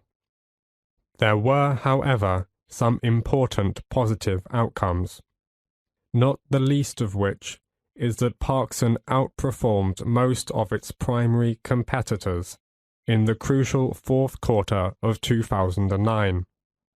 We're delighted to see that sales have recovered to rise again in 2010, so the future looks bright. This indicates to us that our strategic priorities are on track, and it gives us confidence that we will continue to compete successfully when the economy bounces back. As a company, we have to watch and be proactive about where these sales are coming from. All of you here will be allocated to different departments, but you may be interested to know where your area stands in relationship to others.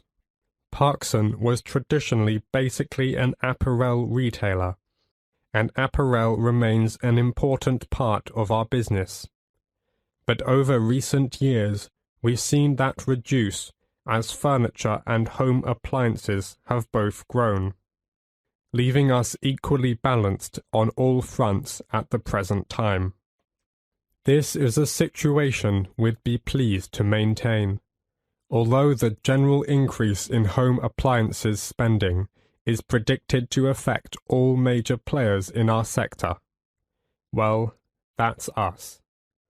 What about you, as temporary staff? Where do you fit in? Maintaining a happy and consistent workforce is going to need to be the primary aim. Failure to do so will result in an organization being short quality people, which will spell its ultimate demise, and Parkson is no exception. Last year, we recruited temporary staff into every department, and this year we've done that again, actually increasing the numbers, and we expect to take on an even higher proportion in 2011. So, employees are the most valuable asset that a company has, and you'll be playing an important part in our success. Before you hear the rest of the program, you have some time to look at the questions 14 to 20.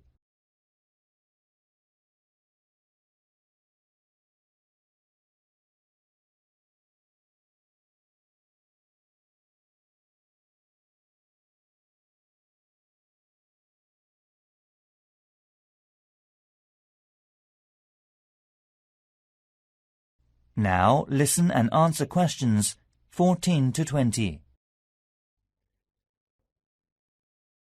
We regard the Parkson approach to the retail business as something special. Our mission statement, the guiding idea behind everything we do, is the drive to differentiate, and is phrased, pursuing ways to be more creative and distinctive in meeting customer needs. And this belief applies to every customer and every purchase, however large or small. Importantly, the core strategy for Parkson has not changed. Our decisions are guided by the company's 4 priorities: compelling and distinctive assortments, simplified pricing, improving the shopping experience, and creative marketing that builds our brands and drives traffic. These priorities have resulted in Parkson's successful emergence as a national retailer, and they are more relevant than ever moving forward. Clearly, Parkson is distinctly different from other major retailers. Parkson embraces customers and provides an experience that transcends ordinary shopping. So, as an employee, you should keep customers informed. Let them know about magical special events, the Parkson Thanksgiving Day Parade, Halloween fireworks, celebrity appearances, cooking demonstrations, and holiday traditions ranging from the arrival of Santa Claus to tree lightings and animated window displays. To keep yourself up to date about these and all the other aspects of the company, please look carefully through the newsletter that we publish each month, okay? Right. Just a few last things, and then I'll hand over. I think you were all asked for details of your certificates when you filled in your initial application form. Can you make sure that you submit them to the Human Resources Office the day after tomorrow? There's a pile of information brochures on the front desk, and I'd like you to take one each. And please make sure you read them carefully when you get home tonight. It contains lots of useful facts and advice which will help you to fit in the company quickly. Will you also pick up your security pass this afternoon from the office on the 6th floor, as you will need it to get in tomorrow? Without it, I'm afraid you can't go anywhere, so please don't lose it. Oh, and don't forget you'll need it to obtain your staff discount when you make any purchases. Okay, that really is it from me, so now, Julia, if you'd like to. That is the end of part 2. You now have 30 seconds to check your answers to part 2.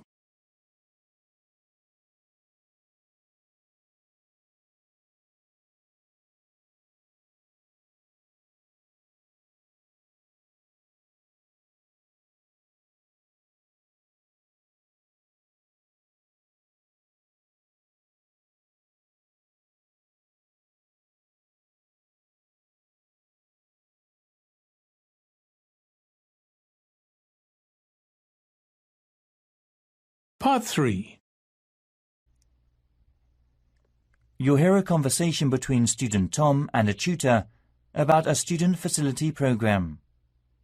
First, you have some time to look at questions 21 to 27.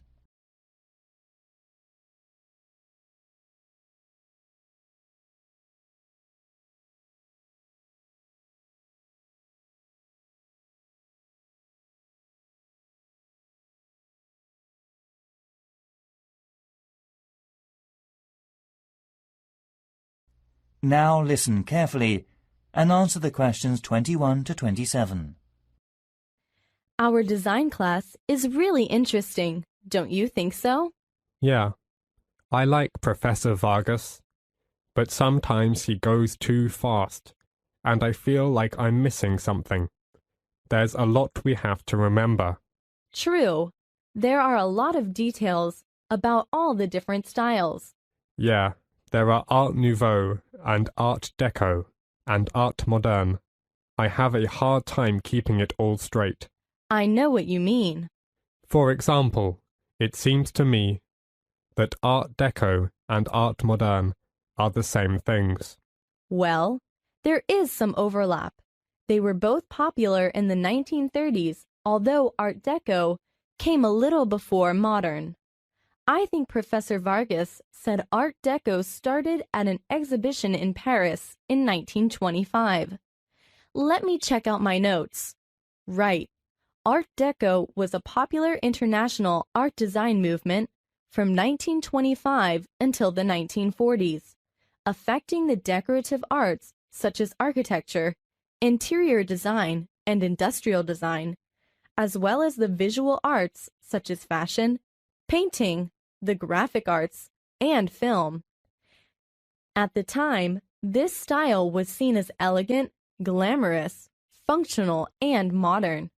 Both Art Deco and its cousin, Art Moderne, were rarely used for houses. They were more common for commercial buildings and skyscrapers, and occasional institutional buildings. So, they were about the same time. That's one thing that gets confusing. Another thing is, they seem so similar that it's hard to see why they're considered different styles. Art Deco has more decoration than Art Moderne.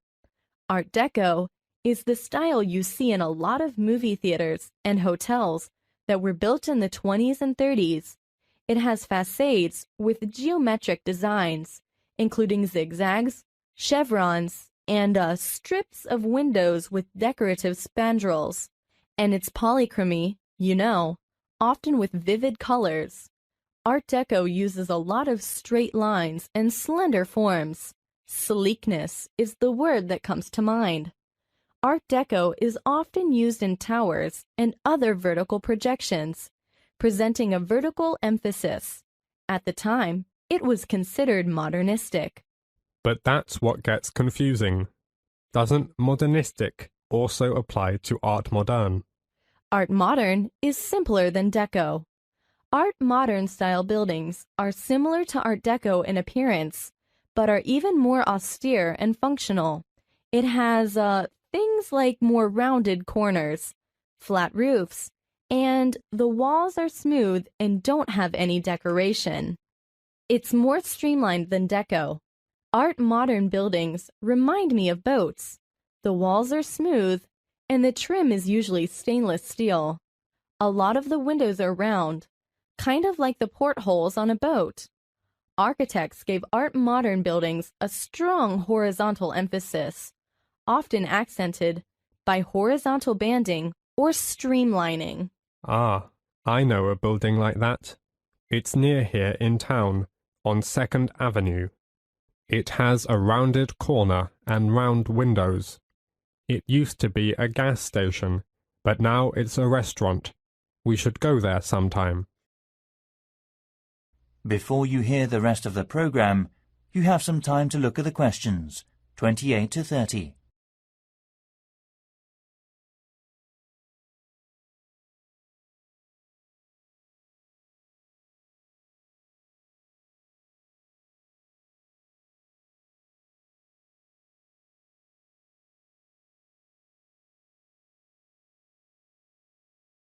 Now listen and answer questions 28 to 30. Yeah, I'd like to see that. My favorite building is the Maritime Building. It's downtown, right across from my father's office. It's Art Deco, built in 1927, and I tell that from the cornerstone. You should see the lobby. It's just beautiful. There's a geometric pattern in the tile on the floor. Kind of a big circle with lots of triangles. And you should see the elevator doors. They're gorgeous. You know, we should go around and look at some of these buildings. Yeah, that would be fun. And, you know what else? This is an idea for our project. We could take pictures of the buildings and do a slideshow in class. Oh, that's a cool idea. But don't we need to get permission to take photographs? especially of the interior. We need pictures of the lobby of the Maritime Building. We could ask for permission. That shouldn't be a problem. Let's talk to Professor Vargas and see what he thinks. Okay, why don't you do that? I'll go down to the Maritime Building and see if there's anyone there, like a building superintendent, who can give us permission. I'll let you know. Why don't we meet again on Thursday? Okay, fine with me.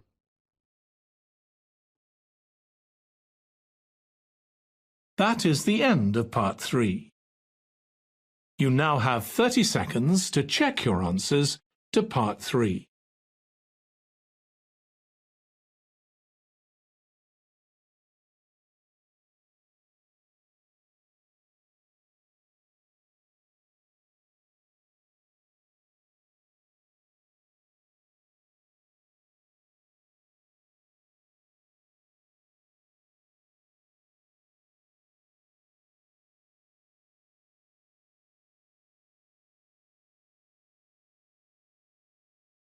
Part 4. You'll hear part of a lecture given by an anthropology professor.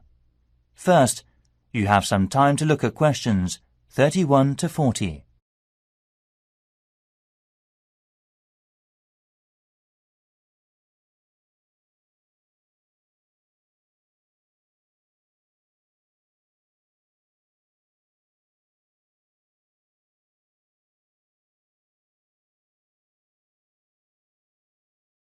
Now listen carefully and answer the questions 31 to 40. Most people today are familiar with the Aztec Empire, but it may surprise you to know that there is a great deal of disagreement over what kind of an empire it really was. This Aztec Empire history may surprise you. Now let's take a look at an Aztec timeline to get an overview of what happened during the times of this civilization. Collectively, the people of the Allied Central Mexican and American city-states between the 14th century and the 16th century Spanish invasion are commonly referred to as the Aztecs. The Aztec Empire was controlled primarily by a political body called the Triple Alliance. The Aztecs' capital city was located at Tenochtitlan, which is the site of the modern Mexico City, and their empire covered nearly all of the current country of Mexico, extending down into other regions of Central America as well. Then, progressing to the subject of food, Aztec food was a rich combination of many foods that we take for granted today. Not only is much of this rich diet still common in Mexico today, it spread around the world. Let's look at some of what the ancient Mexica peoples ate. Maize was the staple grain of the Aztec Empire. Maize has been domesticated for thousands of years, and it likely first came into common use in Mexico, spreading to the rest of the world from there. Mexico is still one of the world's top maize-growing countries. Aztec food also included beans and squash. Of course, maize and beans are still a cornerstone of the Mexican diet. A healthy combination, especially if you're not eating a lot of meat. Okay, now, moving forward onto the area of clothing. Ancient Aztec clothing, that is, the clothing worn by the tribes that made up the Aztec Empire, such as the Mexica people, was rich in variety, and more importantly, it varied according to the social class that people belonged to. Ancient Aztec clothing was generally loose-fitting and did not completely cover the body. When the Spanish arrived in Mexico, the people were surprised to see them in their full armor, with only their faces exposed. Aztec clothes were generally made of cotton, which was imported, or ayat fiber, made from the maguey cactus. Women would weave the fibers into clothing, a task girls were taught as young teenagers. Because of their vast trading network, the Aztecs were able to make use of a beautiful array of dyes, creating the brilliant colors still seen in Mexico today. Next, let's look at the education situation of the Aztec. The Mexico people of the Aztec Empire had compulsory education for everyone, regardless of gender or class. In the end, people in the Aztec society were generally well educated, though boys received a wider education than girls. Girls were taught how to run a home, cook, and care for a family, but they were also taught things like crafts and ways to economically run the home. In this way, women had a lot of power in society, though it was behind the scenes. Boys learned other trades and were also taught fighting skills and leadership skills. Finally, then, let's look at Aztec temples. Aztec temples were called by the Mexica people of the empire Teocalli god houses. The priests of the Aztec religion went to these temples to worship and pray, and make offerings to the gods to keep them strong and in balance. How did they send their tribute? Well, Aztecs collected tribute from the various parts of Mexico that fell under their control. Much of this tribute was in the form of agricultural produce, such as cotton, maize, and beans, which supplemented the agricultural yield in and around Mexico Tenochtitlan. Tribute payers were also obliged to produce certain quantities of rare and precious goods. According to the tribute list preserved in the Codex Mendoza, these included jaguar pelts, deer skins, rubber, feathers, gold, jade, turquoise, seashells, warrior costumes, and even live eagles. That is the end of Part 4. You now have 1 minute to check your answers to Part 4. That is the end of the listening test. In the IELTS test, you would now have 10 minutes to transfer your answers to the answer sheet.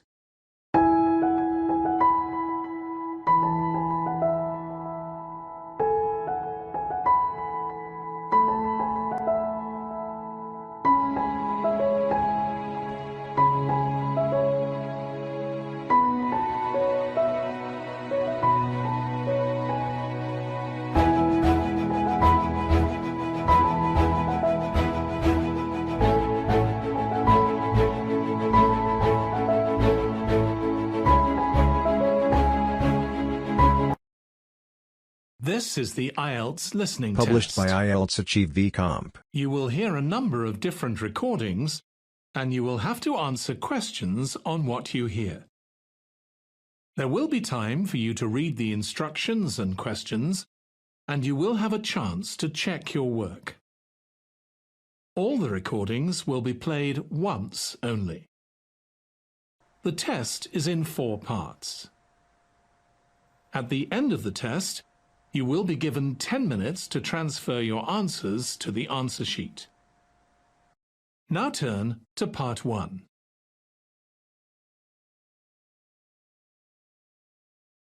Part 1. You are about to hear a conversation between a man and a woman who are having a discussion about enrolling in a university course. First, you have some time to look at questions 1 to 7.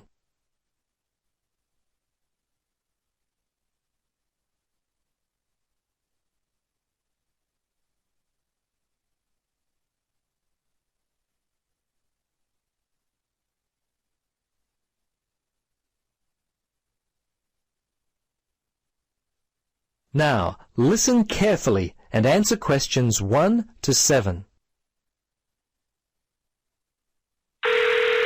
Registrar's office, this is Pam. Yes, hello. I'm calling about enrolling to study at the university. This is the right number? Yes, this is Mitchford University admissions. What would you like to know? Well, basically I need to know what I have to do to be enrolled as a student. You see, I'm currently studying education at another school. I've just finished my first year, but I'm not really enjoying it. I think I'm more interested in accounting. My dad teaches maths, so I thought it might be a good choice. Well, better than business anyway. Okay. Have you received a registration pack? No? How can I get one of those? Well, you've got to have one to register.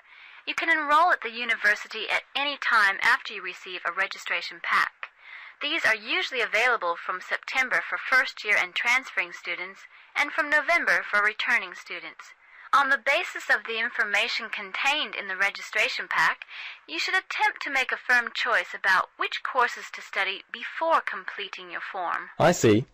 So I've only got a month to get my registration pack in. Can you send me one? Sure.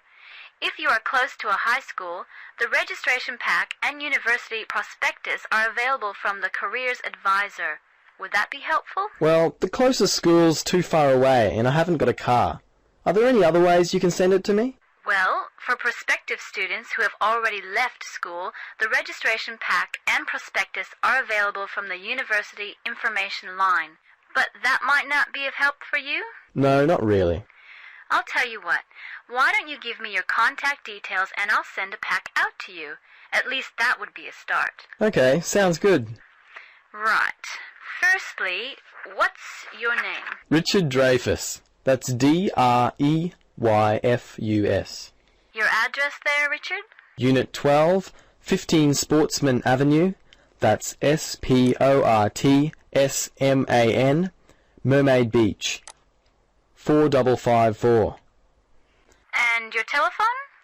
Yes, I won't give you my home. Mobile's best. 0414. Hang on a minute, I don't call myself usually. I think it's 0414 658 339. Yes, that's it. Okay, now, do you have email? Yes, I do. It's Dreyfus, my last name, at igo. That's IGO.com. All lowercase letters, of course.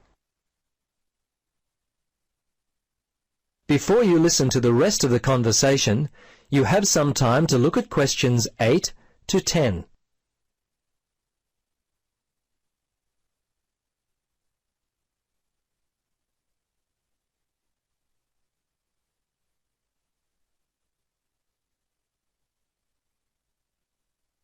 Now listen carefully and answer questions 8 to 10.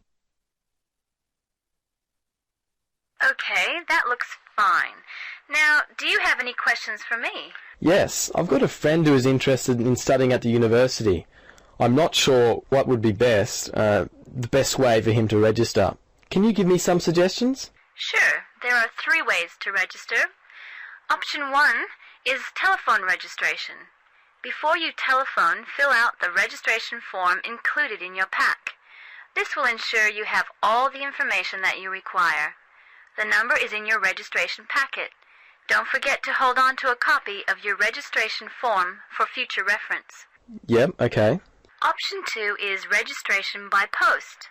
All you have to do there is complete the relevant sections of the registration form and post the completed form together with all documentation required in the envelope provided. All right. The third way is to simply come in. Visit the Student Information Center in the Information Services building, and your friend will receive personal assistance on how to complete his forms. Thanks very much. You've been most helpful. You're welcome. Good luck with your future studies.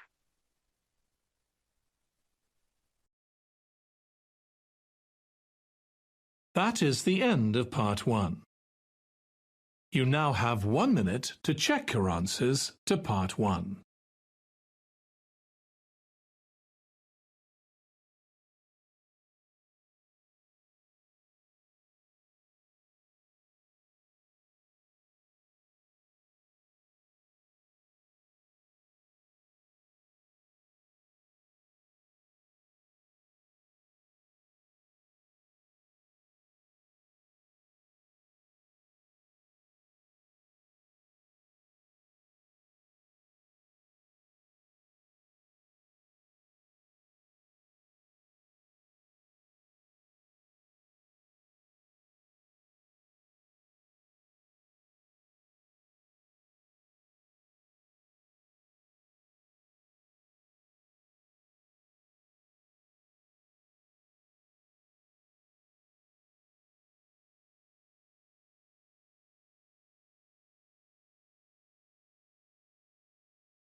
Part 2. You will hear the organiser of a group holiday talking to the group before they arrive at their destination. First, you have some time to look at questions 11 to 16.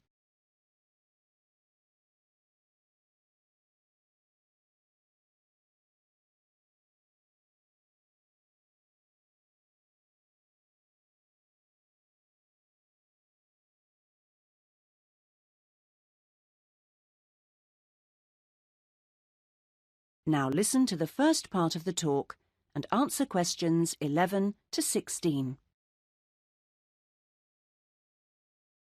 Thank you, everybody, for your attention. I hope you're all looking forward to arriving at the town. I thought you might like to know a few things while we're still on the coach, and it'll help to pass the time on our journey. OK, as you know, we're staying at the Park Hotel. It's comfortable and friendly. We're booked in for 3 nights. Now, I'm aware that not everyone wants breakfast there, so if you do want it, you should tell the hotel that you do the night before.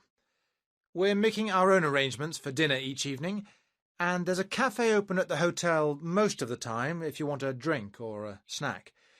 There's also a very pleasant lounge on the ground floor with a collection of fascinating paintings. And then I hope you're going to enjoy the various activities that are lined up.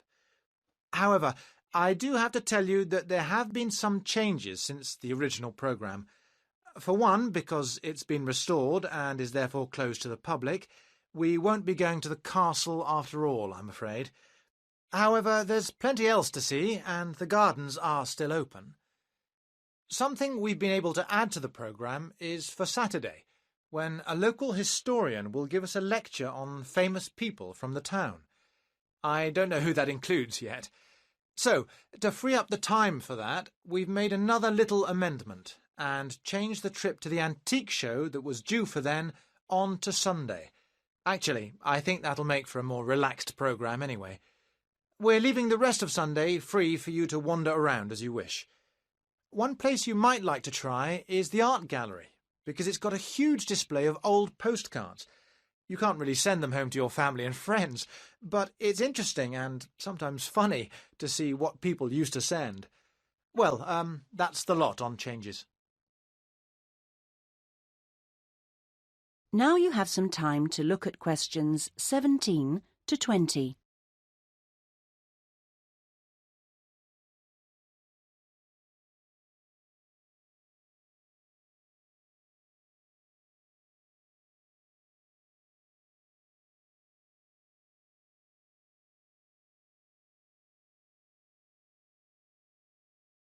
Now listen to the rest of the talk and answer questions 17 to 20.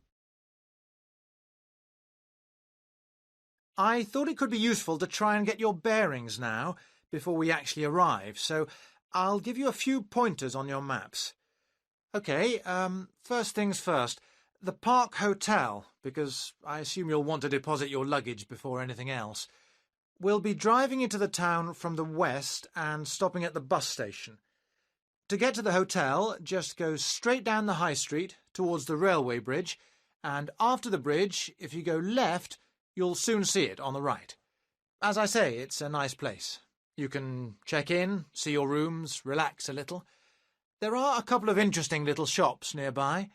There aren't any internet facilities at the hotel, I'm afraid, so if you want to send any emails, you'll need to get yourselves to the internet cafe. In fact, if you want to do that first, it's easy because it's near the bus station, on the corner towards the right of Curtis Lane and Kramer Street. So, once you've done that, well, if you do that, then I suppose you'll be ready to do a bit of exploring. You've got your basic maps, but you may want to get more information, and the Tourist Information Office is the place to do that. It's up around the train station area. From the bus station, you could go up any of the streets to the left, Cadogan Road, Earl Street or Duke Street. The office is directly facing the train station on the corner with Earl Street. They've got all sorts of brochures and leaflets about local attractions and tickets for sale. They even sell some locally produced jams and chocolates. And a last pointer at this stage is our venue for dinner tonight, the Royal House restaurant. This is conveniently located in the very centre of town. In fact, you'll no doubt pass it as you're walking around beforehand. In relation to the bus station, it's not far. Going down the High Street, if you pass the corner with Cromwell Road, then the next junction is a crossroads with Duke Street and Runton Road, and it's there. You'll be able to see its rather grand entrance over on the left corner. The food and the service there are both excellent, so it promises to be an enjoyable evening. Well, we're just coming into the town now, so...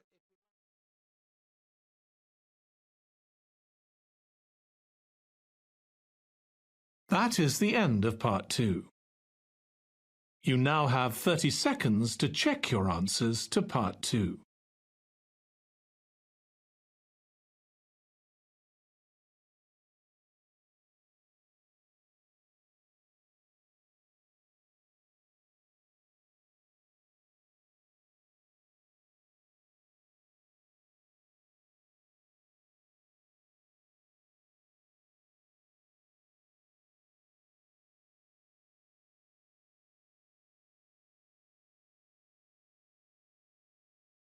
Part 3. You will hear two friends discussing what to study at Mitchford University. First, you have some time to look at questions 21 to 27.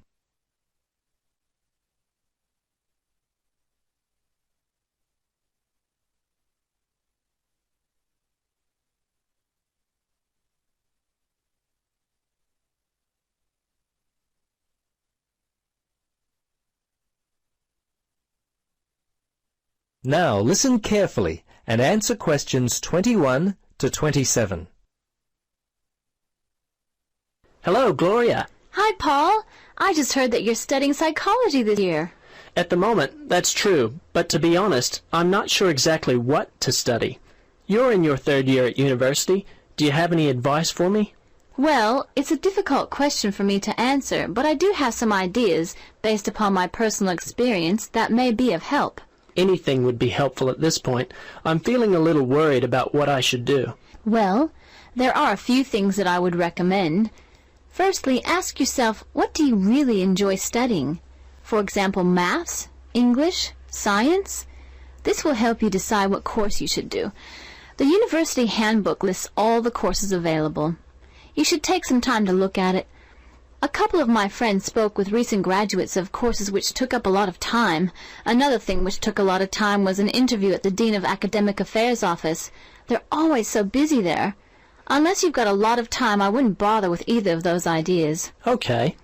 Gloria, I understand there are some excellent publications that I can look at which will help answer my questions. But the trouble is, I'm having a real hard time locating them. Do you know where I might be able to go? Yes, I encountered this very same problem when I was deciding on what to study.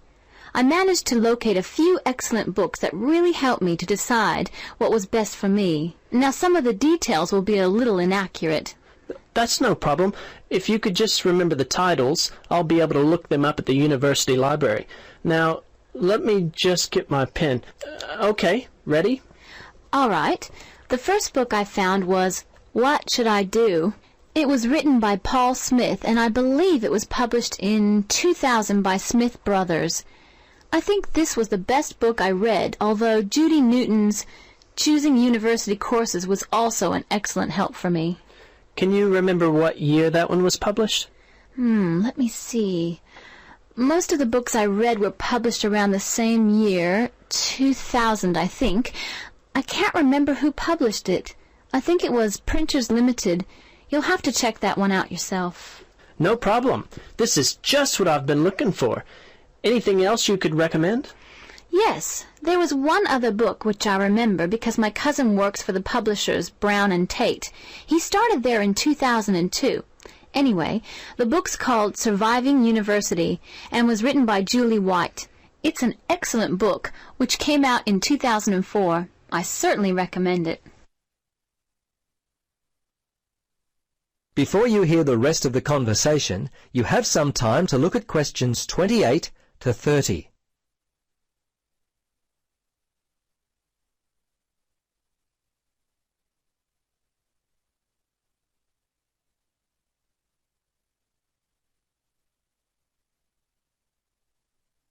Now listen and answer questions 28 to 30.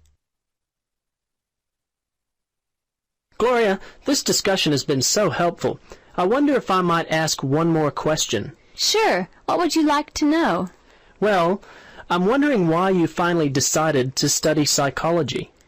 Well, what helped me to decide was my interest in working with people. I think that's what you've got to really decide in your own mind. Do people give you energy or do they drain you of energy? I asked my friends what they thought of my idea, and most of them thought it was a good choice. Yeah, you know, I think my parents or family members who know me well would be a good place to start. I think if you like to research subjects, you might prefer to work by yourself. That could help you to decide what area you should study. For me, I like working with numbers, and I knew psychology involved a lot of this, so that also helped me to choose my course of study. The bottom line is you've really got to know what you naturally like to do.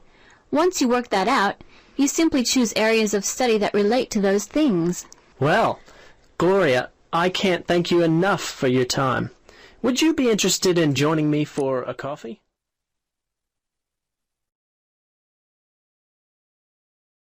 That is the end of part 3. You now have 30 seconds to check your answers to part 3.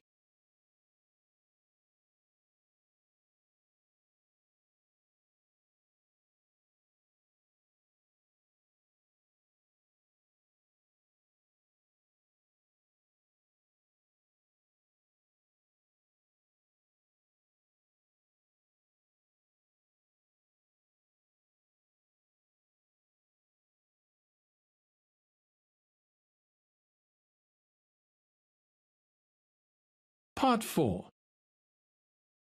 You will hear a writer giving a talk about the different kinds of writing that the audience might want to try doing. First, you have some time to look at questions 31 to 40.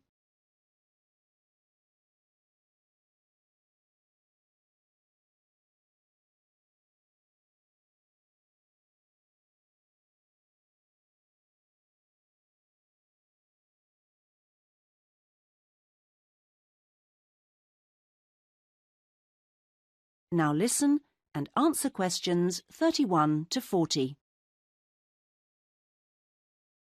So, I'm now going to say a few words about the various different kinds of writing you may want to consider. Each has its own challenges and rewards, and it's really a question of seeing what suits you best. There are no rights and wrongs here. Let's start by considering the short story. Remember that a short story isn't just a very concise novel.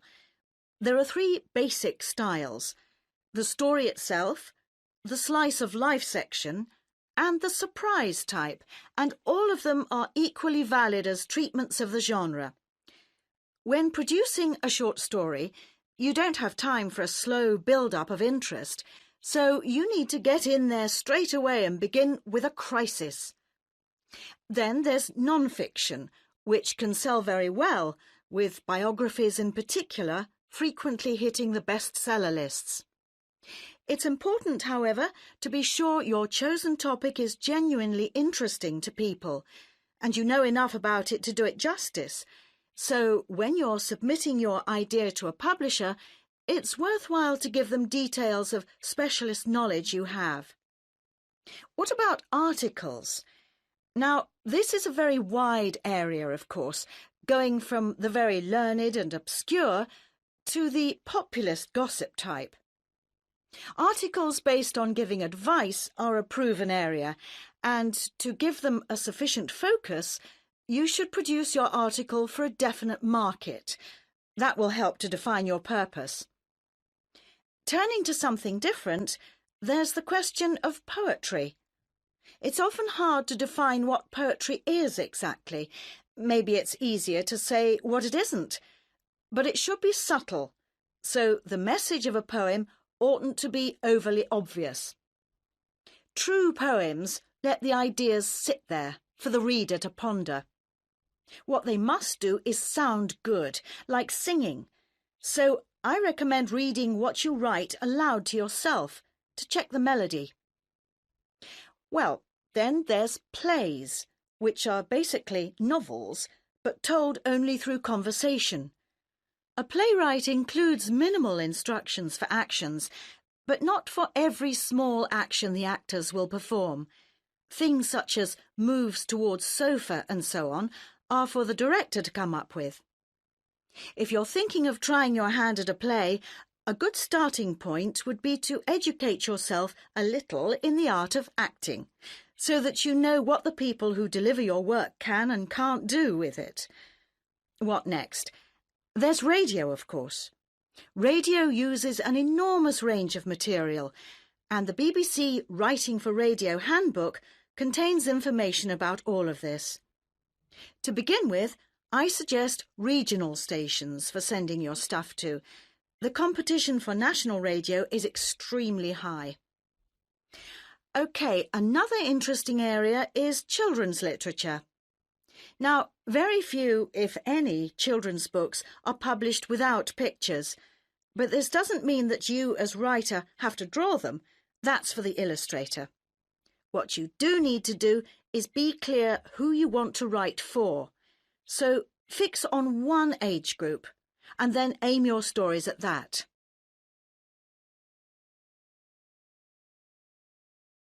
Right, I've saved what I consider to be the best and the hardest till last, the novel. Very long and very difficult to do well, but certainly not impossible, as any bookshop shelves will confirm. One of the first things to decide is from what point of view you will tell your story. A popular choice is the first person, and this technique certainly gives a sense of immediacy for the reader, while many new writers find it easier to project themselves into their main character if they can write in his or her name. But that assumes, of course, that the main character is somehow like the writer, which may or may not be the case. Meanwhile, if your book is all narrated by I, you can only put into your story things which are experienced by that character, which may prove to be rather restricting. Now, there are all sorts of pitfalls for the novelist, and many of them relate to the issue of providing a balanced narrative. Every time you introduce a character into the story, you have decisions to make. Of course, you want to populate your landscape with a variety of people to maintain interest, but don't feel you have to decorate every one of them in elaborate detail. The same goes for irony. All too often, an inexperienced writer will create a strong ironic situation and then spoil it by spelling out what they mean by it, as if readers were too stupid to understand. A few contrasting details should serve to make the point clear. A big challenge for new novelists is dialogue. What is the relationship between conversation as people really speak and as it is in novels? Well, it depends. If you recorded actual conversations and copied them straight into your narrative, readers would get confused and bored, all those unfinished sentences going nowhere. On the other hand, you don't want to write out page-long utterances by characters, as these will seem unrealistic to an extreme, but you can insert minor descriptions and actions to vary the pace and add interest. Well, I hope what I'm saying is encouraging and not too off-putting about the various difficulties. Are there any questions at this point?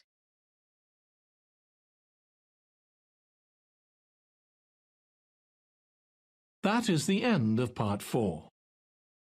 You now have 1 minute to check your answers to part 4. That is the end of the listening test. In the IELTS test, you would now have 10 minutes to transfer your answers to the answer sheet.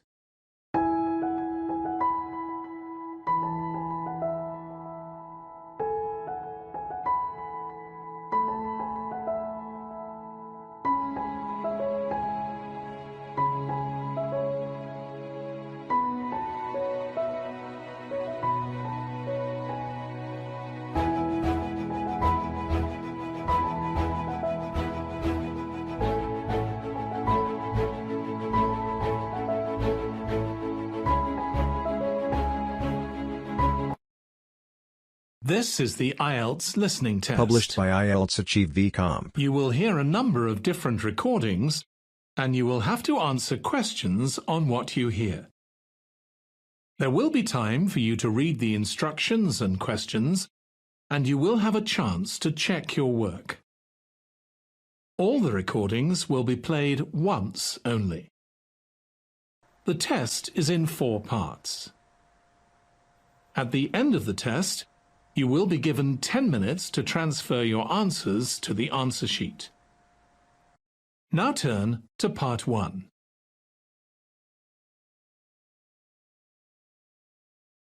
Part 1.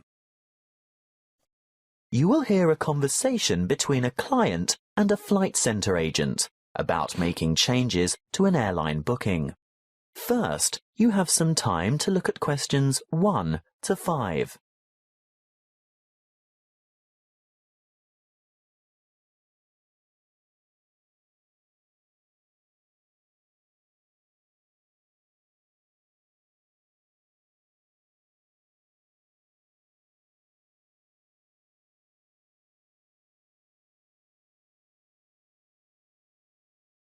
Listen carefully and answer questions 1 to 5. Good morning, Mrs. Gray. This is Bert Stock speaking from Finnegan's Flight Centre. I can now confirm your flight to Singapore. Oh, good. No problems, I hope. No, everything is in order. So we got the dates we wanted? Yes, leaving from Hong Kong on the 25th of July and arriving in Singapore later the same day. How long does the flight last? Oh, about 3 hours 40 minutes. So we'd get there at 9:45. In the evening? No, 9:45 a.m. But that means we'd be leaving at... Your flight leaves Hong Kong at 6:05 a.m. So we'd have to check in an hour before that? Mrs. Gray, check-in closes 60 minutes before your scheduled departure. If you arrive after check-in has closed, you will not be able to board the flight, and you may forfeit your entire fare. I would strongly recommend that you arrive at the check-in counter at least 120 minutes before your departure time. So you're saying we should be at the airport no later than 4:05 a.m.? That's correct. But we'd have to get up in the middle of the night to arrive by that time. Can't we get a later flight? Not on July 25th. Now, there is a later flight on certain weekdays, but not at the weekend. Well, we must go with what we've got then, because we're not at all flexible on the dates because of work commitments. Can I confirm that you want to return on August 7th? Yes, that's the idea. Flight VQ239 will depart from Singapore at 9:20 a.m. on August 7th. Oh, that's a much more civilized time. Tell me, the time zone is the same, isn't it? We don't gain or lose an hour along the way. There's no change in the time zone, so you can expect to be back at around 1 p.m. Does that suit you? Oh, absolutely. I'll have time to unpack before dinner. We're expecting to meet friends at the new seafood restaurant at 8 o'clock. Before you hear the rest of the conversation, you have some time to look at questions 6 to 10.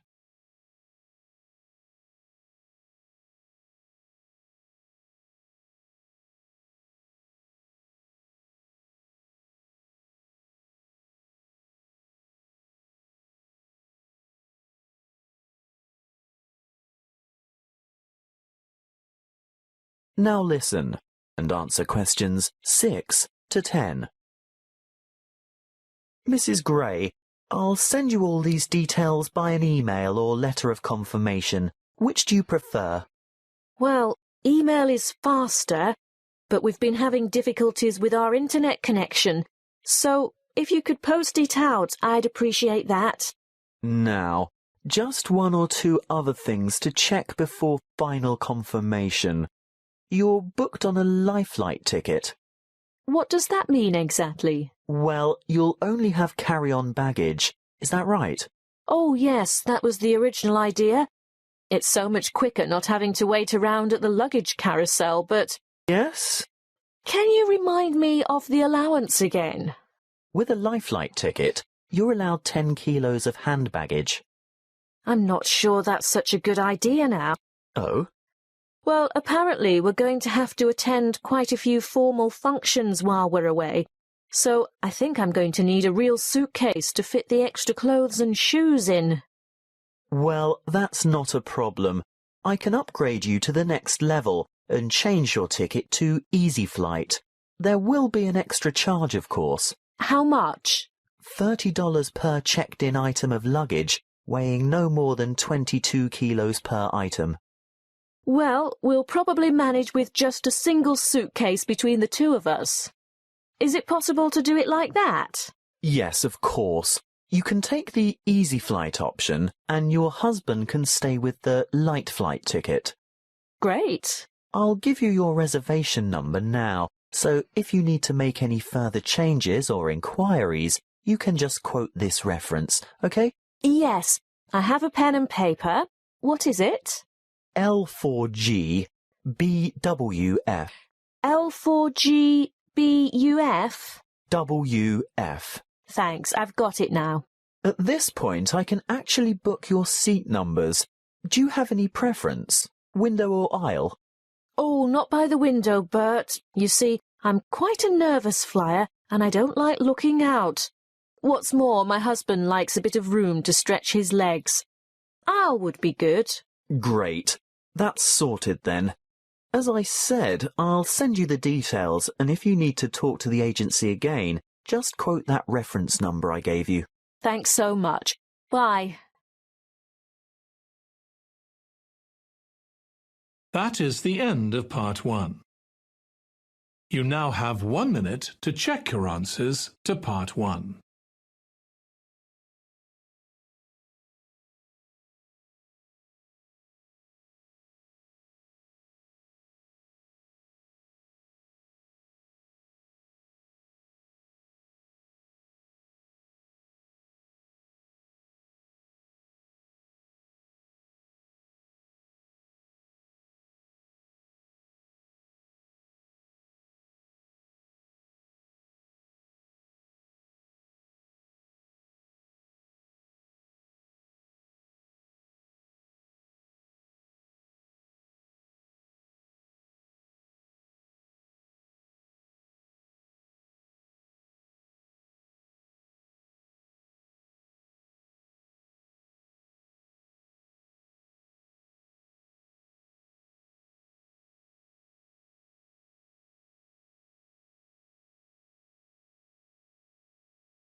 Part 2.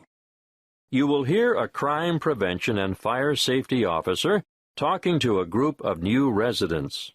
First, you have some time to look at questions 11 to 15.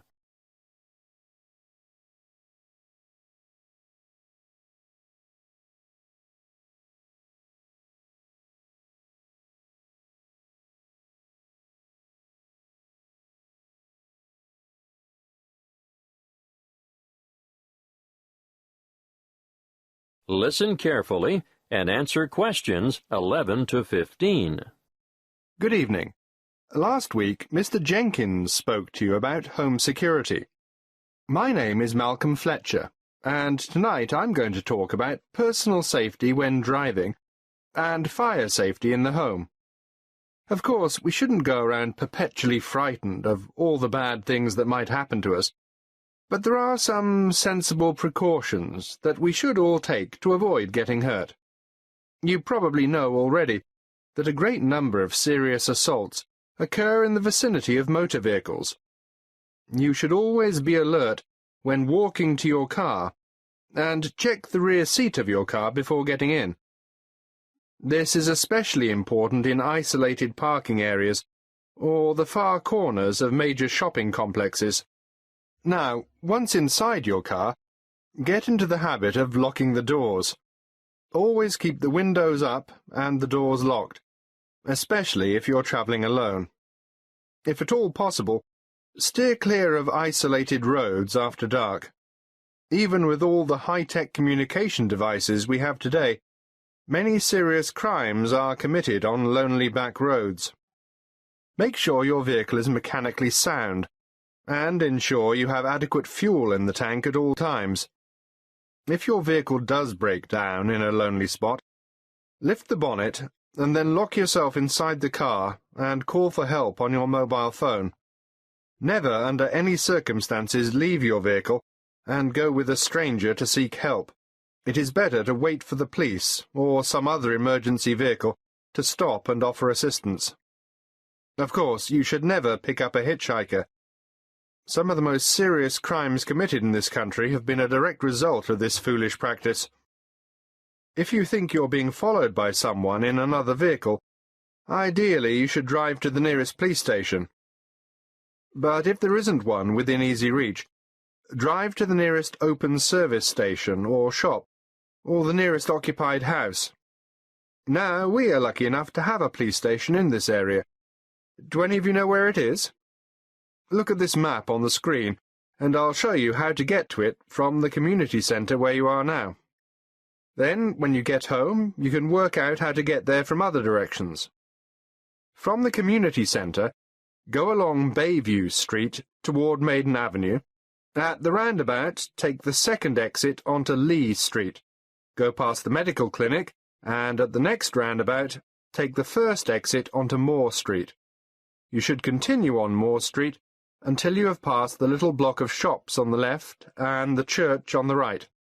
Stay on Moore Street until you go over the bridge, and then turn right into Canal Street. You'll find the police station on the corner of Canal Street and Cockleshell Court.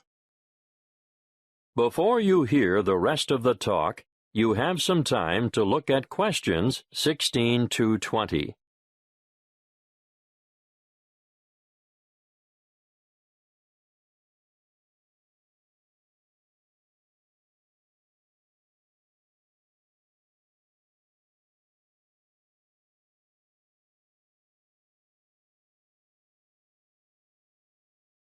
Now listen and answer questions 16 to 20.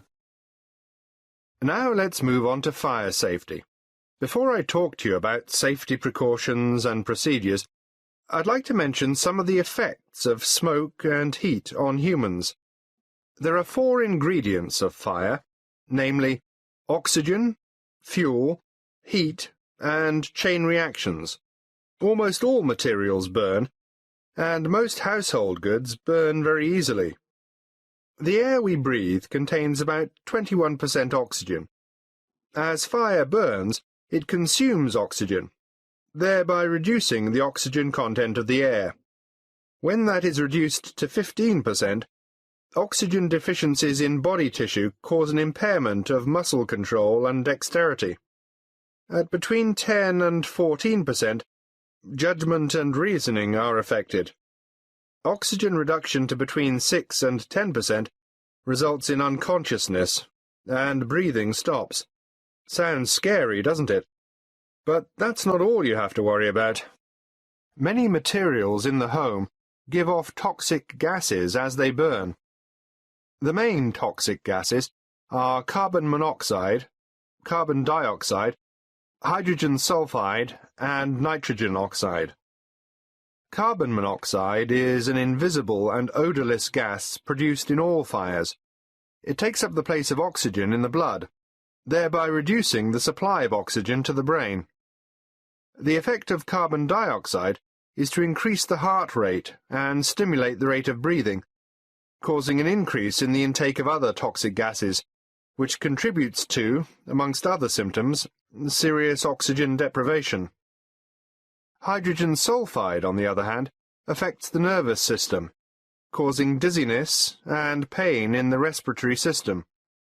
It does occur naturally in volcanic gases and hot springs, and it also results from the bacterial breakdown of organic matter. You're probably familiar with it. You know, it has that characteristic odour of rotten eggs. But make no mistake, in large concentrations, it's deadly. Lastly, nitrogen oxide is another extremely poisonous gas at high levels of concentration, which deadens feeling in the throat and lungs, causes swelling in the throat, and a build-up of fluids in the lungs. That is the end of part 2. You now have 30 seconds to check your answers to part 2.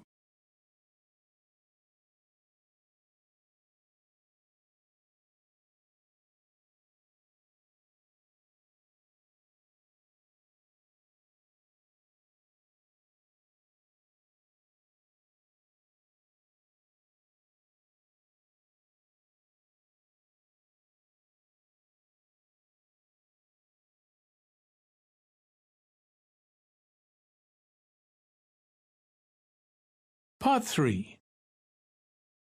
You will hear a conversation between a tutor and 2 students in the Political Studies Department of a New Zealand tertiary institution. First, you have some time to look at questions 21 to 25.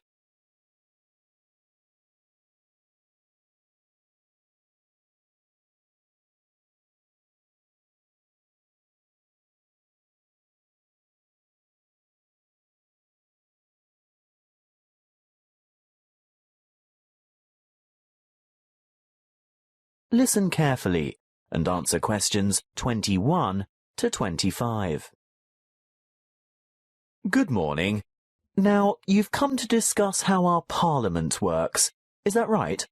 Yes, it's a bit different from some of the other democracies we've studied, and we're a bit confused. Well, what do you know?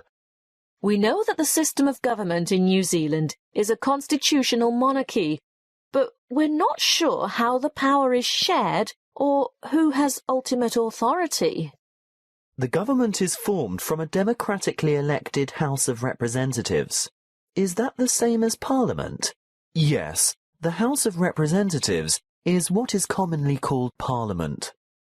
And the government advises the sovereign, who is our head of state. The sovereign is the Queen of England, right? She lives in England and she is the Queen of England, but when we refer to her as our sovereign, we say she is Queen Elizabeth II of New Zealand. But how can she be our head of state if she doesn't live here? I know that she has a representative here. Oh yes, the Governor-General. That's right. Now, by convention, the sovereign is the source of all executive legal authority in New Zealand. So she's the boss. Well, you could say that. However, she or her representative almost always acts on the advice of the government, in all but the most exceptional circumstances, that is. So, where does the real power lie? Good question. Our system is based on the principle that power is distributed across 3 branches of government: the Parliament, the Executive, and the Judiciary. But Parliament makes the law, doesn't it? That's right. So what's the point of the other 2? Well, you need a body to administer the law.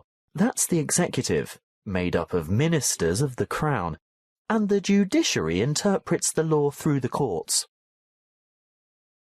Before you hear the rest of the conversation, you have some time to look at questions 26 to 30.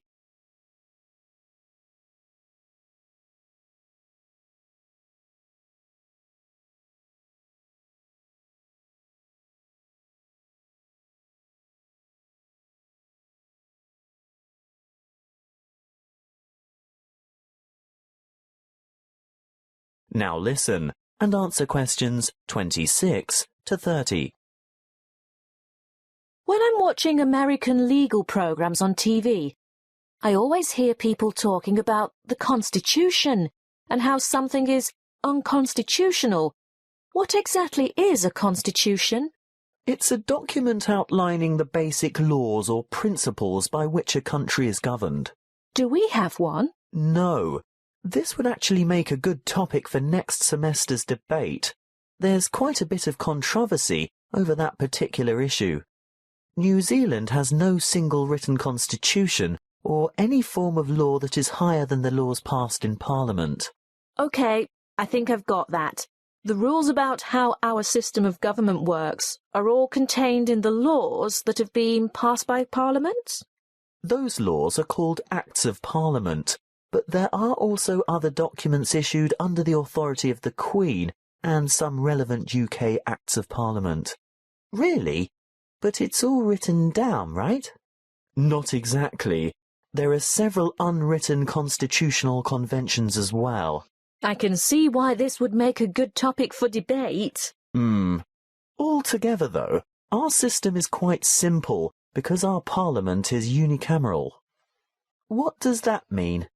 It means there is just one chamber, the House of Representatives, and there is no upper house.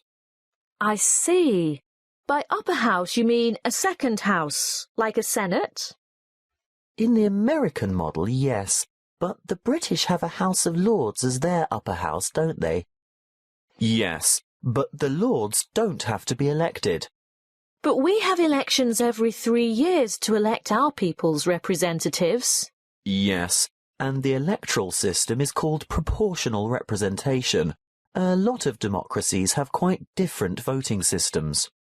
Why is ours called MMP?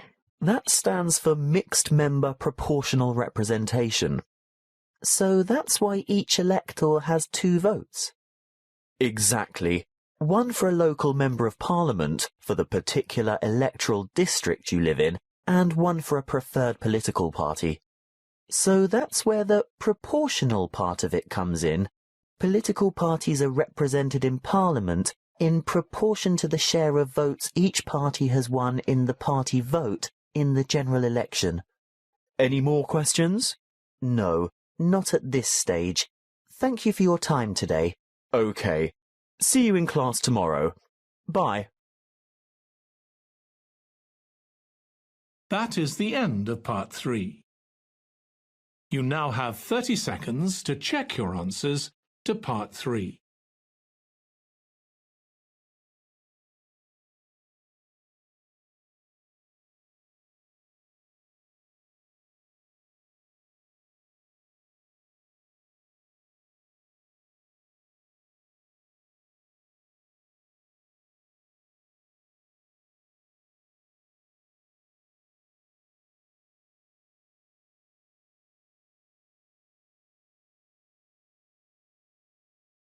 Part 4. You will hear a talk on the topic of decision-making and problem-solving. First, you have some time to look at questions 31 to 40.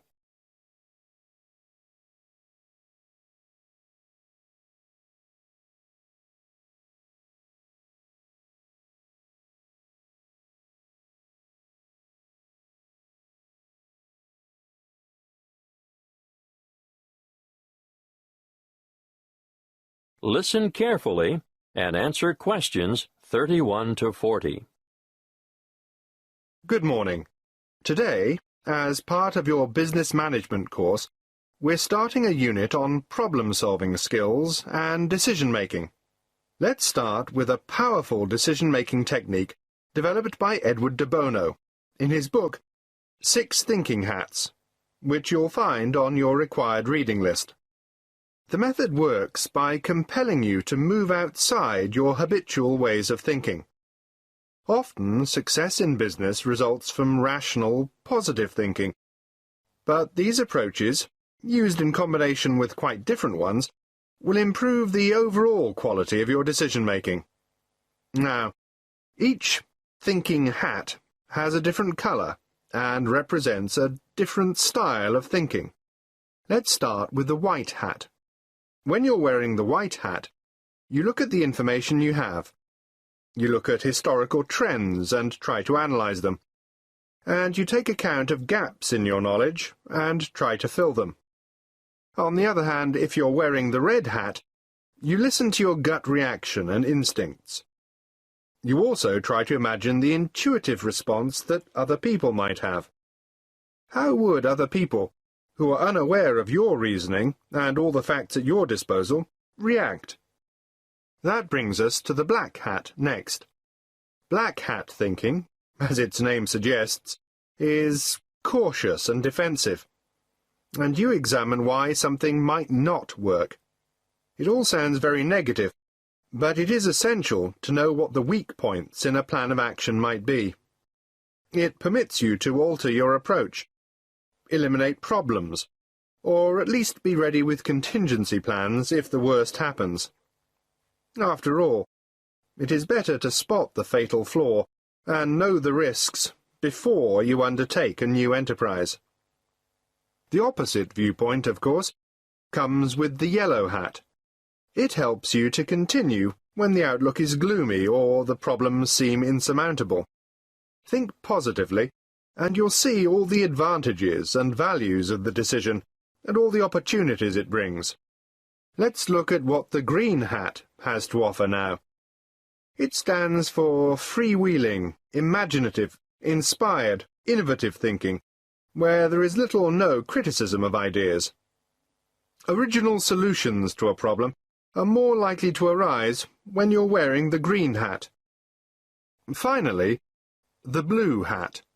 This is the hat that the person chairing the meeting wears. The blue hat is in charge and organizes the meeting.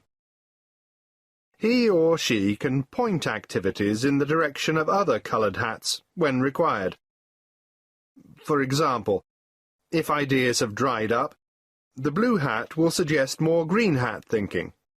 If there is too much exuberance and enthusiasm for an idea, the blue hat will ask for black hat thinking to ensure that any possible defects have been addressed.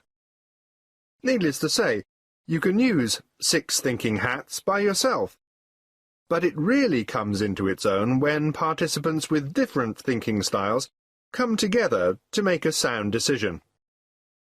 Now, another useful way to generate radical ideas or creative solutions to a problem is brainstorming. You're all familiar with the term brainstorming, and I'm sure you've all done it from time to time. But even in well-managed groups, sometimes big egos intimidate less confident participants, who in turn may feel pressured to conform, or are inhibited because of their respect for authority. What I would suggest in this case is a system called the step-ladder technique. If you follow the flowchart on the board, you'll see there are just 5 basic steps. Firstly, members contribute on an individual level. The task is presented to them. They are given time to think and form their own opinions about how to solve the problem. You do this before you get them together as a group. Secondly, you form a core group of just 2 people and allow them time to discuss the topic of concern. In the third step, a third member is added to the core group, but, and this is most important, that third person presents his or her thoughts before having a chance to hear the proposals that have already been put forward. When all 3 have explained their ideas, then they can consider their options collectively. In step 4, the same process is repeated. A word of advice here. Keep the group small to maximize effectiveness. You can limit the numbers to 4, or add more, but I wouldn't go above 7. Not if you want a good quality decision. The last step in the process is to get a final decision, but only after all members have been included and had the opportunity to communicate their ideas. The main benefit of this step-by-step method is to give even the most diffident and quietest people the chance to share their ideas before they can be influenced by others.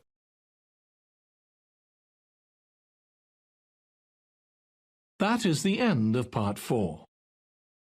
You now have 1 minute to check your answers to part 4.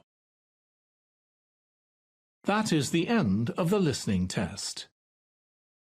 In the IELTS test, you would now have 10 minutes to transfer your answers to the answer sheet.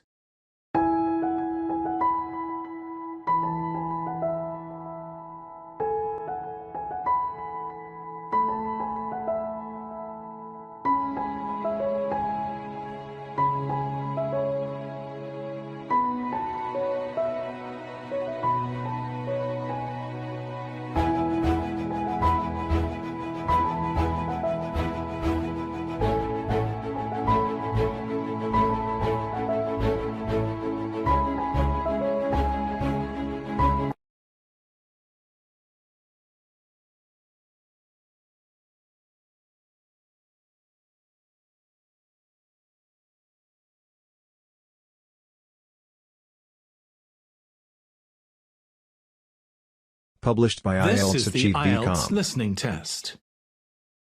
You will hear a number of different recordings, and you will have to answer questions on what you hear.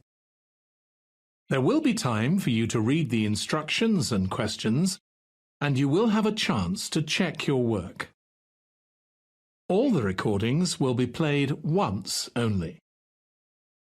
The test is in 4 parts.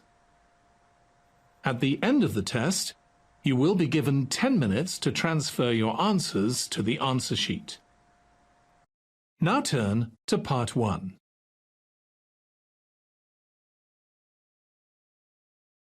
Part 1. You will hear a conversation between a woman making inquiries and a school receptionist. First, you have some time to look at questions 1 to 6.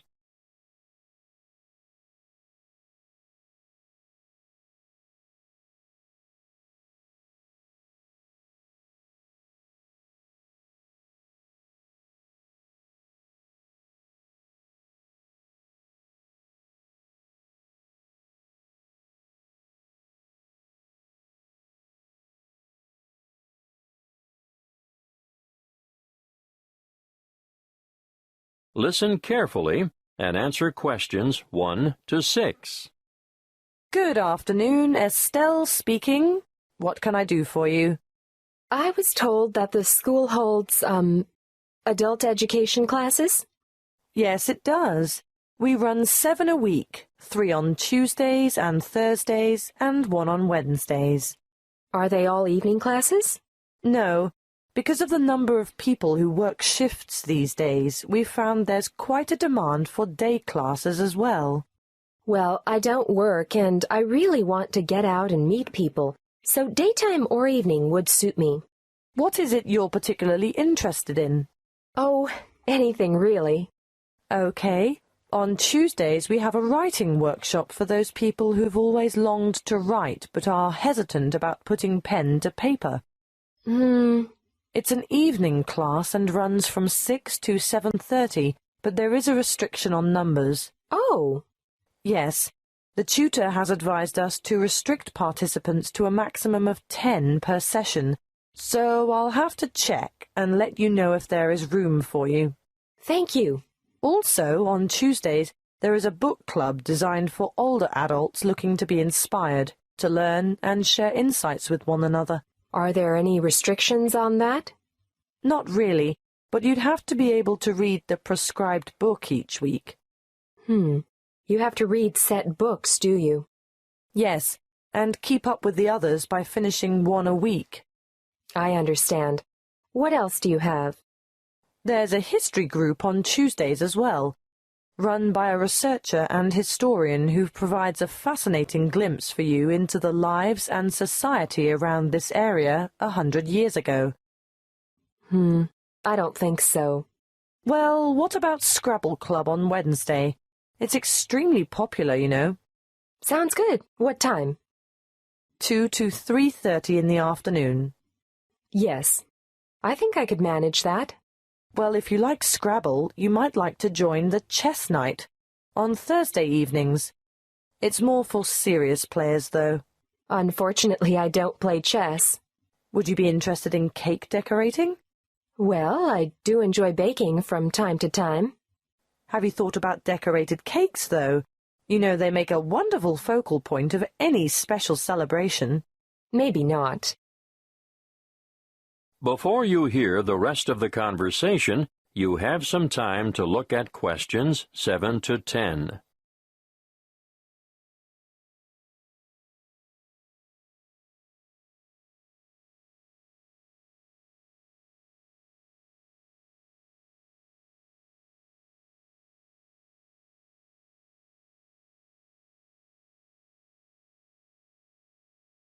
Now listen and answer questions 7 to 10.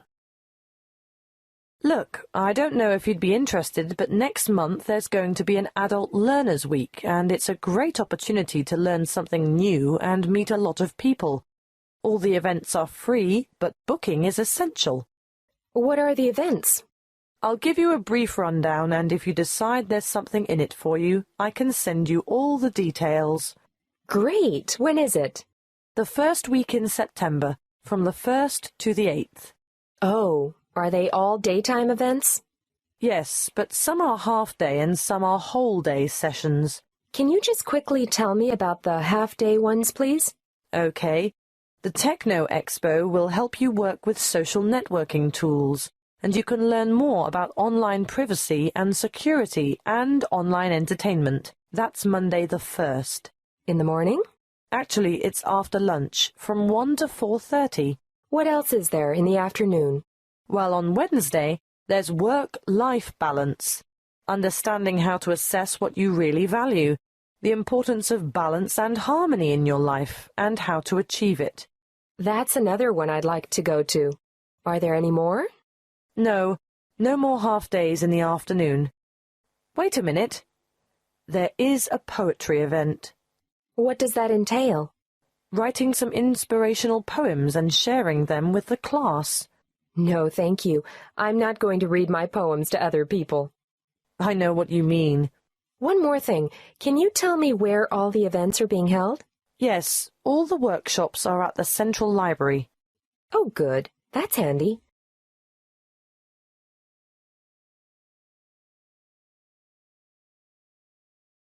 That is the end of part 1. You now have 1 minute to check your answers to part 1.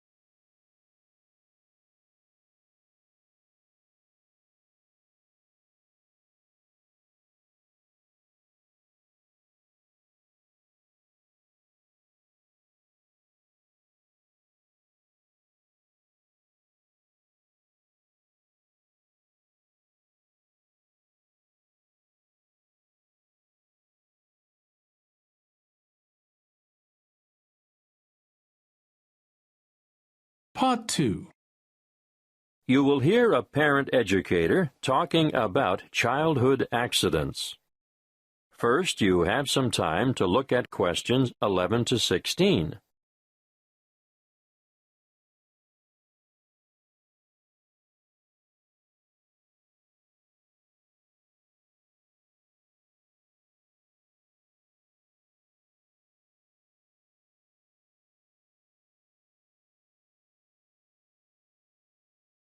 Listen carefully and answer questions 11 to 16. I'm sure you are all aware that babies, infants, and children are exposed to an enormous number of potentially serious accidents all the time.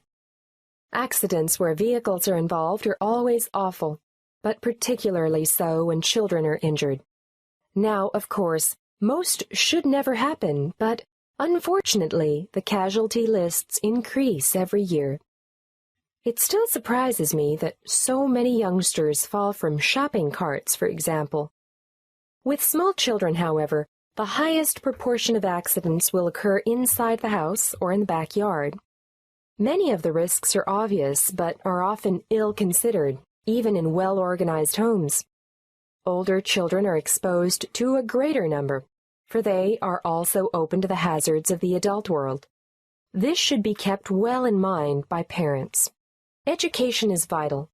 There are some very good television shows which do the job quite well, but children should be educated from the moment they learn to crawl. And so I'd say the best teachers are parents, who can instill safety habits in the responsive minds of their children by constant repetition. In this way, they will gradually learn to avoid the danger zones.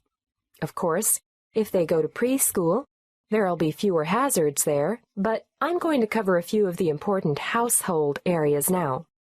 Firstly, kitchen hazards. The family kitchen is actually no place for a child, although children may spend a lot of time there with their mothers. All I can say is never leave saucepans on stoves with their handles jutting out. It's easy for little hands to seize hold of them, and adults can even catch themselves on them too. Scalding is a serious issue for grown-ups and children alike. If you are transporting dangerous items about the kitchen, always look to see where children are standing. Hot items are naturally high risk. Cooking with an infant at your feet can be very dangerous. Be careful with sharp and heavy objects as well. And not the least of dangers is treading on the child, or their hands or feet at any rate. Let's move on to poisoning now. An amazing number of household items are potentially lethal to babies but are often carelessly left around. Bleach, drain cleaner, and similar items should be kept out of reach of infants, who have no idea of their risks. And a word of warning here, never reuse juice bottles as containers for lethal fluids, and never leave these items within access of infants. Playground equipment deserves a mention too. Even in the most skillfully designed playground, accidents occur. We all enjoy the seesaws, but do make sure that they are evenly balanced. Personally, I don't understand the attraction of the roundabout. It makes me feel sick to my stomach, but the little ones enjoy the ride. Swings are great fun, but children just don't understand the danger of a swing suddenly coming back and striking a standing child. The results are often big bruises or even broken bones. Fractured skulls are the worst playground injuries I've seen, and these are common when young ones fall from a height such as the top of a climbing frame. I think the slides are much safer. Whatever your preference, though, be sure to keep a watchful eye on your children in the playground. Before you hear the rest of the talk, you have some time to look at questions 17 to 20.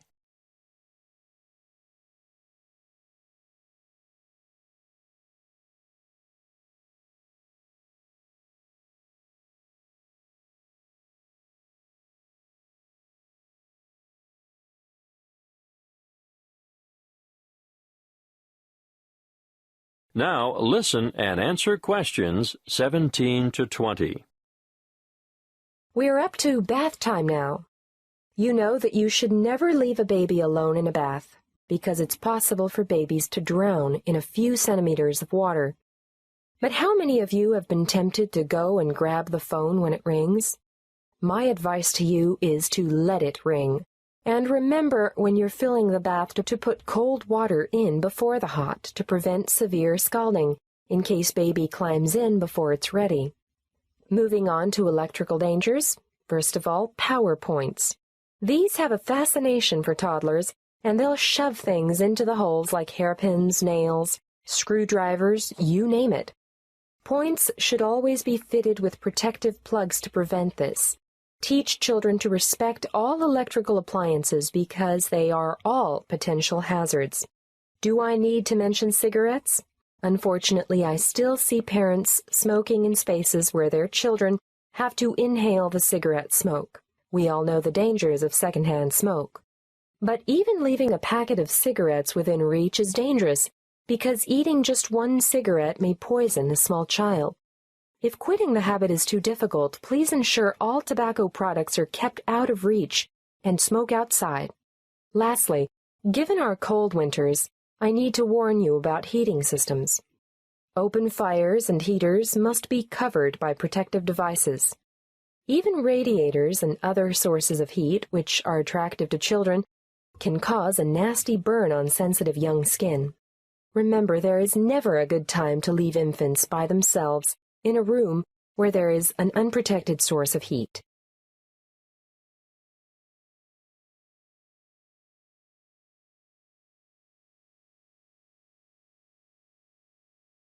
That is the end of part 2. You now have 30 seconds to check your answers to part 2.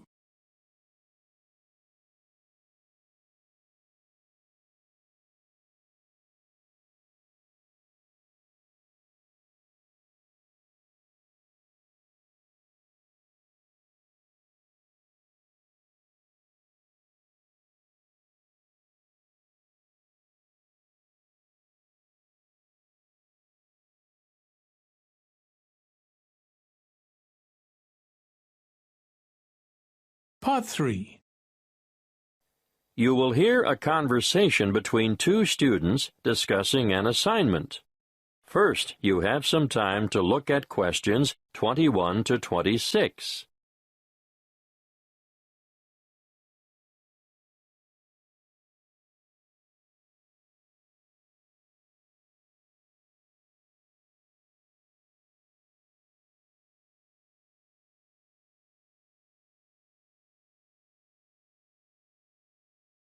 Listen carefully and answer questions 21 to 26. Hi, Opal. Any ideas about what we should do for our geography project? Hi, Perry. Yes, I'd like to do something on wetlands. I think that's a great idea. Where do we start? With a definition, of course. Something like a marshy area of land where the soil near the surface is saturated or covered with water, forming a special habitat for wildlife. And we could add, the flora and fauna of the area are reliant on the waterlogged soil for their survival. Yes, that's a major problem, actually. When commercial developers or farmers come along and decide to drain the swamps, everything dies. The practice is all too common, unfortunately. Did you know that as a result, wetlands are recognized internationally as one of the most threatened types of habitat? That's right. We'll have to be sure to discuss their importance in our assignment. But first, I think we should state some of the particular characteristics of wetlands. Well, there are 3 that I can think of. To start with, wetlands are limited areas of open water, which vary depending on seasonal fluctuations. Yes, and the second could be that there's usually a variety of water-tolerant flora on the banks and throughout the water. Of course, depending on the time of year, there may be more or less water, but levels generally remain quite shallow. Okay, now let's move on to the importance of wetlands. Shall we start with plant and wildlife habitat? Yes, I think we should point out that wetlands are homes for countless species of water birds, frogs, invertebrates, and fish. And they support many varieties of water-loving plants. Which brings us naturally to the topic of biodiversity. Even small wetlands act as borders between land and permanent water. They turn into refuge areas or sanctuaries in times of drought, and they often support rare and threatened plants and animals found nowhere else. Exactly. And they're especially important as nurseries and breeding grounds for all kinds of fish, birds, and invertebrates. Wetlands are important for improving the purity of the water, too. Yes, that's because the flow of water through the wetlands is slowed by bank and in-stream plants, and so it allows sediment to settle. Nutrients such as nitrogen and phosphorus and other pollutants are removed as the water passes through. Before you hear the rest of the conversation, you have some time to look at questions 27 to 30.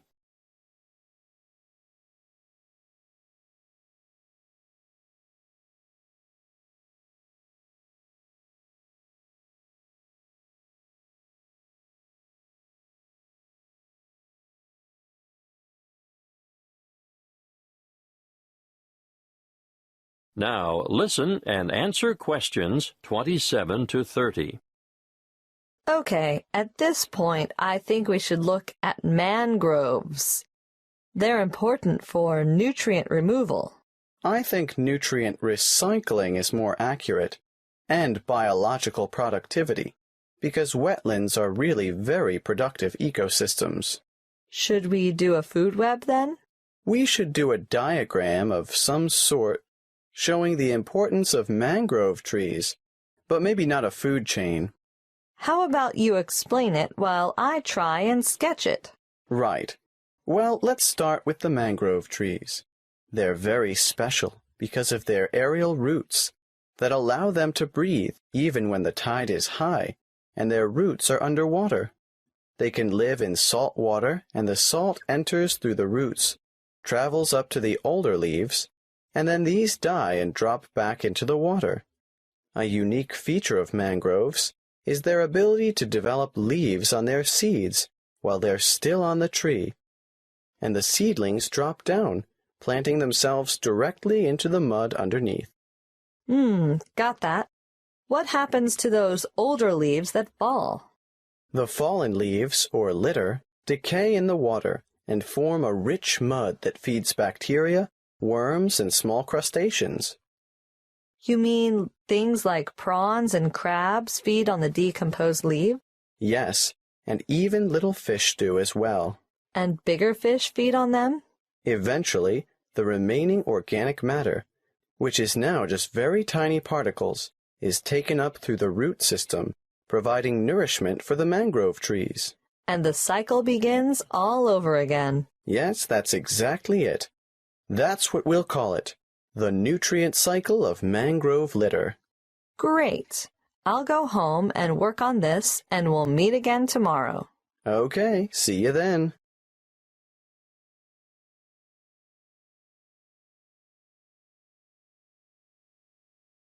That is the end of Part 3. You now have 30 seconds to check your answers to Part 3.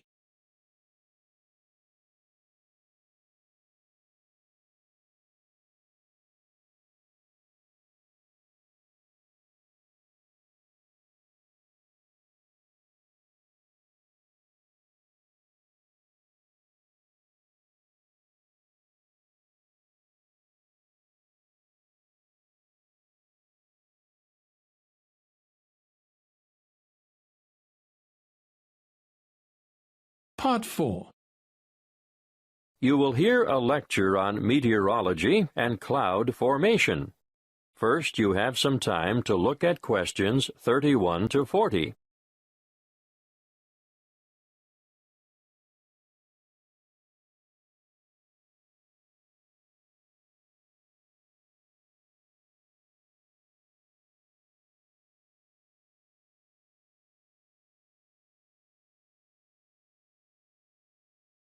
Listen carefully and answer questions 31 to 40. Good morning. It's good to see so many of you taking an interest in meteorology. As you are all newcomers to the topic, let's keep it simple to start with. In fact, let's begin with a very simple definition of what meteorology is. The suffix, ology, gives you a clue. At least you can all guess that it is the study of something. Meteorology is in fact the scientific study of all changes in the atmosphere, essential for forecasting the weather, of course. And you all know what weather is, right? The four main ingredients are the sun, the atmosphere, water vapor, and the wind. They all come together, disseminating heat from the sun around the globe and making clouds in the layer of the atmosphere directly above the ground, which is called the troposphere.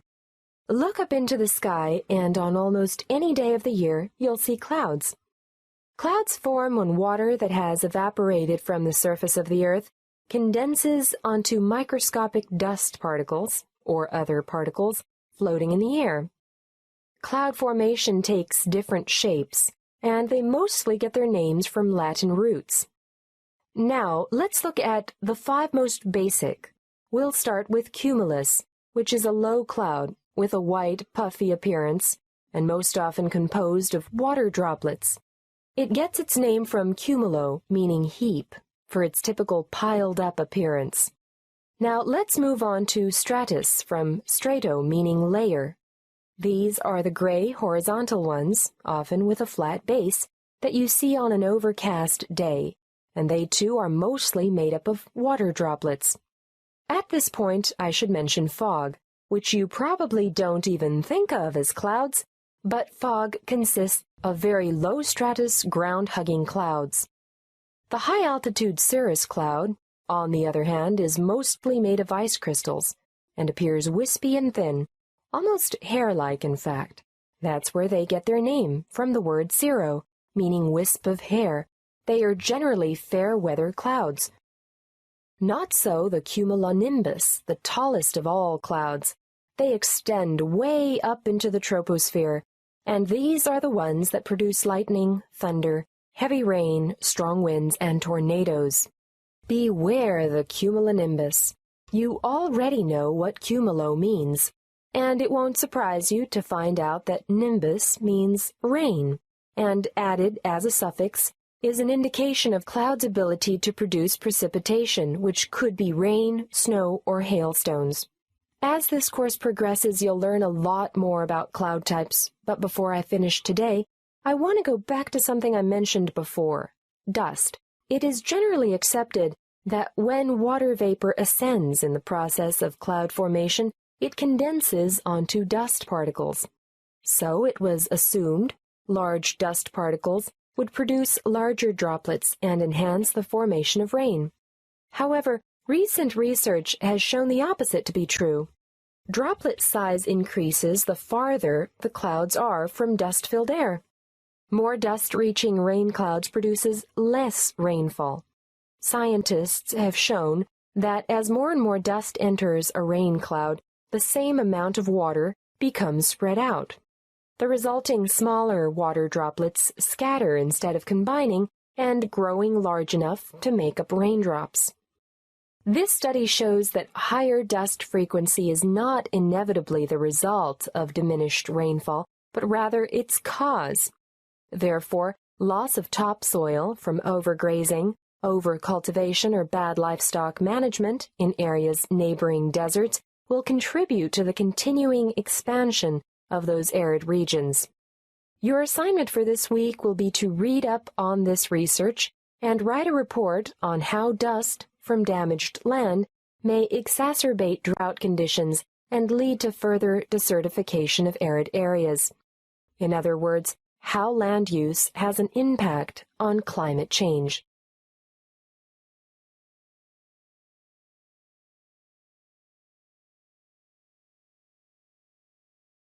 That is the end of Part 4. You now have 1 minute to check your answers to Part 4. That is the end of the listening test. In the IELTS test, you would now have 10 minutes to transfer your answers to the answer sheet.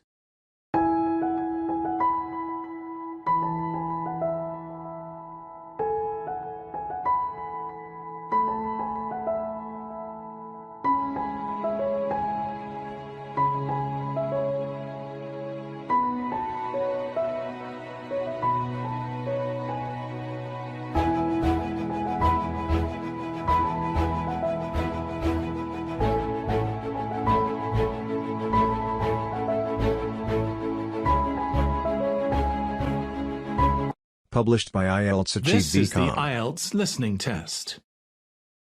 You will hear a number of different recordings, and you will have to answer questions on what you hear. There will be time for you to read the instructions and questions, and you will have a chance to check your work. All the recordings will be played once only. The test is in 4 parts. At the end of the test, you will be given 10 minutes to transfer your answers to the answer sheet. Now turn to Part 1.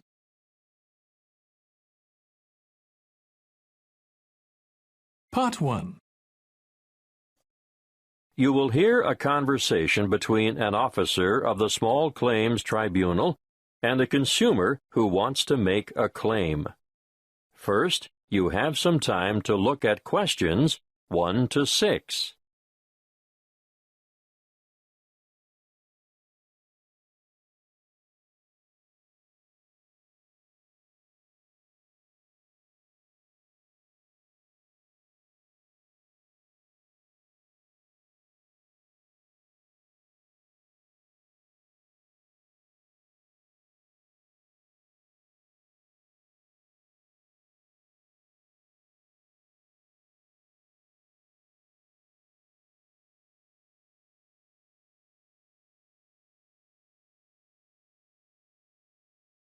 Listen carefully and answer questions 1 to 6.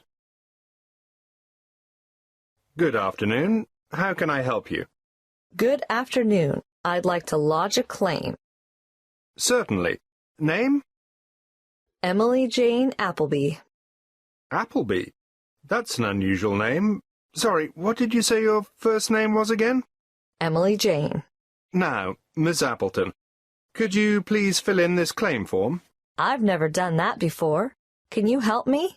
Yes, of course. The first part is for the claimant's details. Where do you live? At 1 Uranga Street, Durham. How do you spell Durham? Durham. Of course, I should know that. But it's just one of those names that sounds quite different from the way you spell it. It is confusing. I've seen it spelt with 2 R's. And what's the postcode for Durham? 4105. Good. And do you work? No, not at the moment. Okay, so no work number. What about a home phone number? Yes, I can give you that. It's 7848-3762. 7848? 3762. Right. Now, this part here is for the respondent's details. Who's the respondent? The individual person, company or business that you're claiming against. Is the claim against a landlord, tenant, trader or driver? Well, it's a company that sells home appliances. So that's trader then. Just a moment while I write that down. ABC Appliances, actually. Oh, now this part is really important. If the respondent is a company, you must have the company's full and correct name and registered address. I've looked it up on the internet, and it's ABC Appliances Limited. Good. If we don't get this part absolutely right, you won't have a legal claim. And their registered address? Yes, I've got that written down here. Just a minute. It's, 17 Brown Avenue. That's in Barden, isn't it? I think I know the place. My wife bought a vacuum cleaner there last month. Yes, Barden. Have you got the postcode for Barden? It's really similar to mine. Wait a moment. I'd better make sure I get it right. 4065. That's it. And what's the telephone number for ABC Appliances? Oh, 7232-4681. Good. Got that. Now, in the third part of this form, we get to the actual goods or services that are in dispute. I assume you made a purchase from them. Yes, that's right. On the 3rd of February, 2011. And did the goods have any sort of guarantee or warranty? Yes, but only for 6 months.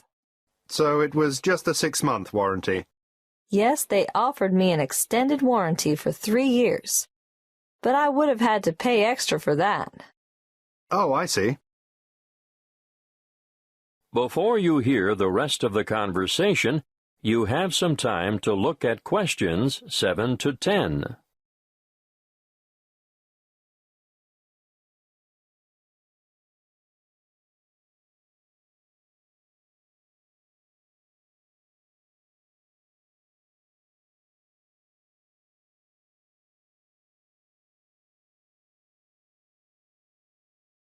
Now listen and answer questions 7 to 10. You'll need to give a full description of the goods involved, the nature of the defect or fault, and any other relevant particulars. So, tell me, what did you buy? I bought a washing machine. Yes, but what brand, model, and serial number? The brand name was Mallard, and it was the Whisper model. Serial number, just a moment. I've got the warranty papers in my bag. Yes, here it is. Serial number XY303. Great. Now I need to know how much you agreed to pay. It cost £1,000. Did you trade in your old machine? Yes, as a matter of fact, I did. Okay. Now, what were you given for the trade-in? £250. So, in actual fact, the purchase price you agreed on was £750. That's right, and they delivered the goods 2 days later, on the 5th of March, and picked up the trade-in at the same time. Now, think carefully about this next question. What did the respondents say about the quality of the goods, or the way they would perform? The salesman who served me at the appliance shop said, "The Mallard Whisper model has a much shorter cycle, so it uses less power. Oh, and he added, and it will also use less water." Is that true? Well, partly. It does seem to use less water, but both the wash cycle and the rinse cycle go on for much longer than my old machine, so I don't see how it can use less electricity. But the sales assistant also said, "This model is whisper quiet." And is it? No, not at all. It's so noisy we can't hear the television in the next room.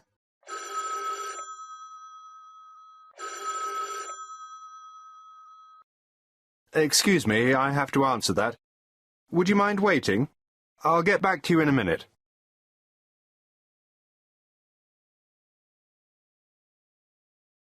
That is the end of part 1. You now have 1 minute to check your answers to part 1.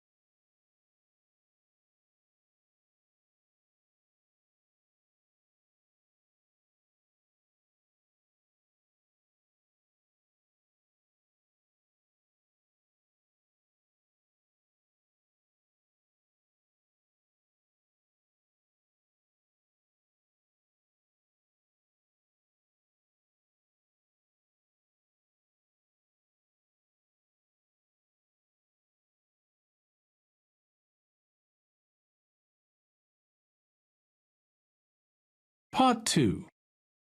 You will hear a representative from Dreamtime Tours giving information about a particular tour option.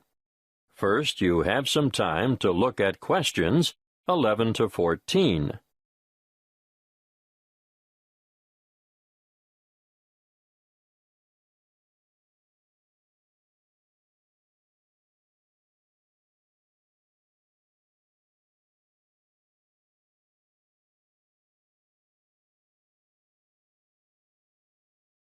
Listen carefully and answer questions 11 to 14.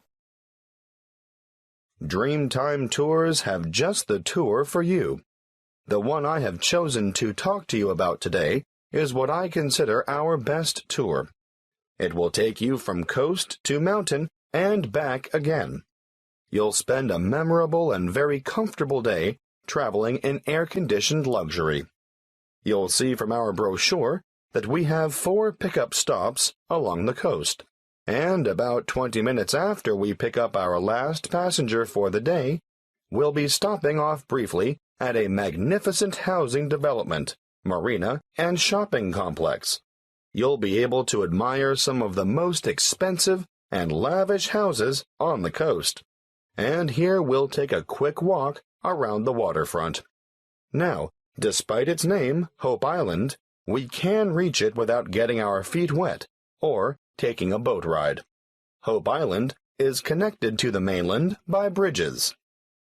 From there, we head inland to the beautiful Tambourine Mountain.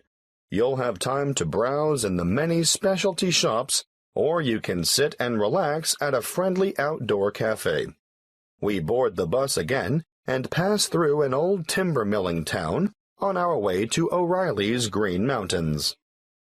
Once there, you might wish to venture across the famous Treetop Walk, which is a bridge suspended in the canopy of a rainforest. Definitely not for the faint-hearted. If you're not up to the excitement of this walk, or perhaps after you've done it, why not enjoy lunch on the balcony of O'Reilly's restaurant?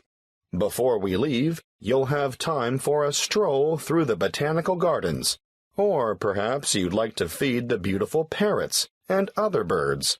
We'll supply the birdseed. From O'Reilly's, we travel to an alpaca farm for a demonstration, and of course, there'll be a photo opportunity for you with these gorgeous animals before returning to the coach for the journey back to your original departure point. Before you hear the rest of the talk, you have some time to look at questions 15 to 20.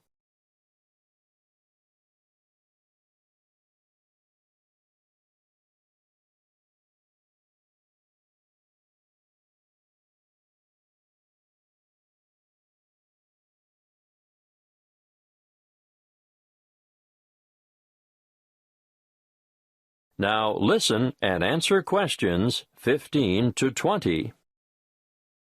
If I've persuaded any of you to sign up for this tour, take a look at our Dreamtime Tours brochure. You'll see that you can book over the telephone, or you can make reservations through the reception desk. We generally have a member of staff manning the desk from 7:30 a.m. to 9 p.m. every day of the week. Don't hesitate to ask reception staff any questions that you might have about this tour or any other tour, and be sure to make it known if you have any special needs. We'll do our best to make your trip rewarding and worthwhile.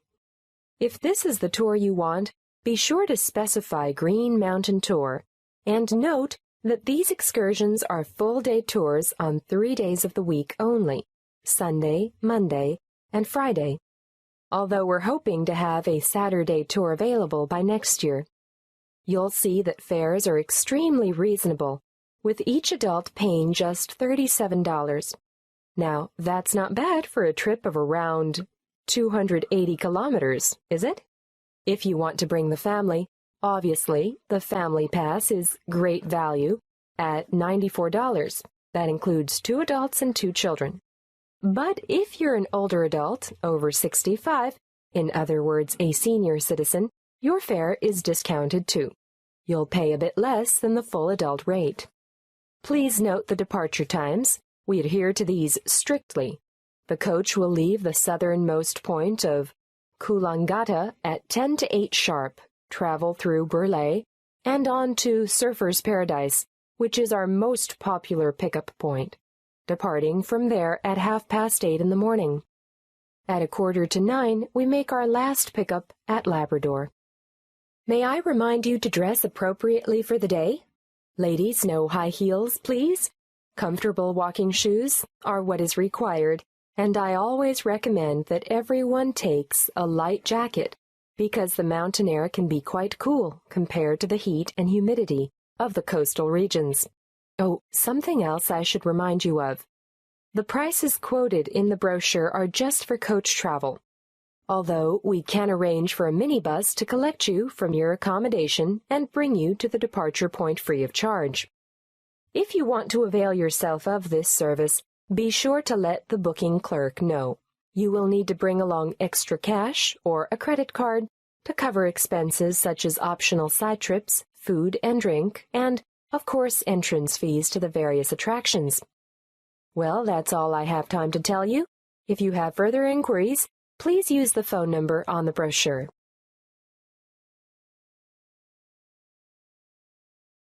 That is the end of Part 2. You now have 30 seconds to check your answers to Part 2.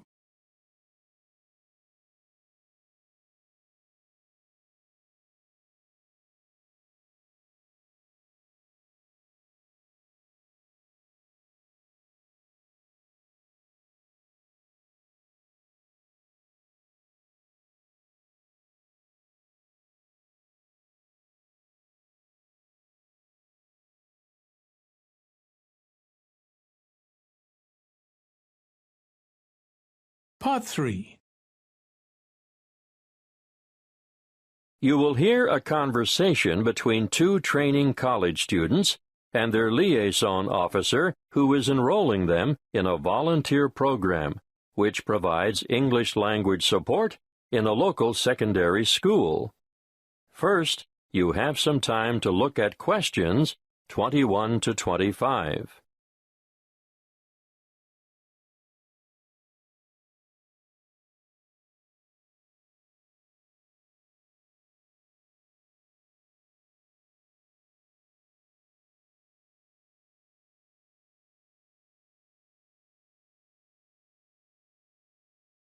Listen carefully and answer questions 21 to 25. Come in and sit down, Lester. Sharon, I can see you're keen to know more. To start with, I'd just like to say that we value volunteers highly and recognize their importance and assistance in the provision of quality education. Thank you. We're looking forward to helping out.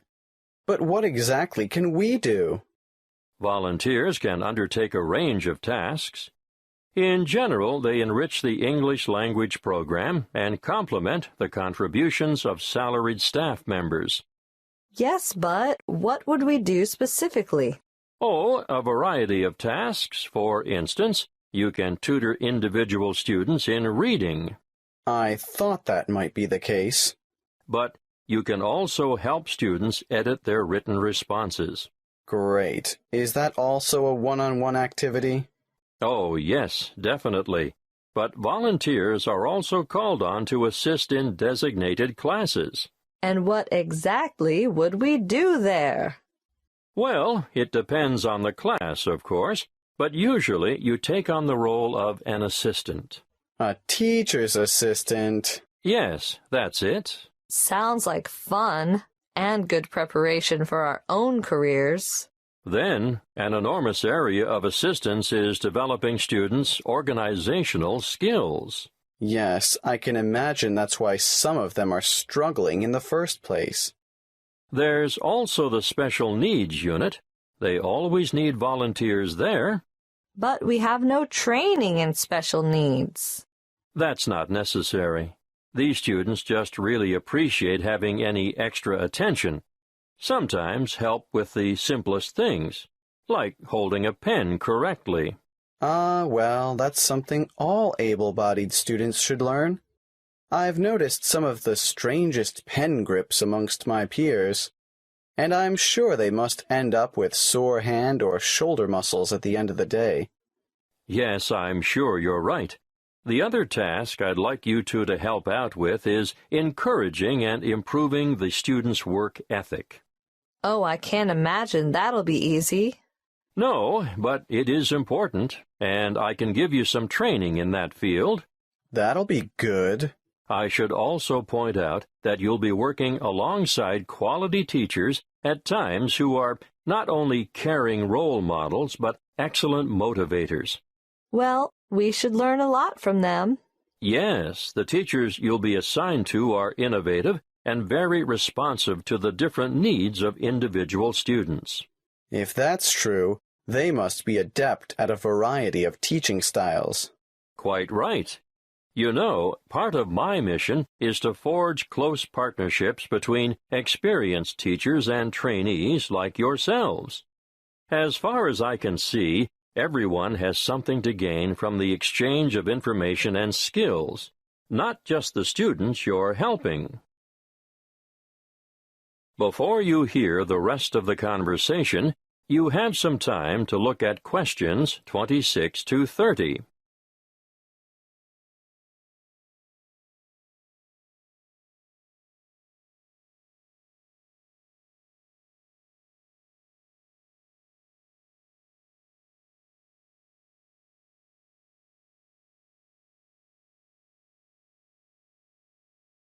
Now listen and answer questions 26 to 30.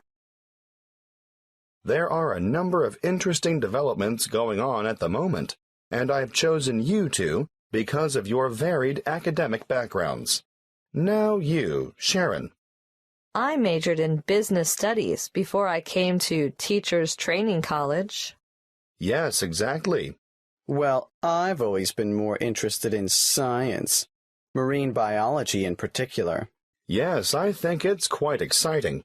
The school you're going to assist at is augmenting the number of vocational learning experiences offered within its subjects. Educational philosophy these days seems to recognize the importance of increasing practical components in the curriculum. Areas of development being pursued include building and construction, agriculture, business education, and hospitality. But the Marine Studies course is already well developed. Oh, now I see where we fit in. You'll find that the school has an excellent library and audio-visual collection. There are 3 computer laboratories and a special needs network with 6 stations. Ah, they are well equipped. Wait till you see their independent learning center. What's so special about their ILC? They have the most sophisticated self-learning software I've ever seen in this region of the country. Really? Uh-huh. And there's a wide number of extracurricular activities, an extensive sporting program. Oh, sport? Not my thing at all. Well, no, maybe not. But they also promote students' participation in different scholastic competitions. I'm impressed. I think we're going to enjoy this.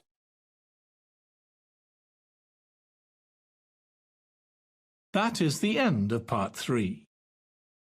You now have 30 seconds to check your answers to Part 3.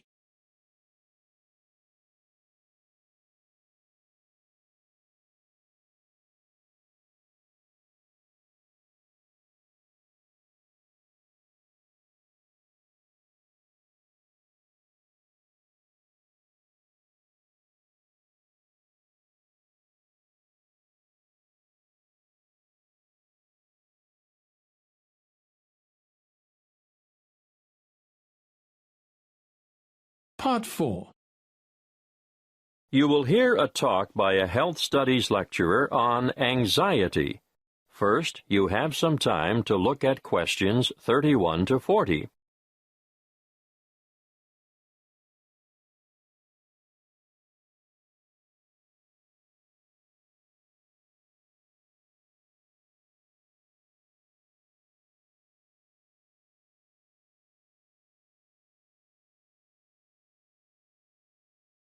Listen carefully and answer questions 31 to 40. My talk today is on anxiety. Anxiety is something you've all experienced at some time in your life, so you'll know that it's an emotional condition in which feelings of dread, fear, and mental agitation predominate. However, what we call an anxiety state, or anxiety neurosis, or phobic state, they all mean the same thing, is characterized by anxiety reactions far greater than those normally expected for the circumstances, and these reactions may be severe and prolonged. This is the most common form of neurosis in westernized countries. Usually, normal anxiety decreases with repeated exposure to the feared situation, whereas a neurotic anxiety tends to increase. Gradually, the person is inclined to avoid the feared situation and views it with increasing dread. Sometimes there may be an inherited tendency for this, but usually environmental issues are more important. The individual may have been a worrier throughout life, and a stressful condition, just before symptoms set in, is common. Often there is a gradual build-up of anxiety, possibly for weeks or months, before the ultimate break occurs. The precipitating cause is usually one of great significance to the patient, often related to personal events, such as bereavement, a breakup, threats to career, health, or personal integrity. What are the symptoms of phobia? Well, phobic states often develop into severe, crippling challenges that can be very difficult to overcome. The person develops a fear of certain situations. It's not uncommon to have one or more of these present at the same time. I'm going to name some frequent phobias and give you a description of their symptoms. Let's start with agoraphobia, which is when the person has an intense anxiety about venturing outside the safety of the normal home surroundings. It may be impossible for this person to ever go out alone. Their fear of public or open spaces is completely irrational, and they often end up leading very secluded lives. Claustrophobia, on the other hand, is a morbid fear of closed-in areas or places. If you see me taking the stairs instead of the lift, think about it. Am I trying to get more exercise, or am I trying to avoid the confined interior of the lift? And I'm sure you all know people who are afraid of flying. Sometimes it's the fear of being enclosed in the aeroplane itself, and you can imagine how the cramped confines of airline toilets are really bad news for these sufferers. Now I'll move on to discuss social phobia, which, believe it or not, is more common in men. It's an acute anxiety that develops when they are in the presence of others. They feel self-conscious, apprehensive, and embarrassed. If attention, real or imagined, is focused on the sufferer, he becomes uneasy and may blush, stammer, or stutter. Some sufferers even develop tremors, shaking or trembling movements of a part or parts of the body. Or another very common sign of their extreme discomfort is that they perspire profusely on their palms, under their arms, or on their feet. That brings me to the last one that I want to mention today, and that is single phobia. And no, it's not a fear of lifelong bachelorhood. This one is actually precipitated by an acute aversion to dogs, cats, spiders. You may have heard of the term arachnophobia. Well, it applies specifically to spiders, but any single thing can basically cause a strong aversion. Snakes, frogs, mice, or rats, for instance. I can assure you the list is unlimited. You name it, and someone is sure to have a phobia about it. Some people are terrified of the dark, for example, and I'm not talking about young children here. You'd be surprised how many adults are afflicted in this way. Well, I see our time is up. Next week I'll go into some of the treatments and therapies for phobias that have been used over the ages, and some of the relatively new drugs that have recently come on the scene. That is the end of Part 4. You now have 1 minute to check your answers to Part 4. That is the end of the listening test. In the IELTS test, you would now have 10 minutes to transfer your answers to the answer sheet.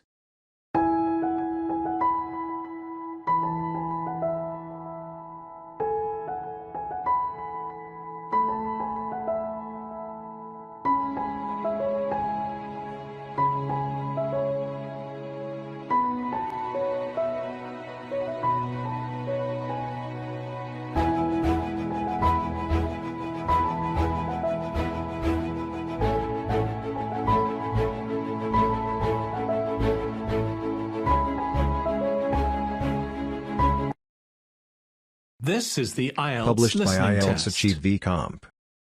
You will hear a number of different recordings, and you will have to answer questions on what you hear. There will be time for you to read the instructions and questions, and you will have a chance to check your work. All the recordings will be played once only. The test is in 4 parts. At the end of the test, you will be given 10 minutes to transfer your answers to the answer sheet. Now turn to Part 1.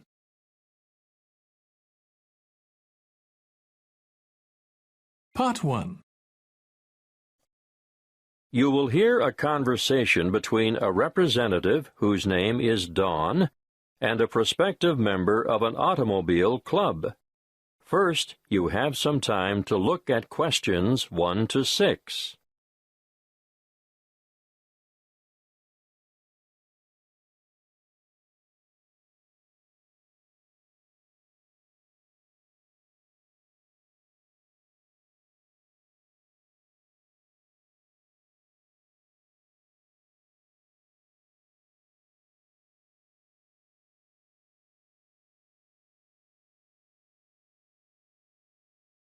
Now we shall begin.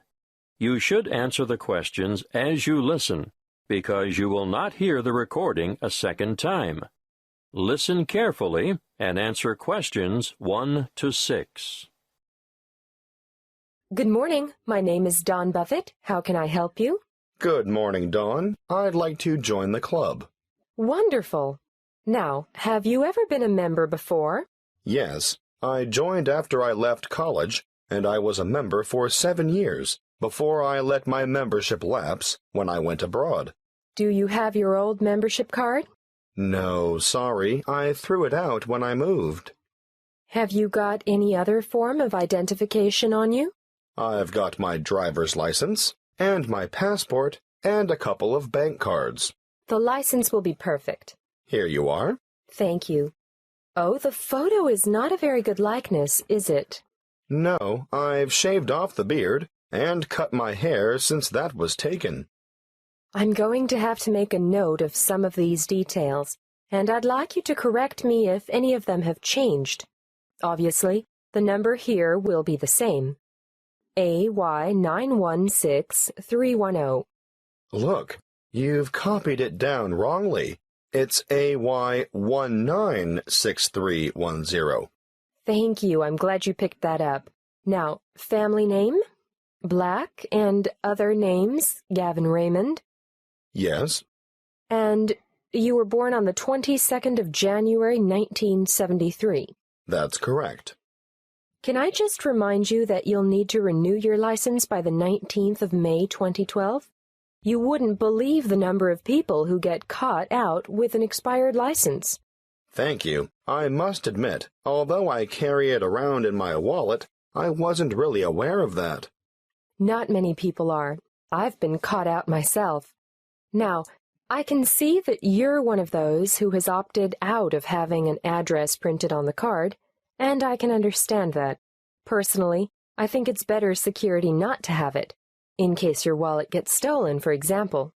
I agree. Can you give me your current address for our records? Yes, of course. I live at 29 Sunset Street, Meadowbank. Thanks. Actually, my uncle lives in the same street. It's a very nice area, isn't it? Yes, pretty good. Now, you've got 3 classes of license: motor car, motorbike, and heavy vehicle. Do you want to be covered for all 3? Oh, not anymore. I had a motorbike when I was a student, and then, before I went abroad, I worked as a truck driver for a while.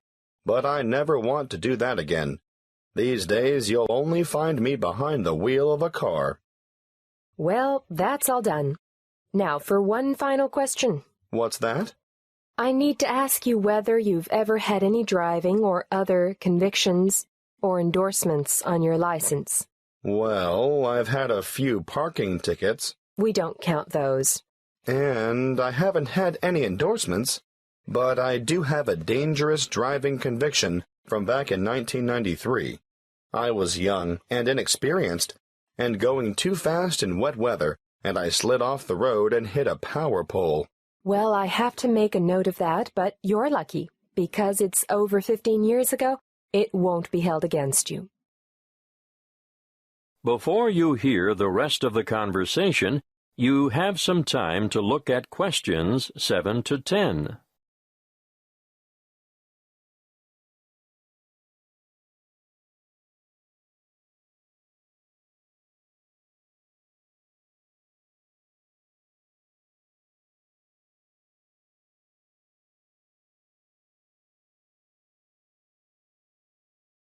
Now listen and answer questions 7 to 10. We've changed quite a lot here at the Royal Car Club since you were last a member. Oh? We now have 4 different levels of membership, starting at blue, then moving through bronze to gold. What does that mean exactly? Well, you get a different level of service and different benefits depending on what you choose. Of course, that is reflected in the annual fee. The more benefits, the higher the fee. I see.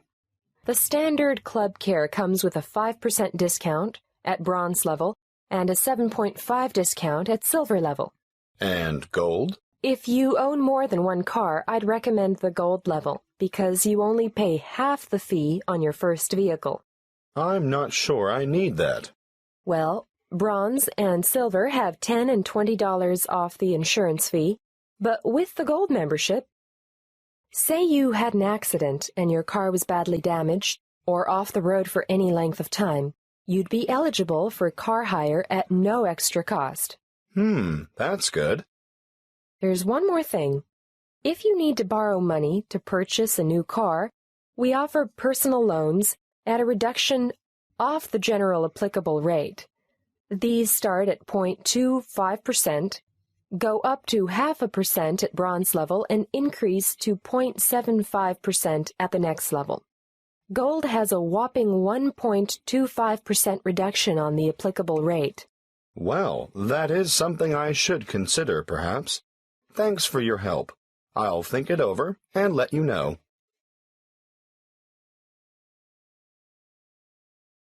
That is the end of Part 1. You now have 1 minute to check your answers to Part 1.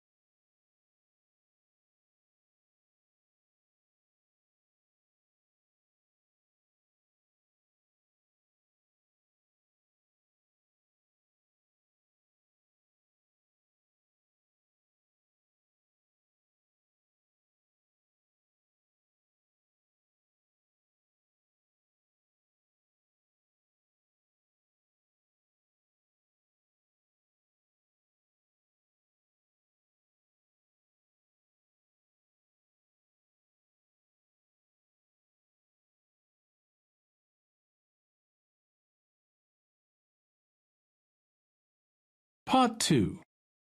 You will hear a guide at the Summerland tourist attraction talking to a group of visitors.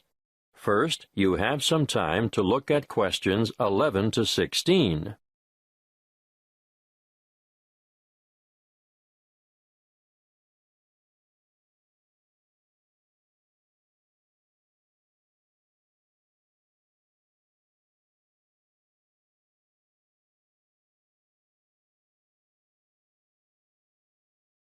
Listen carefully and answer questions 11 to 16.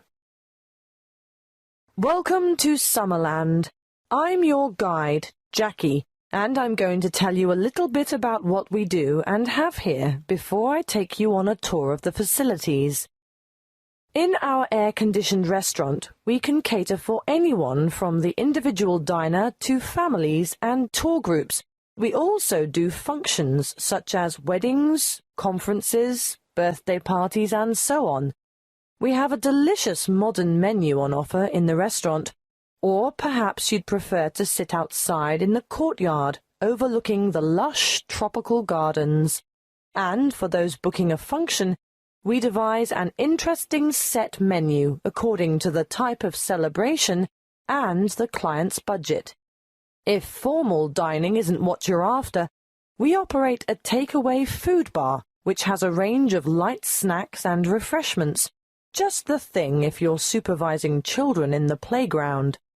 The playground and picnic area makes a great alternative to the beach. If you've remembered to bring your bathing suit and a towel, you can cool off in the water spray park. Parents can sit back, relax, and enjoy a coffee, while the kids have fun in our fully fenced, shady playground and picnic area. What a way to make the most of the warmth and sunshine we have here in abundance. The older children will love to visit the historic cottage with their parents. This was the original homestead on the property and is now preserved as a museum with an educational DVD and cinema room. You'll find the information centre here also, and you'll be able to pick up some glossy brochures to take home with you and show your friends. Don't worry, we have more than enough leaflets for you to take home. Visit the gift shop and you'll find an enormous variety of local products, fine foods and handicrafts on sale. Some say that this is the best displayed and priced shop in the region. There is more to be admired and purchased in the garden nursery, which has an extensive range of flower pots, indoor and outdoor plants, statues, and all kinds of other garden accessories to adorn any home or garden. While we're on the topic of gifts and such, I must mention the woodcrafting shed and urge you to take a look at the amazing products that the woodcrafting team produces there. You'll be able to watch them at work and buy anything they've made. The toys they produce are not only original, but some of the finest craftwork you'll ever see. Take your little ones by the hand and keep an eye on them, because they'll want to play with these, but they can't be played with unless they're paid for. Last but not least are the orchards. The Summerland tourist attraction is actually a working farm with over 40 hectares of macadamia and avocado trees. The macadamia nuts are picked by machine from April through to September. The avocados are grown, hand-harvested, packed, and marketed on site. Before you hear the rest of the talk, you have some time to look at questions 17 to 20.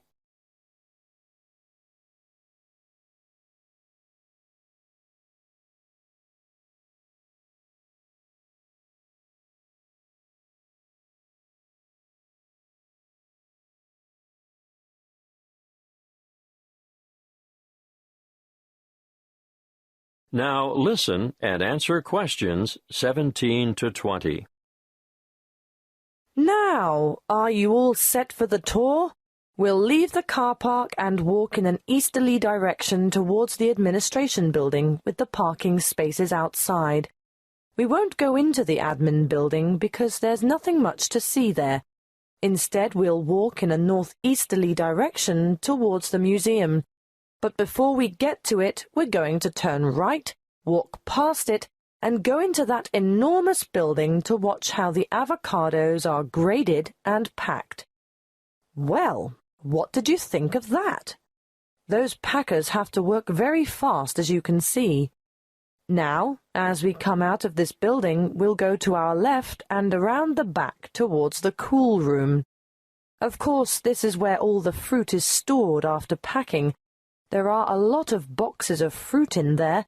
Nothing very interesting to look at, but we will stop at the other building to see how they make the cardboard cartons. See how everything is mechanized, so there is very little labor involved? I'm intrigued by how those machines operate, just like clockwork. It does get very hot in there, though, doesn't it? Which makes the thought of a peek inside the cool room quite attractive. But no, we'll skip that and make towards the building in the far northeastern corner of the facility, where they take the husks off the macadamia nuts. It's quite noisy, but absolutely fascinating. Now we'll take a shortcut heading west through the orchard to the woodcrafter's workroom and shop, and I'll give you a few minutes to browse. Take note of where this is because I'm sure you'll want to come back here later this afternoon, in your free time. Is everyone still with us? Right, let's go south now and take a leisurely walk through the picnic and playground area with the water feature. But we want to end up over at the garden shop at the northern end of the car park. We'll have to walk through the little gift shop first to gain access to the garden shop, and I'm sure you won't be able to resist getting some nice little presents for the folks at home. Are you ready for lunch now? I know it's been a whirlwind tour, but the restaurant has us booked in for 12:30, and after that, you're free to take your time wandering around until the bus leaves at 3 p.m.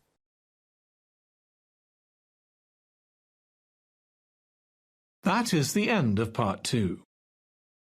You now have 30 seconds to check your answers to part 2.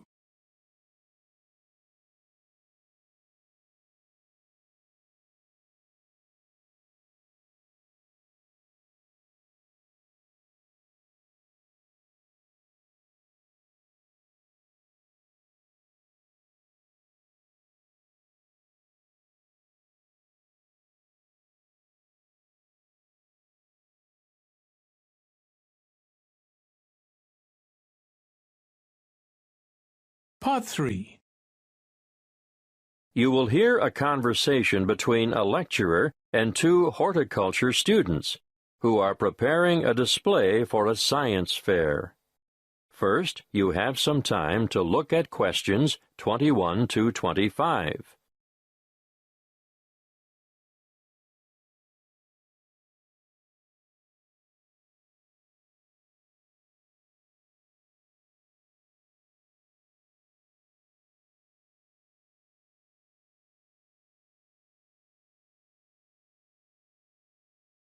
Listen carefully and answer questions 21 to 25. Good morning, Annie. Tony, how are you? Fine, thanks. Well, tell me what you have here. We thought we'd look at different methods of hydroculture. Uh-huh. In the true hydroponics method, the roots are bathed with water and nutrient solution, while support for the plant must be provided above the container. And alternatively? Alternatively, the plants can grow with their roots in a substratum, such as sand, vermiculite, or LECA granules. LECA stands for Lightweight Expanded Clay Aggregate, and vermiculite is... Thank you, Tony. I know what vermiculite is, but you should be prepared to give details about all these things to the visitors. Can you explain what the advantage of LECA is over traditional soil? It's a natural product, manufactured from clay. It's colorful, lightweight, and perfect for allergy sufferers. That's right. Now tell me why. Because it's clean and hygienic, bacteria and soil diseases don't get a chance. Well, you could say that on this chart here, ideal for household plants. And we'll point out that the growing medium itself makes no contribution to feeding, which is provided in solution with the water. Good. Now tell me what you've got here. This is a simple version of the first method, using a wide-necked jar which we've filled with water and nutrients, leaving space at the top. As the roots need to be in darkness, we'll cover the sides of the glass with brown paper later. How did you get the plant through the cork? We made a hole through the center and cut the cork in half so we could fit it around the plant stem, and we padded the hole with cotton wool. Well, that's a good demonstration of the principle involved, and ideal for a houseplant, but many people will want to see a wider application. What about more plants? We haven't quite finished the preparation yet, but over here you can see a bigger container. In fact, any wide container can be used, with the nutrient solution in the bottom, airspace above, and then we've made a rigid lid, and we've covered that with a layer of litter. What have you used for litter? We've used wood shavings. Untreated? Definitely. That's most important. You can use a variety of materials for litter, but obviously nothing toxic, and treated timber contains some nasty chemicals. So, if you're using sawdust or wood shavings, they have to be from natural timber. A good point. Yes, we'll make a note of that when we list possible ingredients for litter. Be sure to explain the purpose of the rigid lid. It's wire mesh, isn't it? And why the litter layer is important too. Well, the mesh is just a platform to keep the litter out of the water, and the primary function of the litter is to exclude light from the root space. Before you hear the rest of the conversation, you have some time to look at questions 26 to 30.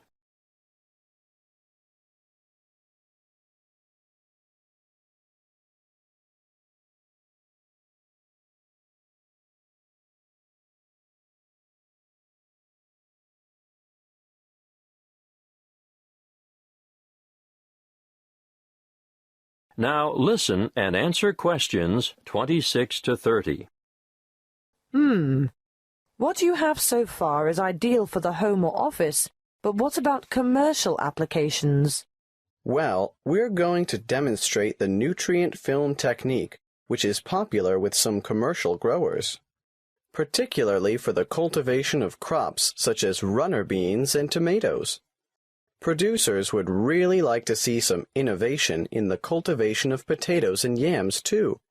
But obviously, this technique is only suitable for those crops which grow above ground.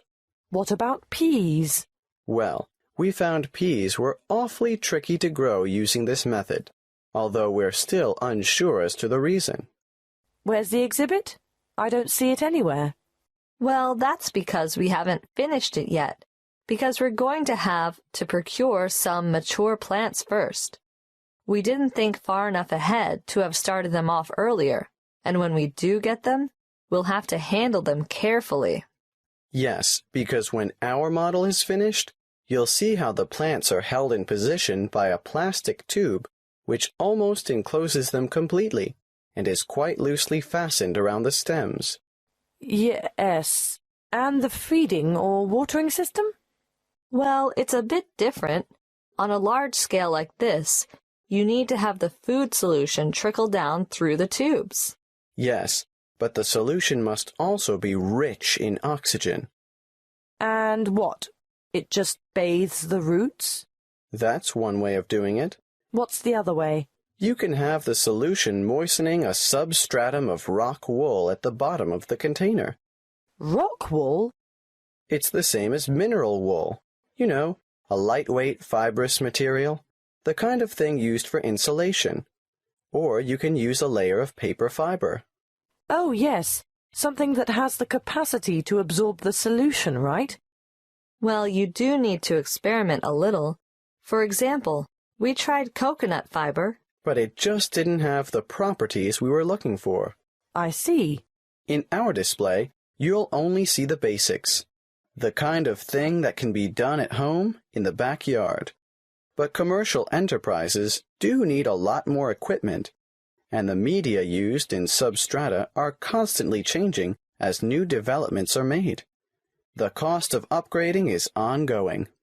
And there's always the potential of outright failure when changing systems from one you know and understand to an innovative one. Of course, there's no room for guesswork in business. You have to try to get everything right first time. That is the end of part 3. You now have 30 seconds to check your answers to part 3.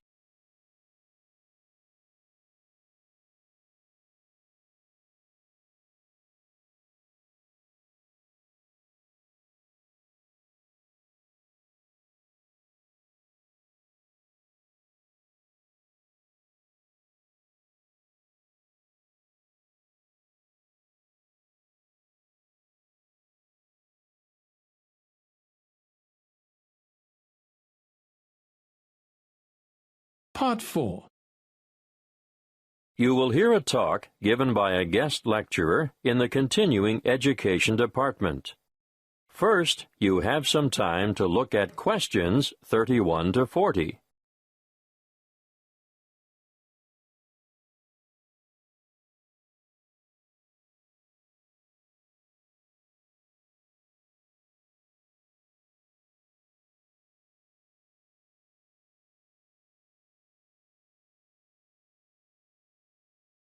Listen carefully and answer questions 31 to 40. Good evening. I'd like to thank the Continuing Education Department for hosting this series of lectures on people behind the names you thought were fiction. Welcome to this talk on the Grand Old Duke of York. I'm sure you're all familiar with the old nursery rhyme. The Grand Old Duke of York, he had 10,000 men. He marched them up to the top of the hill, and he marched them down again, and so on. But did you know that the Duke of York, immortalized in this popular song, was actually Frederick Augustus, second son of King George III of England and Queen Charlotte? He achieved fame in this way because of the humiliation he suffered at the hands of the French during the Revolutionary Wars at the end of the 18th century. Frederick was born on the 16th of August, 1763, and from the age of 17 he had been trained as a soldier. When war broke out between England and France in 1793, his father, the king, insisted that he should command the British contingent that was being dispatched to Flanders to cooperate with the Austrians and the Dutch. The Duke was a brave soldier, but remember he was only 30 at the time. Not only was he young, but he was also inexperienced in battle, and was unable to cope with the enthusiastic French Revolutionary Army. He was let down by his allies too, and in spite of the arrival of 10,000 fresh troops from England, his campaigns were a disaster. He was driven out of Dunkirk in September 1793, Flanders in May 1794, and Belgium in July 1794. Finally, during the winter of 1794 to 1795, his army retreated to the border of Hanover, and, with his unsuccessful campaigns over, the Duke returned to England. It was after this military fiasco that the Duke of York came to be, rather unkindly, satirized in song. Would you believe, despite all this, King George III arranged his son's promotion to the position of Commander-in-Chief of the army in 1798, and in the following year he was appointed to command an army sent to invade Holland. Again he was unsuccessful, and this confirmed the general opinion that he was not capable of commanding an army in the field. Nevertheless, the rhyme is a bit cruel and harsh, because it doesn't take into account the nature of the soldiers who served with Frederick. All the blame for lack of success should not have been attached to the Duke alone, because the army he had under his command was made up from what is commonly described as the scum of the earth. This is a somewhat offensive term, used to refer to a group of people regarded as despicable and worthless. Who were they, these ordinary soldiers? Well, they were mostly vicious, brutal ex-convicts, or raw recruits, and elderly men. The officers who commanded them were all untrained as military men. In fact, they were anybody who could afford to buy a commission. But here's the really great thing that, unfortunately, the Duke of York is not remembered for. He realized that this was a hopeless kind of army, and he set about improving conditions in order to recruit higher-quality soldiers. He introduced padres. Are you familiar with the term? No? Well, let me explain. You see, members of the British Armed Forces are generally Christians of one denomination or another, and a padre is a Christian cleric or chaplain who ministers to the soldiers and attends to their spiritual needs, without belonging to any particular grouping within the Christian faith. Now, where was I? Yes, Frederick introduced padres, doctors, and veterinary surgeons to the battlefield. Why vets? To attend to the horses, of course. Remember, we're talking about late 18th century battlefields. He was also the founder of the Royal Military College for the training of officers at Sandhurst. Yes, the very same one where the princes and other members of the royal family receive their military training today. Frederick also founded the Duke of York's School in London for sons of soldiers killed in battle. His name is perhaps better commemorated by this school in Chelsea than by the column that stands at the top of Waterloo Steps in St. James's Park.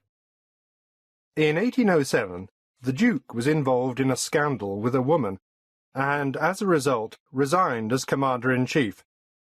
But he was reinstated in 1811 by his elder brother, the Prince Regent, who later became George IV of England. He continued in this post until his death in 1827. That is the end of Part 4. You now have 1 minute to check your answers to Part 4. That is the end of the listening test. In the IELTS test, you would now have 10 minutes to transfer your answers to the answer sheet.